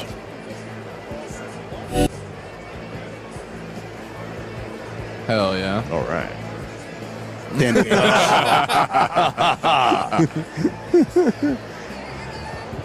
That means talk amongst yourselves for a second here. That's fine. Let's just Do you love football? Do you love football? Yes, sir. Yes, sir. Let's just roll right into it. The Jets are hiring Frank Reich as their offensive coordinator. RJ Choppy. Growing up a fan of the JETS, Jets. What the hell's going on, man? This is not a hire that I think would get anybody really excited about it. Who was the guy they had last year? Taylor Swift or Engelbert or something like that? Tanner Engstrand or something like that. From the Lions. Yeah. He's going back. He's going back to the Lions? Yeah, he's going back. No wonder. Oh, gosh. They're a dysfunction beyond belief. There's nothing that can... I don't even think prime Tom Brady could fix the Jets at this point. And I believe that a quarterback fixes everything. It's duct tape. Quarterback is the duct tape of life. And I don't even think prime Tom Brady could fix the Jets. Well, you've got another offensive coordinator hire. I think it's Nathaniel Hackett going to Arizona. Oh, that's wonderful. I mean, what are we doing with these just old retread OCs that just didn't work out, former head coaches? And, I mean, is there nobody else, nobody young, fresh blood that you want to hire at any of these organizations? I mean, I think there's something to be said for let's go with experience. Scheelhaus and Shula didn't get jobs. I think there's definitely something to that. But I also think there's something to that it's just not punitive enough when you lose. You know, the owner, the front office, he's going to get $200-300 million cash, baby. That's clear. That's net. So I say they're drunk on money. Wolchuk, and it's hard to pay attention when you're drunk. It's a LaFleur hire at Arizona, right? Yeah. And did our guy work for the other LaFleur brother while he was at Green Bay? Are we doing him a favor, kind of a thing? Possibly, yeah. I guess he was there with Rodgers. Yeah, there was some crossover there, so that would make some sense. Well, Shula couldn't have gotten hired. They hit their Nepo quota. Jeez, they couldn't. You couldn't have three. You couldn't have three Nepos in one cycle. Well, you got Mike McCarthy did make a hire today. It's his old buddy Joe Witt Jr. Of course, he's going back there to be the defensive coordinator in Pittsburgh. Of course, he's going to be the DC. The assistant head coach is what he's going to be over there. And secondary coach. I thought Patrick Graham got that job. So he got the secondary coach, assistant head coach deal. Joe Witt Jr. did to work with Graham's staff. So that's, man, the entire staff. Listen to Dawson's podcast. He'll tell you all what's going on. It's just sad. It's sad. The Knoll Road. But Steelers? Yeah, the Knoll Road. Jump in there, sub if you happen to be a Steelers fan. The Knoll Road. All right, the big news with Max Crosby, I don't know if you saw this, Jay Glazer, who we did have on, and Jay was, kind of... I don't think labor could tamper. Which is a beautiful thing. How are you going to build? I mean, you're going to have then at $120 million, $130 million tied up in three guys on offense. I mean, that's really, really difficult. I know the cap's going up to $300 million. That's a lot. I love offense. That's a lot of money. Then you factor in the entire offensive line, and you're going to wind up having, you'll have $200 million, $210 million on just offense. That seems like it's too much. So, if it came to that, oh, hell yeah. I need the picks, though. The picks, to me, are cheap. It's cheap labor. Cheap labor. Yeah, that's the important way of looking at it. Like, can you guarantee me the picks will work? Can you guarantee? There's never a guarantee. No. But do you feel better about paying the 3 to Crosby when you know that's likely going to work with a team that needs defense? Because you're about to tell me I'll take 12 and 20 and I need these young cheap picks. Right. Sure. I know that guy at the Raiders can rush the passer. I don't know. I think I could tell you that Bain or Bailey or one of those guys can rush the passer. So your choice is: do you want George and $30 million, along with the 2 picks, or do you want Crosby, no George, and the 2 picks? Right? Or that you're saying trade Pickens? Sure. Yeah. I mean, that to me is something. Yeah, that's something. I don't know. The Raiders would go with that. They would want somebody long term. That might, you talk about the Jets being a bad organization, and I hate to do this because I love the guys, a lot of guys at the Raiders. That might be the worst one. And I'd assume if the Raiders are doing that, they're doing it with the intention of they're getting a deal done with Pickens, and now they've got a number 1 wide receiver for Mendoza. Yeah, and so I think it does make sense from a Raiders perspective. I would look down that road. I do wonder as well, though, like the added element of, okay, you're placing the franchise tag on George, and now you're going to trade him over to the Raiders. Mm-hmm. George has to be willing to tell the Raiders that I'm down to sign a deal with you. Now, maybe the Raiders come so correct with the money that he's like, sure, no problem. Right. But there is an element now with him being on the tag and not being like really under contract. He's got to agree. And, I mean, maybe the money just works out and it's fine, but he would have to sort of sign off on it. Do you think he wouldn't? Vegas? The 80s? Oh, I think the number that you could get to, like... There's a number for the sure. Raiders would pay him. Yeah, there's a number for sure. They'll have to overpay for him probably, but he just got a little taste of what life was like with a real quarterback for the first time. Now, maybe he feels good about Mendoza or whatever, but you're still going into somewhat of an unknown situation. So just something to consider as we put this all together. It's wild, and it is something that I think that would probably be the way that I would most like to make this happen, because I'd like to hold on to the picks. Obviously, somebody who studies the draft and is a draft nerd, but I agree with you as well, the cheap labor aspect of this. Well, what they have on offense is, like, with Pickens, when he's there, is special. I mean, it's a cheat code. But, Broaddus is right. I mean, you can't guarantee, and you can't guarantee they're going to. I wasn't putting that on you. I'm just saying the one thing this defense was really bad at last year was rushing the passer. Yeah, I know he could do that. Now I could tell you with some certainty, I could tell you a little with some certainty that Bain, Bailey, Howell, these guys that I'm looking at in the draft can rush the passer. But can they rush the passer like Max Crosby can? I can tell you that Max Crosby is one of the best pass rushers, and I think we all know that. We want to believe that, we could take one of these guys at 12, and we could take another one at 20, and they're going to be. That's the thing. When you're talking about a player at that level, it's a little bit different than just saying, And there's also no guarantee you get either one of those guys available at 12. Absolutely. No. I mean, you might not get the corners you want. You might not get anything. I mean, you could get wiped. Right, and then you got to trade down. Sure. And you got to have a team willing to move up with you and play ball. Right. See, when you get wiped out, the problem is when you get wiped out, other people are probably getting wiped out too. So you got to be okay with taking less return. Yeah. Like I'll sell it for 70 cents. They did that with Travis Frederick. They gave up a second round pick basically to blow the hatches and go to the bottom of the ocean to get Frederick, but they had an opportunity. That trade should have netted them a 2, and they took a 3 because they probably didn't have anybody that was willing to go with them. So Adam Rank, NFL.com, has predicted the modern era player inductees, the 5 picks for the Pro Football Hall of Fame. The 2 locks, he says, Drew Brees, Larry Fitzgerald. Any issue with those 2? No. Not at all. Also, pencil in Luke Kuechly, linebacker, Carolina, who's staying at our hotel. Saw him this morning. He's due. He probably should have been in last year. I was a bit surprised he didn't get in. They had to get in Eric Allen, I think. Yeah.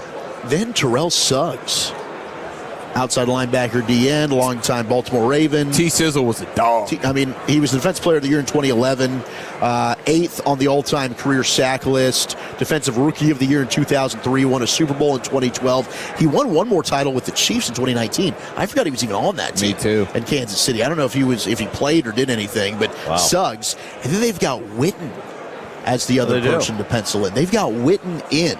Go Vols. That's what Jay Jeezy said this morning. So we'd all love it if Jason Witten got in. He's very deserving. I thought during his time he was a little bit underrated in his prime because you had Antonio Gates, you had other tight end, Tony Gonzalez, that were awesome, Jeremy Shockey. But like Witten, I thought was the most well-rounded of any of these guys. He's block. But is there a little bit, to me, and we're going to have Darren Woodson on a little bit later, and Woody's still waiting. I guess from a selfish Cowboys fan perspective, I'm like, yeah, I want Witten in, but I'd rather have Woodson in now. I mean, here, think of it this way. Broaddus, you would know that if the longer it goes, if Witten doesn't get in this time, the longer it goes, his numbers aren't going to look as good as we get further in. His tight end numbers are going crazy. Yeah. So it's like you might get shut out of both of them. Yeah. So get Witten in now, because and I think he should easily be in. But if we get 10 years down the road and he's not in, I mean, his tight end numbers are not going to look nearly as good as they do. I mean, shoot, even now they've been surpassed by some guys. Yeah, I mean, you've got, Gronk, what he did, and then Travis Kelce, what he's doing. Yeah, it's statistically, you're absolutely right. But I was surprised. This would be a first ballot for Jason Witten. Special. Yeah, I wasn't expecting that. I mean, that's a rare. And then the other people that we know, Eli Manning's not getting in. Roger Craig was reported he's going to end up getting in, but I think that's like a senior finalist. Well, you're right? going to have Craig, L.C. Greenwood, and Ken Anderson will be the three. So right? those will be the three. Yeah. And the five modern, you definitely will have Breeze, Fitzgerald. Ken Anderson, no, I don't know about that one, man. You don't know about Ken? Well, no, What an MVP, no. right? I just don't know about the player. I think just a good player. I mean, listen, I've seen a lot of Ken Anderson football, and I kind of thought, he got in a championship game, got a Super Bowl, great, but strike year though, right? No, he was a 49ers. They were like a Forrest Gregg Cincinnati team and stuff like that. So Super Bowl 16, I think. Yeah. So it's like I say, there's some quarterbacks in this. I had an argument, not an argument. I had a discussion with Mike Sando about this, and I called him out. I'm like, you don't want to put Darren Woodson in, but there's Lynn Dawson and there's Bob Greasy, and he's Super Bowl quarterbacks. Yeah. And I go, you talk about the great teams that they played on. Were they the reason why? I don't know. But you also have Eli, who's got two. And they're in two of the craziest games that you'll see, and he played well, and he's not getting in. So does the Raider guy, Plunkett, Stabler? right? Jim Plunkett? He's got two, does he not? Jim Plunkett has one. Stabler has two. Stabler has one as well. For me with Hall of Fame, I just have to be able to put you in the same sentence as the best player ever at that position. Okay. That's just kind of my bar. Yeah, that's a good bar. I think it's high time that the NFL Hall of Fame committee goes through some evolution. Yeah. I agree. Maybe this Belichick thing is going to be a catalyst for that. I know our guest coming up at 5:45, Darren Woodson, would love to hear that. Good to see you, Chop. Killing in the mornings. Thank you for having me. We'll see you later. 10 with Chinese dinner. Sean and Yeah, Bobby. baby. Let's do it. Okay, and thanks to our sponsors here on Radio Row, Stella Artois and Tide. If it's got to be clean, it's got to be Tide. And longtime tight end Kyle Rudolph sits down with us next here. It's the G-Bag Nation, the Fan.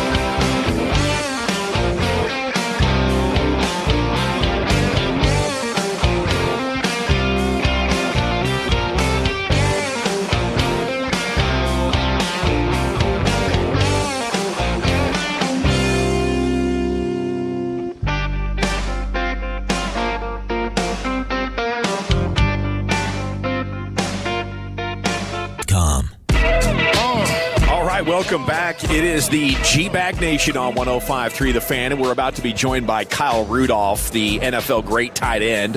About 12 years experience in the league. We'll get to Rudolph on the Wild Fork Foods hot seat in just a minute. Segment's brought to you by Stella Artois, and it's brought to you by Tide. If it's got to be clean, it's got to be Tide. A lot of chatter on Cowboys Twitter right now about the Max Crosby report that his time with the Raiders is done, and that is very interesting. If the Cowboys are going to do it, I just don't think it makes sense to trade right now. Is it possible you could have a George Pickens-like timing with a trade on the other side of the draft? That's what I would like. Because it's got to be a part of fixing this here in 2026. By my count, you need at least a corner, at least a safety, probably two. You need two linebackers and an edge. So I think you're at 6 players, and if you're going to go all in for one, I just think that would be more of the top-heavy roster-building flaw that these Cowboys have subjected us to for too long. Doesn't work out. No, it doesn't. I do think that working Pickens into this and making it a move like that probably makes the most sense here. Yes. I don't imagine that you can get the fortune of a post-draft situation because it's so out there, and he's going to be a commodity. Like, everybody was just seemingly out on Pickens, and so that's not going to be the same with Crosby. They're going to be firing offers in there to him. Yeah. And there's no way you could get him for just your 20th pick. Just one of the two? I saw some, I think it was The Athletic maybe, had projected return for Crosby, and it was a 1. Okay. It was a 1 and a day 2 pick. That's what I'm offering. I'm offering a 1 and next year's 3 at absolute most for Max Crosby. But I want to see them, go spend $10-15 million on multiple players to build it up. I don't think they're a Max Crosby away from being a good defense next year, are they?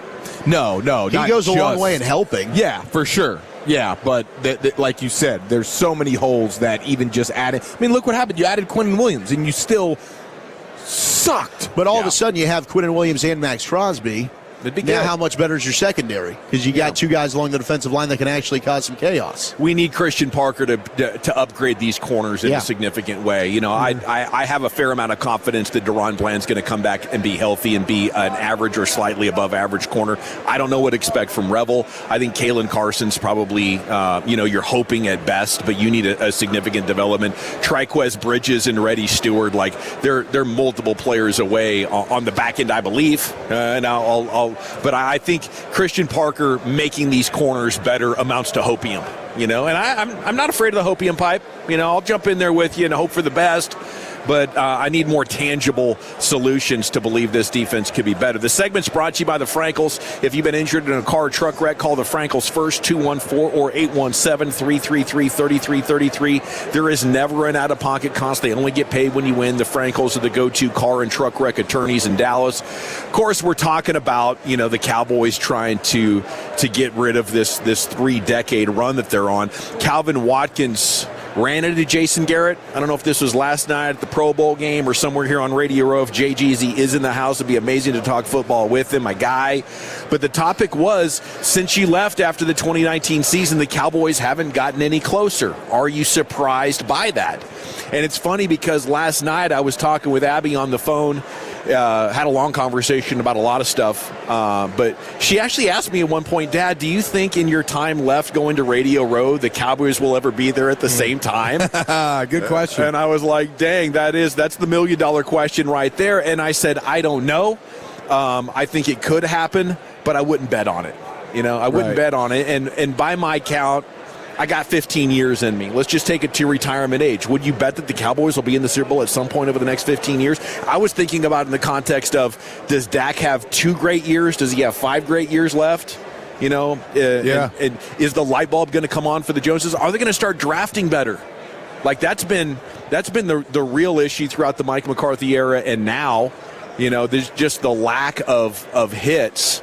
Not only in the first run where you failed on Mozzie and you failed on Tyler Guyton, but then in the years that you did hit on a first-round pick, it's been Deron Bland and it's been the safety, Donovan Wilson. But those have been your really only 2 hits after the first round over the last 5 years. So unfortunately, like that run they were on, it ended with CeeDee Lamb. Yeah.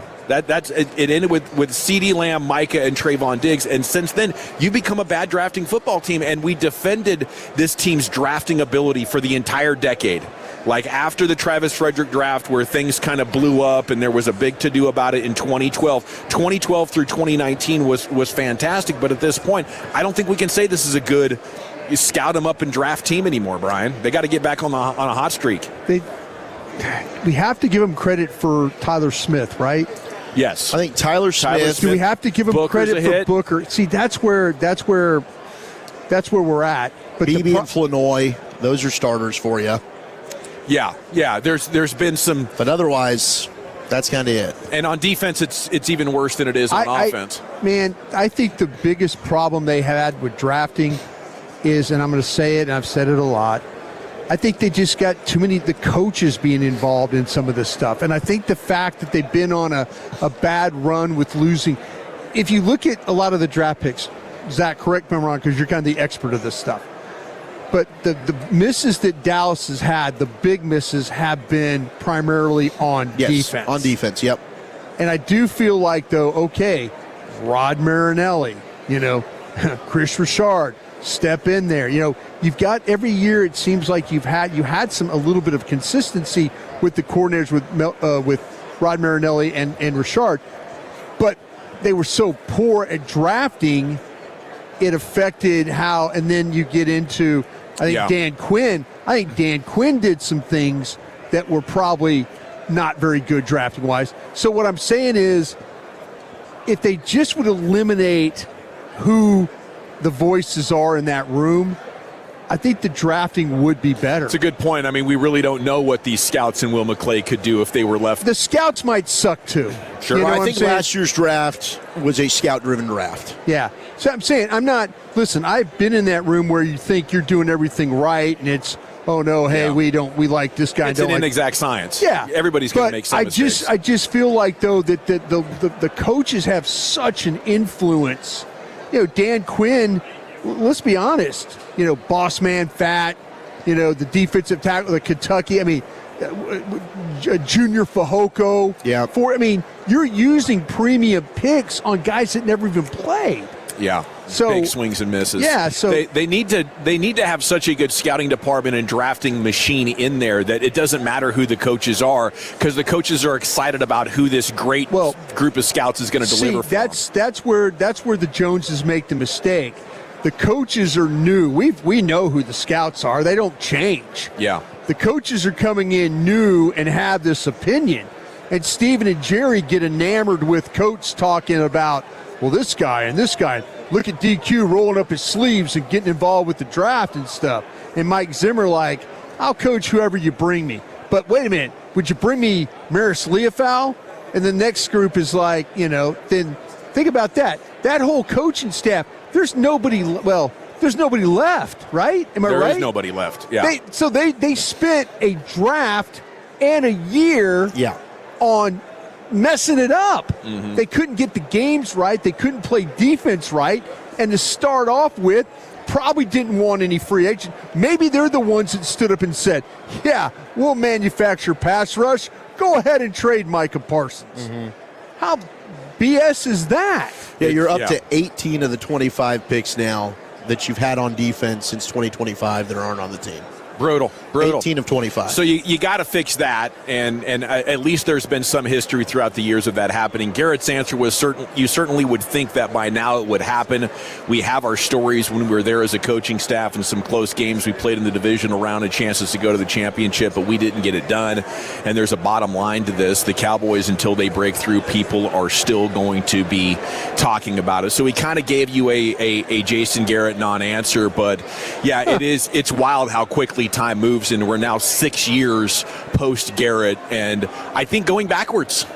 Let me give some props to my guy JGZ on that one. I think they were better off. They were closer with what Garrett was doing, even though his schemes were kind of outdated and generic and left us very frustrated at times. They were at least drafting well. And, I think Mike McCarthy on the tail end of that just benefited and couldn't pick it up and push it forward with any meaningful progress.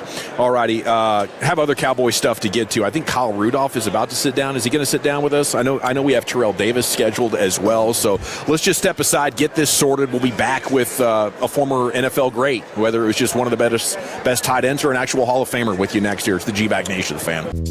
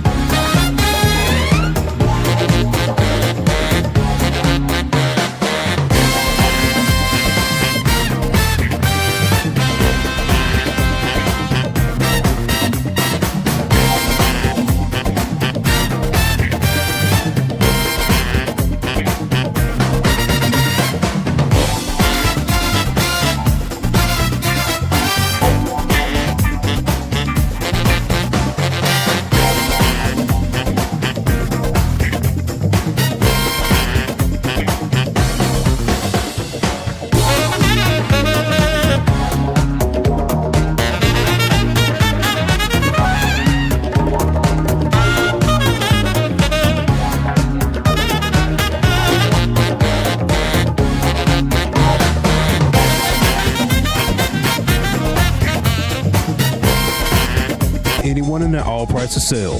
Silverados, Tahoes, Blazers, Malibus, Equinox, and more. Visit ClassicChevrolet.com. This is Texas. This is Classic Chevrolet. Together, let's drive, relax, and enjoy the difference. Based on new Chevrolet registrations 2023 and 2024.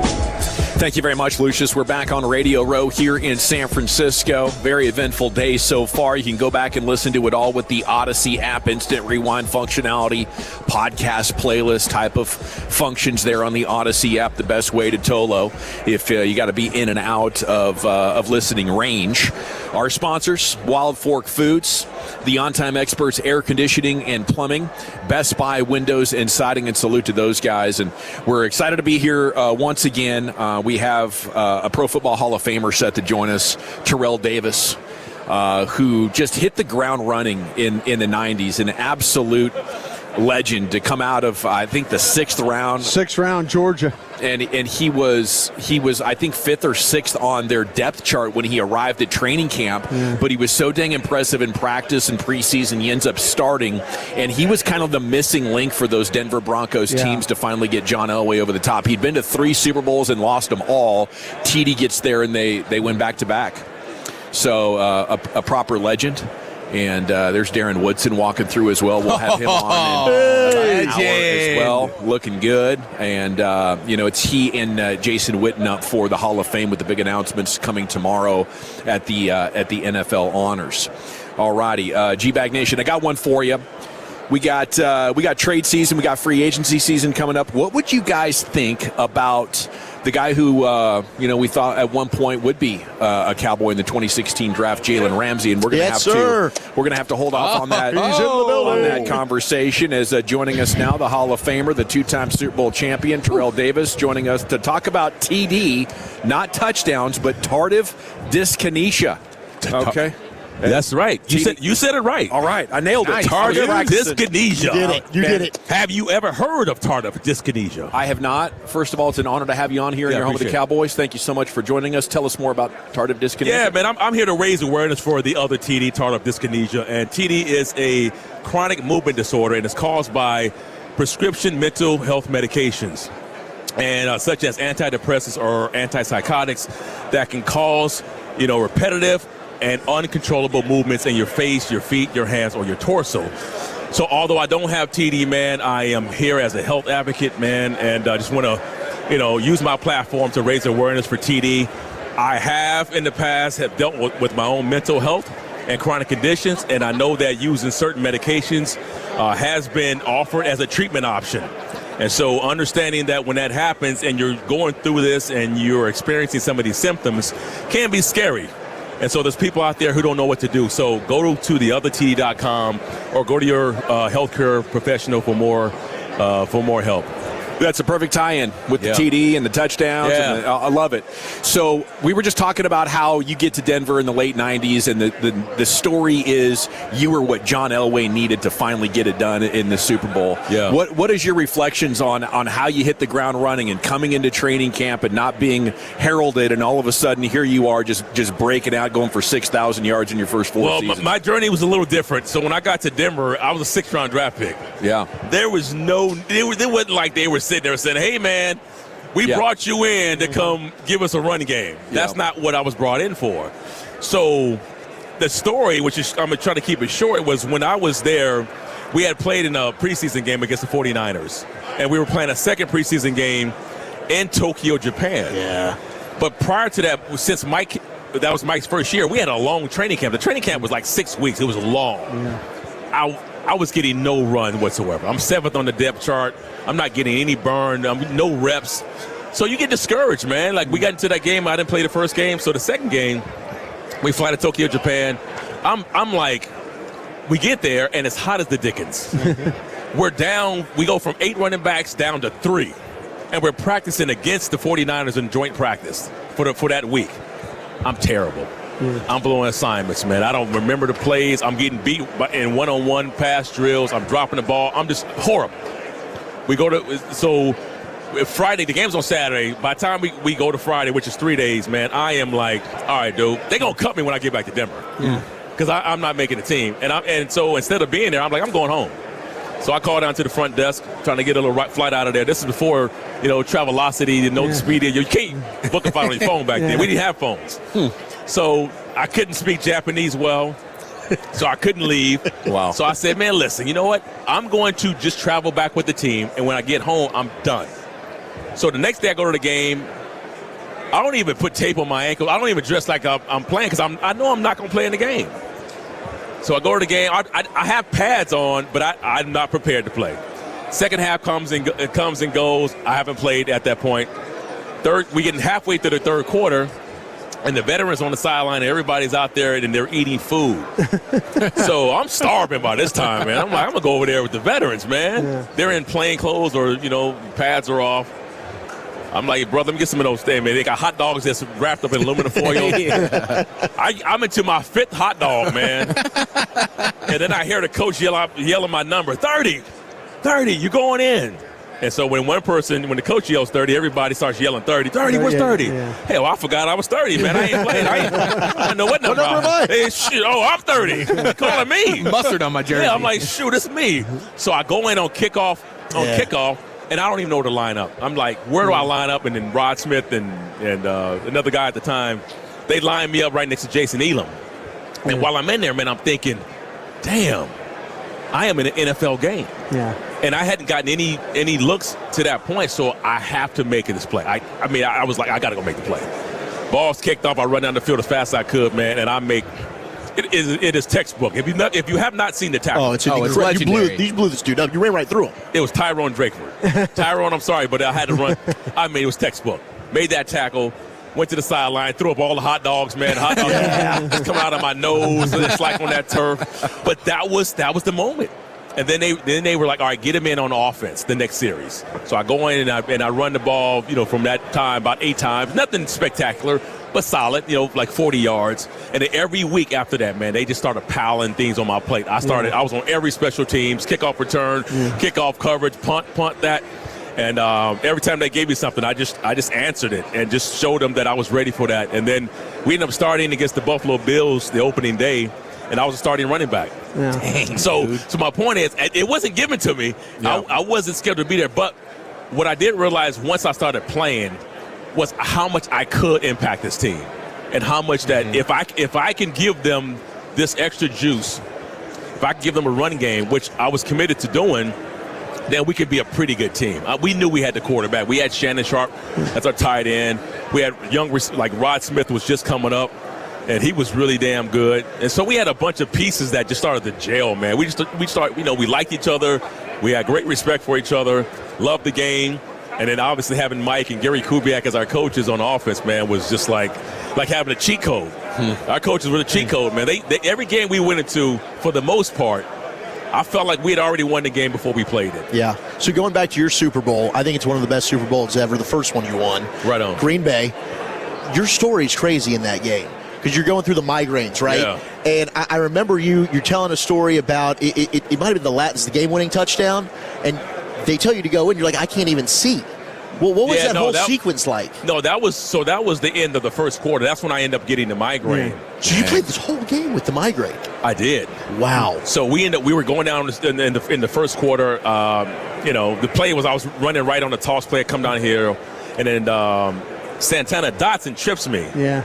And I fall, and I hit my knee on the linebacker's knee, and I basically got concussed. And that triggered my migraine. And I knew it when it happened. I'm like, this is going to trigger my migraine. And a few plays later, my vision went out, which is normal. That's what happens. And so as we were changing quarters, we were on the goal line. I went by and I told Mike, hey, Mike, just so you know, I can't see. And, of course, with all the compassion that my coach had for me, instead of addressing, you can't see, are you okay, TD? Yeah. No, none of that. It was, you don't need to see. Yeah. You have to go in the game because if you're not in, they won't believe we'll run the football. And so I just said, okay, as long as you know I can't see is what I was thinking. So I go into the game and we run a fake, and it worked. It worked to perfection. Yeah. The whole defense went with me, and John rolled out, and he could have thrown a pass to Howard, and he can run it in, and he ran it in. So it worked. And then after that play, I went into the locker room, and I didn't play until the third quarter. But I hated that part. If I could circle back the Tokyo trip. Yeah. If you got on that plane, what was TD going to do in his life? Man, I would have been the CEO of Coca-Cola, man. I would have been the CEO of Coca-Cola. I would have been a Coke, man, because I was in Georgia, right? Right. So I was trying to figure if you were going to go back to Georgia or your home is San Diego, right? Yeah. So I was trying to figure out, would he go back to Georgia or would he be I was going to Georgia. I had more ties. When it came to career moves there. Yeah, it would have been Coca-Cola, man. I would have been the CEO. Damn it! I should have gone to LA. Damn it! Terrell Davis would be here on your home with the Cowboys. You know how much money I would have made as the CEO of Coca? You can't be drinking. You're not drinking that kind of stuff, though. You look unbelievable. I love Coke. Coke Zero is my favorite. Okay. All right. Cherry Coke Zero right now. Coke, if you're listening to this right here, please hook our guy up. Send me a truckload of Cherry Coke Zero. All right, there you go. It is. Do the Shanahan still have cheat codes? Seems like they do. They do, and it's evolving. It's evolving, and that's the brilliance of the offense is that Mike took it when it was the West Coast offense, brought it to Denver, it evolved. Now, McVay, all those guys, and McFleur, they are just now taking it and they're adding their own little spice to it. Little nuances and wrinkles, and then the game has changed too, right? The run game is not as prevalent. We had an offense that had running game was the center. It was the foundation, and then a lot of what we did was off of that. So we were able to go into a game and kind of have answers for things without changing and shifting. A lot of teams, when they want an answer for it, they shift, they run motion. All right, let's bring in more people. We were able to just stay static, but change the play and still be able to. And I think that's what made us hard to kind of, attack because you don't know what we're doing. Mm-hmm. When teams are now changing and shifting, you can get a sense for what's happening. But we were really, really good at that. We mastered it. Why can't other teams copy that approach? They've tried. But they're not in our meetings, and they don't have the secret sauce is not just you watching this on film. It's knowing what's behind the curtains. How are players made in our offense? Are your players unselfish? Do you have players who are me guys? Do you have guys that I call on the all 10 team? And the all 10 team is the guy. If you don't have the ball, so only one person has the ball. There's 10 other guys without the ball. What are you doing when you don't have the ball? We had a lot of dudes on the all-10 team, and that was important for our offense. The backside play. I can watch the NFL game today, and as soon as the ball snapped, I can tell you whether it's a run or a pass, just by the action of the wide receiver. A lot of times these dudes, if it receiver, he's just going to jog off the ball. He's going to take one step and look inside. Yeah. When it's a pass play, what is he doing? Firing off the ball. Dude. Yeah. So our offense, when you watch film and you just watch it, damn, you don't know what the hell's happening. Our receivers are off the ball flying, even on run plays. So it's things like that, so you can't. And then it's like, did you have the same coaches that held you to account, to accountability? Did you have players holding other players accountable? Do you have systems where you have the right guys in the building? We had to flush out two guys, Michael Dean Perry, example, and doing Anthony Miller. Tennessee. Pro Bowlers. Yeah. Anthony Miller's a Pro Bowler. Yeah. But we had to get rid of Anthony in favor of Rod Smith because Anthony wasn't that player. He was a 1,300-yard receiver. Yeah. But he didn't fit in our culture.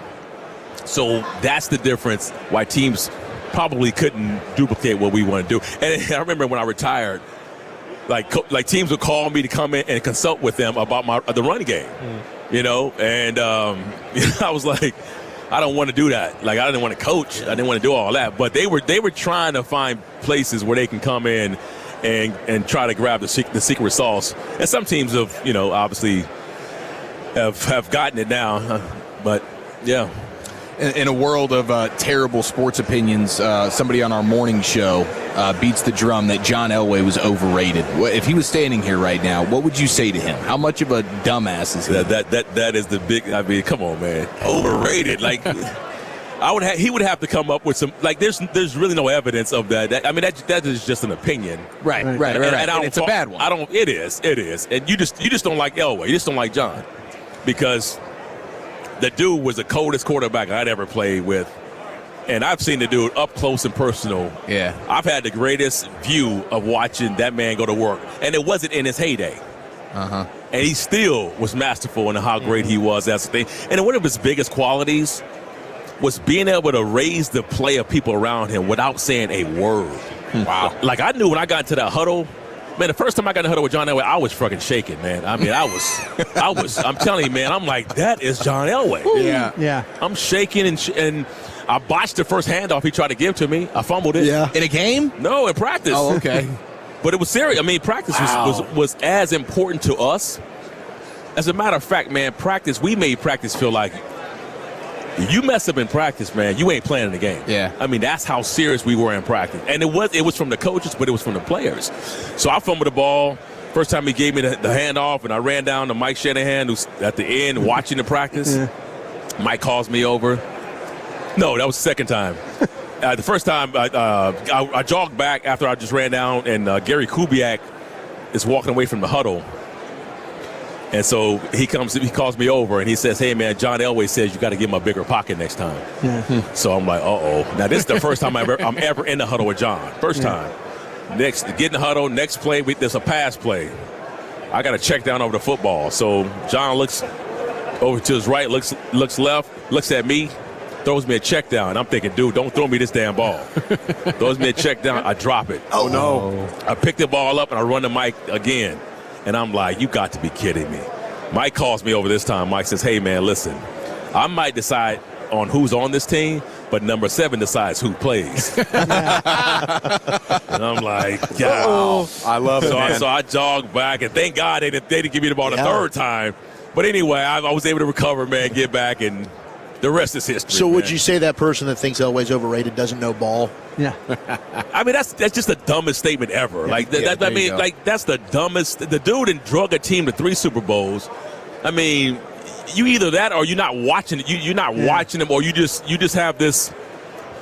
You just have an opinion that will never change no matter what happens. Mm-hmm. No. That's just not true. So tell your buddy, man. I'm not calling him stupid, but that was a stupid comment that he made.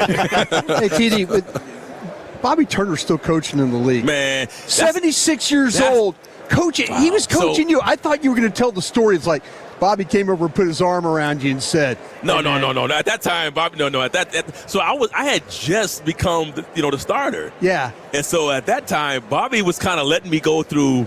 He's letting you learn? Yeah, he was kind of let me take my lumps, man. Yeah. But speaking of secret sauce, and you say that, they don't have Bobby Turner, man. 49ers do. But I know. They do now. That's how, yeah. But most teams, they don't have a Bobby Turner. 76 years old, coaching them up. Man, that dude was my best running backs coach ever. Like, he'll say some things that a head scratcher to you.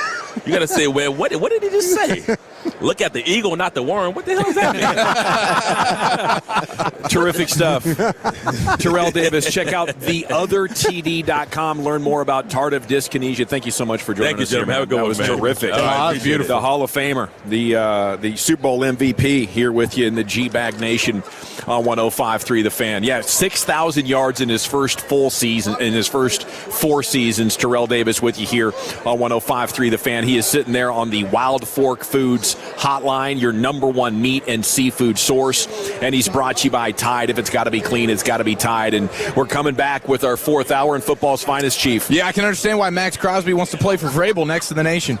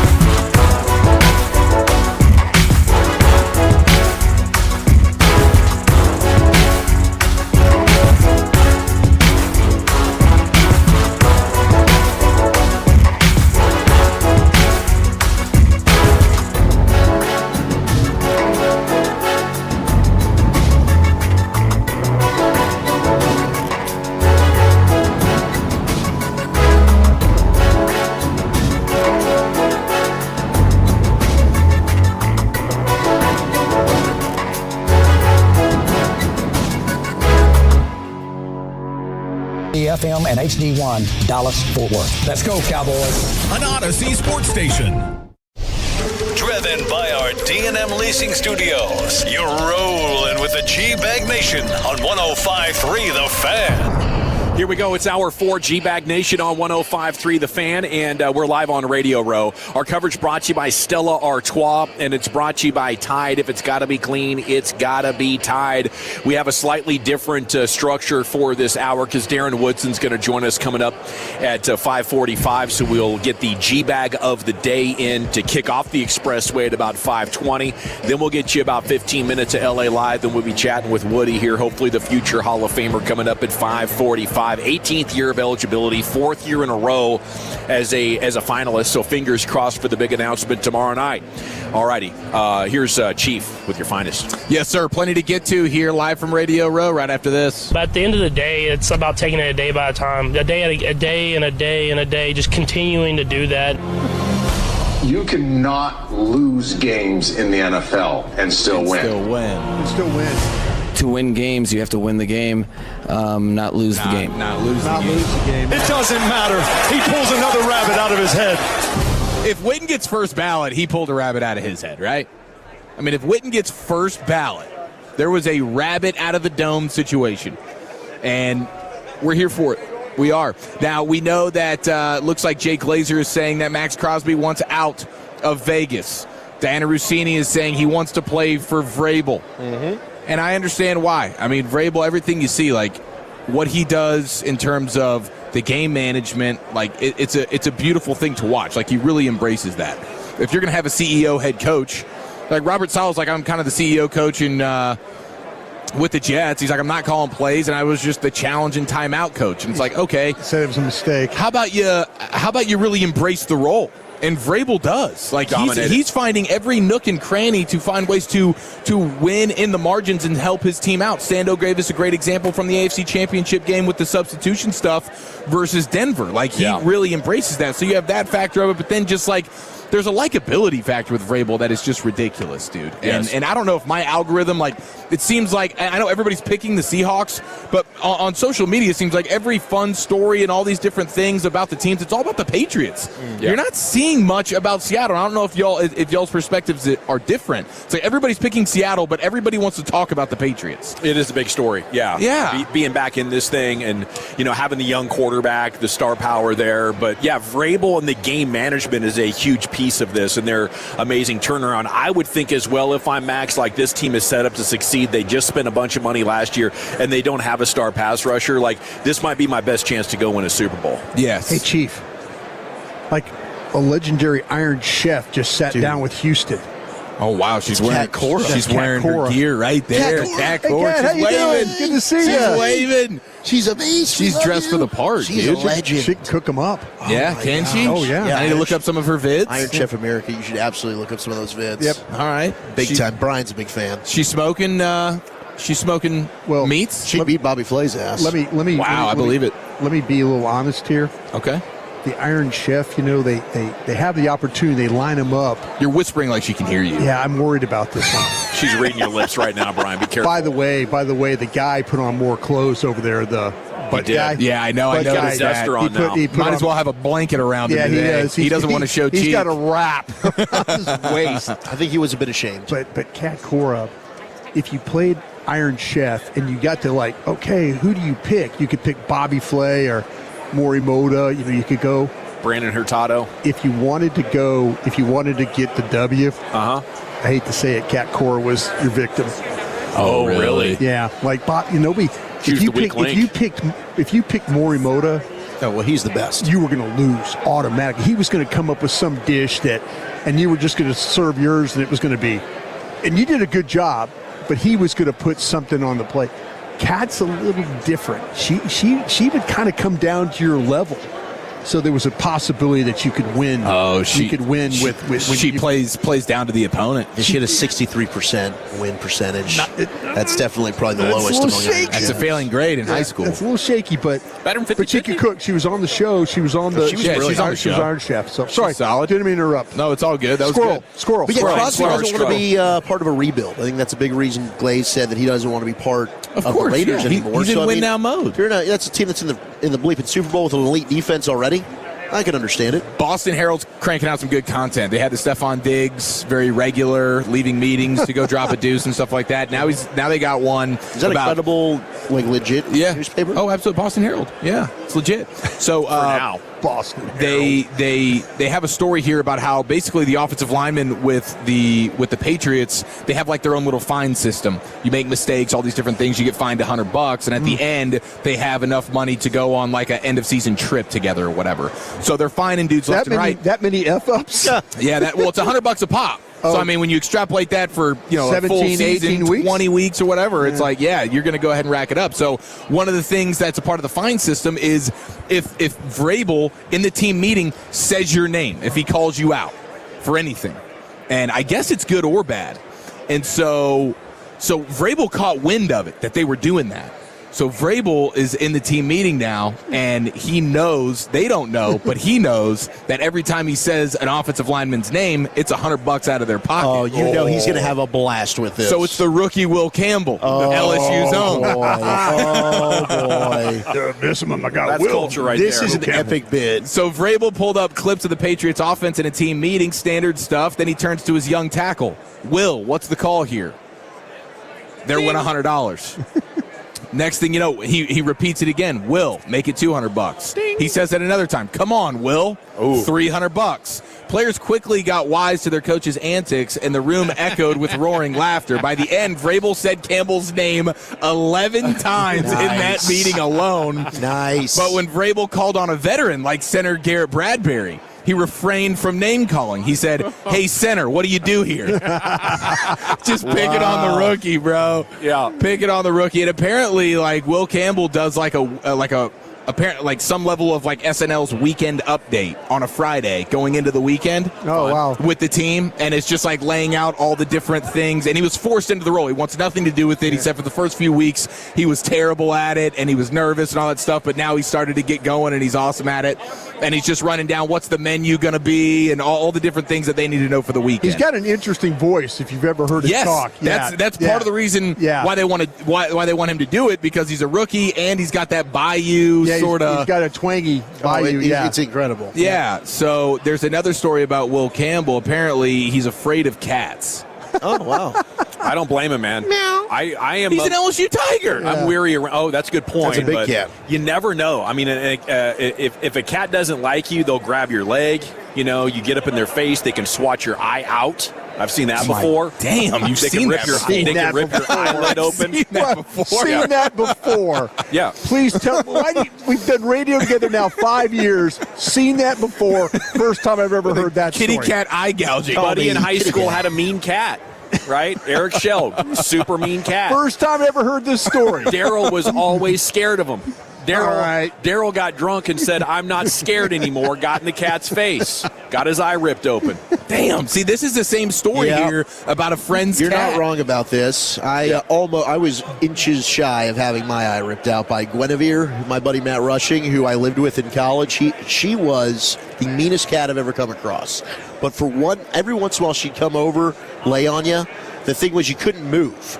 If you did, she'd swat at you. Oh. I got hammered one night, picked her up, and got a 3 big sharp cat scratch on the face. Just missed the eyeball. Cat scratch fever. Gosh. It was bad. Well, They're dangerous. He's got a similar. They're not that different from lions. You know what I'm saying? Like they're wired very similarly. Yeah. And that's why lions are so domesticatable. They'll get after you. Yeah. Some just flips and all of a sudden they're in predator mode. Yeah, Will Campbell says he was staying the night at his buddy's house in high school. He says, I went in the room, I was sleeping. It was pitch black. You couldn't see your hand in front of your face. I take my shirt off. I'm about to get into bed, and a cat jumped out from under his bed onto my leg. I booted that thing. Yeah, I kicked it. It was biting me. I'm not going to just let it. Is the cat still alive? Quote, hopefully not.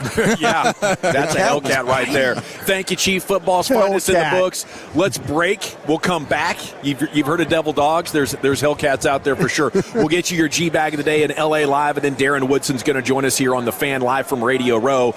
I want to chat Frankel's.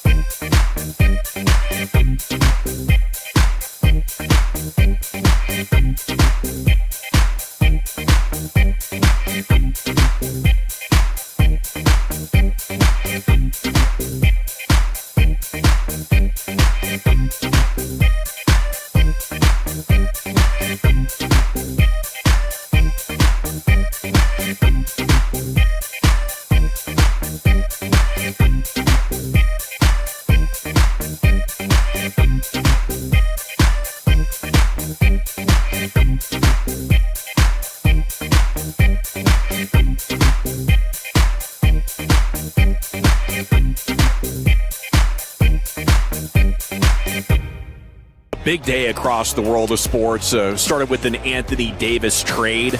And maybe we'll have some time in the 6 o'clock hour to talk more about that. But it's time for the G-Bag of the Day in LA Live. The Expressway is brought to you by the On Time Experts. And back into the Pimp Cup we go. Here's Lucius.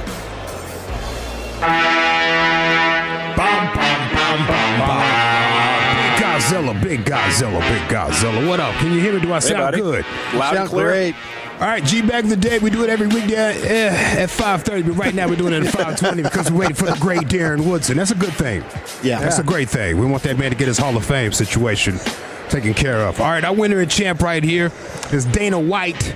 He's stepping into the boxing world, and he was ringside at his promotion event, the Zuffa Boxing.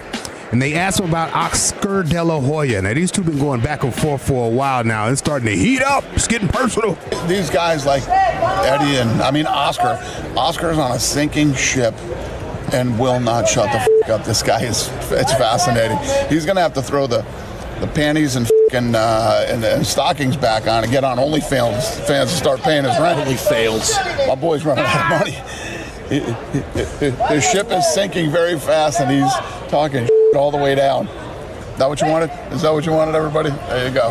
That about wraps it up with Dana. Yeah, please. Panties and fishnets back on. Jump on OnlyFans and pay that $23 million on f***ing rent, yo, buddy. Damn. Talking shit and f***ing... Jeez. Wow. A lot of OnlyFans. Jeez, bro. That's toxic right there. Very. Yeah, very much so. All right. Let's knock this out because I want to make sure my man Darren gets his room. Eric Giafalo. Yesterday in the 6 o'clock hour, Eric thought he'd be a nice dude and tell a guy out there with his butt crack hanging out that your butt is showing on Radio Row, man. So let's listen to it. All right, just be friendly about it. You're doing him a favor. Everyone else is looking. Okay. Act like you guys are long-lost lovers. Here he goes. Here we go. Dude, it's great to see you again. How are you? Man, yeah, it's a pleasure. It's a pleasure. There's a butt cheek. Like a butt cheek situation. Butt cheek situation. I'm just throwing down. You know what I mean? Thank you. Okay. Yeah. Okay, thank you. Okay, he's cool. Yeah, he's cool. Are you cool saying your name? My name's Chris. Chris is cool with the deal, man. Nice. Okay, we were just wondering, that's just bros. Hey, man. Hey, let me know. Dude, we all gotta help each other out. Thank you, Chris. Thank you. Oh. You're so happy. You're so relieved. Yeah, he's down. He's cool with it. It's all good, guys. It's all good. It's all gravy, He's not baby. mad. Today he's got everything wrapped up. Yeah, he's covered up down. Way covered up. Oh, Chris. Which is good. Eric trying to play it off like he's the good guy. Yeah. Hey, man, I'm just doing you a favor, bro. By the way, I told 4 ladies to look at your behind. And in this random podcaster, I told him to look at your behind, too. Some dude with a website, I told him to look before I told you. But I'm looking out for you, right, bro? We're cool, dog. We're cool, right, bro? It's all good, broski. Legendary moment. Fried old dude up, man. All right. Let's go to East Cleveland now. Hopefully you guys can hear this because I know the background noise is kicking up out there. I see a lot of bodies moving. Oh, it's been swamped all day. I can tell. Let's go to East Cleveland where a man is protesting outside of a McDonald's location because the GM banned him. You'll hear why he was banned, hopefully. He's using a megaphone to get this message across. We're not going away. We're not going away. We're not going away. We're not going away. You know exactly why I'm not going away, Jermaine. Jermaine, you know why I'm not going away. That ignorant, country backward statement that you made, that I urinated in your dining room. You told the lie that I urinated in your dining room, and that's why I'm not going away. I'm going to make you resent that lie. I'm going to make you resent that lie. You said I urinated in your dining hall. Well, you know that's a lie, and you're going to wish you hadn't made an ugly, ignorant, backward country statement. I'm not going away because you're a simpleton, you're a jack ass, and I'm not going to get up off of you. Backward ignorant statement, the one that you made, that I urinated in your dining hall. You didn't know the difference between McDonald's tea and piss. You didn't know the difference between McDonald's tea and piss. I'm disappointed, Jermaine. I'm not going away. I'm not going away. I'm not going away. Oh, jeez. Wow. Yeah, he said it was tea. The manager said, "No, man, the man whipped it out and peed in the dining hall." Oh, that's brutal. If I rescind this statement, sir, will you promise to never come back in here again? I think I'd be willing to rescind that. Yeah. But sounds like a guy might have history being a pest. Yeah. He knows what to do. He knows what to do. All right, let's see what else we got for you boys. Which one should I go with? Let's go to this one, Fan After Dark. Oh, no. Trevor the Creator. You guys familiar with Trevor the Creator? Yes. Oh, I love Trev. Trevor Beck. Yeah, shout out to Trev. I do like Trev. Trevor likes flirting with dudes. Have you been felt like a good energy from him? Oh, no, I wasn't aware. Okay. Yeah, well, okay. Seems very nice. I feel it. Yeah. Very friendly. Yeah, very friendly. Yeah. Very friendly. Okay. Well, he likes flirting with dudes, and he let it be known the other night. So you've never had a guy shoot a shot over DM? Not in a DM, no. But only in person? In person, yeah. How did it go? I mean, it went fine. I don't know. I mean, you want me to be like I just say? Well, you're not pretty enough for me. Wow, That's you know what? but it's tongue in cheek. That's peak Trevor right there, though. It's I would expect nothing like less. I'm just trying to be nice. Like that could seem like kind of flirty, though. No, like you're saying like you're kind of but that's the point. Like it's just to bring the joke. It's a flirty rejection. Your boy will play. I mean, I'll play ball, but I don't hit it. What? Whoa! I don't hit. I'm not hitting for the other team. I'm just playing. You're teasing these guys. Now, is this like you're with other friends, or is this just you one-on-one out and you find yourself with a guy? So I went out to a gay bar with one of my buddies, and Hold on. Like no, it was a group effort. It was not. You said I went to a gay bar with my buddy. Yeah, it's whatever to me, man. It's whatever. Yeah. Okay. Yeah. Whatever. Okay. How about it, man. Trev? I play good content. Ball, not balls. Yeah, no kidding. I just like to stand in the batter's box and watch the pitches come in, but never swing. Swing, I'll see a pitch all day, bro. He's catching. just gay bar with the buddies? Is that what we're doing? Just gay bar with the bros? I mean, if your best buddy's gay, I guess where so. are we going? Yeah. You got to be supportive. Yeah. My man. Is that common where gay guys have straight friends? Yeah, I got gay friends. Yeah. I mean, they'd like to try and turn you. Yeah, I got. They're trying to turn you? No. I got a gay buddy. He tried to turn you, bro? It's right here. Oh, you just made a gay joke on me. Well, they say guys and girls can't be, friends like that. You know, there's always somebody with an ulterior motive. Oh, yeah, that's a good point. So I was just wondering if it applied for samesies. Well, I definitely have some gay friends. Shout out to them. Some of them I didn't even know were gay until they came out of the closet later. I was like, oh, damn. Well, I guess I never offended you, huh? How about that? Yeah. There you go. I need a wingman tonight. Yeah. Sorry. Oh, they're really good at that. Yeah. Honey, I know somebody for you. Help set you up. Hook you up, bro. All right, dude. That's it. All right, let's vote. Is it Dana White on Oscar De La Hoya? Is it Chiafalo? Told a man on Radio Row last night that his butt was showing. Just broing down, though. There was at least 3.5 inches of butt exposed off the back end of that chair. Did him a big favor. East Cleveland, man banned from McDonald's, or the Fan After Dark tale. I'll go with Chiafalo, Eric. How about you? Give me Trevor the Creator. All righty. We are tied at 1, Lucius. Wow. Yeah, let me go with Eric. It's 2-1, Wolchuk. Eric. Brian. Trevor.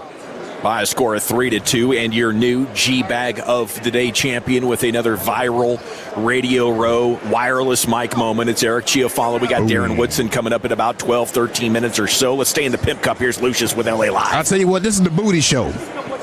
This show right here is the booty show. It doesn't matter what the conversation is. We're going to get to the butt. That's right. We're going to get to that butt. The butt we'll be getting to. It's a fact. You can count on us. You can count on the butt getting got. That's every segment. Yeah. All right, let's get into a Butt Naked Wednesday edition right before Mr. Darren Woodson comes. Well, all right, Pause to that Darren Woodson coming thing. fire up this funk and let's have a toke. It'll make you dance to some of everything. Everybody get high. best sex you ever had? An NFL player named Mike Ford Jr. Who? Mike Ford Jr. Who's he play for? Atlanta. Oh. And you said there was a second one. Who's the second one? Oh, my God. Otto Porter Jr. Oh! Scott County Central. Shout out, baby! It's butt naked Wednesdays. Oh. That's nasty work right there by Shorty. That is nasty work right there. She's giving out full government names. Full names. Full names. Name dropping. She is not playing fair, bro. No, she's trying to go viral. She's not playing fair. And she a whole mud shark, too.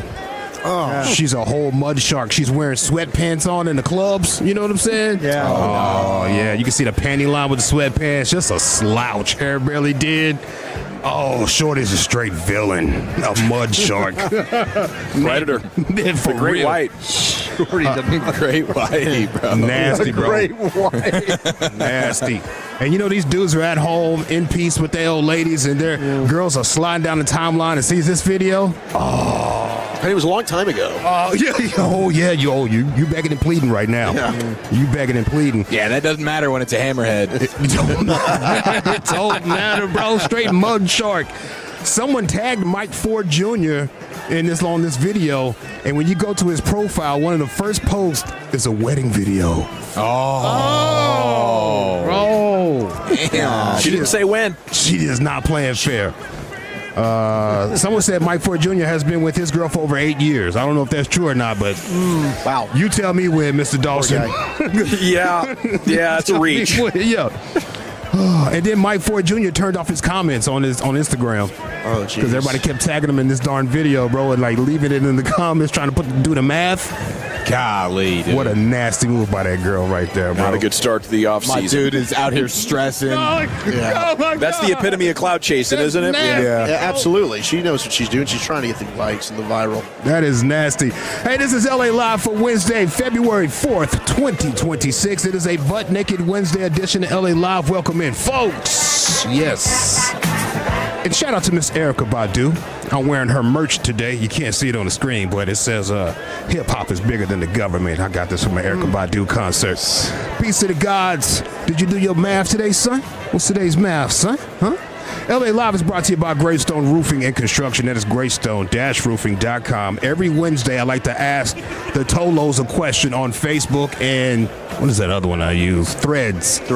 Yeah, yep. I like to ask them a question because we talk a lot about our lives here, but we don't know much about you. Some of them we do.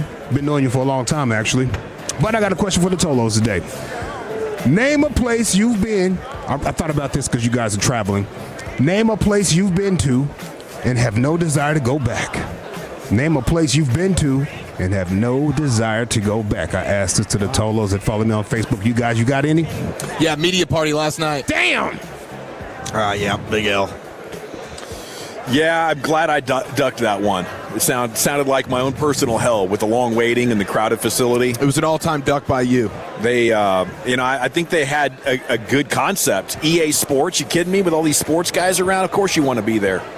I would say just Phoenix in general, Lucius. I don't think there's anything that memorable about it. It's just like corporate sprawl across your downtown. Everything's like an hour and a half to drive to. So just like the greater Phoenix area. Probably number one for me. I'm going to say Buffalo, New York. Damn. Lucius. Yeah. I'm going to say Buffalo. Matter of fact, that's the last road trip I ever went on with the Cowboys. That was it. I'd had enough at that point. That was the tipping point. Not so much, the travel and all that, but I said, I'm not doing this anymore. I'm not going to these games. And what sucked the most about Buffalo? We tried to, it's a smaller kind of a city, and we just to try and get food. That's the home of the whole wing and the Buffalo wing. You can't get it cracking. You can't get into the Anchor Bar. You can't get, everything was like, listen, we don't take reservations, and we don't do this, we don't do that. It was cold, it was raining, it was, if I ever had to go back, no, I'm not, no. Buffalo, New York, you're out, for sure. Well, all right, let me get to the Tolos here. I got a little vibe for it. Hey, because we've been all around the world. Been all around the world. Uh-huh. Name a place you've been to and have no desire to go back. Tolo said, number one answers on the board, by the way, work. Work was the number one answer on the board. Number two was New Mexico. New Mexico was getting cooked in the comments today. Wow. Really? What's going on with New Mexico? I don't know, man. Jeez. Looks like a great place to hike and vacation. I'll tell you what, yeah, Ruidosa is really nice. They got the best hard drugs out there, too. Oh, is that right? A lot of good meth. Good meth. New Orleans came on this thing, man. A lot of people's cooking New Orleans. They do not like the NO. No. Huh. It's just the smell. Is that what it is? Yeah. Humidity.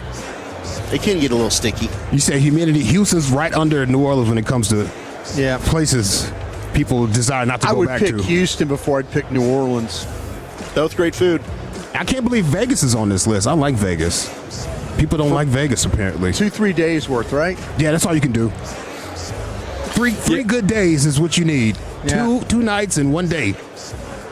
If you got a gambling problem, like if you can't be down 200, 500 and let it go, if you got to go back to the ATM and chase, and you're compulsive like that, I could see just needing to stay away for Vegas. Maybe mistakes were made. Yeah. A lot of different ways. Oops. Name a place you've been to and have no desire to go back. I asked the Tolos, and follow me on Facebook and Threads. AT&T Stadium. What? That place is packed. Every time there's an event, there's packed. With the other team's fans. Yeah. One Tolo said Denton County Jail. Been there. Denton County Jail. I bet it's tough out there in Denton County Jail. It wasn't bad. It wasn't bad? No. We got, I was in a car with some guys that got pulled over for DWI, and I had an alias ticket my dad didn't pay for, and I didn't know it. It was on my record. So when they ran my license, they threw me in jail with everybody else. Did you stay long enough to get something to eat? Overnight. Just overnight. How many times you been to jail? Couple. Yeah, me too, fam. Couple of skid bids here and there. A couple of skid bids here Never and there. long enough to be. I hate, if I had to go to jail a long time, I don't think I could do it. You didn't have to change clothes, did you? No, I did not. Okay, yeah. You got to change them clothes, bro. They hand you them clothes, you're like, I'm going to be here for a minute, I guess. Name a place you've been to and have no desire to go back. The Law Office of Greg Abbott, Child Support Division. When that mail comes to the crib, you see it, you're like, oh, hell, here we go. Rock Bottom, this Tolo says, I have no desire to go back to Rock Bottom. Way to rise. Sometimes you can't even recognize you're at Rock Bottom. Yeah. Yep. Sometimes it's fun. Yeah. I got a lot of friends around here. Just having a good time, man. What, hater? Yeah. Johnny Manziel. Name a place you've been to, have no desire to go back. Detroit, Michigan. Detroit, what up, though? That airport's not good, man, unless they've changed it. I wonder if that was Zero. He hated Detroit. Jeez. Nashville, they said bad vibe place. Really? I've heard great things about Nashville. Me too. Me too. I've never. The bachelor party thing's supposed to be big in Nashville, right? Bachelorette. Seems like the best place to bar hop you could be. Yeah. Down let's that see strip. what else. This Tolo says Egypt, stalked by our taxi driver and followed by 3 men at the museum. Oh no! Not at the museum. The boys was thirsting. Yeah. Must be a pretty gal in the audience. Must be. The overpriced restaurants in Dallas. I have no desire to go back, this Tolo says. Damn. I should be able to pay for good food, though. Naples, Italy. I've been there. Yeah, I've been there. It's a dump. I say that respectfully. Oh, really? Okay. Yeah. We got on the first train to Rome. We was out of there. Gone. They're throwing water out the windows and stuff like that. It's crazy. Oh, no. Yeah. Name a place you've been to, have no desire to go back. This Tolo says, Town East Mall. Okay. I ain't been there in a while. Yeah, Willow Bend Mall. I've been there way too many times over the last year. Really? Abby's hitting that mall age. Drive me crazy. IKEA. Yeah. I hated the IKEA. She's sitting around just dreaming of, IKEA's brutal.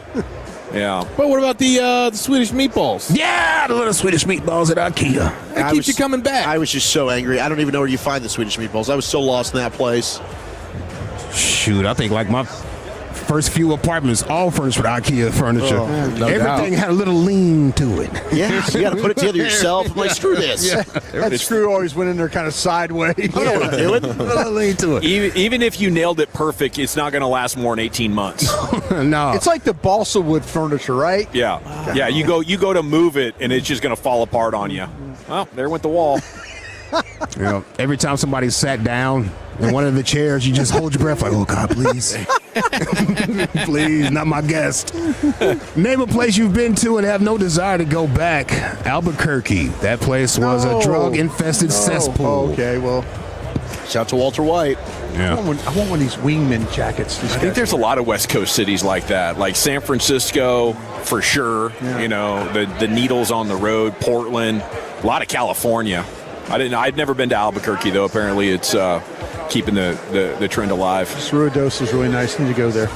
Jackson, Mississippi made the list. People have no desire to go back to Jackson, Mississippi. Damn, what's going on with Jackson? Yeah, I stayed in a Nights in there once.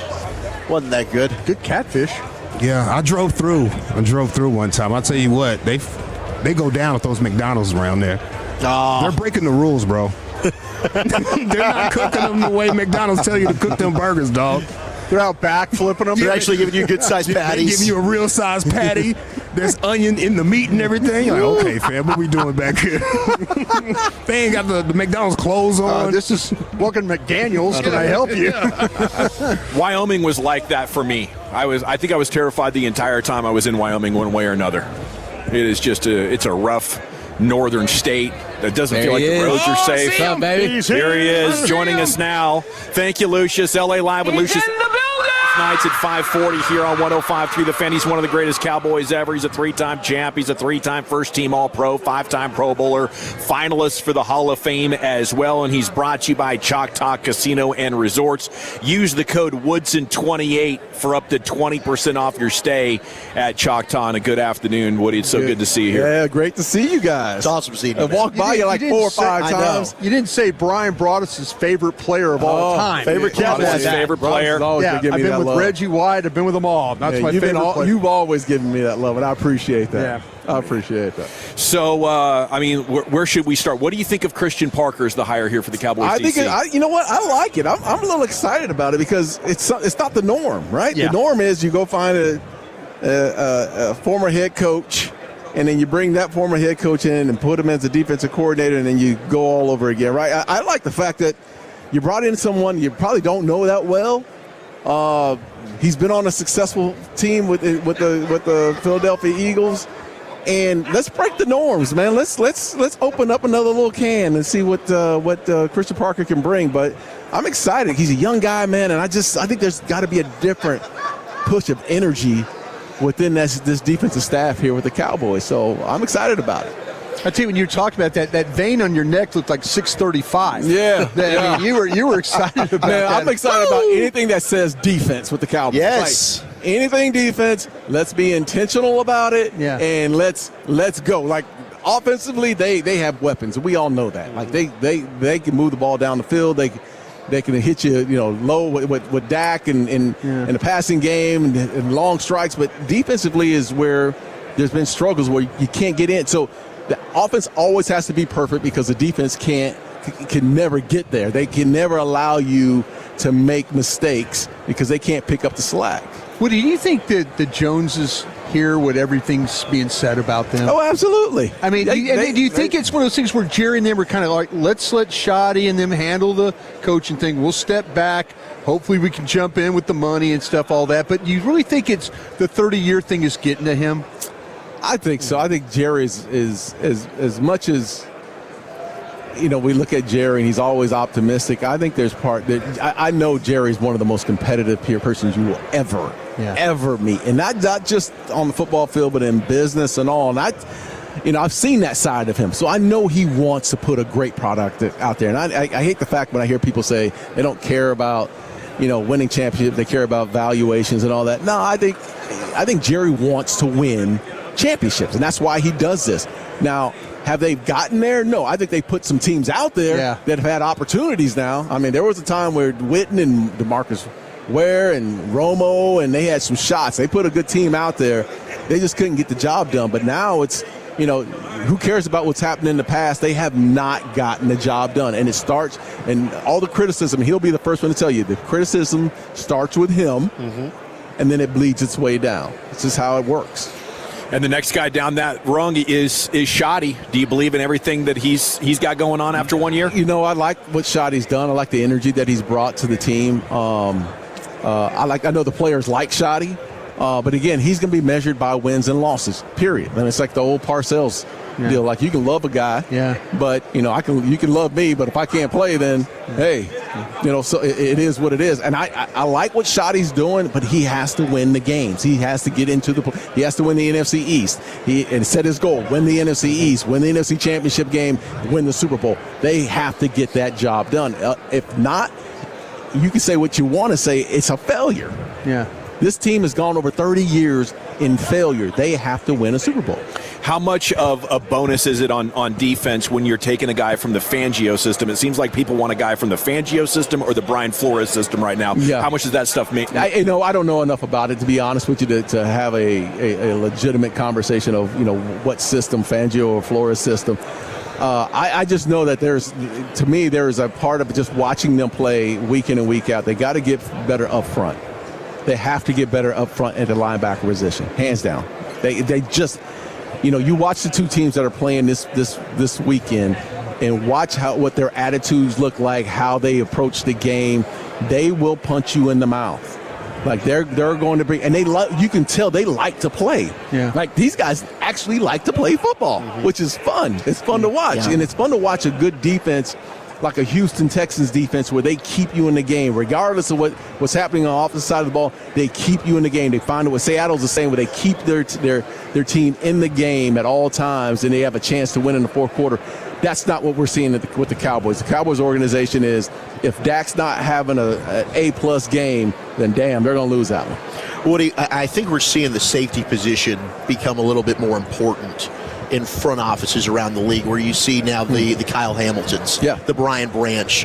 When you look back at how you play. Yeah, how about Darren Woodson? I think he started this. Well, okay, so that's what I think everybody just now catching up. Do you look back, and maybe you were kind of a trailblazer when it comes to how you need a safety that can do everything?